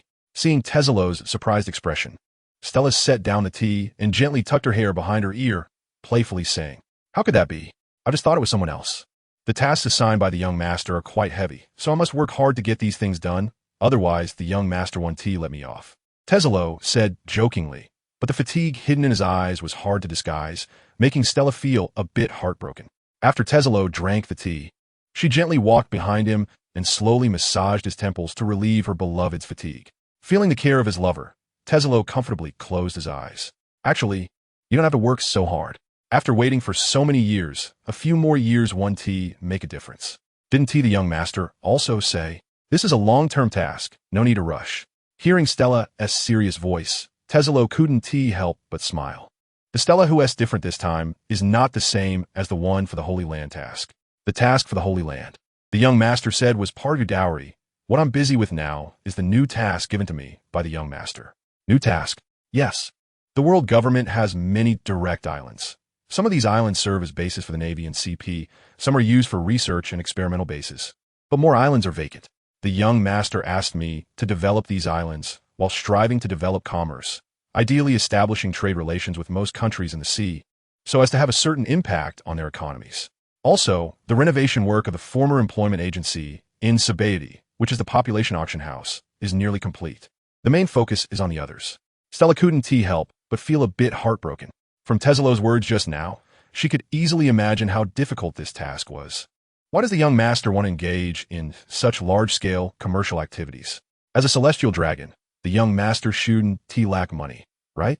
I also had this doubt at first, but when the young master told me about developing education, medical care, and civilian machinery, and asked me to cooperate with Tom on the Sea Train project and sent me Wolf, an inventor, I think I've understood the young master's thoughts.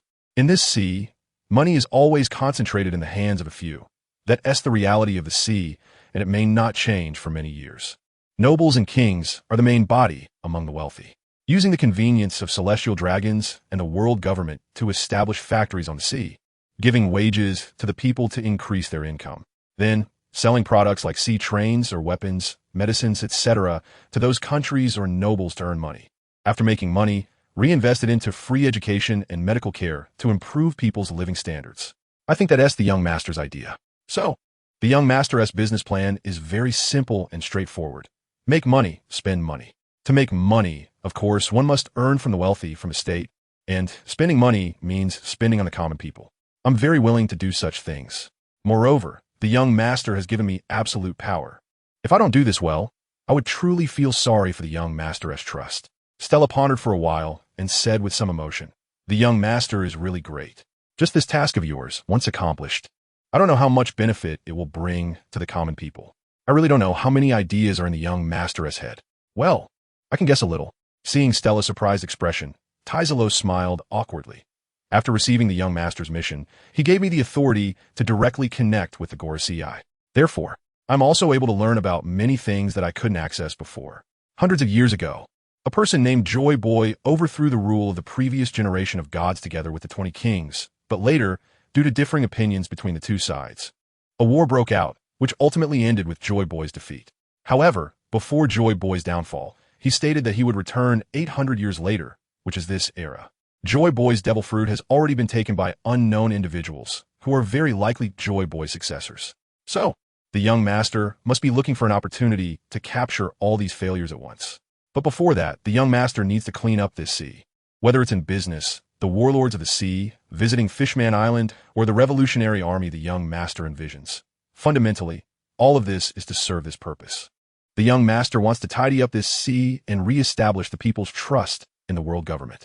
Then, let those failures be disgraced and completely swept into the annals of history, triumphing over them in every aspect and in a rightful manner. Moreover, the young master has never concealed his thoughts. Upon hearing this, Stella's eyes flashed with a hint of worry. But if that's the case, won't those people guess the young master's intentions? So what? What do they do if they know? Taizalo scoffed, from both a moral standpoint and a status standpoint. The young master's actions are entirely justified. If anyone tries to stop the young master, then that person and their organization will lose the trust of the people. Pirates may not care about these things, but those who want to overthrow the world government must care. This is a proper and open strategy. Neptune, remember the agreement between Fishman Island and Joy Boy. The appointed day is approaching, and the dawn is already breaking over Fishman Island. Don't mess this up now. A person hidden beneath a large hooded cloak said, their tone filled with warning and admonishment. Fishman Island will not forget the agreement with Joy Boy. For 800 years, Fishman Island has adhered to this promise. Now, as the appointed day approaches, will Fishman Island truly welcome the light? Neptune said gravely from across the long table. Of course, when Joy Boy returns, the war from 800 years ago will continue, and the betrayers of that time will inevitably pay the price. Neptune, don't be foolish. I admit, Ryuri may be a decent celestial dragon, but would he be willing to give up the power of the celestial dragons? And what about his kin? Think of the suffering the fishmen have endured at the hands of the world government and the celestial dragons. Once they are held accountable, we will fulfill our promise, and Fishman Island will return to the surface. I hope you don't do anything foolish, Neptune. After saying this, the mysterious person left the Dragon Palace without waiting for Neptune's response. Queen Odoheim walked in from outside, her expression complex. Fishman Island has truly seen light and hope in this era. However, this light does not come from Joy Boy. Neptune, do we really need to continue adhering to the agreement? Can Joy Boy and the others truly succeed? Neptune looked at the empty chair across the long table, his mind constantly replaying the experiences of the fishmen over the years, as well as the celestial dragon who had come to Fishman Island. His words echoed in Neptune's mind. Perhaps Saint Ryuri was right. In the past, we always placed our hopes in others while neglecting ourselves, whether it's Joy Boy or the celestial dragons. Regardless of which side, I believe they both have the power to bring Fishman Island back to the surface. But what then? The countries on land, even among human nations, are in constant conflict, without sufficient strength. Even if Fishman Island returns to the surface, it will only face more suffering. Just like Saint Ryuri said, if we cannot protect ourselves at a depth of 10,000 meters under the sea, how can we do so on land? At a depth of 10,000 meters, Neptune and Queen Odoheim worried about the future of Fishman Island, while on the surface, Kazama was also concerned about the world situation. Sigh, the World Conference, is it coming so soon? Did I remember the time wrong? The World Conference, can't they give Fishman Island a place? Putting down the newspaper in his hand, Kazama rarely felt a headache. Then he lay back in the reclining chair, covering his face with the newspaper. But after a few minutes, he became restless and threw the newspaper aside, preparing to sit up. Just as he removed the newspaper, a face suddenly appeared in front of him, startling Kazama into lying back down to avoid a collision.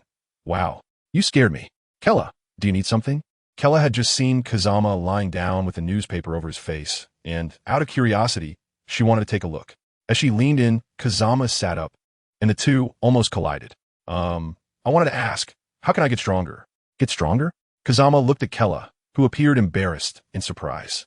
If I remember correctly, isn't Jinbei teaching you Fishman karate? Asking me about getting stronger? It's pointless to ask me. Don't you know I'm cheating? Well, I've roughly grasped Fishman karate. Previously, Brother Jinbei told me that on this ship, Brother Kazama, you are the strongest, but you're about the same age as me. So I just wanted to ask for your advice. Seeing Kella's shy expression, Kazama thought for a moment, then activated his observation hockey. Sure enough, a bunch of fishmen were hiding behind the door behind him, watching the show. Don't they know I can use observation haki? Sai, this problem, Jinbei, Aladdin, Arlong, and a few others. If you want to listen, come over here. I can use observation haki. Didn't you all know? And Tej. It's one thing for them to be brainless, but why are you joining in the nonsense too? Behind the door, the fishmen looked at each other, then simultaneously smiled awkwardly as Tej stepped forward, followed closely by the others. Ha! Kazama, sunbathing? Haha, the weather's nice today. Kazama silently rolled his eyes. Goodness. One after another, even the fishmen have come. You all should know about my ability to use observation haki, right? The fishmen exchanged awkward smiles but said nothing. Jinbei scratched his head and said, the main thing is, no one expected Lord Kazama to keep his observation haki activated all the time. Kazama took a deep look at Jinbei, sighed, and said softly, well, please send someone more skilled in acting next time. Kara keeps looking back at me. Do you really think I can't notice? How do you think? Having Kara try to extract information from me is key. Do you really think I can't see through it? To be honest, Kazama feels quite frustrated right now. He is recalling his behavior since boarding the ship. What exactly did he do wrong that made the fish people think he wouldn't notice someone behind him? Haha, don't mind me, Kazama. Mainly, today during training with Kara, he asked who is the strongest on the ship, and of course, that's you. Then Kara asked why you're so strong at such a young age. We were also very curious, so we let Kara ask. Kaze scanned the mermen and saw their eager expressions, raising an eyebrow with amusement. Really want to know? The merman nodded like baby chicks pecking at rice. All right, listen carefully. I will only say this once. The training method to reach the peak is to persist. And within 3 years at most, you can become strong. The path to the peak. The mermen were momentarily stunned, but then their eyes burst with intense light. Having spent so long with Kaze, they clearly understood the meaning of the peak. That represented the strength of an admiral and the power of the Sea Emperor. The mermen automatically lined up in several rows, looking seriously at Kaze, occasionally swallowing. Looking at the serious, tense, or eager faces before him, Kaze said calmly, I believe you all know what this training method means. So, just keep it to yourselves, do not spread it. Rest assured, Kaze, if anyone dares to spread it, I will personally take care of it. Lord Kaze, you can be assured that we will never do such a thing. Please rest assured. Anyone who dares to spread, it will surely become our common enemy. Seeing the mermen all expressing their determination, Kaze's expression softened slightly. Since that's the case, listen well. Do 100 push-ups, 100 sit-ups, and 100 squats every day, and run 10 kilometers daily. No matter how tired you are, you must complete it, and it cannot be interrupted regardless of wind or rain. Also, you must eat your 3 meals on time, and your nutrition must be balanced. Kazama said seriously, but the deck fell into a strange silence. Kazama, you're joking, right? Tej was a bit confused. This training load shouldn't make the fishmen feel tired, right? Huh, you guys are the ones who started joking with me first. 3 years of training can lead to the peak. Do you think of the sun god? You actually believe this stuff? 3 years? What are you thinking? Just focus on training. Kazama rolled his eyes and said irritably, but Kazama, haven't you already reached your peak at this age? Kazama glanced at Tiger, reached out, and summoned a fishman's dagger into his hand. In the terrified eyes of the fishmen, Kazama plunged the dagger into his own arm, but it wouldn't go in. Seeing the dagger lodged in Kazama's forearm and his unscathed arm, the fishmen fell into an eerie silence once again. Did you see that? This is talent. Don't compare yourself to me. During my battle with Big Mom, I comprehended the Busashoku and Ken Bunchika haki, and then I was able to use various techniques of Busashoku haki. After training for so long, how many of you have mastered internal destruction? The fishmen fell silent, truly feeling defeated. Lord Kazama, the sun god, Jinbei frowned, grasping the key point in Kazama's words. According to Kazama, this sun god could very likely reach his peak within 3 years. Hiss, what a terrifying talent. The inheritor of the Joy Boy fruit, the grandson of Garb, the son of the revolutionary dragon. If I'm not mistaken, he is most likely the Joy Boy mentioned in the prophecy. Oh, right. Joy Boy is the one who promised to return to Fishman Island, but failed to do so. The stone in the sea forest has his apology inscribed for that generation of fishmen. He also promised that he would return 800 years later and lead Fishman Island back to the surface. Beppo's homeland, the Mink tribe of Zou, also had an agreement with Joy Boy, probably waiting for him to return to overthrow the world government and celestial dragons. Oh, by the way, this is particularly confidential information, so don't spread it around. The fishmen fell silent once again. Well, I intended to ask how the glass saint became so strong, but I didn't expect it to involve such a huge secret. Under the impact of this massive amount of information, everyone on the deck appeared somewhat dazed. Oof. Does Fishman Island have to rely on the charity of others to return to the surface? Can't we return with our own strength? Joy Boy? Relying on others? The fishmen will never be able to stand firm on land. I'm going to train, Arlong said coldly, turning away and walking off. Then, the other fishmen followed Arlong's lead back to the sea to train. As for Crow and Beppo, they didn't know Joy Boy, but they understood that, many times, people can only rely on themselves. Tiger, wait a moment. After most of the fishmen and Crow and Beppo had left, Kazama suddenly called out to Tiger. What is it, Kazama? The World Conference is starting in a month, and I need to return to the Holy Land to take care of some matters. This is my Den Mushi. The Sky Island is above Gaia Island. Remember to contact me when you arrive at Gaia Island, and I'll take you to visit the Sky Island. Taking the Den Mushi, Tiger showed a hint of reluctance in his eyes. If it were just a simple trip back to handle some matters, Kazama would only have told him he needed to go back once. Now, it seemed he was really leaving. Are you in such a hurry? In a few days, we could send Krau home. What's a few more days? Mainly because I'm a bit bored. Besides, if it weren't for you guys constantly breaking that permanent pointer, we would have sent Krau back a month ago, right? Isn't it that everyone is reluctant to let Krau go back so early? Tiger scratched his head awkwardly. Let's leave it at that. Tiger, work hard on your training. I can have the world government grant you amnesty, and I can have the world government and Morgans promote your righteous deeds on the sea, allowing humans to have a deeper understanding of fishmen. I can also find a suitable island for Fishman Island to reside on, but you must have the strength to protect Fishman Island. This is all I can do for you. If you don't strive for it yourselves, even if you return to the surface, you will only face annihilation. So train hard. After opening the spatial door to the Holy Land, Kazama was about to step in, but suddenly remembered something and took out a devil fruit. Oh, right, give this to Krau. It's a gift for me. I'm leaving. The world government holds a world conference every 4 years, inviting the 50 most powerful nations among its member states to participate. The 50 kings engage in a 7-day meeting to discuss the direction of the world. The proposals decided at the world conference are generally faithfully executed by the world government. Today's world conference will begin in a month, and now is the time for the world government to notify the kings to set out.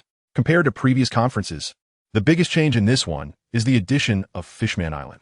Deep in the sea, 10,000 meters below, Princess Odoheim, as usual, was giving a speech on the street, promoting peaceful coexistence between humans and fishmen. However, not many residents were willing to listen. The depth of 10,000 meters brought more than just remoteness. The isolation made it difficult for the fishmen to receive news from the outside world. They knew that the world government had granted amnesty to their former slave companions, but that did not make them accept the existence of humans. The conflict between the two races, or rather, the conflict between the fishmen and humans, is not so easily resolved. While Princess Odoheim was passionately delivering her speech, she suddenly turned her head sharply to one direction. In that direction, she felt a deep sorrow that penetrated the soul, as well as an earnest expectation. In that direction, a large ship flying the world government flag was slowly approaching Fishman Island.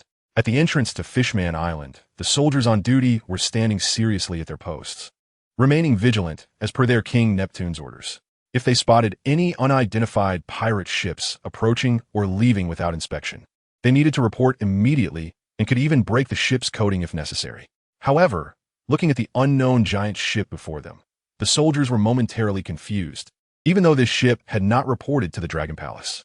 Nonetheless, they recognized the enormous world government emblem on the sail.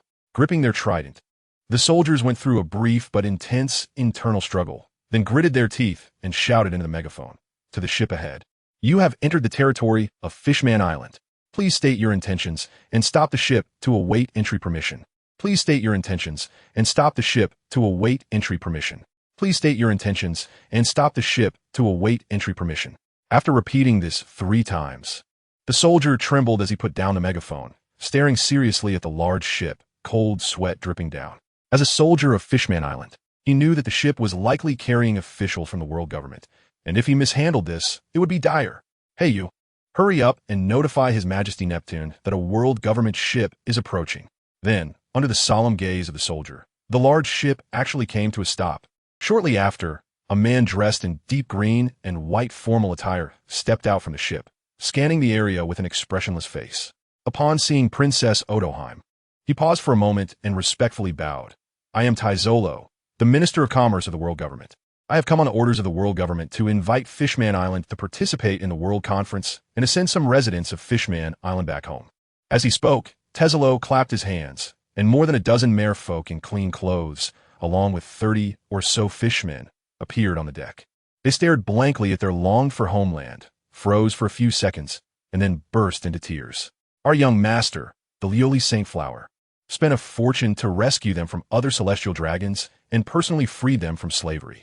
Furthermore, the young master ordered him to take them home. The fortune, Kazama had the Navy send over 50 pirates with bounties ranging from 1 million to 10 million. Taizolo's voice was not loud, and under the cries of the fishmen, it even seemed a bit small, but no one dared to ignore his voice. Seeing her kin weeping and hearing their inner voices, Princess Odoheim covered her mouth, tears streaming down her face. But soon, she wiped away her tears with her sleeve, her expression resolute. Let them in. Inform Neptune to welcome the world government's envoy to Dragon Palace City, and prepare to bring our kin home. Huh, yes. The soldiers beside her were momentarily stunned. Princess Odoheim? When did she arrive? Mary Geos, residents of the Kazama Clan. Watching the three fighting in the arena, Kazama was very satisfied. During this time, Lucci had made the most progress, followed by Kaku, and then Bruno. In a 2-on-1 match, Kaku and Bruno were facing Lucci, with Kaku on the offensive and Bruno supporting. After this period of training, all three had master hockey. Meanwhile, having come from the same place, their fighting styles perfectly continued the characteristics of CP, causing the greatest damage with the least effort. Kazama couldn't help but click his tongue. TSK. Have they been training like this all year? No wonder they're much stronger than that group, led by Tiger, in terms of progress. However, aren't you afraid that they might break an arm or a leg? In response to the young master's words, a boss respectfully answered, with their current strength, I am confident I can separate them before they cause any harm. Therefore, I require both sides to train with the intention of killing each other, which is why their improvement is so rapid. All right, you make a point. They're still far from your level after all. After all, they're still young. You're right. Kazama nodded, picked up the teacup, took a sip, and then frowned. The tea was a bit cold. He turned to look and found a maid next to him whom he didn't really remember. She looked quite nice, appearing to be in her 20s. Hearing Kazama's words and seeing him frown at her, the maid broke out in a cold sweat and immediately knelt down with a thud. I'm sorry, Holy Lihua. It's my fault for not controlling the temperature properly, and you ended up with cold tea. I truly deserve to die 1,000 deaths. Please give me another chance. I will never make such a mistake again. Seeing the maid trembling in fear, Kazama felt that he was initially a bit unaccustomed to this. But now he had gotten used to it, and casually waved his hand. It's fine. This is no longer your concern. You may leave. Thank you for your mercy. The maid said tremblingly, then respectfully bowed her head, stood up, and silently retreated. As for the great disrespect of turning her back to a celestial dragon, they would never dare. Oh, by the way, a boss, do these maids, male servants, and guards get paid? Some do, young master. Apart from the slaves sent here. The servants in the Holy Land receive salaries from the world government. What about holidays? There are none. Then our servants and guards will have 2 days off a week, with unchanged salaries. Understood. Pouring himself another cup of tea, Kazama sighed deeply. Ah, speaking of which, without Stella, I really am a bit unaccustomed. When Stella was around, my tea was always warm no matter when I drank it. If the young master is not accustomed to it, you can have Stella come back. I think neither Stella nor Taizolo would refuse. What does that count as? I might as well find a new maid. Kazama pressed his temples in frustration. Once he finished with this busy period, he would take a boss, Lucci, and the others out to sea. This maid, in some ways, also served as Kazama's secretary. Wait, secretary. Suddenly, an image of a black stockings-wearing mature woman popped into Kazama's mind. That, a boss. I remember in CP9, there was someone named Califa, a talented individual. I think she was a contemporary of Lucci and the others. Check if we can get her over. Oh, and also, the superhuman type slip fruit. Have the world government check on it and send it to me. Let the Navy and the Sea Emperor know as well. If they have it, I'm willing to exchange it for the fruit. Kazama stretched lazily. He didn't remember many of the flashy fruits from the Superman series, but he had a deep impression of the slippery fruit, which turned a chubby person into a sexy beauty immediately. It was even more outrageous than the plastic surgery next door. So, what kind of changes would occur if someone who was already beautiful ate the slippery fruit? Kaze expressed great anticipation. At the same time, besides Fishman Island, the other 49 countries on the sea also received phone notifications from the world government. informing them to attend the World Conference in a month on time. The Navy and CP also began large-scale mobilization. Every year during the World Conference, the Navy and CP focus on ensuring the safety of the attending kings and safeguarding the normal progression of the conference. Therefore, this period is usually a carnival for the sea trash. Due to limited naval forces, they are practically powerless to intervene during this month and a half. Pirates, underground forces, and various mafia rats began their 4-yearly revelry. This time is highly likely to be their last celebration in their careers. The Navy's intelligence department and CP-1, CP-9 were fully mobilized. They searched for intelligence on these groups while trying not to disturb them. The Four Seas, the Grand Line, and the New World stand as a massive entity that has existed for 800 years. Although it is somewhat decayed now, its energy is still unmatched by other forces. Under the full operation of the world government, piece after piece of intelligence was sent to Mariehua and Marineford. Report. News from the North Sea. The high-level list of the Harriet Marine Human Trafficking Group has been obtained. Evidence of high-level crimes has been secured. Report. The Flower Country of the West Sea has discovered cases of human trafficking and is currently under investigation. Report. The Dumbledore Pirate Group in the Grand Line has participated in human trafficking, requesting relevant permissions. Report. It has been discovered that the royal nobility of 5 countries in the North Sea are involved and are covering up human trafficking activities, requesting the dispatch of senior agents for investigation. In a large office, a masked individual in a white robe sat behind a desk, crossing his legs, his right hand constantly rubbing a metal ring on his left middle finger. He said in a voice devoid of emotion, "Agree to their requests. Tell them that this mission is a direct order from the Holy Parent, and the elders are highly concerned. This is the will of the gods. Even if they are shattered to pieces, they must complete the mission." Marineford. Steelbone Kong, Black Arm Zifa, the Warlord of the Buddha, Iron Fist Garp, and Chief of Staff Crane of the Navy headquarters, along with the 3 great monster vice admirals, looked grimly at the intelligence continuously sent by the Navy's intelligence department. "Everyone, after this mission, I will step down. For 800 years, the Navy has never been able to achieve true justice. Because the Navy's justice has always worn shackles, but now, the shackles have begun to loosen. So, everyone, please endure a little longer. After the World Conference, please implement your own justice. The Holy Land in the evening is very beautiful, or rather, absolutely stunning. Because the Holy Land is above 10,000 meters in the sky, from this angle. The evening glow fills the sky beneath their feet. The setting sun is infinitely beautiful, and the scenery should not be wasted. So Kaze prepared to fish for a fish named Charos. TSK, how's the speed of this car? That's right, a car. A piece of black technology developed by the world government's technology department, accelerating from 0 to 100 kilometers h in 1 seconds, with a maximum speed of 300 kilometers h. Moreover, it is equipped with a supreme safety guarantee system exclusively for the celestial dragons. Even if the celestial dragons inside fall from the Holy Land, they won't suffer a scratch. Designed by the world's top designers. The exterior is filled with a sense of technological beauty, with the charm of steel lines and a silver gray shell that is both high-end and low-key luxurious. Featuring a mechanical silver dragon emblem in the center, symbolizing the great status of the celestial dragons. The most important thing is that this thing is also a convertible. Kaze really cannot understand this technology. The maximum speed is 300 kilometers h.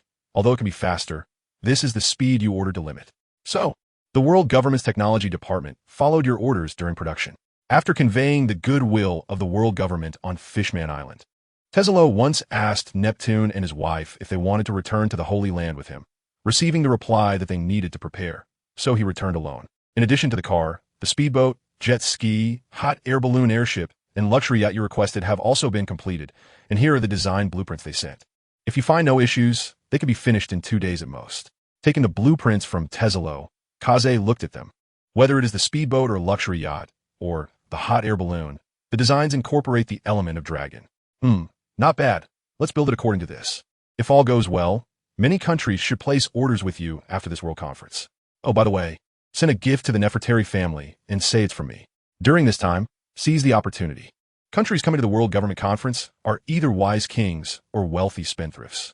Regardless of which, there are businesses to discuss. Once they arrive one after another, you can visit them more. Saying this, Kaze handed the blueprints back to Tesla, then put on sunglasses, lit a cigar, directly opened the car door, and jumped in a sports car then started the engine. Yes. Looking at the respectful Tesalo, Kaze pinched the cigar between his fingers. All right, you're off duty now. If I successfully catch a fish, you'll be responsible for liaising with them. I don't understand business, so pay more attention. During this time, to stay in the Holy Land. All right, you can go back now. Then he shifted gears, pulled the handbrake, pressed the accelerator, and off he went. With the roar of the engine, the sports car shot out like an arrow. It feels like something is still missing. Feng Jian remembered his thoughts and wanted to open the music player, a small screen, but he suddenly realized he didn't know how to turn it on. Cough. Hey, dragon. Ding. Respectful Liuli Saint. Hello? How may I assist you? Play me some explosive music. Ding ding. All right, now playing Natural by the Shihai heavy metal band Beyond. Listening to this explosive music, Feng Jian nodded in satisfaction. Yes, this feeling is just right. On the other side, Charlos was riding his pirate slave, enjoying a leisurely stroll in the Holy Land. Ever since he discovered that Feng Jian often walked at this time, he had also developed the habit of strolling during this period. Although he often got beaten, Charlos felt that his friendship with Feng Jian was quite great.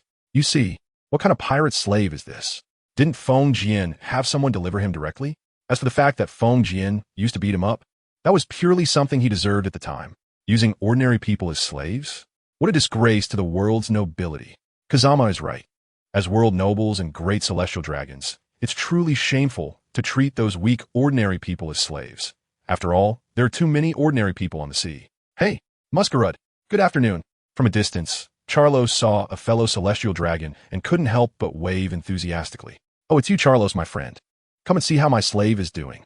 This is a rare snake person, and I spent a lot of money to buy him. When it came to his slave, Masquerade looked quite proud, covering his mouth with one hand and laughing smugly. Huh, this is your slave? Masquerade, you really are embarrassing. Charlos glanced at the long-handed tribe member carrying Masquerade, his eyes full of disdain. Charlos, are you jealous of me? Seeing Masquerade's dissatisfied expression, Charlos couldn't help but laugh out loud, then straightened his back involuntarily and proudly said, Why would I envy you? Look at my slave, a pirate with a bounty of 10 million. I bought him for 100 million. He has killed hundreds of Navy soldiers, destroyed 2 warships, and slaughtered towns. Moreover, he is very strong and robust. Look, he doesn't even flinch when I hit him with a stick. Saying this, Charlos reached out to take the stick from the guard and struck the pirate a few times. It was evident that the pirate was completely unfazed. So what if he asked from the long-handed tribe? He asked still an ordinary person. There are too many ordinary people on the sea. Using them as our slaves, Masquerade, don't you feel ashamed? Watching Charlos's overflowing sense of superiority, Masquerade felt like his lungs were about to explode. He directly pulled out a gun and shot the long-handed tribe member dead. Charlos, don't get too smug. What does a pirate with a bounty of 10 million count for? I'll have the Navy send me a pirate with a bounty of over 1 billion. I want a pirate with a bounty of 1 billion. Seeing Masquerade's furious expression, Charlos couldn't help but show a foolish look and then said with a gloating tone, Hee, if you don't want to become a disgrace among the celestial dragons, you can go ahead. What do you mean? Masquerade might not be very smart, but he wasn't foolish either. Upon hearing this, he instinctively felt there was a hidden meaning. Charlos patiently explained to his fellow, most pirates with bounties over 1 billion possess a power called haki. As long as they use this power, they won't fear slave collars or guns. I don't want to be attacked by my own slave while I'm out for a walk. Ha, Charlos. Are you scared? So you're a coward. Ha, what else with that look? As he laughed, Masquerade found he could no longer keep laughing because he noticed that Charlos was once again looking at him with that idiotic gaze. Masquerade, we're those slaves. What are our identities? Do they deserve to be compared with us? If they really offend us, what does it matter if they get executed afterward? We would still have been offended, wouldn't we? I don't care about the lives of pirates. I only care about whether I've been offended. Maybe those pirates would even feel great when they are executed. After all, they offended the great world nobles before dying. Masquerade's face turned completely dark. Don't get too complacent, Charlos. I will definitely find a more expensive pirate slave than yours. One who hasn't team-mastered that hockey thing. Oh, then you better work hard because maybe soon I will have a pirate slave worth over 1 billion. And I will definitely be the first celestial dragon in Mariewa to have a slave who has mastered hockey. Charlos sat cross-legged, shaking his head triumphantly, saying, almost sneezing on his guards several times. What do you mean? Charlos looked at Masquerade with disdain, then said proudly, Do you know Vegapunk? That famous inventor of the world government. Kazama asked Vegapunk to develop a slave collar that can restrict hockey. But research costs money. So I privately sponsored Kazama 5 billion berries to pass on to Vegapunk. I will definitely be the first celestial dragon in Mariehua to have a hockey slave. Hockey slave? Hockey slave? Let us go. See you later, Masquerade. After saying this, Charlos left with a smug look, shaking his head. Walking on the road of the Holy Land, Charlos imagined a future where only he had over 1 billion pirate slaves, fantasizing about their eager expressions, causing him to laugh so hard that snot bubbles came out. Hee hee. Whoosh. An unidentified white object flashed by him, and the wind it created ruffled Charlos's carefully styled hair. Charlos turned his head in confusion, but found nothing. Then, he turned his guard. What was it that just passed by? In response to Charlos's question, it was Kazama Ruri driving by. A car? Before he could finish speaking, the unidentified white object darted out from behind him again, but this time it wasn't as fast as last time. A silver convertible sports car rushed to a position several hundred meters in front of Charlos, then elegantly drifted around, heading straight for Charlos. The guards instinctively shielded Charlos, watching in terror as the speeding vehicle approached. Accompanied by the sound of screeching brakes, the silver convertible slowly stopped just 1 meter in front of Charlos. Kazama grinned, one hand resting on the car door while the other took out his cigar and placed it down on the steering wheel. Long time no see, Charles. Charles looked at the cool, flashy silver-gray sports car in front of him, then glanced down at the pirate slave beneath him, and felt that this slave suddenly didn't seem appealing anymore. As time passed, kings from various countries arrived one after another. At the same time, a piece of news spread across the world. King Neptune of Fishman Island will attend the World Conference with his wife. The newspaper had a whole page dedicated to detailing the customs and culture of Fishman Island, with photos of the mermaid beach that instantly made the beasts of the sea revere Fishman Island as a holy land. When a report on Princess Odoheim was seen, people from the sea expressed their respect for the princess, who had devoted her heart to Fishman Island for many years. Then came the princes of Fishman Island. The first prince was skipped, the second prince was skipped, the third prince was skipped. The mermaid princess, wow. Just as the readers instinctively shifted their gaze, they immediately turned back. Mainly because this 4-year-old mermaid princess was simply too adorable compared to her 3 oddly shaped brothers. With her flowing pink curly hair, a taiyaki-shaped hair accessory on her head, a pair of shell-shaped earrings, bright blue eyes, beautiful features, a fishtail of varying shades of pink, and that shy little expression, she struck the hearts of nearly all the men, women, and children in the sea. Kawaii. This mermaid princess is too cute. Ha yes. I heard she's only 4 years old. When she grows up, she will definitely be the world's #1 beauty. Ha, that's for sure. 4 years old? Just right, I have a son who's also 4 this year. Nah, he doesn't deserve her. How enviable. I really envy King Neptune of Fishman Island for having such a cute daughter. Bro, where you going? Out to sea. To Fishman Island. Looking for a mermaid sister to spend my life with. I'm ready to marry in. If not, I can even pay to marry. The news of Fishman Island's participation in the World Conference quickly spread throughout the sea under the promotion of the world government. For a long time, the misunderstanding between humans and fishmen had caused conflicts between both sides. Now, with the report, humans had developed a huge interest in Fishman Island, Kelra's hometown, Fullshard Island. After sending Kelra back to her hometown, looking at the fear in the eyes of the surrounding residents, Tiger and the others felt a bit lost. They thought about leaving just like that, but the residents hesitated, looking at the backs of the fishmen, and called them back. After several days of interaction, the fishmen had already blended in with the island's residents, who had completely accepted them. One day, Tiger and the others were drinking at the tavern with their friends from the island. Suddenly, a young man burst through the door. Brother Tiger, look, this is today's newspaper from the world government. Fishman Island is going to participate in the World Conference. It has an introduction to Fishman Island and its royal family. Is this true? In the young man's eager gaze, Tiger took the newspaper. Then the others in the tavern also took the newspaper to look at it.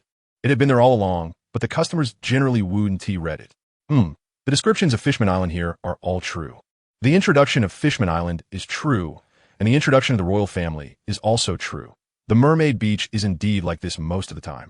After reading the newspaper, Tiger looked up and was startled by the sea of green glowing eyes in front of him, but he still answered their questions. Yada. Brother Tiger, I've never asked you for anything in my life. I only asked you to introduce me to a mermaid sister. What big brother? Don't go around making family connections. Look at me.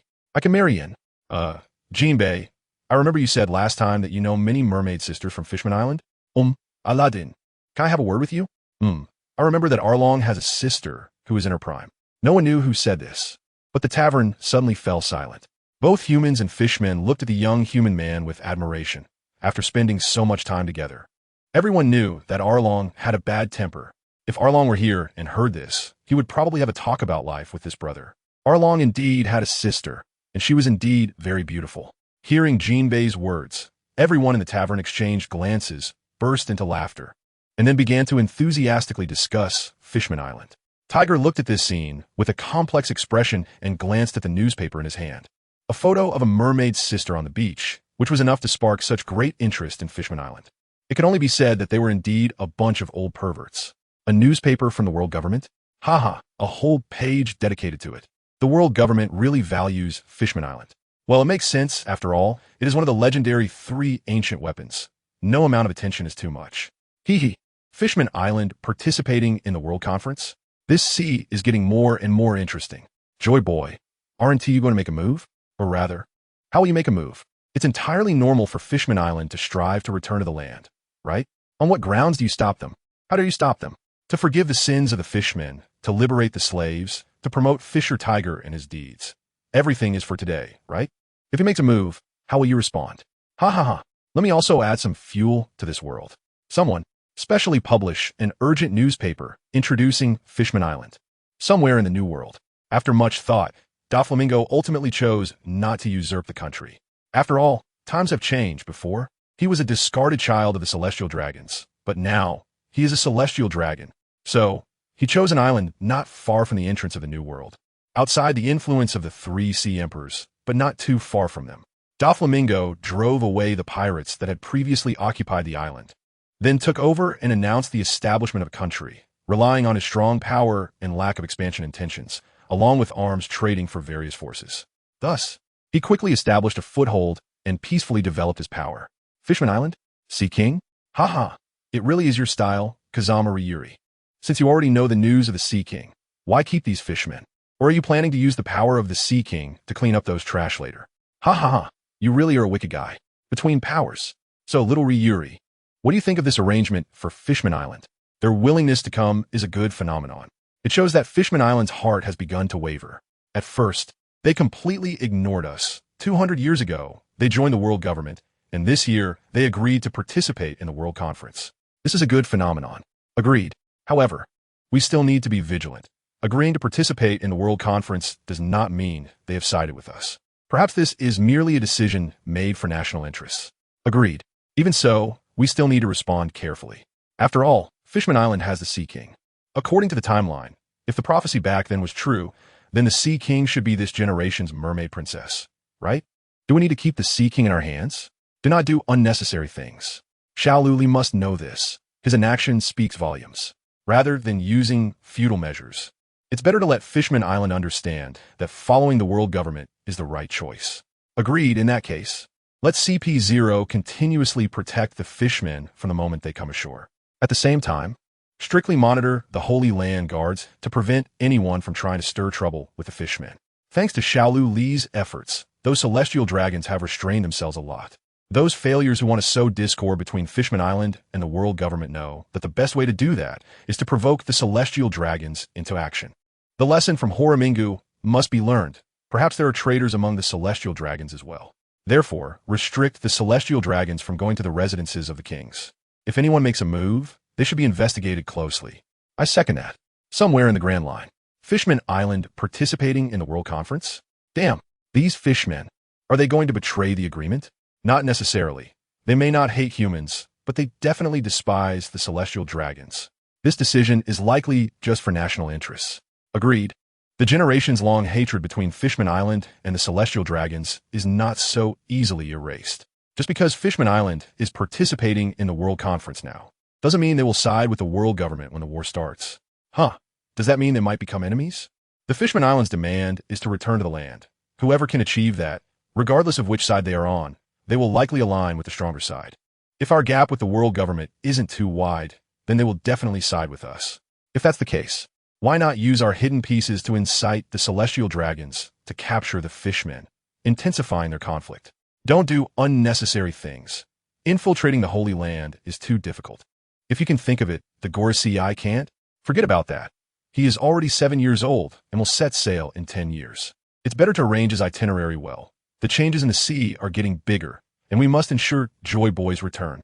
Wow, father, she is so cute. Will she also follow her father to the Holy Land? Then I must be friends with her. Haha, Vivi and the Mermaid Princess are both very cute. You will definitely become friends. When the time comes, I'll take you to visit King Neptune. Thank you, father. Looking towards the direction of the Holy Land, Cobra's emotions were complex. The king of heaven, the king of the sea, the king of the underworld, Joy Boy. After 800 years, the changes are starting to reveal themselves. And the world government has already made its move. Where will Alabasta go? Where will the world go? 2 weeks before the World Conference officially begins, the royal family of Fishman Island, under the world government's welcome, officially arrives at the Sabati archipelago. Nobles, commoners, and wealthy merchants from all over the world crowd the docks to welcome the Mermaid Princess from Fishman Island. That's right, the Mermaid Princess. The people on both sides are loudly calling out Shirahoshi's name. If it weren't for the presence of Queen Otoheim, Shirahoshi would probably have cried.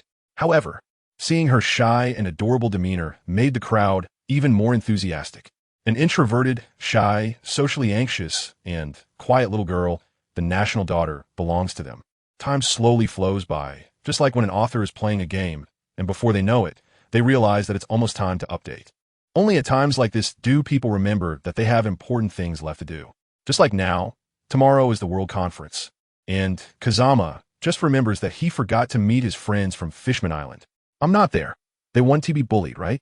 What if those same kind start some trouble again? What if that fool Charlos crashes into the attending kings? Hitting flowers and grass wouldn't be good either. With a heart full of concern for the country and its people, Kazama suddenly feels that fishing is a waste of life. Saya boss. I suddenly feel like I've been negligent. I have fallen. I'm sorry to the ancestors of the Kazama clan. Abbas was shocked at these words. Apologizing to the ancestors is no joke. With the power of the Kazama clan and the support of the ancestral princess, what exactly did you do to feel sorry for the ancestors of the Kazama clan? Suddenly, Abbas thought of a terrible possibility. This possibility was so frightening that Abbas felt a bit dry in his mouth. And master, you didn't offend the ancestral princess, did you?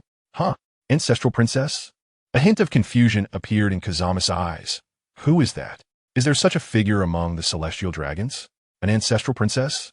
Why not ancestral emperor? Wait. Kazama suddenly thought of something and instinctively widened his eyes, looking at Abbas. The ancestral princess you mentioned could be our great-grandmother? Aside from this matter, I can't think of anything else that could make you feel sorry for the ancestors of the Kazama clan. Master, please listen to this old servant's advice. This really isn't okay. If you want a woman, on this sea, aside from the ancestral princess, you can have anyone from 8 to 80. But 800 is absolutely not okay. Abbas bowed his head and earnestly advised, not daring to look up at Kazama's expression, appearing as if he was loyally offering counsel. Kazama looked at the fishing rod in his hand, then at Abbas, who was bent at a 90-degree angle, and his expression suddenly became very rich. Good job, Abbas. How come I never noticed that your imagination is so wild? Sigh, Abbas, you've watched me grow up since I was little, so you could be considered my elder. I didn't expect you to, well, never mind, just lift your head up.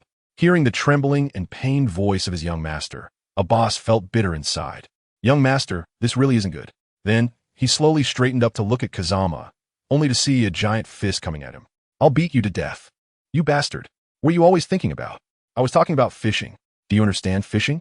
I've been fishing for a month. A whole month. Do you know how I've spent this month? Just because I said, if I can't catch anything before the World Conference starts, I won't do anything else. You really didn't try to persuade me. Why are you so honest? What time is it now? The World Conference.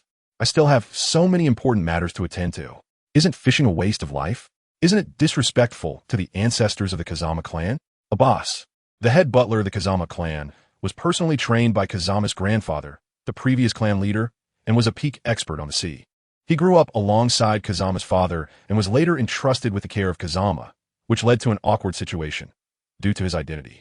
Abbas could only guess many things and didn't dare to ask openly, which easily led to misunderstandings. On the other side, Karifa, who was bringing tea, looked a bit confused. What's going on? I walked in and saw the young master hitting Lord Abbas. Should I leave or pretend I didn't see anything? The young master wouldn't silence me, would he? No, the young master is so kind, he definitely wouldn't. But what about Lord Abbas? He usually looks so serious. Why is he being hit by the young master? Why does the young master look so angry and embarrassed? Oh my, I really want to know. Feeling someone approach and then stop, Kazama turned to take a look. From the look in Karifa's eyes, he knew that this girl had already imagined a 54-episode large family drama. All right, stop spacing out and bring over the tea. Karifa, now 13 years old, was a CP candidate trained by the world government and was also the only female CP9 in 800 years. Her temperament, perseverance, and talent were all commendable. This was a boss's evaluation, but Kazama was now somewhat doubtful that someone who could be an agent would also be so gossipy. Hi, here's the tea you wanted. Kazama sat down, picked up the cup, looked at the red tea inside, took a sip, and fell silent. Do you have cold water to brew the red tea? Ahem. That Khalifa. Kazama tried to speak to the blonde girl in a gentle and calm tone. From now on, you will train with Lucci and the others. As the only female member of CP9, I believe you can become a peak on the sea like Big Mom. Keep it up. I have high hopes for you.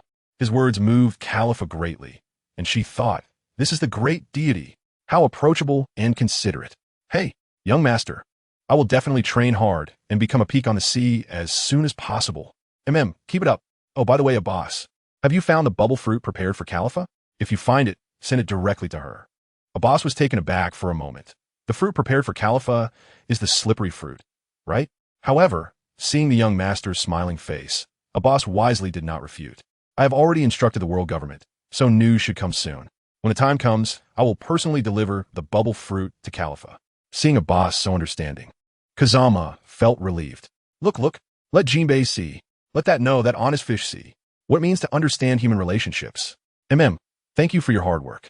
All right, Khalifa, go find Lucci and the others. Doing such trivial tasks like serving tea is completely wasting your talent. I believe there is a bigger stage waiting for you. Yes. Young master.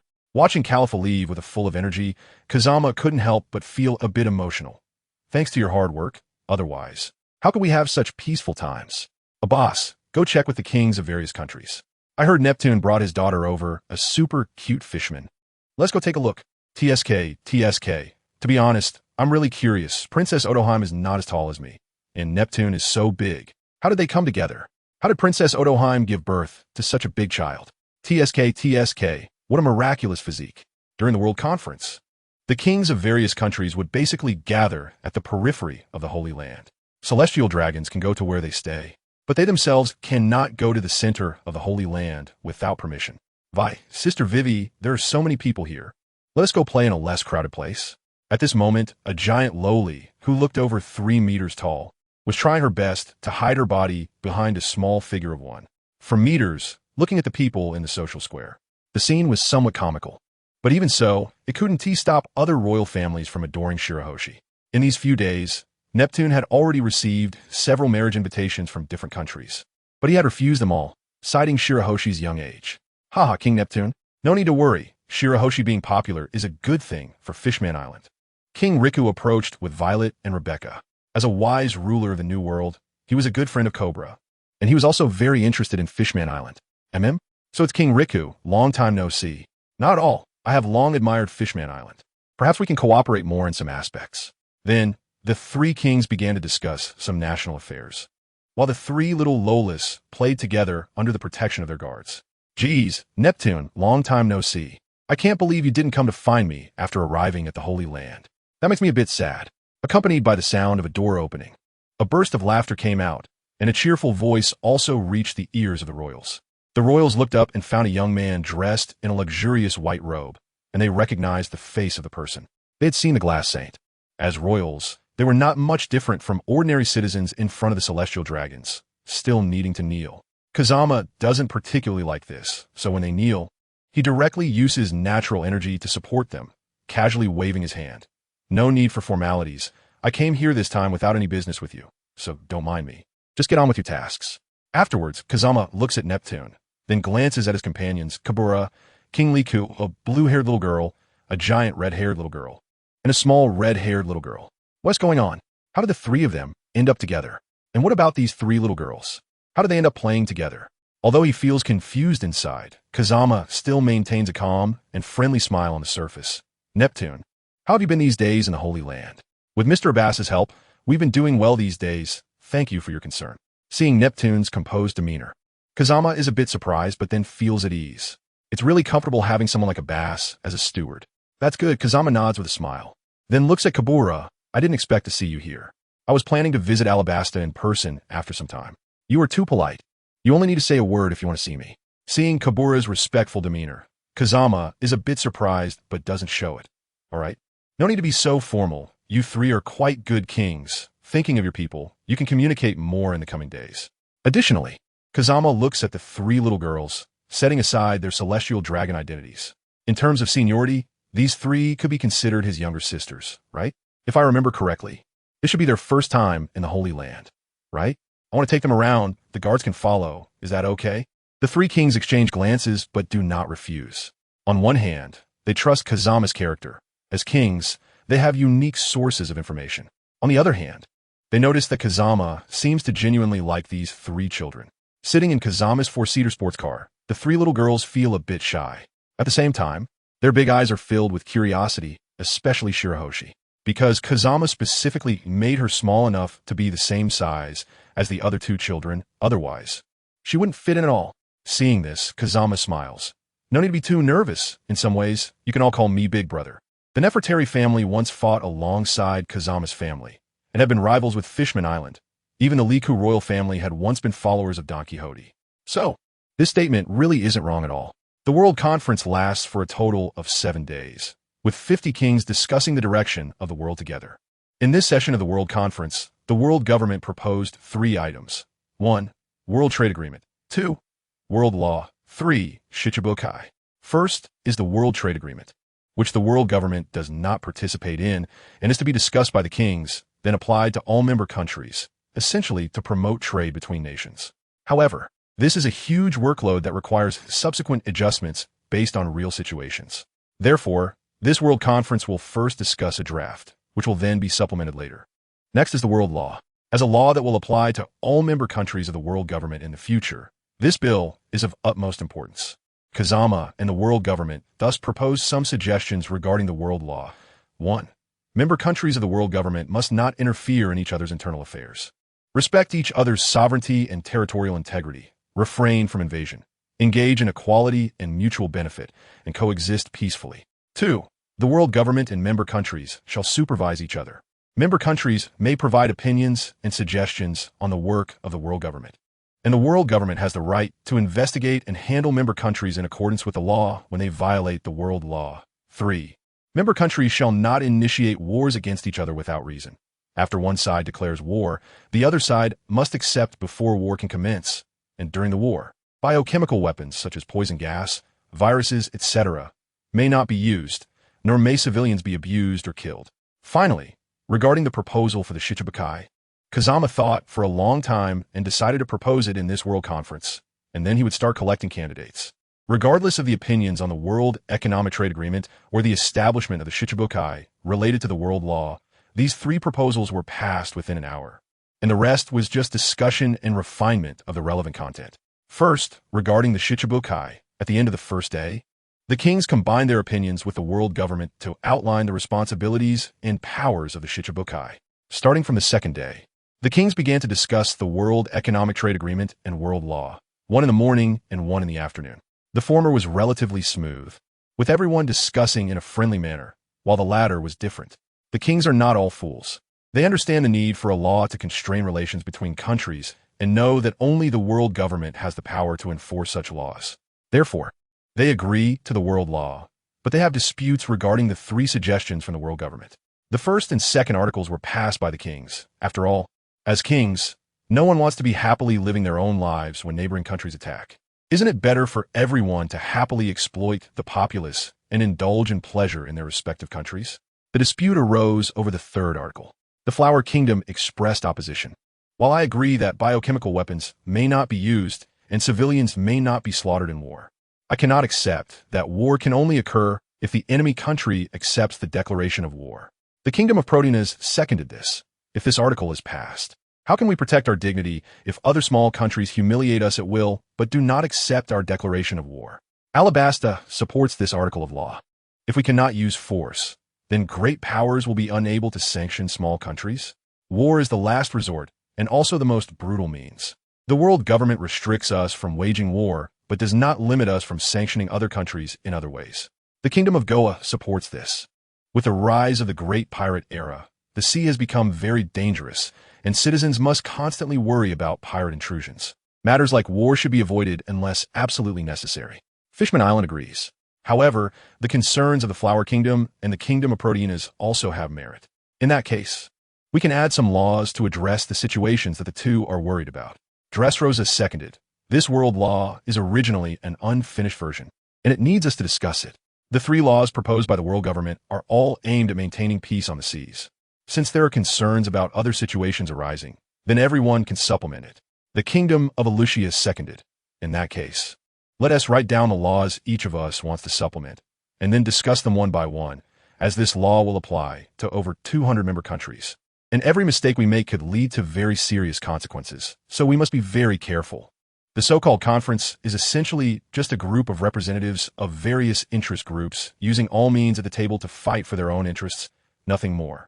However, no matter what, the premise of their pursuit of interests is that they must have sufficient strength. Fishman Island participated in this World Conference and also expressed many opinions on the world situation. But from beginning to end, Fishman Island never mentioned migrating to the land. Neptune finally realized one thing. The return of Fishman Island to the land essentially still relies on Fishman Island itself. However, this has nothing to do with Kazama, who is currently lying on a lounge chair at his doorstep, basking in the sun, holding an ancient book in his hand, while 3 little girls are playing bumper cars in the yard. As for Lucci and the others, they were taken out by Absalom for special training. In Absalom's words, since the young master has decided to go out after the World Conference, as the young master's attendants, Lucci and the others cannot be too weak. Kazama brother, what are you reading? A storybook. A crisp voice rang in his ears, feeling the rocking of the lounge chair. Kazama didn't need to look up to know it was those 3 little girls. Yeah, how old is Kazama brother? Still reading storybooks? No way, no way. No one this old still reads storybooks, right? So hard. The fist is hard. Kazama smiled and looked up at Vivi, suddenly feeling a bit puzzled. This little girl? Who did she learn this from? I remember when she first arrived, she was such a well-behaved little girl. But why has she become more and more mischievous these days? How did Kabira teach his daughter? Vivi, hasn't your brother taught you that one should be polite? Maintaining a smile, Kazama placed his hand on the little Loli's head. In the little Loli's resentful gaze, after messing up her blue hair into a bird's nest, he smiled in satisfaction. It's okay to learn more from Rebecca and White Star. Look how well-behaved they are. The 2 pink-haired Lolas who were mentioned felt a bit embarrassed, suddenly feeling a sense of betraying their revolutionary comrades. Let me tell you, brother here is not reading just any storybook. It contains records of a great fruit. In mysterious gazes of the 3 little Lolas, Kazama smiled mysteriously. Do you know about angels? Do you know where angels come from? There are many legends about angels over this sea. But to talk about the origin of angels, we must start with a country that has already perished, a country called Jerusalem, and the protagonist of the story, named Michael. As a gentle voice began to speak, a long-buried story reappeared before the world. Year 108 of the Ocean Era, Jerusalem. As a country that has always promoted compassion, equality, and doing good, its beauty has always attracted people from the sea. Therefore, this country is always filled with laughter and happiness. At the same time, its superior geographical location not only provides many excellent ports, but also vast plains and rivers suitable for farming. The developed commerce, agriculture, and the stability brought by frequent handicrafts, along with a prosperous life, make the people of this country more inclined to pursue spiritual fulfillment, thus giving rise to flourishing art. This is a beautiful and rich country, and it is so from any perspective. It should have existed as a pearl on the sea. Therefore, it was naturally coveted by others. The fertile land is now overgrown with weeds. The tall city walls are full of damage, and the scorched earth near the city silently tells of the cruelty of war. Michael, the army of the Assyrian kingdom, will launch a general attack tonight. According to intelligence, they will deploy 150,000 troops and several powerful ability users. Do you think we can hold our ground? Now, on the tall city walls, Gabriel looked at the dark crowd in the distance, his face filled with worry. Given the situation, we probably cannot hold out. When the city falls, you should lead the civilians to surrender. I have studied the intelligence of the Assyrian kingdom. They only want to conquer here, to incorporate this country into their territory. They do not wish to cause too much destruction to this country. For the cities they have attacked, they also have proper restraints on their troops and treat civilians well. Gabriel looked blankly at the golden-haired, tall, and handsome young man beside him. Michael, the kingdom's most outstanding young man, an animal system, light-winged ability user. He came from a commoner family, was smart and clever from a young age, entered the best Vienna Academy of Fine Arts with the highest score, graduated with the highest score, but chose to join the army. Gabriel found it hard to believe that the words he just heard actually came from this young man who was as warm as the sun. Michael, I didn't hear wrong, did I? Are you joking? No, Gabriel, I'm not joking. Michael said lightly, then looked at the chief executive of the city. His golden eyes filled with seriousness. I'm the highest commander of this city, and the total number of soldiers in this city is only about 10,000. I'm the only one who can be considered a strong man, unless we have the help of the city's residents to defend it. We won't be able to hold out at all. Even if the residents help, it will only buy us a few more days. The surrounding cities were all besieged yesterday, and we will not have reinforcements. Gabriel smiled bitterly. He had already thought of all this. It's just that he still felt a bit unwilling. Since that's the case, then, Michael, seeing Gabriel's hesitant expression, Michael gently shook his head. I am a soldier of this country. When the country is attacked, it is my duty as a soldier to die in battle before the country falls. But the people are different. After saying this, Michael returned to the military camp. Gabriel opened his mouth, but didn't know what to say. The next day, TSK, Assyrian King Abraham leads the great Prince Isaac to battle in person. He really thinks highly of us. Looking at the dark mass of Assyrian troops below, Michael's tone even carried a hint of pride. That young man, is that Michael? The one in his early 20s who has developed the fruit to such an extent? Putting down the telescope, Assyrian King Abraham asked solemnly. Yes, my king. He is Michael, the famous genius. Such a talent would be a pity to die here. Bring me the horn. I will personally persuade him to surrender. Michael, I am Assyrian King Abraham. It would be a pity for a talent like you to die here. Join me. Once I conquer this country, I can make you the military commander of this city. You want me to be the military commander of this city? Really, what does the Assyrian king take me for? Someone, bring me the horn. Michael smiled helplessly, then took the horn and spoke in a gentle yet firm tone. Sorry, Assyrian king, I am a soldier of Jerusalem, and it is my duty to defend my homeland with my life. So, I can only disappoint your kindness. If you really want me to be the military commander of this city, perhaps you could consider posthumously promoting me after my death.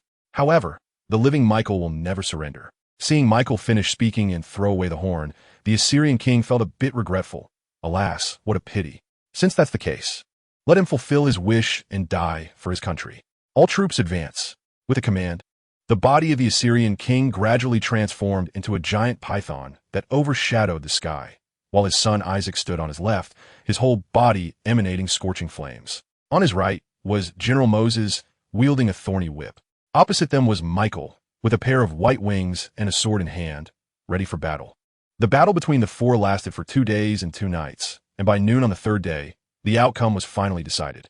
Michael's wings were full of wounds, and he weakly sat on the ground, holding the already severed sword, and weakly said, I lost. Really, as expected. Assyrian king, aren't you going to kill me? Compared to Michael, the condition of the Assyrian king and others was much better. No rush. Michael, I have heard of you. You are an excellent commander. But why didn't you mobilize the civilians in the city to defend it?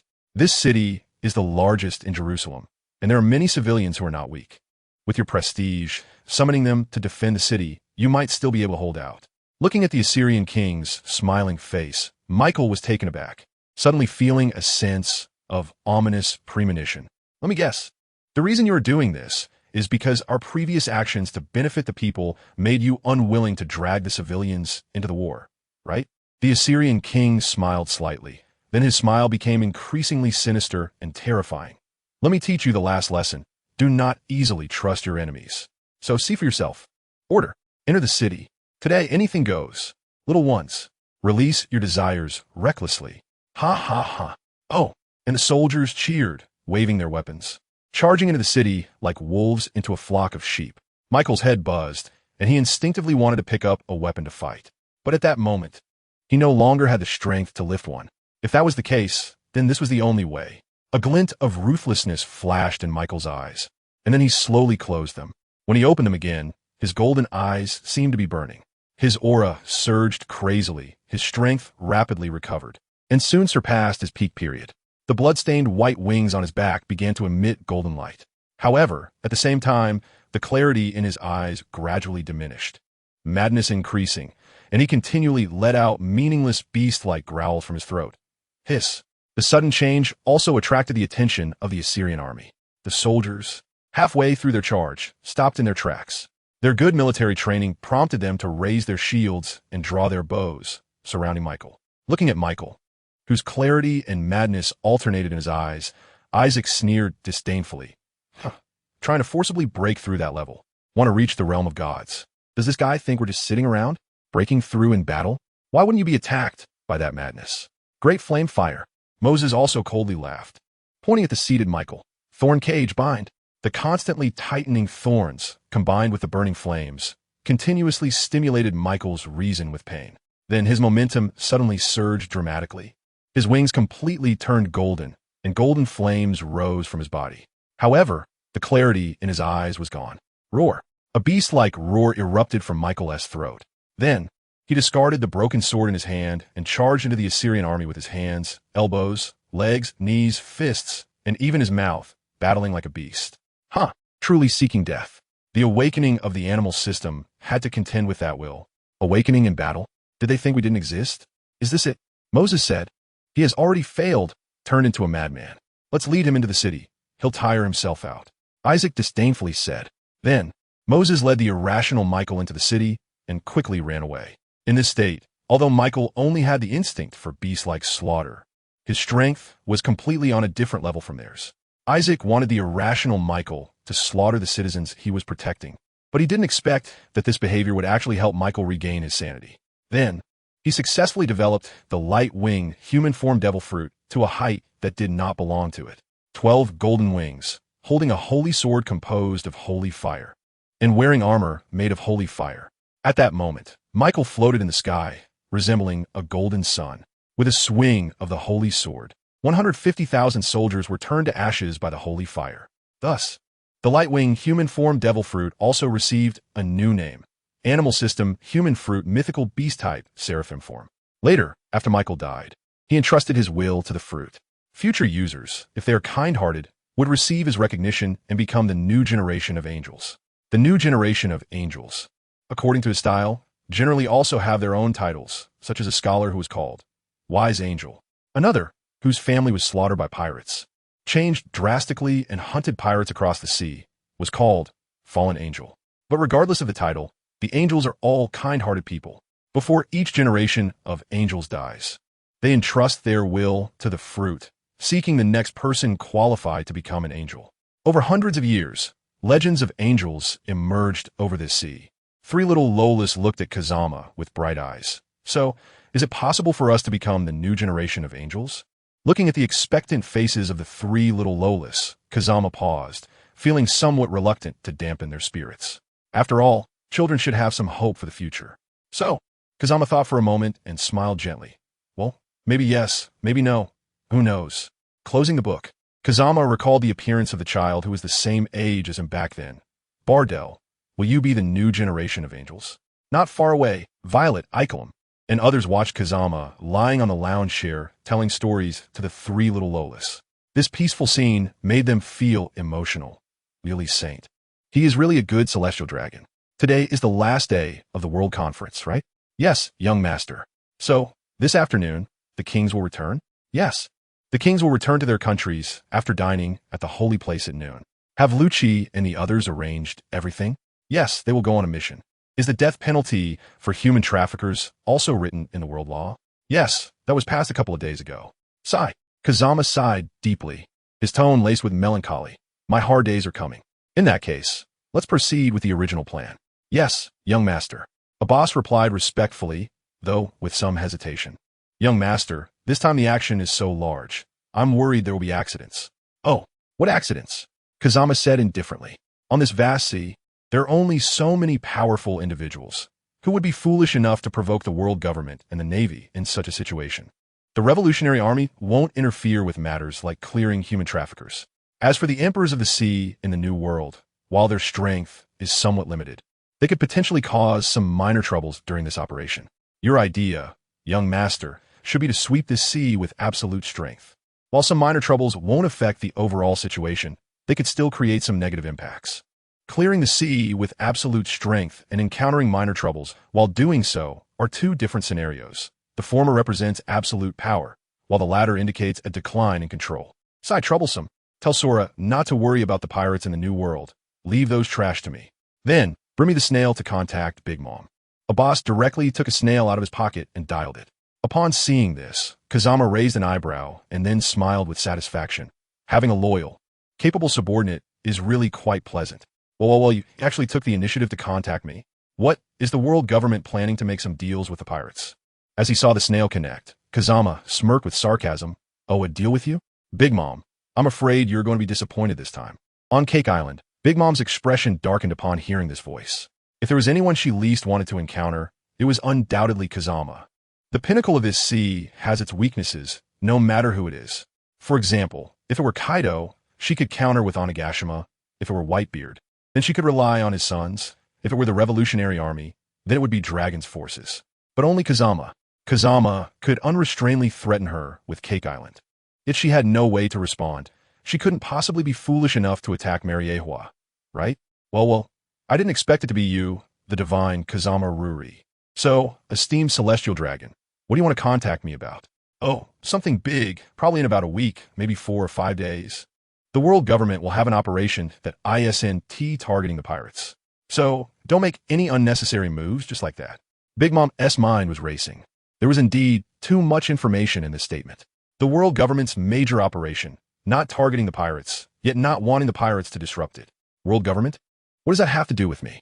What I care about is only Cake Island.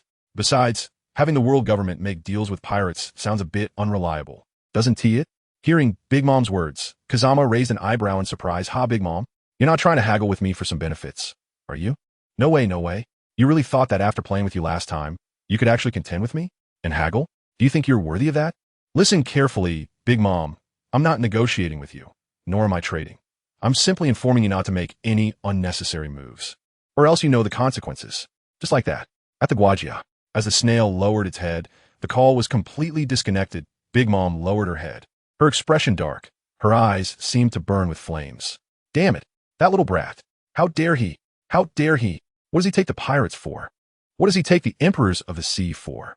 A terrifying aura accompanied Big Mom's fury, enveloping Cake Island in a stifling atmosphere. Her children looked anxiously towards the palace, unsettled.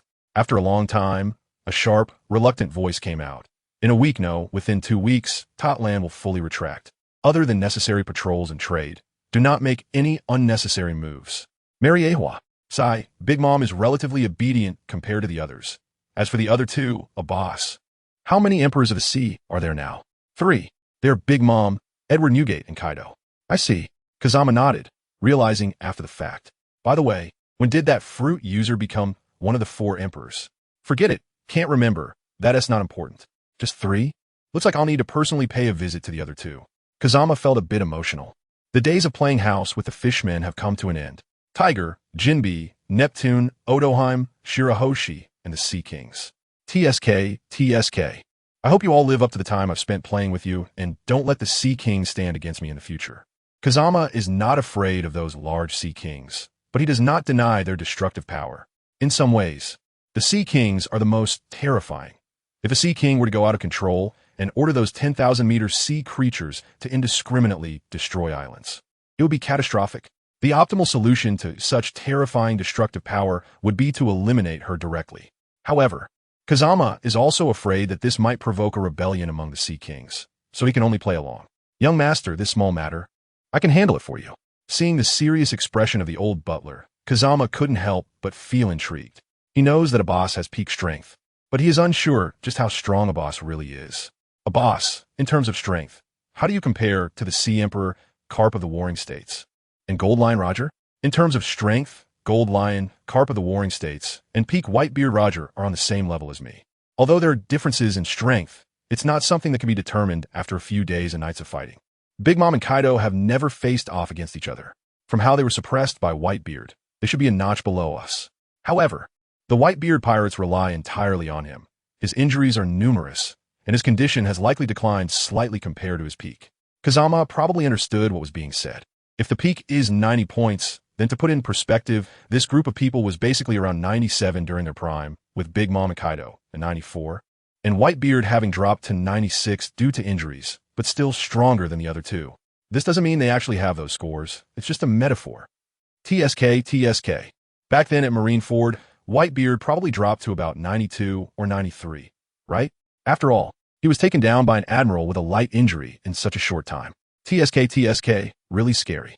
Kazama mimicked Kizaru's tone and curled his lips. But this matter is still up to me. Just that, this intimidation isn't enough.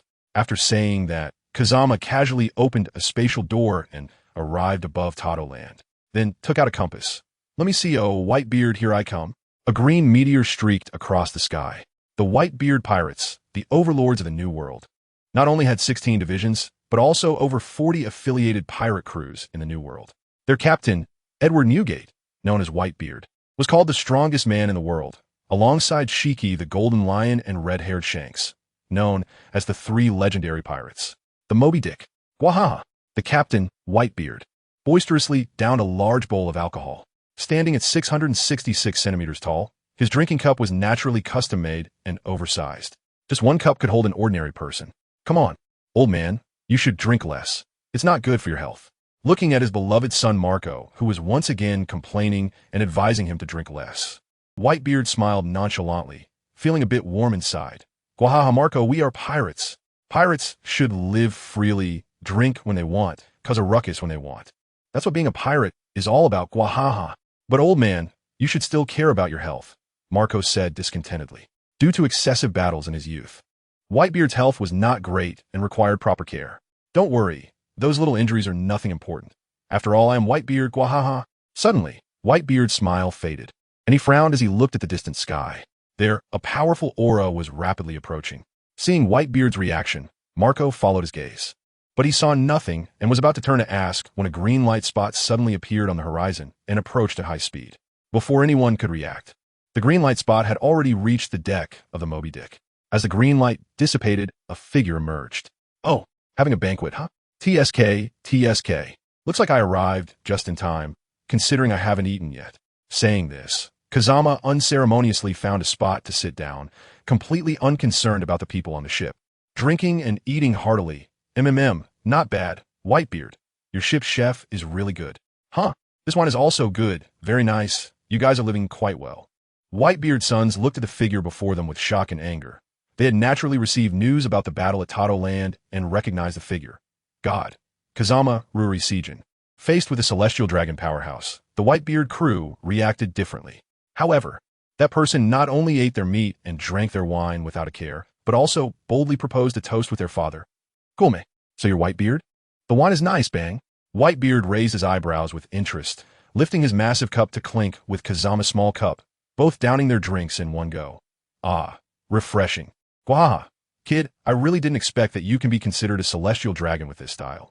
Looking at the kid before him, Whitebeard laughed heartily. Celestial dragon? As long as you're a descendant of the 20 kings, then you are a celestial dragon. As for what a celestial dragon should be like, Kazama shrugged nonchalantly and said, Damn it, this is my first time being a celestial dragon. How would I know what a qualified celestial dragon is supposed to be like? Kid, you really are my taste. What's so great about being a celestial dragon? How about coming to be my son? The sons of Whitebeard exclaimed in surprise, then looked at Whitebeard with admiration. Is this the aura of our old man? If celestial dragons could be like us and be the sons of our old man, that would really be amazing. As for Kazama, he was looking at Whitebeard with a very complex expression. He really couldn't understand why someone would ask such a question. Is there really someone so foolish as to give up the identity of a celestial dragon to become Whitebeard's son? Sigh, I was barely able to muster the interest to come here. Unfortunately, Whitebeard, why do you have to ruin the interest I finally managed to gather? You want me to be your son? Do you think you're worthy? Kazama slowly put down his wine glass, the smile on his face gradually fading into indifference. Bastard, you dare. How dare you insult my old man? You deserve to die. Whitebeard's sons angrily shouted and picked up their weapons, wanting to teach this disrespectful guy a lesson. However, Kazama showed no reaction, even seeming a bit amused as he unleashed his purple conqueror's haki without reservation. In an instant, the deck, wooden boxes, and tables were all damaged to varying degrees. As for the fodder, they fainted immediately, Only those at the captain level could remain conscious under this overpowering conqueror's haki. Amidst their unwilling gazes, a mocking voice slowly emerged. Hee, a bunch of fodder sheltered by Whitebeard. Without Whitebeard, what are you worth? When an adult is speaking, do you kids have the right to interrupt? Feeling this overwhelming conqueror's haki, Whitebeard narrowed his eyes, a red light flashing within. A similarly powerful conqueror's haki surged forth from him, instantly taking up half the battlefield. Gurura, although I have high hopes for you. That does not give you the right to insult my family. It seems I need to properly teach you what respect means in place of your parents. Saying this, Whitebeard raised his Naginata, Songyun Xia, with one hand, infused with armament haki and his abilities, and fiercely swung it down at Kazama. Kazama couldn't help but sneer, raising his sword with one hand to block horizontally. Isn't it just the combination of armament haki and conqueror's haki? Who can't do that? The massive Naginata clashed with the small horizontal sword, and under the intentional control of both sides, a tremendous momentum surged into the sky, creating a huge void in the clouds. Soon after, Kazama and Whitebeard both retracted their momentum. Gulalala, you little brat, you're really a monster. You old man. I'm rather disappointed, Kazama coldly mocked. Since you've already taught me in place of my parents, now it's my turn to educate you in place of yours. In an instant, Kazama's tone turned chillingly cold, his eyes taking on a ripple pattern. He pointed his right index finger to the sky and calmly uttered 4 words. Heavenly obstruction star. Whitebeard furrowed his brows, wanting to say something, but suddenly looked seriously at the sky. There, a 10-kilometer-wide meteor was plummeting towards the Moby Dick at high speed. This is... Marco's forehead was dripping with cold sweat. Ha ha ha, this power is truly terrifying. A rare, non-captain but not fainting fat pirate grinned, sweat also dripping from his forehead. Although he had seen it in the intel, only when faced with it did he realize the immense pressure of such a giant meteor. Whitebeard, gravely frowning, slowly stood up and walked to the deck, standing in front of his sons, looking up at the meteor in the sky, veins bulging on his forehead, raising his right fist above his head, striking a signature charging pose. What a joke, I'm Whitebeard. After saying that, his glowing right fist struck heavily in the air, cracking the very air itself. 1 punch. The meteor appeared with large-scale cracks. 2 punches. The meteor shattered. 3 punches. The meteor fragments were all turned to dust. Clap, clap, clap. Inopportune applause echoed as Kazama clapped slowly, enjoying the spectacle. In the stunned expressions of the Whitebeard pirates, he slowly said, not bad, not bad. Now the next one. In the sky, another 10-kilometer-wide meteor appeared. The 3rd one, the 4th one, and then the wait. Whitebeard's face darkened, his expression unfriendly. Unlike the previous clash with Kazama, every punch used to destroy the meteors was with maximum force. If this continued, he would be exhausted to death within a day. What exactly do you want? Huh? Kaze was momentarily taken aback, as if he had gotten a bit carried away, but that was fine. The intimidation purpose was accomplished even better. Oh, it's nothing. I just wanted to tell you that after the World Conference ends and we send the kings back, the world government is going to do something big. So don't do anything unnecessary. I've already given Big Mom a heads up, and also Kaido, I don't want to run around anymore. So, Kaido is also up to you. Keep an eye on him. During this time, whether it's the Whitebeard pirates causing trouble or the Beast pirates, I will count it all on the Whitebeard pirates. Saying this, Kaze suddenly showed a kind smile. Whitebeard, you wouldn't want me to execute your sons in front of you, would you? Young master, you can trust me. There is no need for you to handle these matters personally. I can share the burden for you. Looking at Kaze, who was lying on a lounge chair pretending to doze off, Abbas had a complex expression. Abbas, it's not that I don't trust you, but I need to show my power to this sea. The intimidation from my battle with Big Mom back then was far from enough for the top tier. Therefore, I need to display even stronger power. Only then can I avoid a lot of trouble in the future. Besides, you don't really think I enjoy handling everything personally, do you? I'm just a lazy person, and the future matters still need you guys to take care of. The sun slowly moved across the sky, unknowingly reaching the middle ground, with the sun shining overhead and the sunlight becoming somewhat scorching. Kaze instinctively blocked it with his hand and muttered unconsciously, there is too much filth on this sea. It's time to clean it up properly. Marineford, conference room. Admiral Kong sat at the head of the table. Below him were Zephyr, Sengoku, Garp, and the 3 major vice admirals, along with elite vice admirals gathered in the conference room. Many well-known rear admirals were also standing behind them. It could be said that the essence of the Marine headquarters was fully concentrated here. These people, cloaked in justice, were strangely quiet. Some silently smoked cigars, some closed their eyes to rest, but no one spoke. Only Admiral Kong slowly tapped his index finger on the table, where a transponder snail was placed. Brew brew, brew brew. Hello, this is Kong. Okay, understood. After hanging up the transponder snail, Admiral Kong gently tapped the table, and the attending Navy slowly opened their eyes. Everyone, news has come from Mary Geos that the World Conference has ended. Next, the world government will join forces with Morgans to announce the world law to this sea. Then, it's time for us to take action. According to the instructions from St. Yuri, the Marines are responsible for the evil factions, and CP is responsible for the aristocrats. After sending all the kings back, it will be our moment to act. Everyone, the justice of the Marines on this sea has always been restricted. The fact that you can sit here today proves that you all have considerable strength and a sense of justice. Otherwise, you wouldn't choose to become Marines. Now, it's time to put your justice into practice. Saying this, Admiral Kong's gaze became incredibly firm, and the eyes of the Marines burst with intense light. Garp, you're responsible for the East Blue. At the start of the operation, make sure to arrest all the evil factions involved in human trafficking in the East Blue. If there's any resistance, execute them on the spot. The East Blue, huh? Ha ha. Don't worry, Admiral Kong. The East Blue will definitely be a symbol of peace. Kong nodded and continued the arrangements. Borsalino, your Pika Pika Nomi has the fastest mobility. You are responsible for Sabaody and Amazon Lily. Arrest all related forces except for the pirate trading market. If there's any resistance, execute them on the spot. Leave it to me, Admiral. I will bring those trash back. Kong nodded. Akainu, you are responsible for the West Blue. Prioritize arrests, and if there's resistance, execute them on the spot. Those trash should die. Kazan, the North Blue is up to you. There's the largest human trafficking force there. Make sure to protect their safety. The toughest task? Understood, Admiral Kong. Suru, the South Blue is entrusted to you. Suru gently nodded. Finally, Kong turned his gaze to Sengoku, his expression serious. Sengoku, the New World is entrusted to you. St. Yuri told me that the Sea Emperors will not interfere with this operation. However, you also need to be careful. After all, the New World is not just about the Sea Emperors. Sengoku nodded slowly and firmly. All right, this operation is arranged. After you each take your positions, await orders and start the operation. Everyone, remember the initial intention when you join the Marines. Do not let your justice be tarnished. At noon, after the World Conference concluded, at the same time the kings were having a banquet, newspapers reporting on this conference spread across the sea like wildfire. This was a situation that hadn't occurred for decades. The last time such a grand spectacle was aimed at the Pirate King. GOLD, Rogers' execution report. In the decades prior, there had been no precedent for newspapers being thrown into the sea. The previous time was to publicize Fisher Tiger, and the last time was Kaze's battle against Big Mom.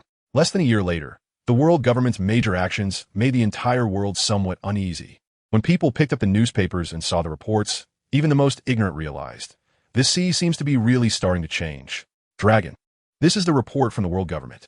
The world law is being issued, and with such strong promotion from the world government, there will definitely be major actions. Dragon. What should we do? The leader of the Revolutionary Army, Monkey D. Dragon, looked at the newspaper with an expressionless face. To be honest, the current world situation was somewhat beyond his expectations. First of all, CP has always been dedicated to capturing the Revolutionary Army since its inception. However, ever since Fisher Tiger liberated the slaves, the world government seems to have turned over a new leaf. Not only have they greatly relaxed their pursuit of the Revolutionary Army, but they have even released some captured comrades.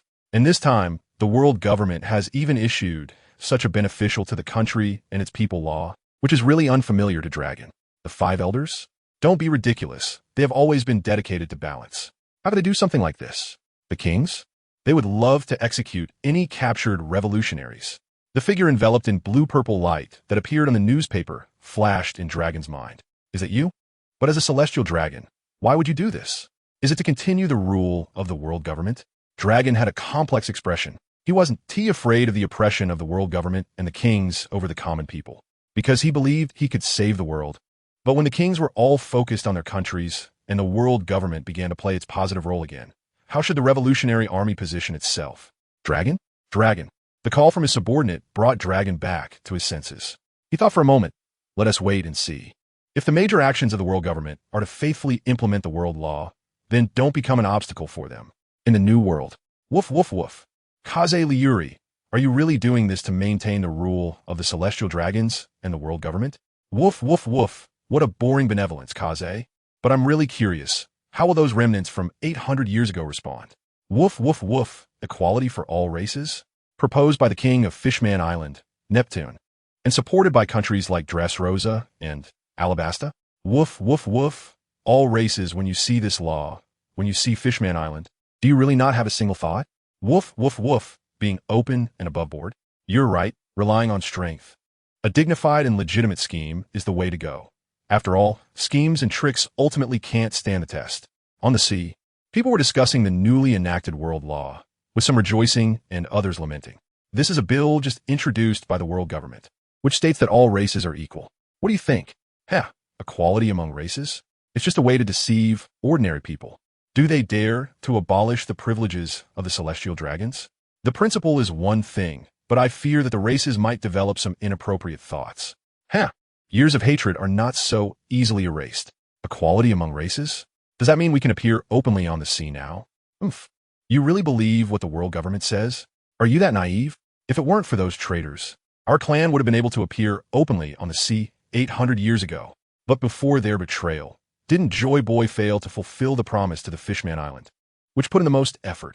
What do you mean? Do you want to betray the agreement of our ancestors and become a traitor, joining those betrayers? Stop arguing. Equality among races. This is not just talk. Let's see how this sea unfolds. On the other side, at the CP headquarters, a CP agent wearing a white mask and a white suit looked at the heads of various CP departments before him and spoke in a calm tone. Everyone, I won't say much more. Now, I can tell you one thing. According to the will of the gods from now on, the glazed saint will be the most esteemed existence among all gods, and everything must be prioritized according to his will. Now the gods have issued their will, and as servants of the gods, our responsibility is to carry out the will of the gods to the end. The kings finished their lunch and arrived at the port with their families. Then, the kings were almost taken aback because they recognized many familiar faces among the Navy escorting them. The three great monsters of the Navy headquarters. The two admirals of the Navy headquarters, the grand strategist of the Navy headquarters, naval heroes, and many famous vice admirals and rear admirals they brought along. Not bad. Not bad. It seems the world government is doing a good job, knowing to send strong people to escort us. Hearing King Valpo of the Magnet Kingdom, the other kings secretly laughed in their hearts. Valpo, really embarrassing his father. The medical superpower his father spent his life building seems to be about to be destroyed by him. No wonder he so firmly supports the prohibition of wars between nations. Then, the kings exchanged glances with each other, almost all sensing an unusual atmosphere. This sea is vast, so much so that the customs and cultural practices in many places are entirely different. At the same time, this sea is also small. Any significant events will immediately spread throughout the sea. When the configuration of the King's Guard was learned by many forces on the sea, people began to speculate about the purpose of the world government. There is no shortage of clever people on the sea, especially those involved in dark forces. Though they are bad, they are definitely not stupid. Linking the introduction of the world law, they easily guess the most likely purpose of the world government's mission. They aim to consolidate their forces, halt all transactions under their command, and wait until the Navy leaves to discuss further. The age of pirates is so chaotic that they cannot invest too much energy into this sea. Otherwise, those allied nations would not agree. There are not just one underground force doing this. Gambling, drugs, arms trading, information brokers, and loan sharks. For a time, almost all underground forces in the sea fell silent. Except for the pirates, the sea had long lost fallen into peace. Except for a few kings, the 50 kings maintained a serious demeanor throughout. The underground power holders are not fools. As countries qualified to participate in the World Conference, they are certainly not fools either. However, unlike the underground forces, they were all observing the Navy, or rather, how far the world government would go. At the same time, they were somewhat worried. If the world law were truly enforced comprehensively, this world would definitely fall into chaos at the first opportunity, for this sea is too rotten. Although they understood that the world government would not be that foolish, they heard that this action was at the behest of the glazed saint, and the age of the wind had instinctively caused them some concern. Heavenly laws are constant, not for Yao survival, nor for GF's downfall. The fairest aspect of time is that it cannot be influenced by anyone's will and will only move forward. Amid the mixed feelings of worry and expectation among the people on the sea, all 50 kings returned to their respective kingdoms. Mary Geos, at the edge of the red Earth continent. Kazama sat on the edge of the red land, his legs dangling in the air, seriously gazing at the sea of clouds before him, with a boss beside him. Okay, I understand. After receiving the report, a boss turned his head and respectfully bowed, saying, Young master, the Navy and CP are all in position, and the kings have returned to their countries. Is that so? Kazama continued to look expressionlessly at the sea of clouds below the red land, pondering. At this height, how did Tage climb up here back then? Since everything is in place, let's take action. A boss nodded and turned to the Den Den Mushi, saying, Operation begins. In Admiral Zephyr's office, the current Admiral of the Navy, Steelbone Kong, hung up the Den Den Mushi and, alongside a CP agent wearing a white mask with a ghost face, each took out a special Den Den Mushi. Operation begins. 2 West Sea. Sakazuki, wearing a Navy hat and holding a cigar in his mouth, expressionlessly hung up the phone and looked at the island that had been secretly surrounded by the Navy for several days. Is this the criminal base? Yes. According to our investigation, this island is their headquarters, filled with the upper echelons of the human trafficking group.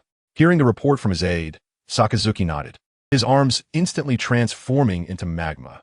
Meteor volcano. Dense magma rained down from the sky like a natural disaster. And as the massive magma ball fell and crashed onto the island, a flash of red light flickered in Sakazuki's eyes. When you land on the island, execute all criminals on the spot. These scum do not deserve the judgment of Judicial Island. North Sea, Minion Island. Alala, this aura is truly terrifying. Feeling the feedback from his observation haki, Akiji's tone was complicated in a small house on the island. Admiral, this island is the largest human trafficking base of the Marayam family. Besides the traffickers from the Marayam family, there are many ordinary people and pirates in prison here. What should we do? Let me handle it. Akiji stood up, took off his tattered outer robe to reveal a pristine Navy uniform underneath, then donned the Admiral's cloak. Stepped outside, pressed his hands on the ground, and closed his eyes, sensing with all his might. Ice Age. Grand Line, Sabaody Archipelago. Zephyr put down the Den Den Mushi in his hand and looked at the assembled Navy personnel before him. Their gazes almost all revealed fervor and determination. Sabaody, this neighbor of the Navy headquarters that hides great darkness. They can finally take action. Spread the word. Head to Area 1. Tazolo previously smashed several legitimate slave shops in Area 1. But that doesn't mean there are no traffickers here. Kidnapping children to make them thieves, abducting men for labor, selling women as prostitutes, or using usury to deprive people of their freedom, even their family's freedom, is not uncommon in the lawless zone of Sabaody. New World, Wano Country, Onigashima. Kaido was drinking from his massive wine jug, and from the flush on his face, he had already drunk quite a bit. Oh hot thaw. That guy Sengoku brought the Navy to the New World? What about Linlin and Whitebeard? No reaction at all? Oro. This is disgraceful. How can the pirates' territory allow the Navy to swagger around like this? Pass on my orders, let Buru. Kaido stopped speaking, somewhat surprised, and picked up the Den Den Mushi. Oro. Whitebeard, why did you think of calling me? Are you planning to surrender or join the Beast Pirates? I wouldn't mind giving you a prominent position. The Den Den Mushi's image vividly displayed Whitebeard's influence at this moment, including the gloom on his face. Kaido, if you want to die, I don't mind sending you on your way. Besides, regarding the world government's actions this time, the Beast Pirates should not do anything unnecessary. Oh hot thaw. Whitebeard, you're really getting old. Getting scared by a kid. What exactly happened that day? Even if you lost to that little brat, it shouldn't be this terrifying, right? Kaido showed no concealment of his curiosity. The whole scene knew about the celestial dragon who became a god by the world government visiting Whitebeard a few days ago, but no one knew what happened. The entire Whitebeard pirates kept their mouths shut. Hearing Kaido's words, Whitebeard's expression darkened further. If it was a defeat, he truly wouldn't be this frustrated. You don't need to know. Remember, don't do anything unnecessary, or let us go to war. After speaking, the Den Den Mushi cut off, and Kaido's expression tightened, his eyes glinting. As an old friend he had dealt with for so many years, he thought he understood Whitebeard fairly well. Was he being threatened? By his sons? Oro. This is disgraceful. Whitebeard is a pirate. Being entangled by such ridiculous things is truly embarrassing. Oro. After saying this, Kaido began to drink heavily. Meanwhile, a minion from the Beast Pirates cautiously asked, So, Captain, what are your orders? You want to go to war with the Whitebeard pirates? Oro. Whitebeard is an old senior on the sea. What is wrong with giving him this face? Oh hot tho, shaw bolding. Who can kill me? North Sea, a certain country's palace. Your Majesty, the Mariam family has been attacked by the Navy, with each of their strongholds being simultaneously assaulted, led by Akiji, who is known as one of the three monsters of the Navy headquarters. This time, the world government seems truly serious about enforcing world law. Will we be affected? Don't worry. We are a member nation of the world government, and I am the king of this country, in the entire North Sea. Who dares to touch me? This king was very arrogant, so arrogant that he didn't even notice Rob Lucci, dressed in the classic white suit of CP, swaggering towards the palace. Who dares to touch you? Plenty of people. King Giddison, according to world law, you are engaged in slave trading, with irrefutable evidence. By order of the world government, you will be arrested according to the law. If there is any resistance, you will be executed on the spot. Rob Lucci's cold tone seemed to lower the temperature by several degrees. Bastard, I am the king. I am the king of a member nation of the world government. Why do you have to arrest me? King Giddison exclaimed in anger. Just by the world law passed by the World Conference. But the celestial dragons also have slaves? Why don't you take care of them? Rob Lucci looked at the king before him, who had lost his composure, with pity, and his tone carried a hint of mockery. Just because you are not a celestial dragon. Then, Rob Lucci returned to his cold expression, turned around, and headed outside, offending the celestial dragons, violating world law. Take him away, to be judged by Judicial Island and executed. This month has been hailed as the calmest month at sea in decades. During this month, the world government showcased its unparalleled power to the world. The Navy and CP were fully mobilized to clear the garbage in the sea. During the cleaning process led by several peak-level powerhouses, there were almost no obstacles, and the world government completely eradicated the human traffickers in this area of the sea. As for the Sea Emperors in the New World, they remained calm, and ordinary pirates naturally did not have the courage to provoke the Navy. On the contrary, Akainu encountered some pirates by accident while on his way to the West Sea for a mission and wiped them out completely. Afterwards, the Navy and CP returned with the spoils. East Sea eliminated 976 resisting human traffickers, captured 542, apprehended 18 noble families, captured 2 pirate crews, and eliminated 1. West Sea eliminated 5,063 resisting human traffickers, captured 128, apprehended 39 noble families for royal families, eliminated 13 pirate crews, and captured 0. North Sea eliminated 10. 798 resisting human traffickers, captured 8, 739, apprehended 64 noble families, 12 royal families, eliminated 5 pirate crews, and captured 7. South Sea, Paradise. Grand Line, a total of over 50,000 people. Young Master, how should we handle these people? Should we send them all to Judicial Island? Kazama pressed his temples in distress. Sent to Judicial Island? Boss, do you have some kind of grudge against those old men? With so many people, won't this tire them out? Sigh, really, none of them are easy to deal with. Can't they learn from Akainu? I didn't ask CP to supervise. So why are they working so diligently? Couldn't we just leave a few high-ranking officials? With so many prisoners, just feeding them in a day would cost a fortune. What's the point of keeping them alive? They're just going to waste resources. A boss, standing to the side, respectfully bent his body and patiently listened to his young master venting, perfectly embodying what it means to be loyal. In that case, young master, shall I go and kill them all? Kazama rolled his eyes silently and said, boss, have you ever heard the saying? Garbage is just resources in the wrong place. All right, that Valbo thing, the kingdom of Magpen, wasn't it a major medical power before? I heard many good doctors were there, but they were later driven away by Valbo? Yes, young master. The last 2 kings of the kingdom of Magpen worked diligently, and after 2 generations of effort, they turned Magpen into a renowned medical power on the sea. However, after Valbo came to power, he gathered all the excellent doctors to serve only him. Subsequently, he drove away many doctors, most of whom were taken in by Taizolo, who said he wanted to build a medical system for the directly governed islands. Although Abbas didn't leave the Holy Land much, when it came to understanding the powers on the sea, he was much stronger than Kazama. Oh, not bad, as long as he can get things done. Hearing Abbas's words, Kazama nodded in approval. Having a capable and intelligent subordinate would save him a lot of trouble. If that's the case, then to improve the medical level, we need to deepen our understanding of the human body, right? Various new drugs need to be tested, right? The world government also needs some people to cooperate, right? This way, we can give some of the small fry and little people to the Navy, some to Taizolo, and keep the rest for the world government, which counts as resource utilization. As the people on missions returned one after another, the entire sea learned about the great achievements of the world government. People couldn't help but exclaim that the world government had finally played its positive role.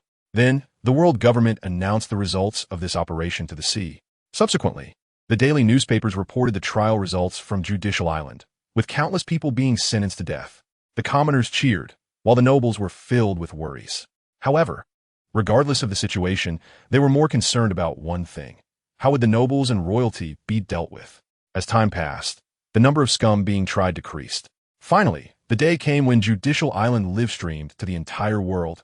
King Kidison, King John, King Gaul, you have allowed your noble subordinates to oppress the commoners and engage in human trafficking. Given your atrocious behavior, I now announce, according to world law, that you are sentenced to death. The dirty and disheveled King Kidison widened his eyes. Since his mouth was bound by a rope and his chin had been dislocated by Lucci, he could only stare with bloodshot and unwilling eyes at the enforcers, making muffled sounds.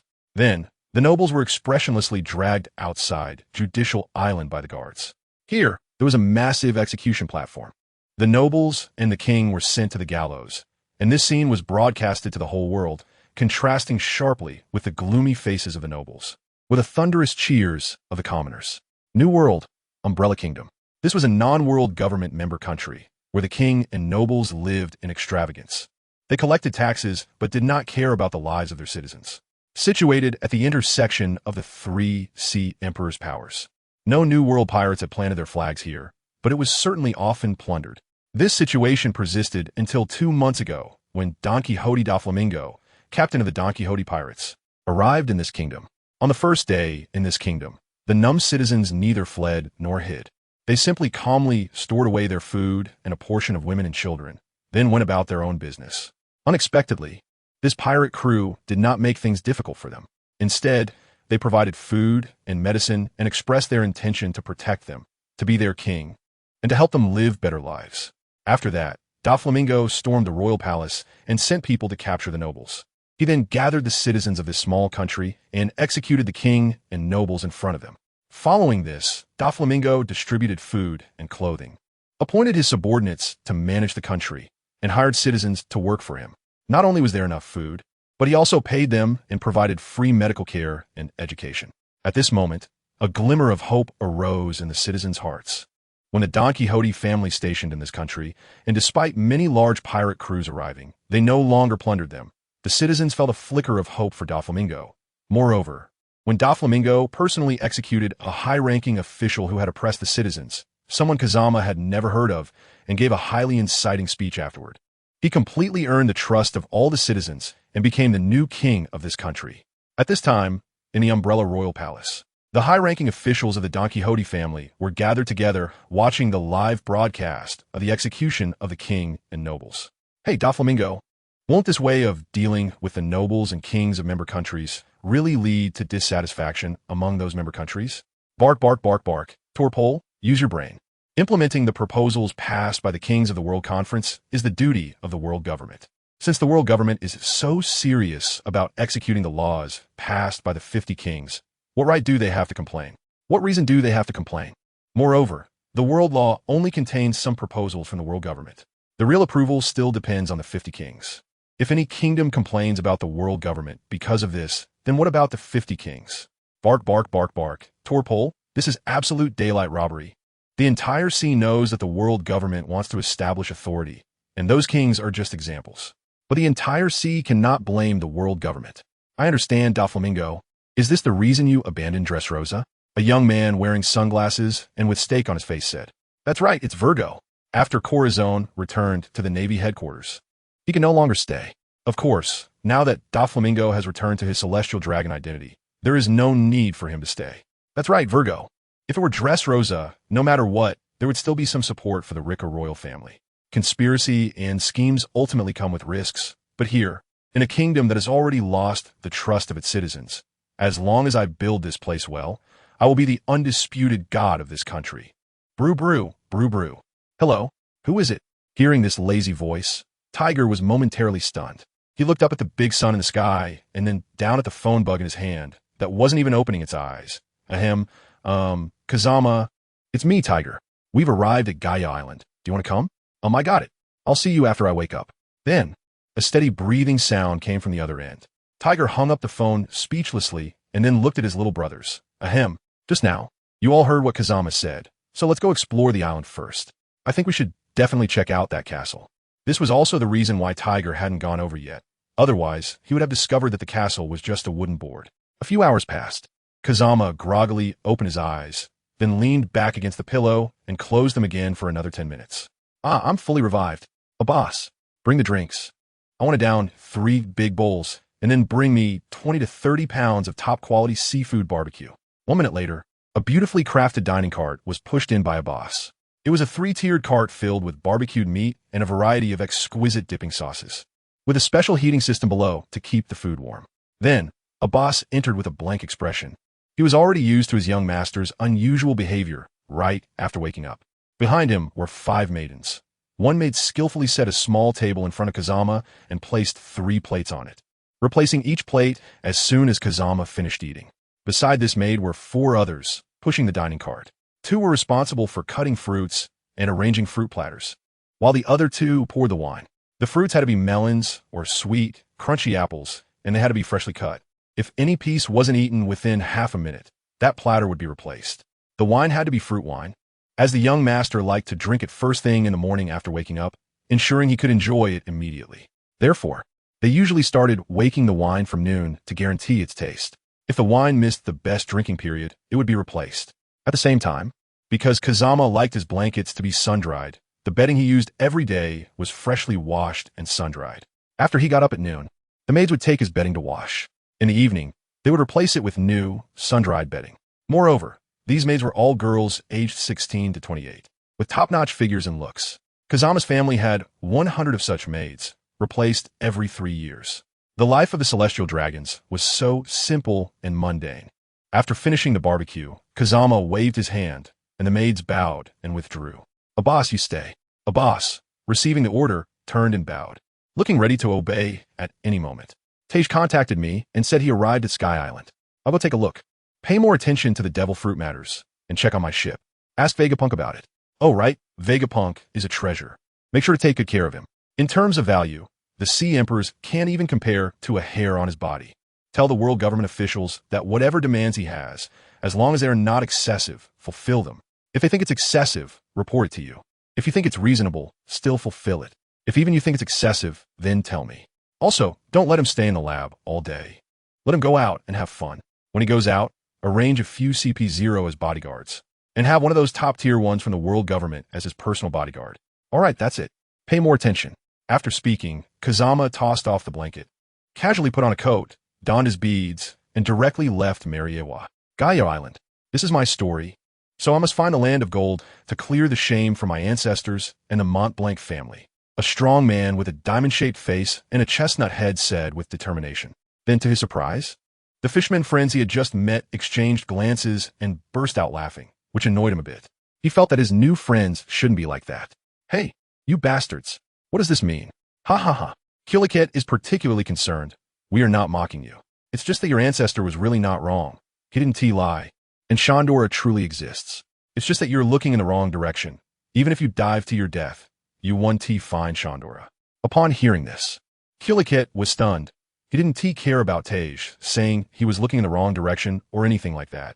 He only cared about what Tej's words implied. They knew where Shandora was. At that moment, Killiket couldn't help but feel a bit scared. He swallowed hard and trembled as he asked, Tej, is what you said true? Do you really know where Shandora is? Killiket. The information about Shandora was told to us by an extraordinary person. With his status, he wouldn't deceive us. As soon as he finished speaking, a pitch-black pixelated space door suddenly opened. Then, a somewhat frivolous voice came out. Yo, you guys are all here? Jinbei, long time no see. You've gained weight again. Ha ha ha. Killiket looked a bit dazed at the person teasing the fishmen in front of him. If he wasn't mistaken, this person seemed to be, perhaps, maybe, possibly, the glazed Saint Kazama. When Kazama looked at him, Killiket suddenly broke out in a cold sweat. Not kneeling in front of the celestial dragons is a great disrespect. I met the glazed saint. No need for formalities, rise. Feng Jian watched the burly man with a diamond-shaped face and a chestnut head with great interest. The memories that had died told him he knew this person, but he really couldn't remember what this person was called. Are you a descendant of Nolan? Yes. Do you know my ancestor? Kulikate was a bit excited, but as soon as the words left his mouth, he calmed down and felt a bit lost. A famous con man on the sea, it's not surprising that the celestial dragons know about him, right? I saw in my ancestors' notes that there was a forebear who traveled incognito across the sea. I've heard of his name. He was one of the peak powerhouses of that time. The mention of a peak powerhouse left the fishermen stunned. After spending so much time with Feng Jian, they clearly understood what peak meant in his context. TSK, Kulikate, your ancestor was truly formidable. That was peak strength. There were probably no more than 10 of them in an era, right? Fujitora glanced at Jinbei and said, Jinbei, don't underestimate this sea. No one knows how many peaks there are in an era, but it's definitely not just 10. The 3 emperors, the 3 great monsters about to rise, Carp, Sengoku, Sora, Rayleigh, Jabba, Red Count, Dragon, and Barrett, not to mention Fujitora and Green Bull who are somewhere out there. Who knows how many peaks this sea still has? Feng Jian couldn't believe that those losers who had waited for 800 years couldn't produce more than 5 peaks. That, the Holy of Glass, may I ask, does the golden land of Shandora mentioned by my ancestor really exist? After hesitating for a long time, Kulikate finally mustered the courage to ask, Oh, this? Of course it exists. It's just that it was washed away to the Sky Island by an upward current. Then, the indigenous people of the Sky Island thought that land was a gift from the gods, so they expelled the indigenous people of Shandora. The Sandia, it's written in the records of our ancestors. They are the Sandia people, the indigenous people of Shandora. Hearing this ancient secret, Kulikate trembled with excitement. The 400-year curse on the Mont Blanc family was finally about to disappear. Yes, it's the Sandia. Although the Sandia people had an agreement to meet with your ancestors, they were washed away to the Sky Island. After that, they wanted to let your ancestors know their whereabouts by ringing the golden bell, but unfortunately, they were not capable. Before they could ring the bell, they were chased away by the Sky Island people. Now, more than 400 years have passed, and they still haven't taken back Shandora. Until today, they're still fighting against the Sky Island people. Kulikate was stunned again. Perhaps he had been stunned more times today than in the past year. His eyes gradually became moist, and in his mind, that one sentence kept echoing. Until today, they are still fighting against the Sky Island people. It turns out that the friends of the ancestors never betrayed their promise. TSK. All right, a grown man shouldn't be crying like this. Soon we will go to the Sky Island. You follow along. Tage, let's go. Kazama rolled his eyes. Recently, he had developed a particular fondness for this action. Then, he walked out of the small house. The fishermen and Kulikate were momentarily stunned, then followed behind Kazama, and the group arrived at the Sunny. Lord Kazama, are we really going to Sky Island by ship? But the Sunny can't fly. Jimby scratched his head in confusion. Well, if we're going to Sky Island, I think we can use the ascending sea current here to harness its power to reach the Sky Island. Kazama looked a bit puzzled on the deck of the Sunny, glancing at Kulikate and then at Jinbei. I don't understand, but Jinbei, why do you think I can't handle such a small matter? Jinbei was taken aback and suddenly remembered that Kazama could fly. Seeing the realization on his face, Kazama suddenly had a bad premonition. Oh, I see. Lord Kazama. You want to throw the Sunny up and then fly to Sky Island with it? Tiger covered his face with his hand. Aladdin looked lost. And Arlong expressed his reluctance to acknowledge this older brother. Bang!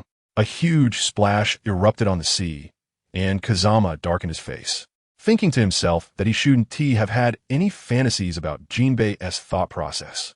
Before long, a drenched Jinbei swam back, and Kazama sighed. Sigh, Jinbei, look. He extended his right hand, clenched it tightly, and a purple-blue natural energy instantly enveloped the entire ship. Everybody, let us go. Our goal is Sky Island. That day, many people on Gaia Island claimed to have seen a flying ghost ship. Under Kazama's control, the Sunny soared through the sky, heading toward Sky Island. The fishermen stood on the deck, looking at the shrinking islands below, filled with ambition. One day, the fishermen would also live freely on this ocean. Arlong looked at the Sunny enveloped in purple-blue energy, his expression complex, but soon turned resolute. Arlong may not be the most talented, but he was definitely the most hardworking. Now, among the fishermen present, apart from Tiger, Jinbei, and Aladdin, Arlong was the most notable. Over the past year, he had transformed from an average fisherman into a near-top contender, and with Jinbei, Tiger, and Aladdin already close to silver medal level, they were approaching Kazama's expectations in many ways. Tiger, I've given you the training methods for armament hockey and observation hockey. How is your training going? Kazama suddenly spoke while sitting cross-legged on the figurehead of the sunny. Dual-color hockey? We've basically mastered it, just to varying degrees. However, the worst among us has grasped the wrapping of armament hockey, and Arlong, Jinbei, Aladdin, and I have all mastered internal destruction. But we're not very proficient in its application. So soon? Tiger's answer surprised Kazama. After all, not everyone could master internal destruction within days like the sun god. Kazama turned to the fishmen. Show me what you can do. The fishmen were puzzled but still activated their armament hockey one after another. Kazama merely glanced at them and frowned. Too superficial. Way too superficial. Even with the same amount of hockey, I could break through your defenses. If qualified use of armament hockey for defense is considered armor, then most of their armament hockey was akin to cloth armor, with only a few being leather armor. And the ones that could be called armor were just those four, with Jinbei being the best. What's wrong? Seeing Kazama frown, Tiger asked. Too superficial, not solid enough. You should have noticed it too, right? Don't chase after all sorts of techniques with armament hockey. Solidify your foundation first. Your armament hockey defense is something I can achieve with just 1/10 of my hockey. Your use of armament hockey is too rough. It's simply a waste. Saying this, Kazama shook his head. Kulikate looked confused. What is going on? What are they talking about? What is hockey? Am I blind? Why can't I see anything? Those who do not master hockey cannot perceive armament hockey. Then Beppo kindly explained to him what hockey was. He didn't care at all about Kazama's critique. I joined the ship so late, and being able to cultivate armament hockey is pretty good, right? Everyone's hockey amount is limited.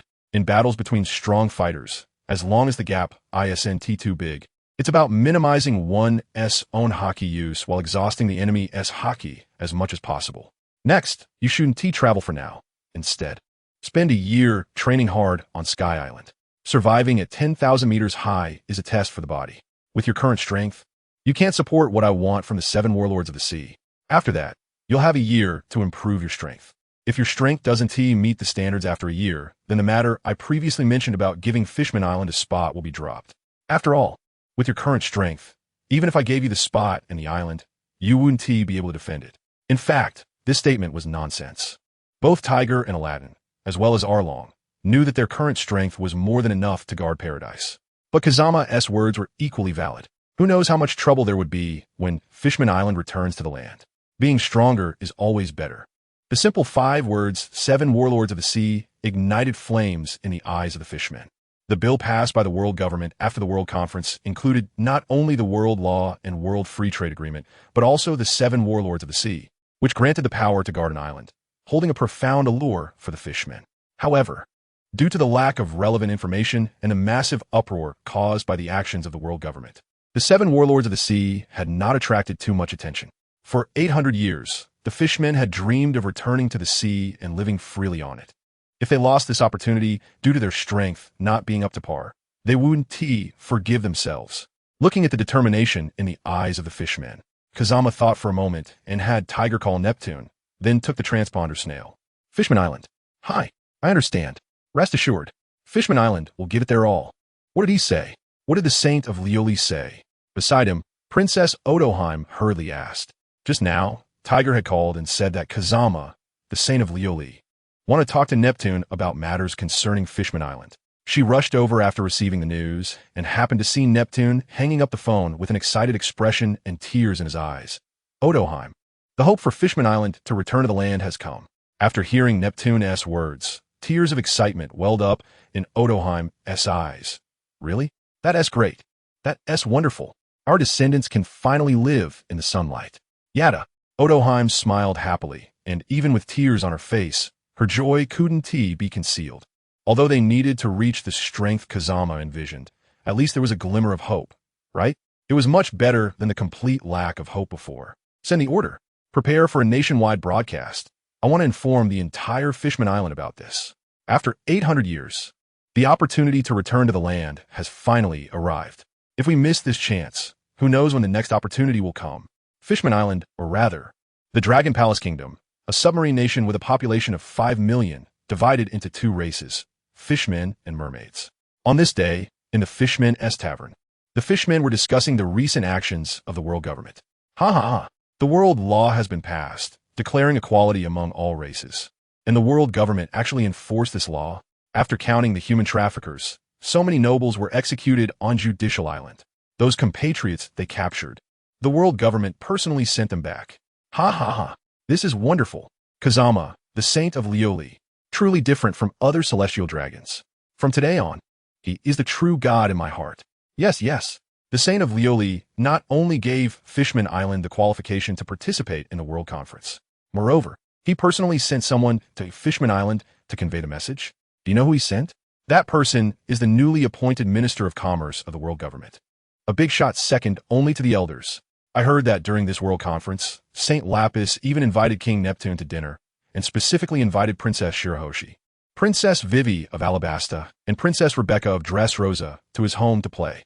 When they parted, he even gave the three princesses many gifts. Princess Shirahoshi said that Saint Lapis is a really nice person.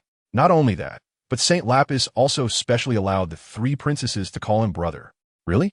I heard that Saint Lapis is only 10 years old this year, and Princess Shirahoshi is only 4 years old, so the age difference isn't that big. Do you think Princess Shirahoshi might become Saint Lapis's wife in the future? Huh? Have you been drinking fake wine? Princess Shirahoshi is only 4 years old this year. So what? Princess Shirahoshi is so cute. She will definitely be the most beautiful woman in the world in the future, with the promotion from Tiger and others. Kazama's reputation on Fishman Island is quite high. Almost the entire Fishman Island knows that Kazama Saint Lapis is a good celestial dragon. He once pardoned their compatriots from slavery, suggested that Fishman Island practice military drills to strengthen security, granted Fishman Island the qualification to participate in the World Conference, treated Princess Shirahoshi well, ordered equality among all races, captured human traffickers, and returned the captured compatriots. Many fishmen have simple thoughts. In their view, being a celestial dragon who does not discriminate against them and is willing to be friends with them, and has a kind heart and has genuinely done a lot for Fishman Island, is enough for them to wholeheartedly respect and recognize him as a good person. However, even so, there are still fishmen who are not fond of Kazama. The hatred built over hundreds of years is not so easily resolved. Those human traffickers mostly capture humans, right? They are so cruel to their own compatriots. Humans are indeed the lowest race. A drunken old fishman said disdainfully, and his words also made. Hey, uncle, that is a bit too much, right?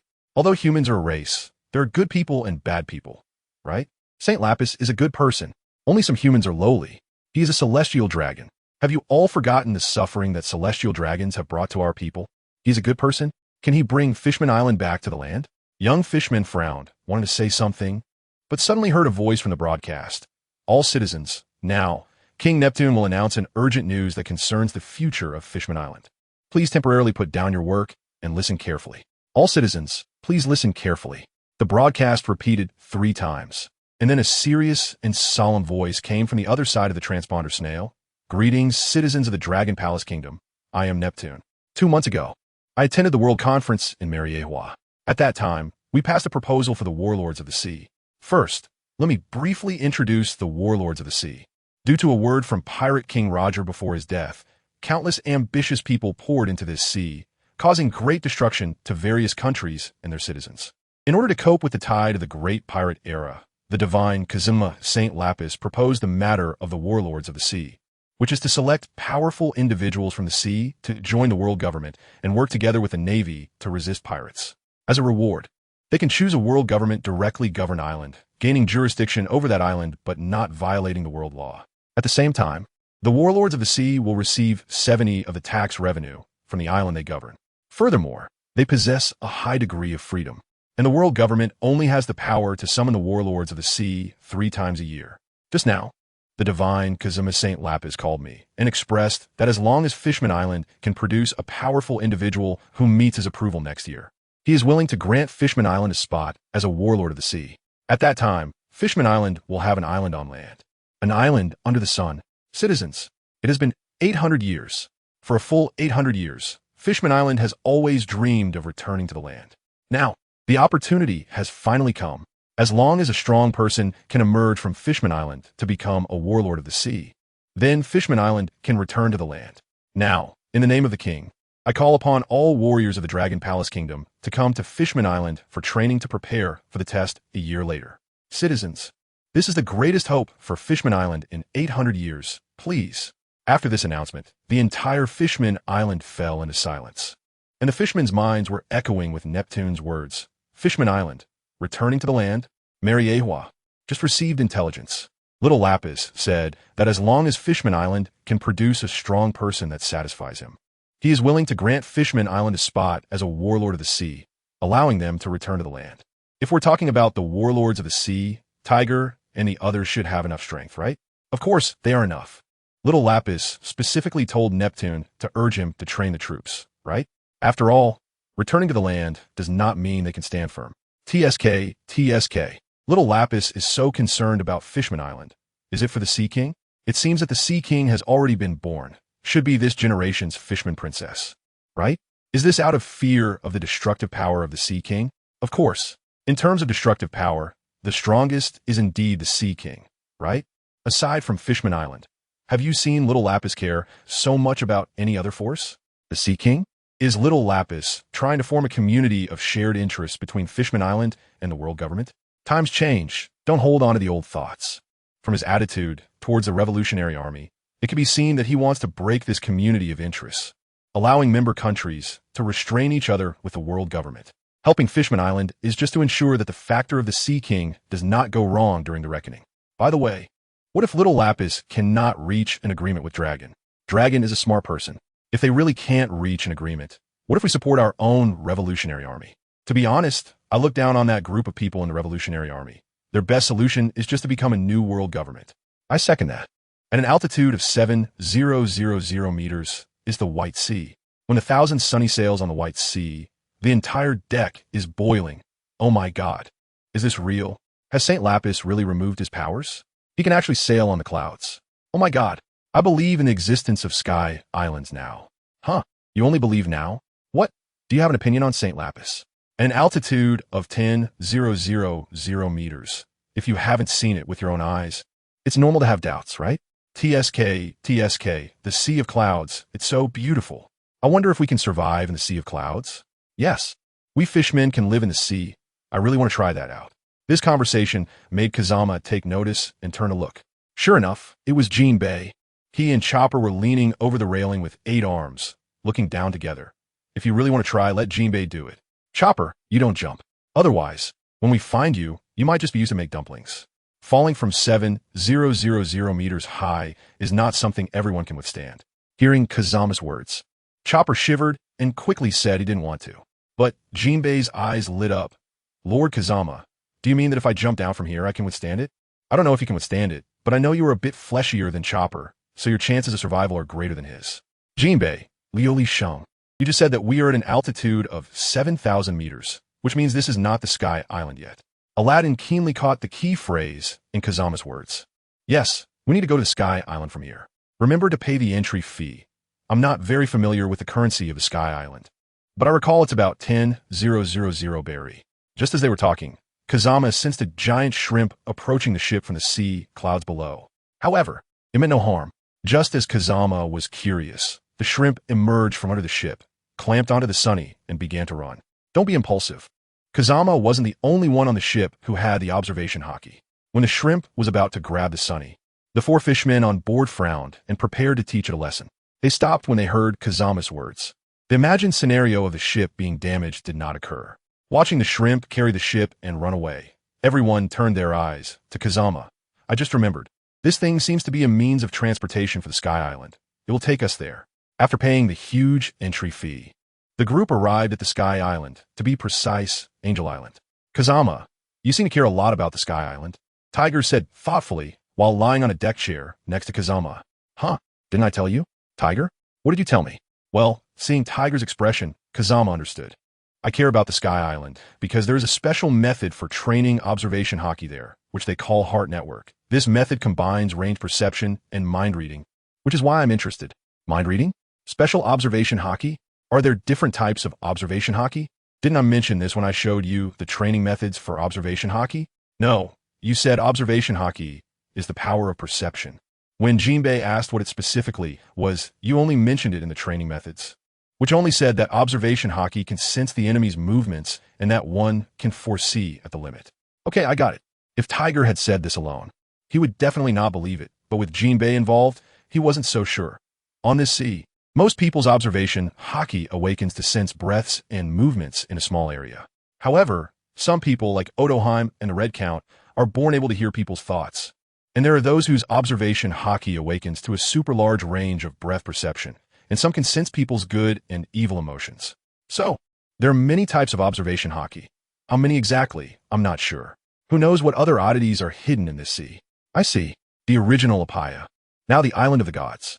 Gonfuer, as the god of the Sky Island, was currently troubled by the matter of the Sandia people. Suddenly, a voice reached his ears, and he stiffened, riding his Pegasus to Angel Island.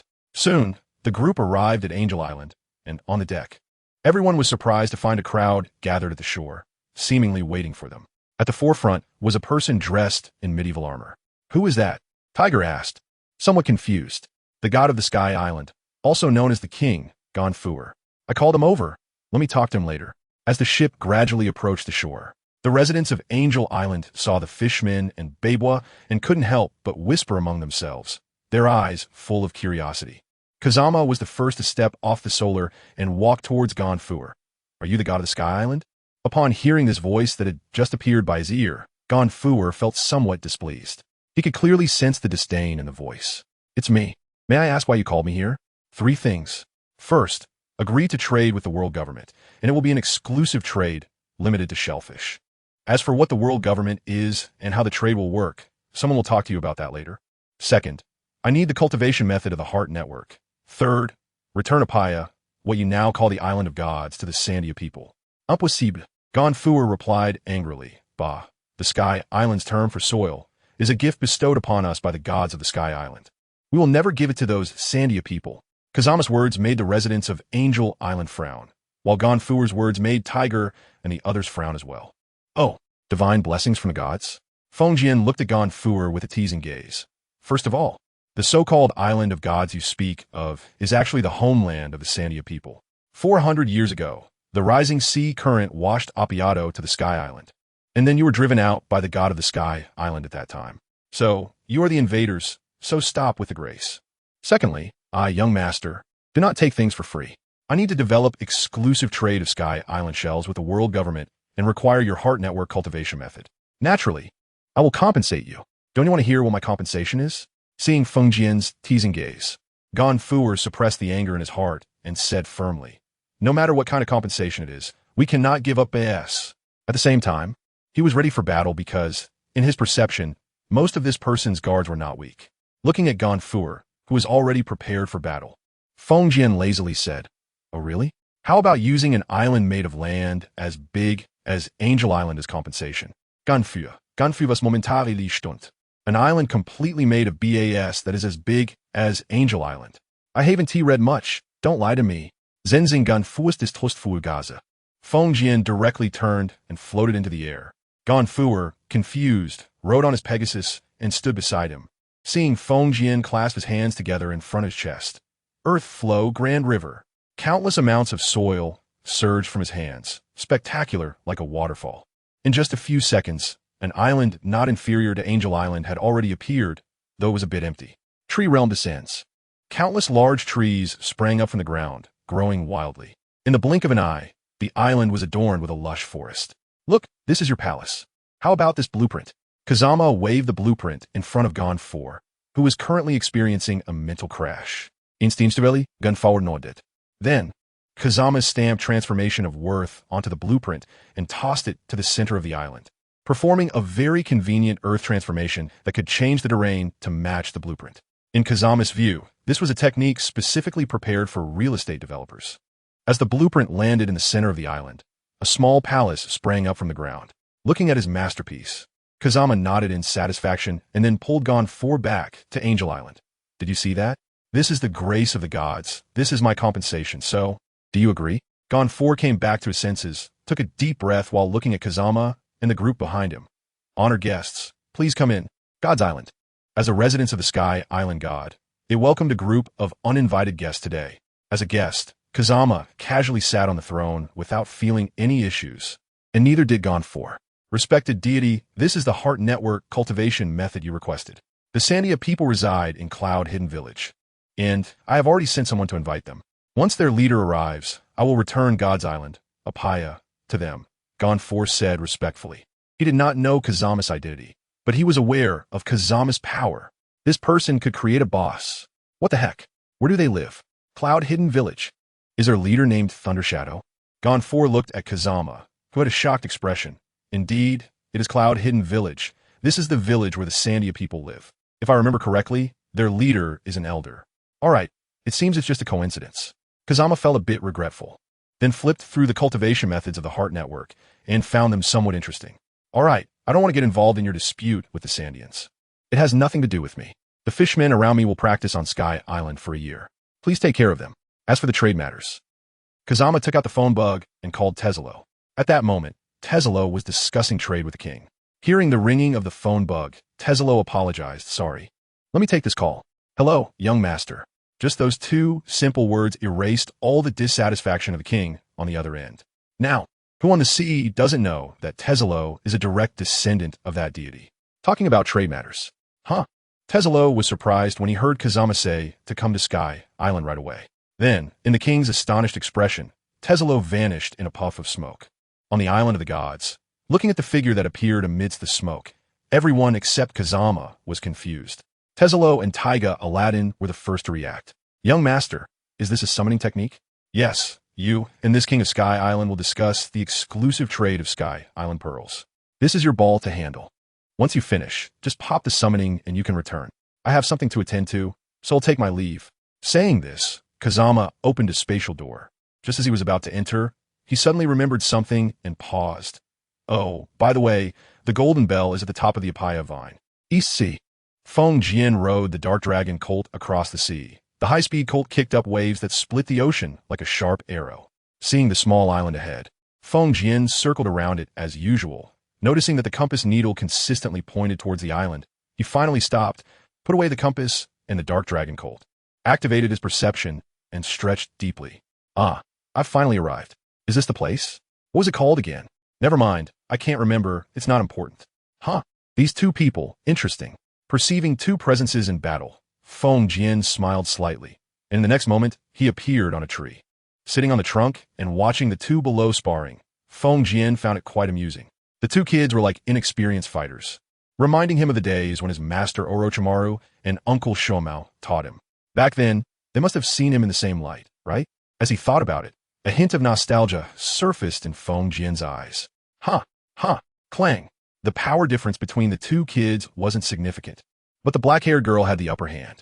In their final clash, she knocked the twin daggers from the deep green-haired boy's hands and drove her weapon into the ground beside his neck. Despite the sweat pouring down her forehead, the girl still wore a bright smile. I won for the 2001st time. The boy paused, his face showing dissatisfaction and unwillingness. His pride as a boy made him cover his face with his hands, as if that would hide his tears from others. Damn it, this is so frustrating. The girl sat down to rest, and upon hearing the boy's words, she revealed a bitter smile. Actually, I feel frustrated. Children's emotions come and go quickly. Hearing the girl's words, the boy sat up, looking at her in confusion. The girl, sitting on the ground with her arms wrapped around her knees, spoke with a bitter tone. As girls grow up, they will become weaker than boys. So, you will surpass me soon. I also want to be the world's strongest swordsman, like Zoro often says. But Dad says girls can never become the world's #1. Zoro is the best because you are a boy. I want to be the strongest too. My chest is getting bigger if I were a boy. As she spoke, her voice choked, and her eyes filled with tears. Don't cry and say that to me. You're so despicable. Kuina, you're my goal. Zoro. Kuina looked up, staring blankly at Zoro, as if she didn't understand why he was so angry. So what if he was a boy? So what if she was a girl? If I win against you in the future, will you say the same? As if I only won because I'm a boy, and not because I gave it my all. To you, I've worked so hard, so desperately to beat you. What does all that training count for? Do those efforts get dismissed just because I am a boy? Let's make a pact. Kuina, one day, either you or I must become the world's strongest swordsman. Let us see who succeeds first. Kuina stared at Zoro in a daze, reaching up to wipe her tears, but finding she couldn't clean them all away. Then, she looked up and smiled. You're so weak. How could you possibly beat me? Then it's settled. TSK. If I remember correctly, Kuina will fall to her death tonight, right? These two kids' presences may be small, But could they really die from falling? Or from the stairs? Kazama really doesn't understand. What kind of staircase could kill someone like that? A 10,000-meter spiral staircase from the sky island to the land? In the forest? A middle-aged man wearing glasses and a robe looked at this scene with a complex expression, his eyes filled with appreciation, pride, sorrow, and pain. TSK. Your daughter has strong talent. She might be able to become #1 in the world, right? She's still young, and with good talent, she has all the possibilities. There are female great swordsmen on the sea, after all. Although no female swordsman has ever achieved that, it doesn't mean she can't, does it? To be honest, I don't quite understand you. Your daughter has talent, perseverance, goals, and is willing to work hard. So why do you always discourage her? Or is it that you can't resist certain things, and you want to use this method to save her life, letting her live happily and peacefully from a Xuanyue family? You really know Kazama Ruri, Saint. Xuanyue Jingshru slowly turned around, looking at Kazama with a complex gaze. Perhaps I should call you Your Highness. Oh, Your Highness? Interesting. Is your family still so old-fashioned? It's been 1,000 years, right? Never mind. Anyway, if you want to call me that, go ahead. Feng Jian raised an eyebrow and then waved his hand dismissively. Your Highness, I really didn't expect that you actually know and would come here. Is your visit for Guina? Xuanyue Jingzherou's expression was complicated, with a hint of hope in his eyes. According to their analysis, Feng Jianluli was someone who cared deeply about life. Or rather, he seemed reluctant to care about life, but his rationality demanded that he must. His personality was contradictory. Although he usually appeared cheerful and kind-hearted, he exhibited a completely different demeanor during battles. This was evident in his 2 fights. At the beginning of his battle with Big Mom, he seemed playful and lighthearted. But by the end, when he felt bored, his demeanor was like that of another person, cold, ruthless, and indifferent. This matched his performance on Whitebeard's ship, where after one remark put him in a bad mood, he nonchalantly summoned 4 meteorites. Moreover, according to descriptions, there were moments when a killing intent flashed in his eyes. Whenever he displayed this tendency, he would showcase overwhelming power and quickly withdraw from the fight, as if he didn't want to lose control. Yet, in his usual demeanor, he seemed quite magnanimous. Whether it was the large fortune he tossed aside or the world government officials who offended him, it was evident that he didn't mind. If it weren't for the fact that his ancestor 800 years ago did not eat a devil fruit, they would have suspected that Feng Jian was a peer. Yes, you are really clever. That's right. I'm here for your daughter. You think Guina's potential is not as good as Zoro's, but I have high hopes for this girl. So I plan to take her with me. You wouldn't want to stop me, would you? Feng Jian first gave Gung Sailang a thumbs up, then widened his eyes and pretended to be innocent as he spoke. At that moment, Gung Sailang suddenly felt a chill in his heart. For a brief instant, the hair on his body stood on end, and every cell in his body was warning him. Although it was only for a moment, cold sweat drenched his back. Looking at Feng Jian's current expression, Gung Sailang began to feel a deep sense of dread. As expected, the intelligence analysis targeting him was correct. He was suppressing his hostility. Of course not. Guina is my daughter, and a significant figure among the celestial dragons, Feng Jian Ruri, has taken notice of her talent and wants to take her away for training.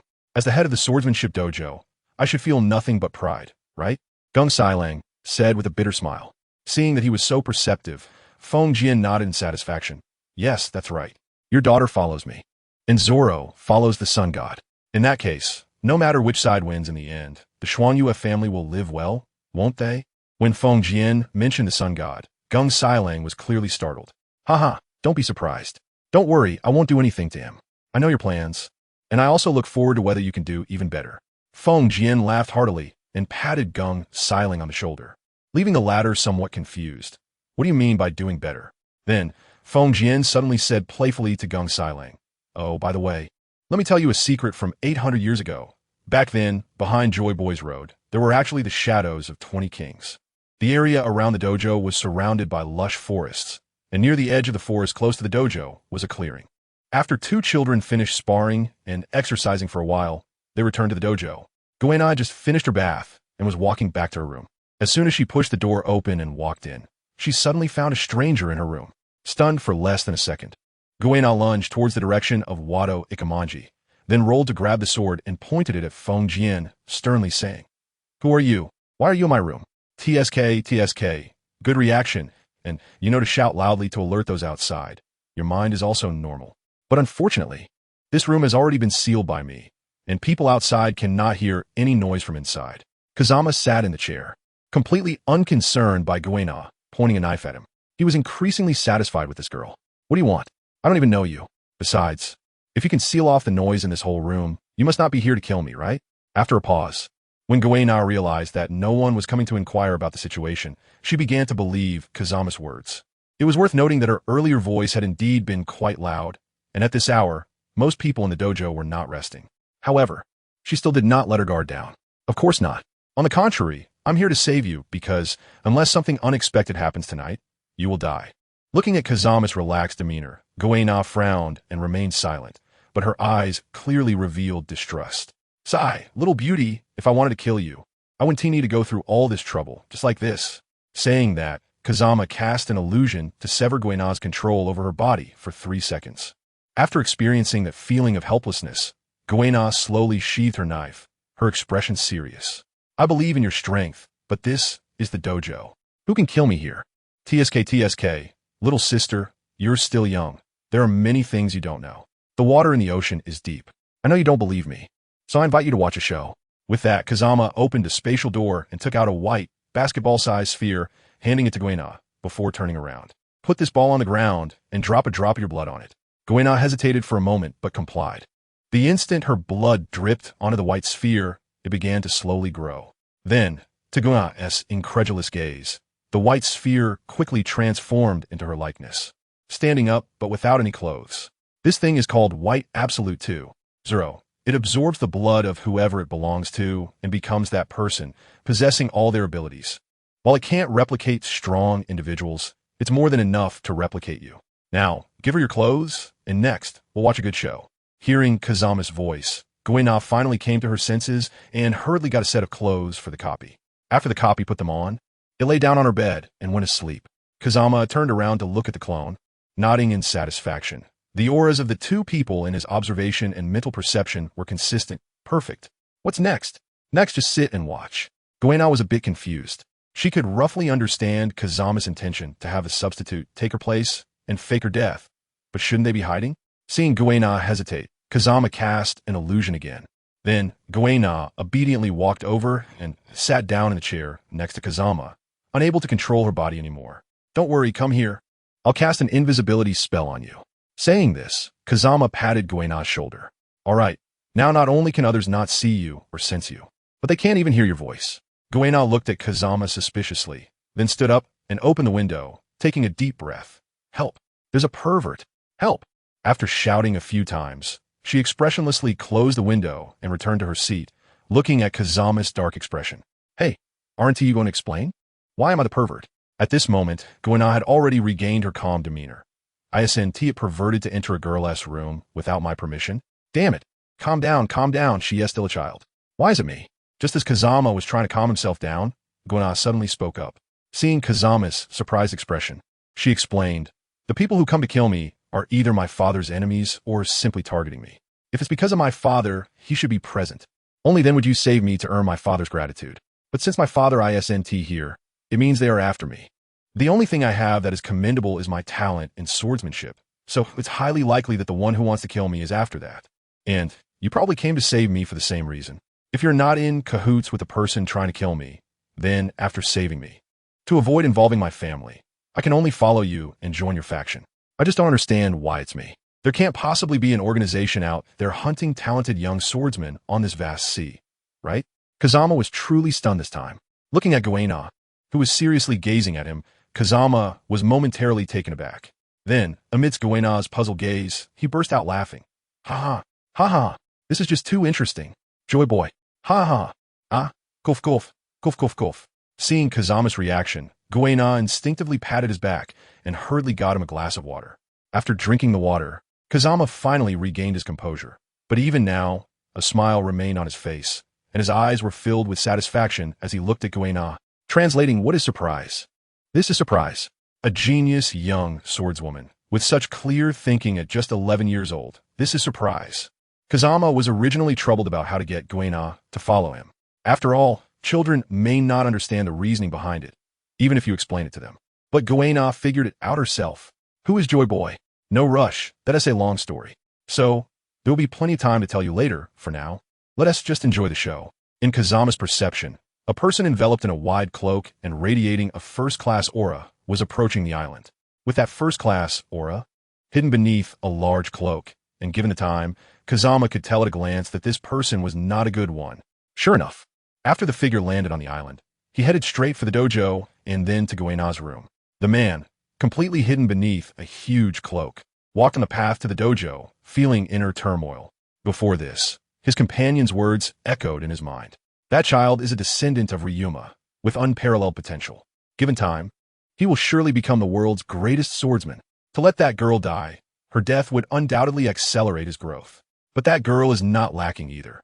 She might not be incapable of becoming #1 in the world. No girl has achieved that in 800 years, right? But that doesn't mean she can't do it. It also doesn't mean she will definitely achieve it. We have waited 800 years.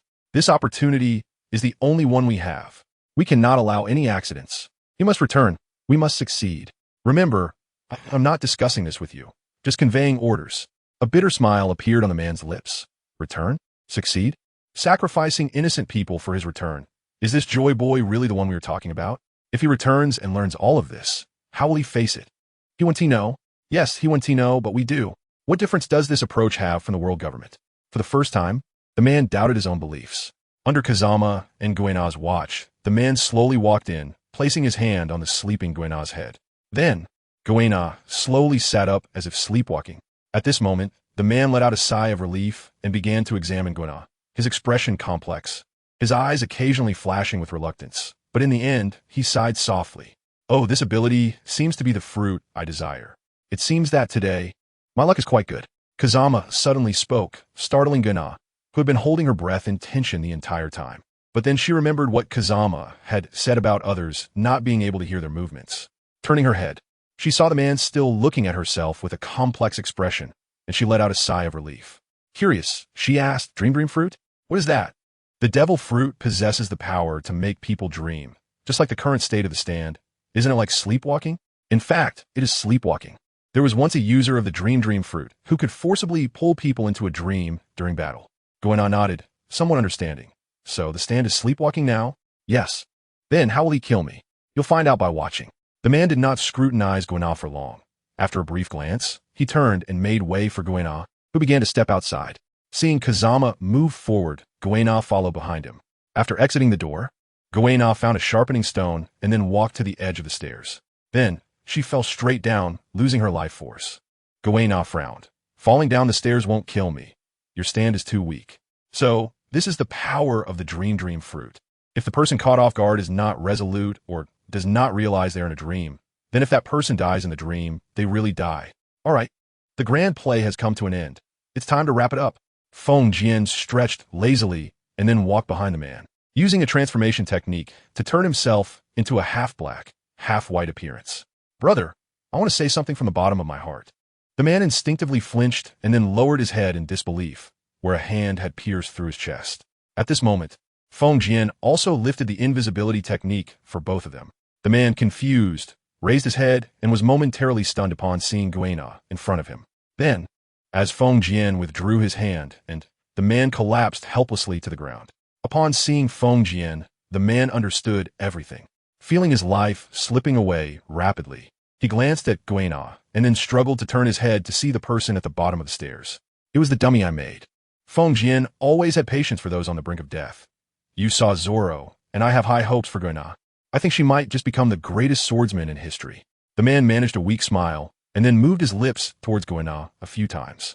Both Feng Jian and Goena understood this silent message. I'm sorry. The moon hung high in the sky, generously casting its light on the earth. Watching the moon from high above had a unique charm, but unfortunately, on the dark dragon horse passing by the moon, neither of the two had the heart to appreciate such scenery. Kazama is purely tired of it. When he first arrived, he often excitedly dragged a boss and Stella to admire the moon. The full moon high above 10,000 meters is indeed beautiful, as long as you don't look at it too often. As for the other girl, she simply had no thoughts. The bright moonlight illuminated a face filled with sorrow. So, is this the reason behind it? They want Zoro to become Joy Boy's partner? Goena instinctively hugged Kazama tightly, feeling somewhat helpless. No matter what, she is still an 11-year-old child. Congratulations, little sister, you got it right. Although Kazama felt his waist being constricted by the two arms, he didn't think much of it. At the speed of the dark dragon colt, if Kuina hadn't been holding on to him, she would have been thrown off long ago. If she fell into the sea, she would probably be picked up and could be used to make dumplings. Moreover, he didn't have the intention to comfort Kuina. In situations like this, comfort was of little use. Can you help him? Zoro is a really good person. After hesitating for a while, Kuina spoke up. I refuse. Firstly, helping Zoro would only lead to another Zoro appearing. I can't help every Zoro. Secondly, I also need them to arrange the growth of the sun god. Once the sun god becomes the representative of pirates, when they think the time is right to gather power, I will completely eliminate them. Finally, they won't use fruit abilities or anything like that to make Zoro completely loyal to the sun god. They will arrange some things to make Zoro voluntarily become the sun god's partner. Do you understand what voluntarily means? Kuina fell silent again. If you're really worried about Zoro, then just focus on your work. There are many things that need my attention. If you accumulate enough merit, then after I clean up the sun god and the others, I might leave Zoro a way out. Of course, the premise is that by then, Zoro won't be on a path of no return. Thinking of this, Kazama couldn't help but recall the members of the Straw Hat crew. Usopp is out. He's too much of a bug, and his ambitions are absurd. With such an irresponsible father, he still dreams of becoming a pirate. I really can't understand it. Moreover, I can't find anyone to atone for him, so he might as well reunite with his mother alongside his father. Frankie will probably become a pirate too, right? Arrange some internal exclusion within the Navy. If they can't even manage that, then there's no need to talk about overthrowing the world government. Might as well find a place to hang themselves. It's likely that Law will also go to sea. The reason Kazama can imagine. The Navy often discusses Doflamingo's warlord status.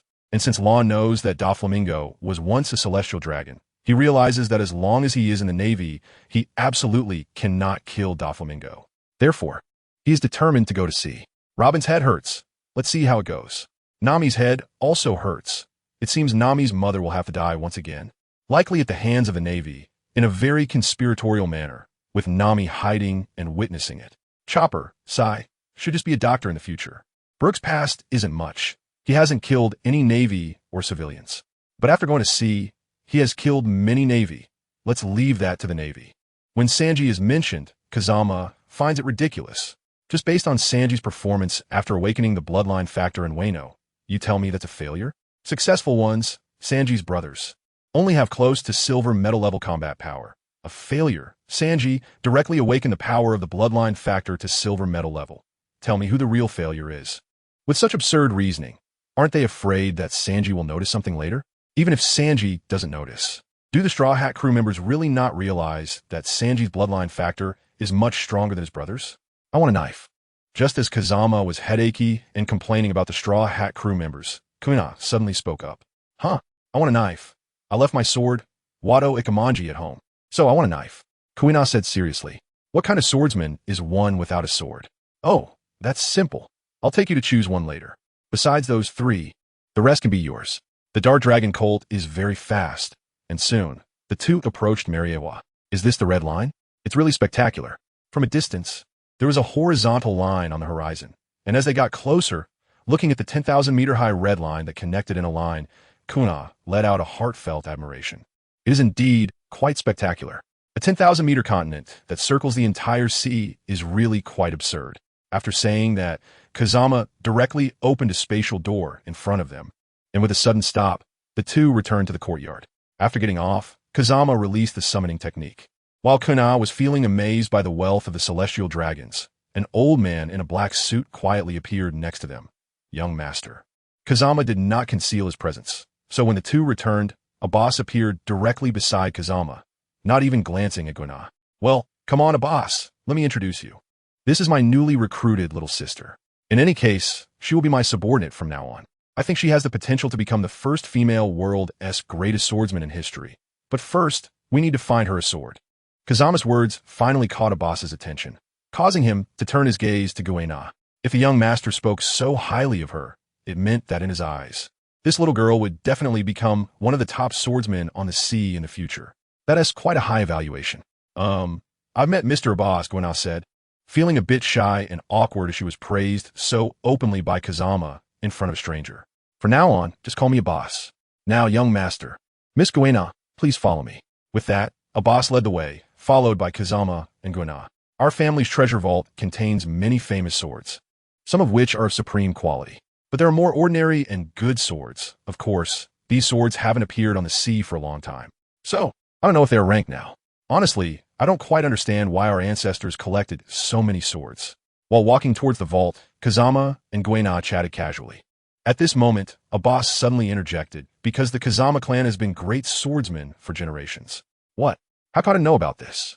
Boss, let me tell you. Even though I haven't read much, you can't fool me, okay? Kazama expressed his confusion, and, similarly, boss also looked bewildered. Young master, you don't know? Wait, let me take a moment. Kazama frantically recalled the notes of his ancestors in his mind. However, since there were too many ancestors, he only managed to look at a few of their notes. Suddenly, Kazama thought of his family's history. All right, I can somewhat understand, but I really don't know about this. Boss's expression was complicated. It seems this is fate. Young master, you comprehended the wind sword technique during your battle with Big Mom. I thought you had practiced it for a long time. It seems this is truly fate. Wait, what do you mean? What do you mean you thought I had practiced it for a long time? You don't mean to tell me that this technique is a family heirloom of mine, do you? Kazama was a bit confused. Could it be that his ancestors were phone in? Joy Boy is Joy Boy, which means happy boy, together forming the happy phone in combination?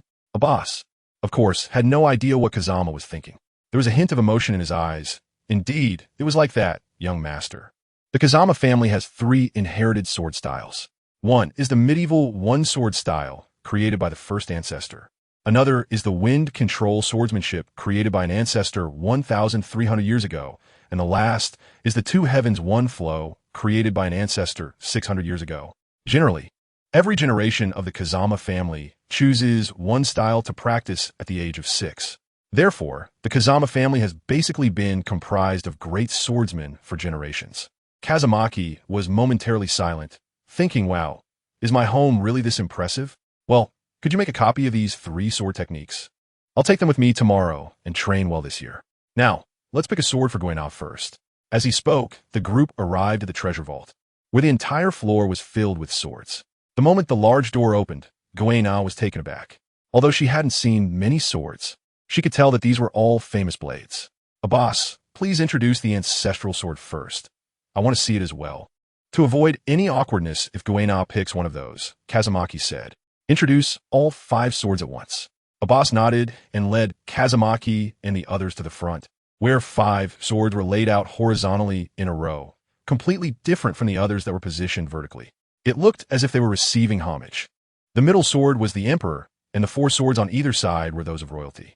The first was the Mihoko Tetsu, a sword said to have once slain a rampaging demon tiger, with a blade length of about 4.5 feet, known for its bloodthirsty characteristic. When injured by it, one would feel as though the sword was being absorbed into their body, due to the massive amount of blood being drawn in. A light cut could cause immense damage to others. The second was the Onamaru Konisada, a demon sword that was said to have severed the heads of several evil spirits. It carries the resentment of demons, with the characteristic of malevolence. Those with weak wills would be captivated by the demon's resentment when injured by this sword. Additionally, the wielder would constantly face disturbances from evil spirits. After a brief introduction of the first 2 swords, boss's tone and demeanor changed to one of reverence when he reached the 3rd sword, the one in the middle, the Kanzmasamyun, a symbol of the Kazamaki clan's power, the ancestral sword of the Kazamaki family through generations. Only those with a strong conqueror's haki can truly wield this sword and unleash its true power, symbolizing legitimacy and strength. The 4th was the Shinadu, a legendary sword of the wind god, actually belonging to a past user of the wind fruit. This sword possesses the ability to manipulate wind. 1,300 years ago, that ancestor used it as their sword and founded the wind sword technique. The 5th was the Budu Mitama, a legendary sword of the deity Takemanakata, possessing the power to control thunder. 600 years ago, the ancestor who practiced the wind sword technique accidentally consumed the thunder fruit and then ordered the retrieval of this sword. Subsequently, he established the Nitin Ichi Ryu, which controls both wind and thunder. However, that ancestor never created the thunder sword technique he desired. The control over thunder in Nitin Ichi Ryu was primarily through the fruit's ability in the sword, rather than swordsmanship. As a boss spoke, he couldn't help but feel a bit sentimental.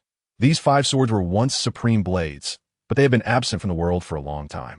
So, I'm not sure if they still hold their rankings now. 3 of them are ancestral swords of the Kazama clan. Wow, the authentic one. I feel like this sword is calling me, Kazama said, reaching out to grasp the Kan's Masamune. At that moment, the feeling became even clearer, as if a child were frantically saying to Kazama, "Hurry, pull me out. I want to go out and play with you." Kazama secretly smiled as he slowly drew the sword from its sheath.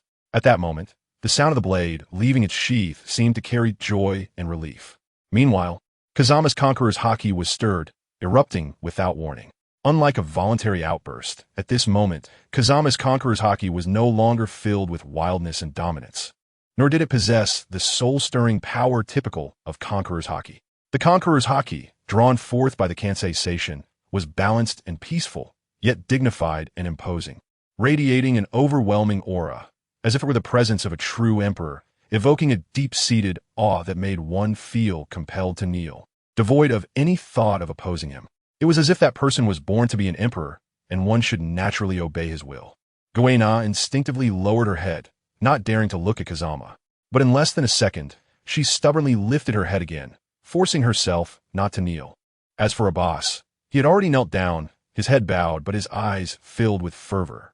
In the realm of power, this aura could not be mistaken. It was authentic. Kansei Seishin, the sword of that great person, this aura, I would never mistake it. The 5 elders couldn't help but look up towards the Kazama clan, as memories of those days of clashing swords and iron horses reappeared before their eyes. They seemed to see again the figure that had led them to countless victories, and even the 5 elderly men, who didn't know how long they had lived, couldn't help but feel their eyes welling up with tears. In the garden, a stunningly beautiful girl sat alone on a swing, her eyes filled with nostalgia, murmuring unconsciously, "Brother." Back in the Kazama clan's treasury, feeling the momentum and the joy emanating from the sword in his hand, Kazama suddenly smiled with interest, then directly opened a spatial door and threw the authentic Enji Dao, as well as the Budu no Tamashii, into it. Hee. Feng Jian could clearly feel the confusion when the authentic sword was sheathed and the resentment after being discarded. "Huh, you little brat. Do you think you're so awesome that I have to use you?" Feng, love to say no to self-important swords. Goena walked purposefully in this not too big, not too small room, carefully observing almost every sword. After getting Feng Jian's permission, she occasionally picked one up and swung it a couple of times. However, her gaze always strayed towards Onamaru Kunitsuna, a scene naturally captured by Feng Jian and Abbas. Abbas said nothing, while Feng Jian's eyes were playful. With a hint of expectation, the supreme great sword or accursed blade, Goena, don't let me down. Goena was searching for her sword, and neither Feng Jian nor Abbas disturbed her. Her gaze frequently wandered back to Onamaru Kunitsuna with a hint of confusion. The legendary supreme great sword that slays evil demons. Such a precious blade. Would he really give it to her? And could she really wield it? Unconsciously, Zoro's figure once again surfaced in her mind. Along with Feng Jian's words, those spoken with calmness and disdain, now echoed in Goena's heart like a devil's whisper. The flame inherited for 800 years, the sleeping gods, Joy Boy, the powerful being known as God, an existence close to the ceiling of the sea, and at the same time, her future opponent. Gods, demons, black and white, good and evil, yin and yang. Who can truly distinguish them? Goena did not know what to do, and she didn't even know if she really wanted to work for Feng Jian. She didn't know who was right between the world government and the flame, nor did she understand the grudges of the Navy, pirates, and Revolutionary Army, and she had no idea how the tides of the sea would develop. Ultimately, she was just an 11-year-old girl leaving the dojo for the first time. She could feel her desire to conquer a blade of the cursed sword level, the supreme great sword. But for a swordsman, the weight of the word supreme great sword was too heavy, heavy enough that she didn't know if she could bear this favor. Goena mechanically looked at one famous sword after another, and as she walked, she suddenly stopped, her eyes dull, as if she were lost in thought. After a while, her eyes gradually regained their focus, and her gaze slowly became determined. Then, with a smile on Feng Jian's face, she took a step towards Onamaru Kunitsuna. "You should know what choosing this sword means. Yes, I know, I don't understand your grudges. Everything is just your side of the story. But I know you want me to truly be yours, and I want to carry out my own will, which requires power. I don't know who is right or wrong between you, but I can be certain of one thing." Goena looked at the cursed sword before her, slowly extended her hand, took Onamaru Kunitsuna into her grasp, took a deep breath, and drew the sword. Those who recklessly interfere with others' destinies will never be gods. accompanied by a clear, ringing sound. This silent, cursed sword, dormant for hundreds of years, once again revealed its sharpness to the world, the slightly curved blade reflecting cold light, with deep blue demon fire coiling around it, exuding an eerie beauty. At the moment the sword was drawn, a mix of sorrowful, resentful, and angry howls enveloped the entire room with a deep blue aura, and ghostly faces occasionally appeared. Goena let out a muffled groan, gritted her teeth, cold sweat dripping from her forehead, as if she were enduring immense pressure. Feng Jian watched the scene with great interest. Turning his head, he found a boss still wearing an expressionless face. Moreover, this building was not as simple as Feng Jian had imagined. The howls of ghosts and the deep blue aura were completely blocked inside the room, not leaking out even a bit. Feng Jian couldn't help but marvel, truly. It was worthy of the world government. In Goena's perception, the moment she drew the sword in her hand, she found herself unable to move. The howls of evil spirits seemed to penetrate her soul, causing her mind to roar and grow heavy. At the same time, her right hand trembled involuntarily, and the sword in her hand slowly lifted.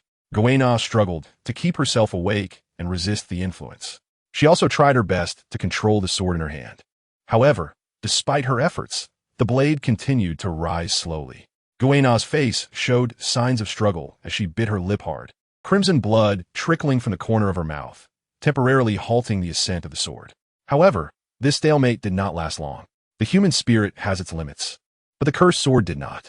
On the contrary, the demon sword, Onamaru Kakusho, relentlessly attacked Goena while she was barely defending herself. The most intriguing aspect of the human heart lies in its unpredictable nature. It might suddenly surge with strength against such mental attacks. But once the heart weakens, it can be overwhelmed. The assault of the cursed sword has a fixed intensity, but the human heart does not. This is why very few can master Onamaru Kakusho. Once your willpower wavers, it will attack you without hesitation, regardless of the situation, even in the midst of battle. To fully master this cursed sword, one must maintain their mindset above its intensity. You can be weak, hesitant, or confused, but you must firmly believe in your own clarity and remain unperturbed by external demons. It is like reading a book in a bustling market. You can cry over the story, feel anxious, or be joyful, but you cannot be influenced by the noise around you. Clearly, not everyone possesses such ability, and it is equally clear that Goena is still lacking just a bit. This was evident from the cursed sword that was already close to her neck. Kazama watched this scene with great interest, eagerly anticipating it. Having seen the main characters perform miraculous comebacks or suddenly power up, he wanted to see if Goena could also unleash her potential. The cursed blade drew closer, and Goena was struggling, her lips already bitten and bleeding. Holding on to the last bit of clarity in her heart, Goena instinctively looked towards the platform. There stood two people, one watching her with great interest, while the other had a blank expression. However, neither seemed to care about their own lives. Goena felt a sense of loss for no reason, but the cursed blade, which was now dangerously close, reminded her that she was at a life-and-death moment. The figure of the green-haired boy reappeared in her mind, along with the promise made that day. One day, either you or I must become the world's greatest swordsman. Let us compete and see who can achieve it. TSK, TSK. Feng Jian gazed in admiration at the spot where Goena had unleashed a demon/attack. The special strike formed by demonic energy had caused no damage to the house at all. The quality was truly impressive. Of course, this was also due to Goena's own weakness. Haha. Leaning on her sword, Goena was gasping for breath, with blood mixed with sweat dripping from the corner of her mouth onto the ground. Just like in many classic shonen manga, at the very end, Goena had a burst of power and swung her sword down, creating a massive demonic energy slash that looked intimidating but was actually quite superficial. I did it. Goena forced a weak smile. The demon sword Kokoru, is different from other curse blades. With other curse blades, you only need to win once. But Kokomaru requires you to keep winning. It can lose many times, but you can only lose once. As he spoke, Feng Jian rubbed a small golden ball of life energy and pressed it on Goena's head. In an instant, it seemed as if all her fatigue had vanished. Seeing Feng Jian reaching out to her, Goena handed over the sword in her hand. As soon as he took it, Feng Jian felt the invasion of malevolent energy. However, he felt nothing at all and even wanted to laugh. Is that all? He casually swung the sword a couple of times, unleashing several demonic energy slashes. Holding Kokomaru aloft, Feng Jian's eyes sparkled with great interest as he looked at the deep green demonic energy swirling around the blade. He couldn't help but exclaim, "What exactly is the principle behind this?" After finishing his wash, Feng Jian was now at the head of his bed, stretching out his hands and leaning forward, crashing heavily onto his big bed, bouncing up a couple of times. Feeling the soft and smooth texture against his skin, Feng Jian couldn't help but rub his face against the pillow, making a satisfied sound. Indeed, lying on my own bed is the most comfortable thing for me. Knock, knock, knock. Accompanying the knocking sound was a respectful voice. "Young master, there are some matters I need to report to you." Kumin, hearing the weak voice, Abbas didn't mind and walked straight in, only to see his young master sprawled on the bed without any dignity. Even so, Abbas maintained a respectful expression. "Young master, I have prepared the 3 sword techniques of the Feng Jian clan for you." Additionally, Miss Guina insisted on sleeping with Kokomo, saying she needs to constantly train her will. Got it. Just throw the sword manuals into the space portal." As he spoke, Feng Jian didn't even open his eyes and lazily snapped his fingers. Abbas glanced at him and then respectfully placed the 3 sword manuals inside. "Furthermore, according to your instructions, with the assistance of the 5 elders, I have arranged for Luffy and his companions to join the Knights of God for a year of training." Knights of God. Kazama finally opened his eyes and sat up, looking at Abbas in surprise. Those rigid guys actually agreed to teach Lucci and the others? Don't they usually only act when it concerns major matters related to the Holy Land? The Grand Princess ordered that you hold a position only second to hers, with the highest authority of the Celestial Dragons. Therefore, the Knights of God must take your orders seriously. Since you want to find a place to properly train Lucci and the others, the Knights of God have no reason to refuse. Feng Jian thought for a moment and was still a bit confused. But even so, the Knights of God should refuse such orders, right? My authority isn't the highest. And if they have to take action for such matters, wouldn't the Knights of God become my private army? Facing Feng Jian's puzzled expression, Abbas simply said expressionlessly, "This current Knights of God was selected by your father." "Oh, I see." Abbas's explanation made Feng Jian suddenly realize. "I was wondering when I had such a big face. So that's how it is. All right, I understand now. I'm looking forward to the changes in Lucci and the others." Feng Jian stretched lazily and lay straight back on the bed, saying languidly, "Is there anything else? If not, I'm going to rest. This is a devil fruit found according to your request. Paramecia-type illusion fruit. Sky Island, a certain unknown island." If someone had told Feng Jian before that he would eat 2 devil fruits in a very short time, he would have laughed it off. But unexpectedly, he really was about to eat the second devil fruit, a natural-type thunder fruit. Taking a deep breath, Feng Jian closed his eyes. In his mind, there was a newly born, tender soul, so tender that it didn't even have its own consciousness. This soul had just eaten the Paramecia-type illusion fruit last night. Slowly opening his eyes, Feng Jian gritted his teeth and directly took a bite. At that moment, Feng Jian sincerely admired the sun god because he vaguely remembered that the sun god had eaten the Nika fruit bite by bite. After taking a bite, Feng Jian forced down his discomfort and swallowed, feeling a special power rising within him. His eyes turned ice blue.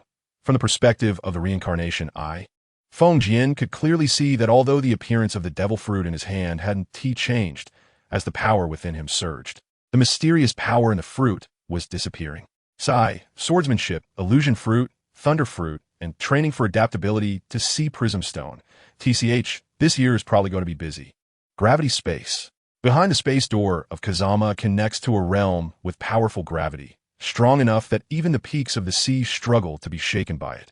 Under normal circumstances, this level of gravity would not greatly affect Kazama, but now, he is wearing sea prism stone. Since he has consumed a devil fruit, he must do his best to minimize the impact of the devil fruit on himself. Given that the sun god and kid can maintain their strength, even while wearing impure sea prism stone handcuffs, Kazama has reason to believe that those with abilities can ignore the negative states imposed by sea prism stone, aside from the restriction on their abilities. And this requires a lot of training. 998-999-1000 Huff.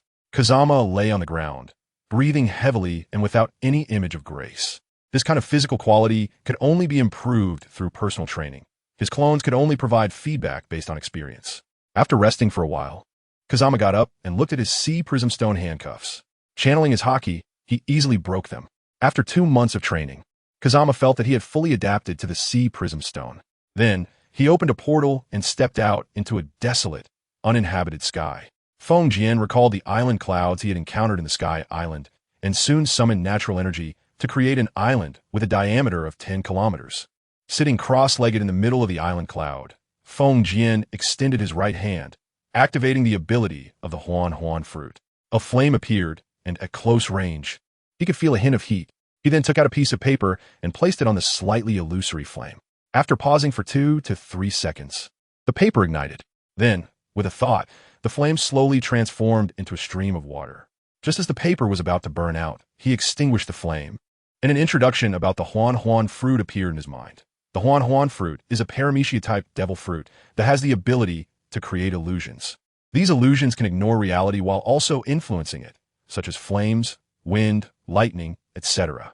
There have been users who created legendary divine beasts like the Azure Dragon with this ability, which also possesses formidable combat power. Currently, no one has awakened this fruit in the seas. Based on its capabilities and the characteristics of paramecia-type awakenings, it is analyzed that upon awakening, the Huan Huan fruit can create a domain where the user can freely create various illusions that affect reality. Moreover, this fruit can transform parts of reality, including enemy attacks and oneself, into illusions. Therefore, it can weaken a portion of the enemy's attack power and enhance one's own defense, leading to a recommendation for it to be classified as an S-rank fruit. Following this, there is also a comment from high-ranking officials of the world government. This fruit has immense potential and must be kept in the hands of the world government. It cannot be returned to the sea. Thinking of this, Feng Jian focused his attention on his hand, and after more than 10 seconds, his hand gradually became semi-transparent. Real illusion? Illusory reality? Kazama murmured to himself unconsciously, fascinated as he looked at his translucent palm. Then, the power of the thunder fruit activated, transforming his entire right hand into a translucent, lightning-like form. Kazama knew he had really stumbled upon a treasure. Captain, we've discovered an empty island up ahead, but this island is very special. It looks like a city, yet there are no people to be seen. Moreover, there seems to be an invisible barrier protecting the island. On a flying island, a pirate minion was reporting to a tall, blonde pirate. Ha ha ha. Interesting, in that case, let me take a look at this island. A domineering blonde man laughed as he flew to the edge of the island and reached out to touch it. Sure enough, he found an invisible barrier.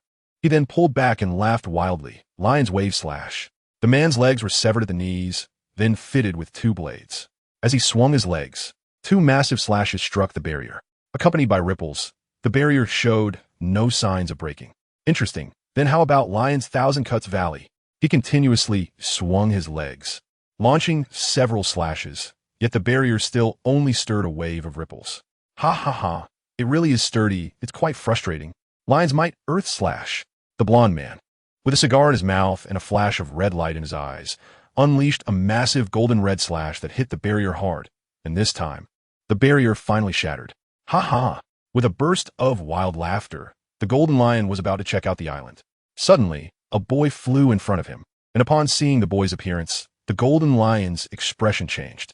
At the center of the empty island, unlike the densely packed buildings around it, there was a patch of lush green grass with some unknown small flowers mixed in. At that moment, Kazama was sitting in a swinging chair, with Little White lying in his arms, a long-tailed tit perched on his shoulder, and several huskies, a Samoyed, and an Alaskan puppy playing with a green, translucent winged fairy. At the edge of the green area, 3 Kazamas were practicing swordsmanship. If anyone had been to the small garden in Mariehua, they would find that this place looked almost identical to that garden. The city high above the clouds, with various tall buildings covered in climbing ivy, appeared to be a city that merged with nature, beautiful to the point of feeling unreal. While Kazama was playing with the little animals, he sensed someone approaching. However, he didn't care because he had left information on the barrier. As long as someone used observation hockey, they could read it. The strength of the barrier was not strong, only at the defense level of an ordinary silver rank competitor. It was also a one-time use, the kind that couldn't be broken without mastering observation hockey, and was unnecessary for those who had mastered it. However, to Kazama's surprise, this person was actually attacking the barrier. Damn, do you have no sense of public morality? I've worked hard for over half a year to build this city brick by brick, and you're just attacking it. Aren't you afraid of hurting the children? Huh. It seems like there's no one here besides me. Aren't you worried about hurting the flowers and plants? Wait, is this person familiar? Kazama then tossed the little animals aside and flew over. Are you the golden lion? Feng Jian watched the golden lion with great interest. Although many years had passed, and many memories of pirates had become too vague to recall, this golden-haired man who had replaced his legs with blades and died from a plot twist, still left a deep impression on him. His recognition was too high. Ha ha ha. Is this the god the world government brought out? I never expected it to be just a brat. Has the world government run out of people? Ha ha ha. Watching the wildly laughing golden lion, Feng Jian suddenly lost interest. Because at this moment, the golden lion was truly weak in his observation haki, like a floor tile at its peak. Feng Jian suspected that little horse brother could probably wear him out. Bastard. What kind of look is that? It's nothing. Just suddenly felt that meeting in person is not as good as hearing about it, and seeing each other is not as good as not seeing each other. Feng Jianye shook his head, looking at Golden Lion with pity. He really didn't expect that the once legendary pirate, one of the 3 great legendary pirates in the world, a fierce man who dared to single-handedly infiltrate the Navy headquarters, and a hero who severed his own legs to escape from impel down, would end up like this. Were you now, the waning Lion King? Unfortunately, there is no waning for the Lion King, but when the Lion King gets old, he'll be driven off the stage. The compassionate gaze of Kazama deeply pierced the proud heart of the Golden Lion like a sword. As a Lion King, he would not allow anyone to look at him in such a way. The Golden Lion's face darkened as he looked at Kazama, and a low, sinister laugh slowly escaped his lips. What can you, a little brat, judge me for? Lion's might, venomous snake. The Golden Lion raised his hand, and several massive stones rose from the island behind him, flying towards Kazama. Kazama remained expressionless, extending his hand to form a gun gesture. Aiming at the boulders, thunder gun bang, highly compressed thunderbolts shot out from his fingertips. As they struck the boulders, they suddenly exploded, the electric blast causing the stones to disintegrate, turning to dust amidst the flickering lightning and kicking up a large cloud of smoke. Then, a golden figure dashed through the smoke, and the Golden Lion delivered a fierce kick, the blade on his leg striking towards Kazama. It must be said that the Golden Lion truly lived up to his name in their high-speed exchange. Kazama could feel the power of the Golden Lion as a great swordsman, arrogant, domineering, and unrivaled, charging forward without a care. The Golden Lion's swordsmanship perfectly matched his character, reminiscent of the tyrannical heroes in martial arts novels from his past life. Unfortunately, the Golden Lion was currently using his legs as swords, and in this brief period, the two had already exchanged hundreds of blows. Although Kazama was able to keep up effortlessly, he still furrowed his brows. Seeing he could not gain the upper hand, the Golden Lion once again created distance. Lion's might, wave, slash. Feng Jian furrowed his brows, consecutively cutting through the slashes. This is too ugly, Golden Lion. You used to be a great swordsman, and you still are, but with such moves, I increasingly feel that you have aged. The Golden Lion frowned slightly and took a deep puff of his cigar. Haha, kid, you really dare to say that. It's true. The realm of swordsmen is just a step away from that of a great swordsman, and with your refined swordsmanship and ruthless moves. Achieving this at your age is something to be proud of. So how about this move? Lion's might, heavenly slash. Seeing the massive golden-red slash coming towards him, Feng Jian still frowned, the purple-black conqueror's haki swirling around his sword, easily cutting through it. It's just a slash accompanied by conqueror's haki. Golden Lion, I had some expectations, but it seems that the ridiculous helm on your head has affected you too much. Even now, you still refuse to wield your sword with both hands. What I want to see is a Lion King, not a lion in its twilight. I can feel the chaotic and violent aura on your island. Do you plan to use that as a weapon to take revenge on the world? You can't seriously think that you can conquer the world relying on such ridiculous things. Can you? As he spoke, Feng Jian's frown deepened, and the Golden Lion's expression grew darker. You are not my opponent, not even at your peak. I can sense that you are far from your peak now, and your condition will only worsen with the passage of time. That's enough, Golden Lion. I've lost the desire to fight you. Just find a place to study your ridiculous things peacefully. Then, when your condition declines severely, you can be defeated by a few ridiculous newcomers with their absurd powers. He couldn't fully unleash his conqueror's haki. His observation haki was ineffective, and his armament haki could only be described as laughable. The only things supporting him were the realm of a great swordsman and his fruit abilities. However, both required physical strength as a foundation, and the helm on his head and his short legs had too much of an impact on him. In a constrained situation, wielding a sword with both hands and using his legs as swords made little difference.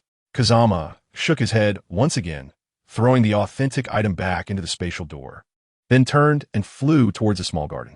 Wait, the Golden Lion said with a dark face, his voice stern, but Kazama completely ignored him.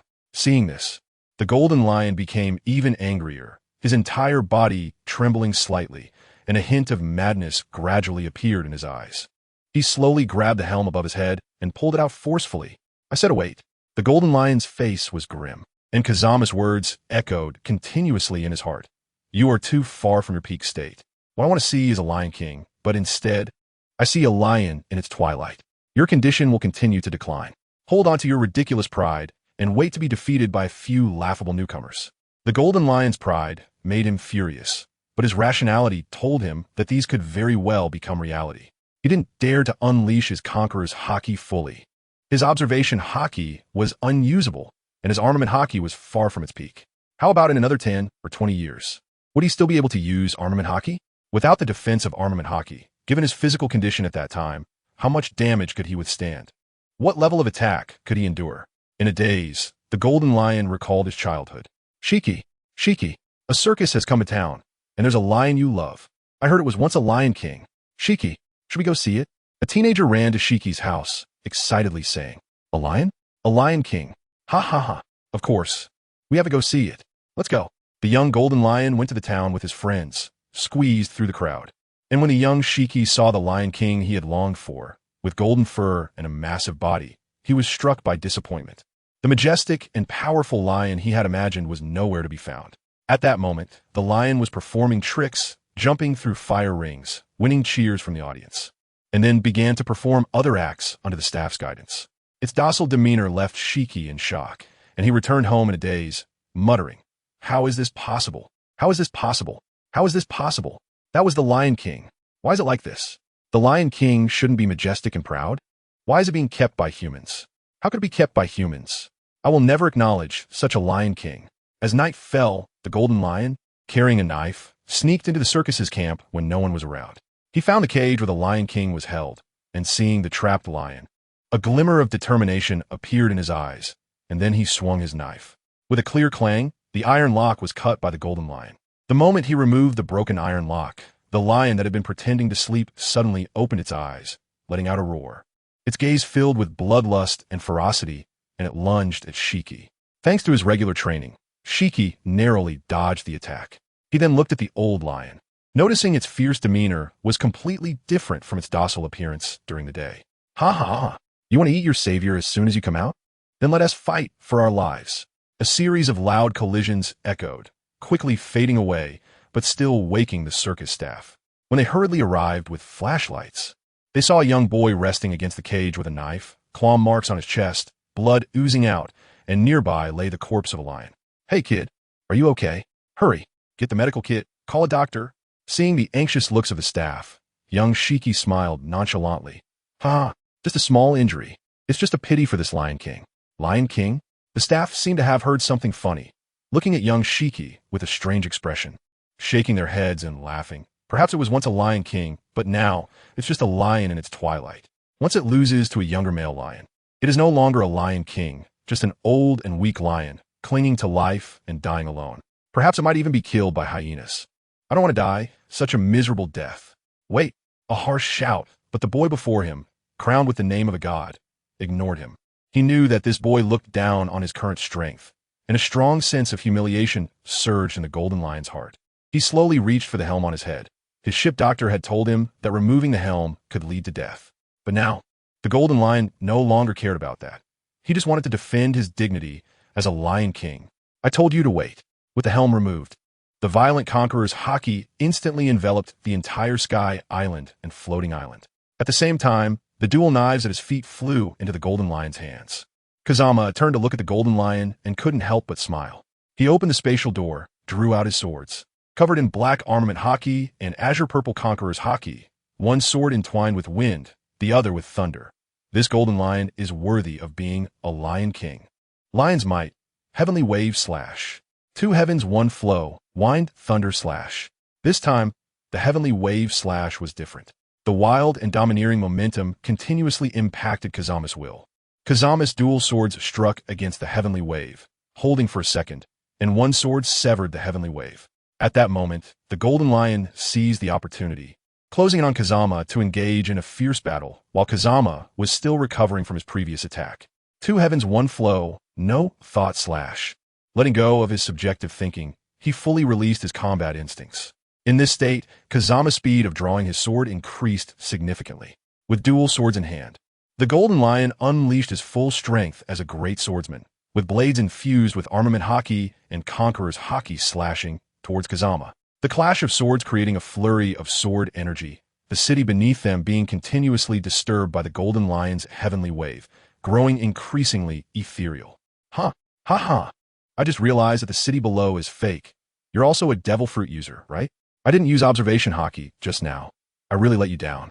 At this moment, due to the helm being removed, blood was continuously flowing from the Golden Lion's head, and his life force was gradually declining. But he didn't care at all. This old lion wanted to use a grand battle as his farewell on the floating island. The Golden Lion's subordinates looked at him with worried faces. Is that person really the god? It should be him. If so, why doesn't the captain escape? According to the intel, he values his life. As long as he drops meteorites along the way to delay him, the captain should be able to escape, right? How could he escape? Don't forget, our captain is the Golden Lion. Lion's might, void-breaking slash, armament haki, conqueror's haki, and the air condensed from his devil fruit abilities formed a trinity, directed at Kazama. Facing this heavenly wave, Kazama's expression remained calm as he withdrew his fighting stance and slowly closed his eyes. Just as the heavenly wave reached him, Kazama suddenly opened his eyes, swinging his sword, bringing forth thunder to cleave the heavenly wave in two. The Golden Lion raised an eyebrow. Have you advanced to a great swordsman? Reflecting on the feeling just now, Kazama smiled slightly in his heart. Kazama has always felt that breaking through in the heat of battle is not reliable. As a ninja, he prefers to crush his enemies with absolute superiority or to understand them thoroughly and then arrange their downfall. He has always believed that letting go of defense and fully experiencing the strikes of a great swordsman to seek breakthroughs is unreliable. But who could blame him when his eyes come with the ability to rewind time? The moment he closed his eyes, they transformed into blue Rinnegan, allowing him to rewind time back to 15 seconds earlier. After being struck a dozen times, he successfully broke through the great swordsman. In the eyes of the Golden Lion, Fengjian's breakthrough was just a last-minute decision. After all, no one knew except for him. Today, even if the King of Heaven came, he would also make a last-minute breakthrough. Seeing the astonished and admiring gaze of the Golden Lion, Fengjian smiled slightly, thinking, didn't he expect that, huh? Cheating. So Golden Lion, the warm-up is over. Lion power, Imperial Domain roll. The Golden Lion clenched his fist fiercely, and the clouds above the island surged, forming several massive lions that roared angrily at the sky before leaping into the air and charging at Fengjian. Ha, who can't do that? Illusory thunder, Qilin. The sky suddenly darkened, thunder roared, and one after another, colossal beasts made of lightning descended from the heavens, engaging in battle with the lions. Beneath the gloomy sky was a fierce battle between the giant beasts, with lions and Qilins towering at a height of 100 meters, each movement carrying immense power. Among these giants were two tiny humans. Their figures appeared minuscule compared to the colossal beasts, yet no one dared to ignore them. Lion power, heaven and earth slash wave. This strike was entirely different from the previous one. It was the same move, but displayed an entirely different might. Second heaven first flow, tiger break. The life force of the Golden Lion was gradually declining, yet his momentum continued to rise, unleashing unrelenting flying slashes infused with armament haki and conqueror's haki as if they were free. Fengjian responded with slashes of his own. Sword energy scattering and cutting the sky island and floating island into countless fragments, slicing through nearby battling giants as easily as a knife through tofu. Ha ha, little brat. What kind of monster are you? After all this time, your presence hasn't diminished at all? Hee hee, Golden Lion, attacks that merely carry haki shouldn't be used to embarrass yourself. At this rate, you won't be able to harm me until you die. For the pinnacle, only techniques that integrate mind, body, and skill can be considered true techniques, meaning skill, ample stamina, and willpower. Pure haki-infused attacks can only be regarded as ordinary attacks, just like Big Mom's Nation of Power and Kaido's Thunderbagua. They sound like techniques, but are merely haki-infused basic attacks. For the pinnacle, they're only used when meeting to greet each other. Ha ha, what a reckless little brat. Then how about this move? The Golden Lion crossed his swords in front of his chest, infused with armament haki and conqueror's haki. Then, a dark red ribbon appeared beside him, merging into his twin blades. Lion power, No life, empty kill. The continuous dark red slashes replaced the heaven and earth slash wave. They were only the length of ordinary swords, and the speed wasn't particularly fast, yet they gave Feng Jian an unavoidable feeling, as if he were locked onto. Kazama frowned, raised his right hand with the cloth spirit, and struck down as the first slash approached. Kazama could clearly sense that the slash had been severed by his own attack, but the dark red remained. The hidden dark red ribbon lightly brushed past Kazama's body, causing him to let out a muffled groan as he continued to swing his sword to cut through the slashes. However, the dark red was completely unaffected and struck Kazama directly. Neither armament, haki, nor natural energy could provide any defense. After a brief bout of frenzied attacks, the Golden Lion retracted his sword and looked at Kazama, whose breath had hardly diminished, with a grave expression. Kazama stuck out his tongue and licked his lips, feeling quite surprised. Although this small injury would heal quickly, he actually got hurt, and his energy surged, which could be considered an internal injury, right? How did you do it? Why couldn't you dodge or defend? Is it the power of the float fruit? Kazama asked with piercing eyes, having seen the possibility of his advancement from the earlier attack. Just moments ago, while Kazama was continuously being wounded, the Golden Lion felt his aura subtly diminish for a brief moment. However, it quickly recovered. At this moment, hearing Kazama's curious voice, a hint of bitterness surged within the Golden Lion. He did not know what kind of power Kazama possessed, but if he hadn't severed his own legs and wasn't adorned with this ridiculous ship's rudder on his head, he would definitely run away and use every means to become the strongest. But now, feeling his life gradually slipping away, the Golden Lion slowly closed his eyes, gripping his swords to gather strength. Ha ha ha. Kid, I didn't expect that even the lifeless void slash couldn't hurt you. Are you really a god? But I am the Golden Lion. So what if you're a god? Want to know how I did it? Then open your eyes wide and watch. A powerful aura suddenly erupted. In Kazama's perception, the Golden Lion's life force was rapidly draining like a flood released from a dam, yet his aura was rising wildly. The fierce conqueror's haki was released without reservation, but then it crazily contracted, ultimately condensing into a strange golden exterior on the dual swords. Not only was it conqueror's haki, but there was something else. At the same time, dark red ribbons appeared in the air, continuously flowing into the dual swords, transforming the golden flames on the sword bodies into crimson, resembling fire. Just as the Golden Lion's life force was about to extinguish and his aura reached its peak, a roar echoed. Lion's might, 5 directions, lion's fire. Kazama was about to explain to the Golden Lion that he had just bled and was indeed injured. But in the blink of an eye, something else caught his attention. Ignoring the warning from his perception, Kazama floated in the air with his sword in hand, his eyes already transformed into an icy blue, entranced by the strike flying toward him. He neither dodged nor evaded, relying purely on his body to withstand the blow. Puff! This time, Kazama spat out blood, not just a trickle from the corner of his mouth, but a genuine mouthful of blood. Although this injury healed instantly, it did not change the fact that he had just spat blood. Ha ha ha! Little ghost, can even gods be injured? It seems you are not invincible after all. Feng Jian looked at the Golden Lion, whose breath was already like a candle flickering in the wind, with admiration in his eyes, if I'm not mistaken. Your final strike must have contained almost all your abilities and will, right? Is it the awakening of the float fruit?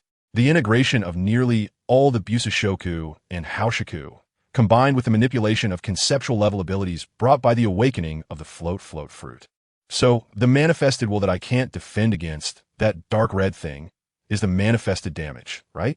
And your life force is rapidly declining, also manipulated by the fruit's ability to burn, right? Finally, there are your sword techniques unique to you, the Golden Lion, at the level of a great swordsman.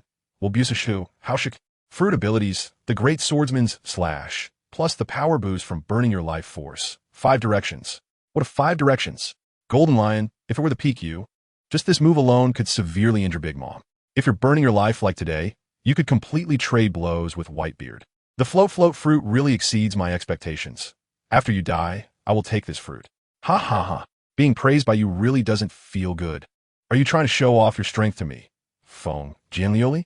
Let's get started. Use the insights you just gained in battle.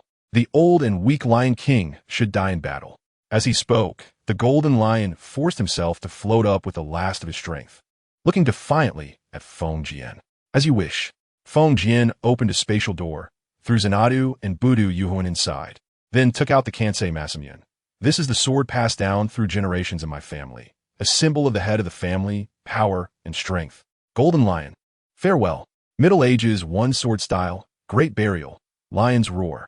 The wind and thunder, the armed color and the conqueror's color, combined with spiritual energy, 5 powers merge together, cutting through the flesh and also severing the soul. After a single strike, the dark clouds dispersed, and the sky was as clear as washed. A broken golden fragment floated down, weakly landing on the remaining floating island. At the same time, a booming sound echoed around, as the golden lion's floating island began to disintegrate. Kazama walked to the edge of the garment, closed his eyes to sense carefully, and waved his hand. Sakura and the withered wood were pinned to that piece of clothing. At the same time, a massive lightning bolt, as thick as an island, struck down, and the floating island of the golden lion turned to ashes in the lightning. Alas, what a pity for the golden lion. If you weren't a pirate, I might have spared your life. Divine Island. An island created by Kazama a year ago has now changed dramatically. The excess trees have been cut down and replaced with flowering plants. The entire Divine Island is divided into 2 halves. One half designed as a park for all the residents of Angel Island to visit, while the other half is made into a palace. At this moment in the palace, Kazama was sitting elegantly at an oversized table, indulging in a feast, while beautiful maidens continuously replaced his plates. Meanwhile, the king of the Sky Island, Gonfur, was standing respectfully, bowing beside him. Not bad. The food of the Sky Island is quite good. I'm glad you like it. Additionally, there is something I need to report to you. Oh, go ahead. The Sandia people hope to offer the gold from the Golden Country to you as a token of gratitude for your help to the Sandia people. Oh, I remember that there was quite a lot of gold in Shandora. Kazama raised an eyebrow. Are you afraid you can't hold your ground? Interesting. There are smart people among the Sandians, too, who proposed this suggestion. In response to your question, it was the elder of the Sandians. All right, contact Tezelo later and have him take care of it. But why is this matter being conveyed to me by you? We have already reconciled with the Sandians. From now on, whether it's the indigenous people of Angel Island or the Sandians, they are all residents here. I am a king of the Sky Island, and the elder of the Sandians is the grand elder of the kingdom. Currently, we are seeking to join the world government. Kazama looked at Ganfor in surprise, not expecting him to be quite resourceful. After all, not many fools could become kings. Joining the world government? TSK. I really can't understand why you want to join the world government. Isn't it true that Sky Island doesn't often face pirate invasions? Because of the World Free Trade Agreement passed at the last World Conference, Sky Island is isolated, and we need resources like base and land, so we can only trade. Doing it ourselves would be too costly. Joining the world government is a good choice for better trade. We have already spoken with officials from the world government. Before the next World Conference, the world government will send someone to determine the heavenly gold of Sky Island. Then, it will be delivered in the form of berries. And at that time, Sky Island will officially join the world government. 3 years later? I see. After thinking for a moment, Kazama understood why it was 3 years later. Ever since Taisolo visited Sky Island, it opened the door to external exchanges. Kazama had already tasted many precious ingredients from the Blue Sea in the palace. Sky Island is still in a stage of primitive development, and assessing the heavenly gold at this stage would be a loss. Then, the two fell into silence, and the atmosphere suddenly quieted down, but this silence didn't last long. Ha. Kazama. Long time no see. Lord Kazama, it's been a while. Young master. The fishmen, along with Kuina and Bipo, walked in one after another. Kazama casually nodded. Yeah, you're here. Feel free to sit. Waitstaff, bring the dishes. Ganfor clapped his hands, and the maidservants walked in carrying exquisite dishes. Fengjian sensed their auras and secretly nodded in his heart. Tej, Jinbei, Aladdin, and Aaron's auras were almost at the level of the 3rd and 4th star generals under Big Mom. What surprised him the most was Aaron, whose aura was second only to Tej and comparable to Jinbei. Then, Fengjian looked at Guina.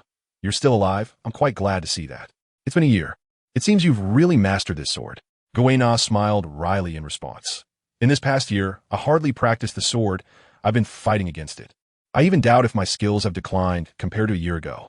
Don't underestimate yourself. For a great swordsman, physical fitness has never been the strong point. Heart and technique are the most important. Miao, Xiaobai, who was beside Guina, also called out, seemingly in agreement with Fengjian's words. Guina lowered her head and smiled, gently rubbing Xiaobai's head. Wait a minute, Xiaobai. Kazama is a bit confused. No, he's very confused. Xiaobai shouldn't be here right now. Where's Xiaobai? Did I once again forget about Xiaobai? Fengjian fell into deep thought. He shook his head, trying to shake off the chaotic thoughts in his mind. It was in the past. Just don't forget next time. He glanced at Shinpachi, who seemed to want to say something but hesitated. Feng Jian felt he was losing his appetite. A fat-headed fish kept looking at him earnestly every 2 or 3 seconds. Who could eat under such a gaze? Slamming the knife and fork on the table, Feng Jian said irritably, "If you want to say something, just say it directly. Stop looking at me like that, Shinpachi." Hee. Well, Lord Feng Jian, do you think our current strength is worthy of the title of Warlord of the Sea? As Tai's cautious and anxious words came out, all the fishmen froze, perked up their ears. Sigh, Shinpachi, why do you have to ask this question while eating? Just enjoy the meal, don't worry about other things otherwise. It's disrespectful to the food. Shinpachi opened his mouth, looking incredulous. Arlong's eyes reddened. Tai kept his head down in silence. Aladdin had a blank expression. Xiaoba started crying. And Babua stared blankly at Feng Jian, mumbling in disbelief. How could this be? So, Tai, after we finish eating, choose an island. The light-hearted words froze the scene. And the fishmen stared at Feng Jian in shock. When they saw his half-smiling expression, a huge cheer erupted from the entire dining table. Ha ha ha! Cheers! To our glorious saint! Cheers! And well, big brother Tai, congratulations! Now, Fishman Island can return to the sea. Babua said, blushing after downing a large cup of alcohol. Haha, Babua, didn't you say your hometown is on the back of a giant elephant? And you mentioned that there are many strong people in your hometown. Why don't you ask if the glorious saint can grant your people a Warlord of the Sea quota? Hearing Aladdin's words, Babua clearly showed some interest, but was a bit shy. Really, can we? Haha, how would you know if you don't try? Lord Feng Jian is a really good person. He just likes to get angry at me for no reason. Guena turned her head to look at Feng Jian. Cough. Shinpachi, think carefully. Did I really get angry at you for no reason? Saying this, Feng Jian revealed a kind smile. Seeing Shinpachi scratching his head in confusion, Aladdin secretly thought it was bad and was about to cover Tai's mouth, but unexpectedly, someone acted first. Huh, today is a good day, Shinpachi. I still have some questions about fishman karate. Can you explain it to me? After saying that, Arlong directly dragged Shinpachi away. Feng Jian, I know about the Fur tribe. They are indeed a strong tribe in the New World and have considerable influence among the various races. You can get a try. Tai stopped for a moment and said. Then, Babel looked at Feng Jian with anticipation. The tribe's desire for land was hidden, but no less than that of Fishman Island. Hee. I don't mind, but the Fur tribe is unlikely to agree. Their king is thinking about leading the entire nation to be slaves. The next day, the headlines of the World Government and the World News Agency changed to the same sentence. The first warlord of the sea established, the sea hero Fisher Tai. Sigh, I have to say, after playing for so long, the scenery of Mariehua is still the best.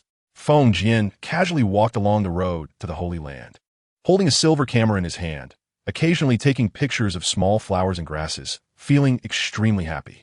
Beside him was a boss, a solid peak combat force, followed by Ruchi, Kakabaruno, and Khalifa. Bruno and Khalifa were top-tier combatants. Kakub was barely silver level, and Ruchi was silver level. As for Guena and Bipo, Feng Jian didn't bring them along. Wanted to give a young one some time. With these little brothers, Feng Jian finally didn't have to handle everything himself. You guys are doing well. After all these years, your strength is finally presentable. In a few days, I'll take you out to sea for some fun. By the way, boss, how's my ship? Young master, your ship has been embedded with sea stone at the bottom, allowing it to pass through the calm belt smoothly. The speed fruit has also been found, but it still cannot integrate with the ship. Kazama's body slightly leaned down, the camera focused on a little bee collecting nectar, macro, zooming in, adjusting focus, blurring, click. Perfect. Let's leave it like this for now. Have you found the dream fruit I asked you about before? According to the information, it's in the hands of a group of pirates, and a few days ago, I sent a Kainu to retrieve it. All right, I trust you to handle things. In the future, if you need to find something, you can ask Big Mom and Whitebeard for help. Since we still have them around, they should be of some use to me. Just as the words left his mouth, Kazama suddenly turned his head to look at the end of the road, his face full of disbelief. The sound of an engine gradually approached, growing louder. At the end of the road, a cool white convertible sports car with a silver dragon logo raced towards Kazama. Just as it was about to hit him, the car executed a stylish drift and came to a steady stop right in front of Kazama, blasting energetic music from inside. In the driver's seat, a young man wearing black sunglasses, with a cigar in his mouth and slick back short hair, turned to Kazama and grinned, then placed his left hand on the car door and took the cigar out with his right hand. Yo, it's been a while, huh, Lily? This is Charles. You have to tell me this is Charles. What the hell happened? I was gone for less than a year. What on earth happened? Where's my genius Charles? Wait a minute. Let me take a moment to process this.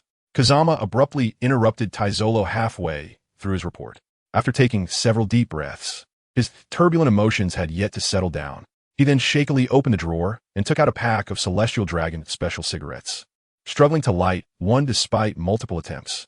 Noticing this, Taizolo promptly offered to light the cigarette for Kazama. After smoking for a while, Kazama's mood finally began to calm down. If I heard correctly just now, sports cars have quickly become popular among the Celestial Dragons. And then, Charlo showed a strong interest in this, practicing his driving skills every day. So, he lost weight because of it, and even cut his hair short because he thought it was a hassle while driving? Yes, young master. Taizolo answered respectfully, with no hint of pride on his face. Then, you just said that from just the sports cars alone? You earned trillions of berries in Mariewa.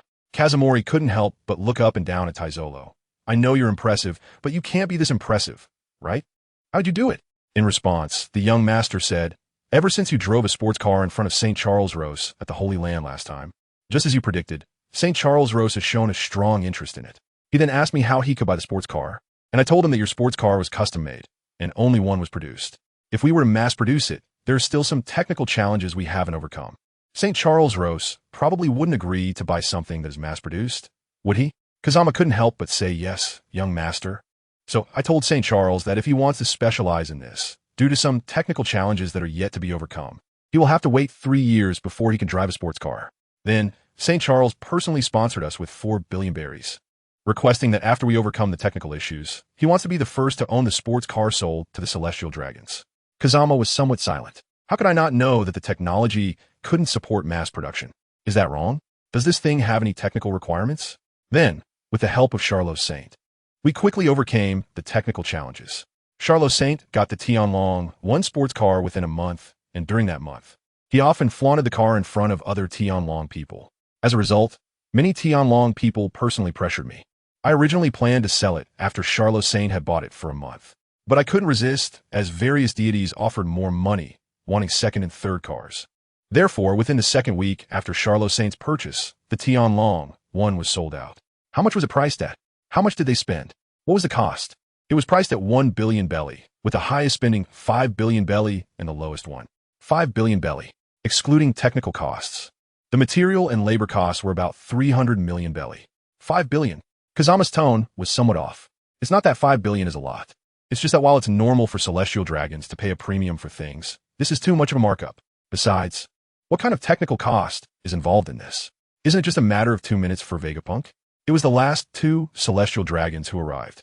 They couldn't stand each other, and both wanted the other to be the last one to own the sports car. So, they ended up bidding right there on the spot. Kazama was momentarily speechless. Well, this does indeed sound like something the Celestial Dragons would do. What happened next?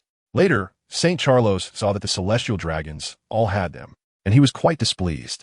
Then he asked me for a custom version, so I launched the Sky, one custom edition, priced at 5 billion berries. However, this time there were no Celestial Dragons willing to pay a premium for it. Nevertheless, with more Celestial Dragons owning supercars, there wasn't enough space. So, I proposed an exclusive aerial island racetrack design for the Celestial Dragons, using clouds from the aerial islands to create the racetrack, charging 500 million berries per family. Maintenance is required once a month, costing 10 billion berries each time. After 6 months, I launched the Celestial Dragon 2 model, also priced at 1 billion. 5 months ago, I released the Celestial Dragon 2 custom edition, priced at 5 billion. Oh right, these supercars also require maintenance once a month, costing 20 million berries each time. Taizolo didn't mention the sales situation of the Celestial Dragon 2, but Kazama could already guess what followed. What is the difference between the Celestial Dragon 1 and the Celestial Dragon 2? Aside from appearance, the biggest difference is speed.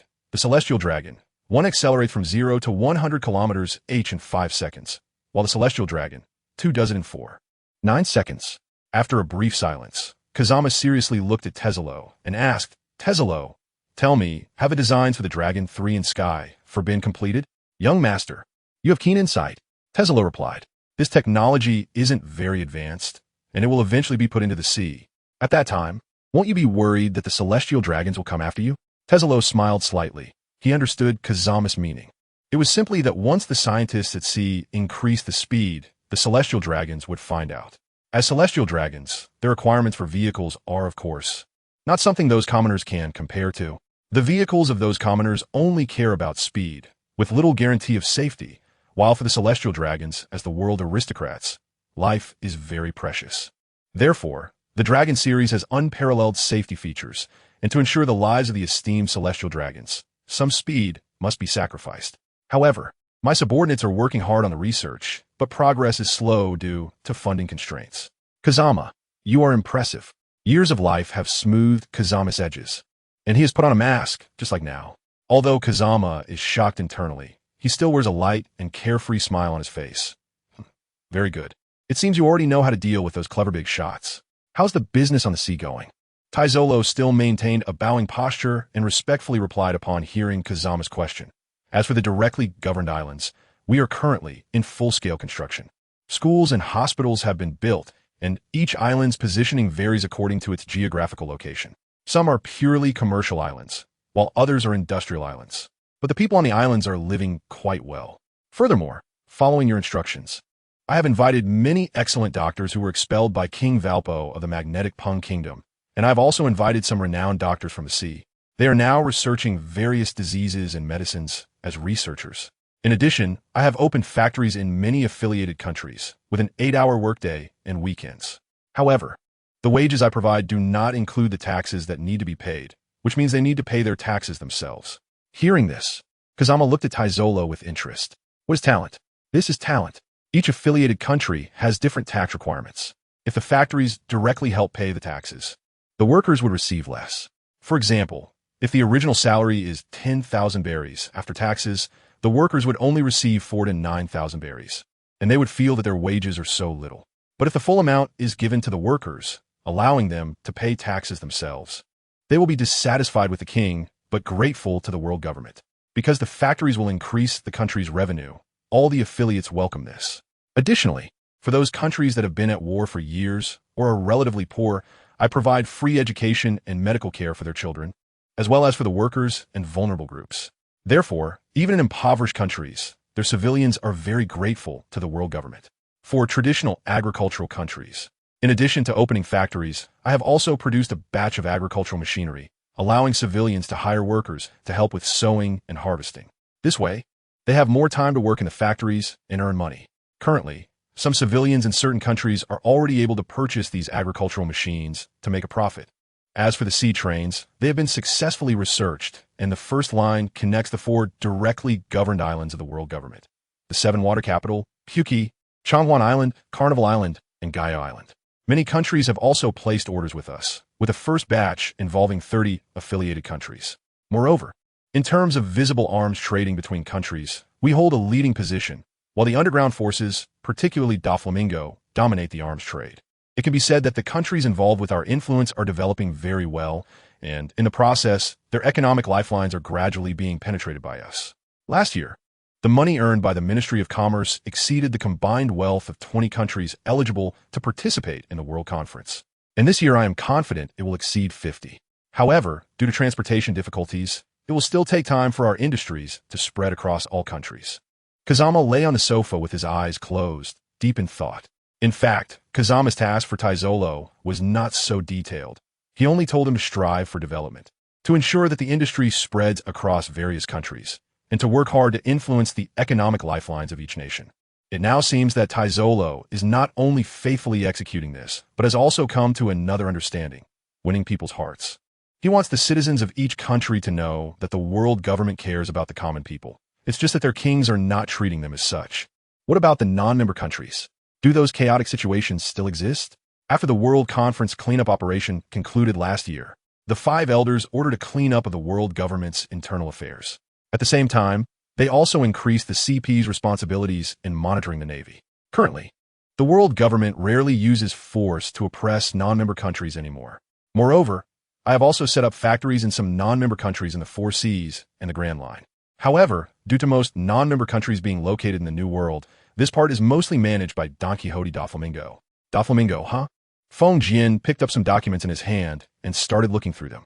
Some of these were reports on Doflamingo, while others were intelligence collected by the world government about him. Umbrella Kingdom? Interesting. Is Doflamingo no longer causing trouble in Dressrosa? TSK. A country with a high level of personal worship of its king? Has this flamingo finally wised up? Not bad, not bad. Kazama watched the documents with great interest. The content wasn't much, and before long, he finished reading them. He marveled a few times, noting that Don Quixote Doflamingo truly deserved his reputation as one of the few pirates who could make a living with his brains. He really brought new life to the Umbrella Kingdom. How are the high-end services for the nobles and wealthy people going? Tazolo, who had long been prepared, took a document out of his bag and handed it to Kazama with both hands. While Kazama was flipping through it, Tazolo reported from the side, I built a huge luxury cruise ship named Takamagara, which combines gambling, entertainment, and a club. It only caters to nobles, royalty, wealthy individuals, or people of status. Takamagara has been established for less than a year and already has many regular customers. Additionally, I have transformed the slave auction house in Area 1 of Sabaody into an auction house. It will not only auction pirates as slaves, but also some treasures. The entrance fee is 100,000 berries, and the most ordinary private room costs 10 million berries. TSK. You really grasp their desire to save face perfectly. Feng Jian had no doubt about the wealth of those royals and nobles. He remembered in the original work when Sabo got into trouble and was caught by local officials. Sabo's father, a nobleman, went to bail him out, demanding that the officials not leave any records regarding Sabo. When the officials refused, Sabo's father directly handed over 2 million berries from his pocket. A noble from a small country casually carrying a few million berries when going out. What does that say? On the sea, there are over 200 member countries.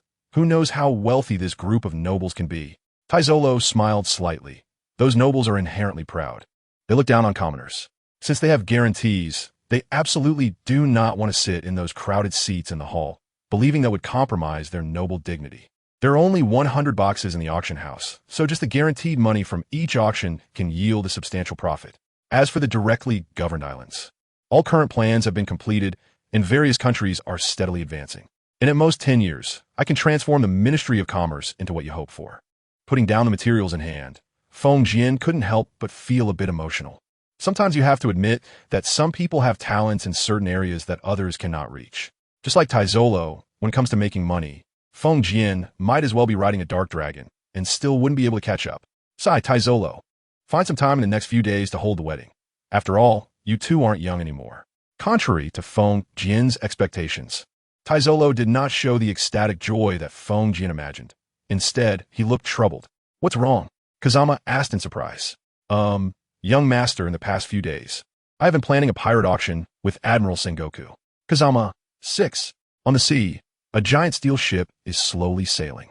Unlike ordinary sailing boats, this ship, comparable to a top naval warship, has no sails. Its power comes from natural energy. On the deck, Guena is sweating profusely as she swings the knife in her hand, chopping repeatedly with focus. Ugh, so boring, a boss. Are there any large sea kings around here? Lying on a deck chair and basking in the sun while holding Little White. Kazama lazily squirmed a bit. Young master, sea kings are not commonly seen around here. However, we will soon reach the doldrums, where there are many large sea kings. Sigh. Fine. Just remember to remind me to catch a couple of sea kings to pull the ship later. Perhaps the heavens heard Kazama's thoughts. So to alleviate the boredom of the journey, they specifically sent a pirate, a specialty of the sea, to the group.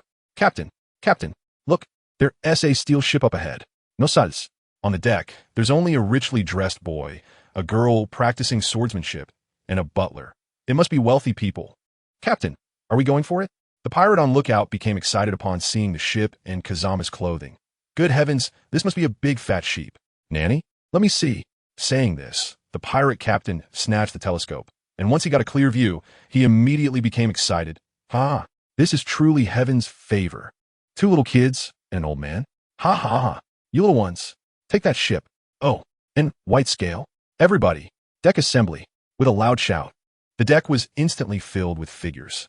Lucci, Kaku, Bruno, Califa, Beppo, Guena, and a boss were all there. As for the guards and logistics personnel, they were not qualified to come over. Young master. Not bad. Everyone looked spirited.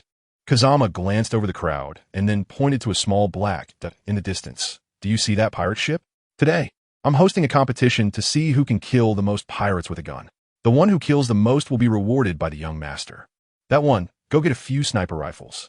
A guard on the side bowed and accepted the order. Then took out a walkie-talkie. Lily Saint is hosting a competition to kill pirates.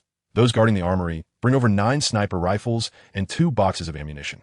Before long, a row of guards walked over, respectfully placing a long box on the ground.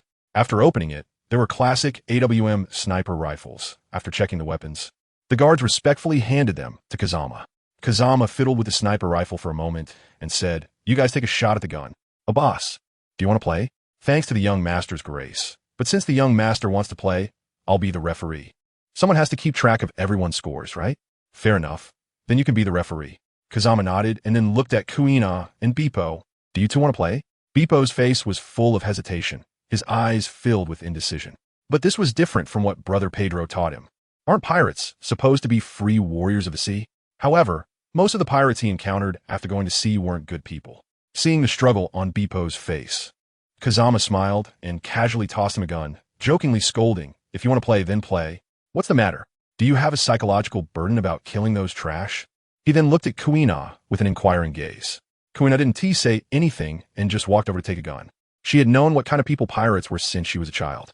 Okay, since that's the case, listen carefully. Headshots are 3 points. Hard shots are 2 points, simple kills are 1 point, and I don't count. A boss, when the gun fires, the scoring starts. Saying this, Kazama was the first to take out the sniper rifle, focus, aim, and then quietly feel the wind speed, sickly sticking out his tongue to lick the corner of his mouth. Hee, maybe in the next life, I'll be a good person. Bang! On the pirate ship. Captain, there's a lot of people on their ship, all wearing black suits. They really seem to be rich people, huh? They seem to have guns too. Seeing Luffy and the others suddenly appear on the deck, the pirate lackeys were momentarily stunned, but they didn't pay much attention, thinking they were just seeing things. The pirates had gathered on the deck, brandishing knives and guns, itching to rush over to that ship and start a massacre. Ha ha ha, they're just the nobility's guards. So what if they have guns? Those guards are just trash. Ha ha, Captain, they're aiming their guns at us. The nervous voice of a little pirate made the pirates burst into laughter. Ha ha, at this distance, the bullets won't reach us. So don't worry. Ha ha ha. Before the laughter could die down, a bullet instantly pierced through the pirate captain's head, blooming into a flower of blood. The ship fell silent, and then the second person to fall awakened the dazed crowd on the deck. Quick, hide in the cabin, accompanied by a wave of terrified voices. The pirates scrambled toward the cabin. However, the strength of observation hockey lies in its ability to ignore obstacles. And Kazama's specially made sniper rifle was certainly not something an ordinary wooden ship could block. 10 minutes later, here are the scores from this match. Luffy, 128 points. Kaku, 115 points. Bruno, 103 points. Kuina, 102 points. Califa, 102 points. Bippo, 56 points. Thus, the first place in this match is Luffy. Kazama turned to look at Bippo, who awkwardly lowered his head, his face flushed. Seeing this, Kazama couldn't help but feel a bit of a headache. This child is too shy. He then looked at Ruchi. Over the past few years, Ruchi had grown a lot taller and even changed his middle part hairstyle, which made Kazama feel somewhat regretful. Good job, Ruchi, first place. Speak up. What reward do you want? It is my honor to serve the deity. I dare not ask for a reward, Ruchi said expressionlessly. Ugh, that answer really gives me a headache. In that case, how about this? Choose one of these 2 eyes, consider my reward for you. Saying this, Kazama opened a space door and took out 2 jars, each containing an eye. The white one is called the Byakugan, offering a 360 field of vision, the ability to see human anatomy and even X-ray vision. The red one is called the Sharingan, which has bullet vision, meaning powerful dynamic vision, the ability to copy others' movements, built-in illusions, and possesses 2 exclusive abilities along with one that combines offense and defense. So choose one. As soon as Kazama finished speaking, Lucci chose the Sharingan without hesitation. A hexagonal snowflake-shaped eye. Kazamachi was a bit silent for a moment. He couldn't help but glance at the Byakugan side, and then tossed the Byakugan back into the dimensional door. It seems that no matter which world it is, people still prefer the Sharingan. Huh? Sanji would definitely choose the Byakugan, right? Haha, Bippo, don't take it to heart. You're still young, and once you grow up and your observation hockey becomes stronger, you definitely won't lose so badly. All right, let's gather our spirits. Our destination is Amazon Lily. I've heard that it's a country of women, where all the citizens are female. Kaku said with a smile as he patted Beepo's shoulder to comfort him. Hey, a country of women? Are there any mother bears? How is that possible? Amazon Lily is all human.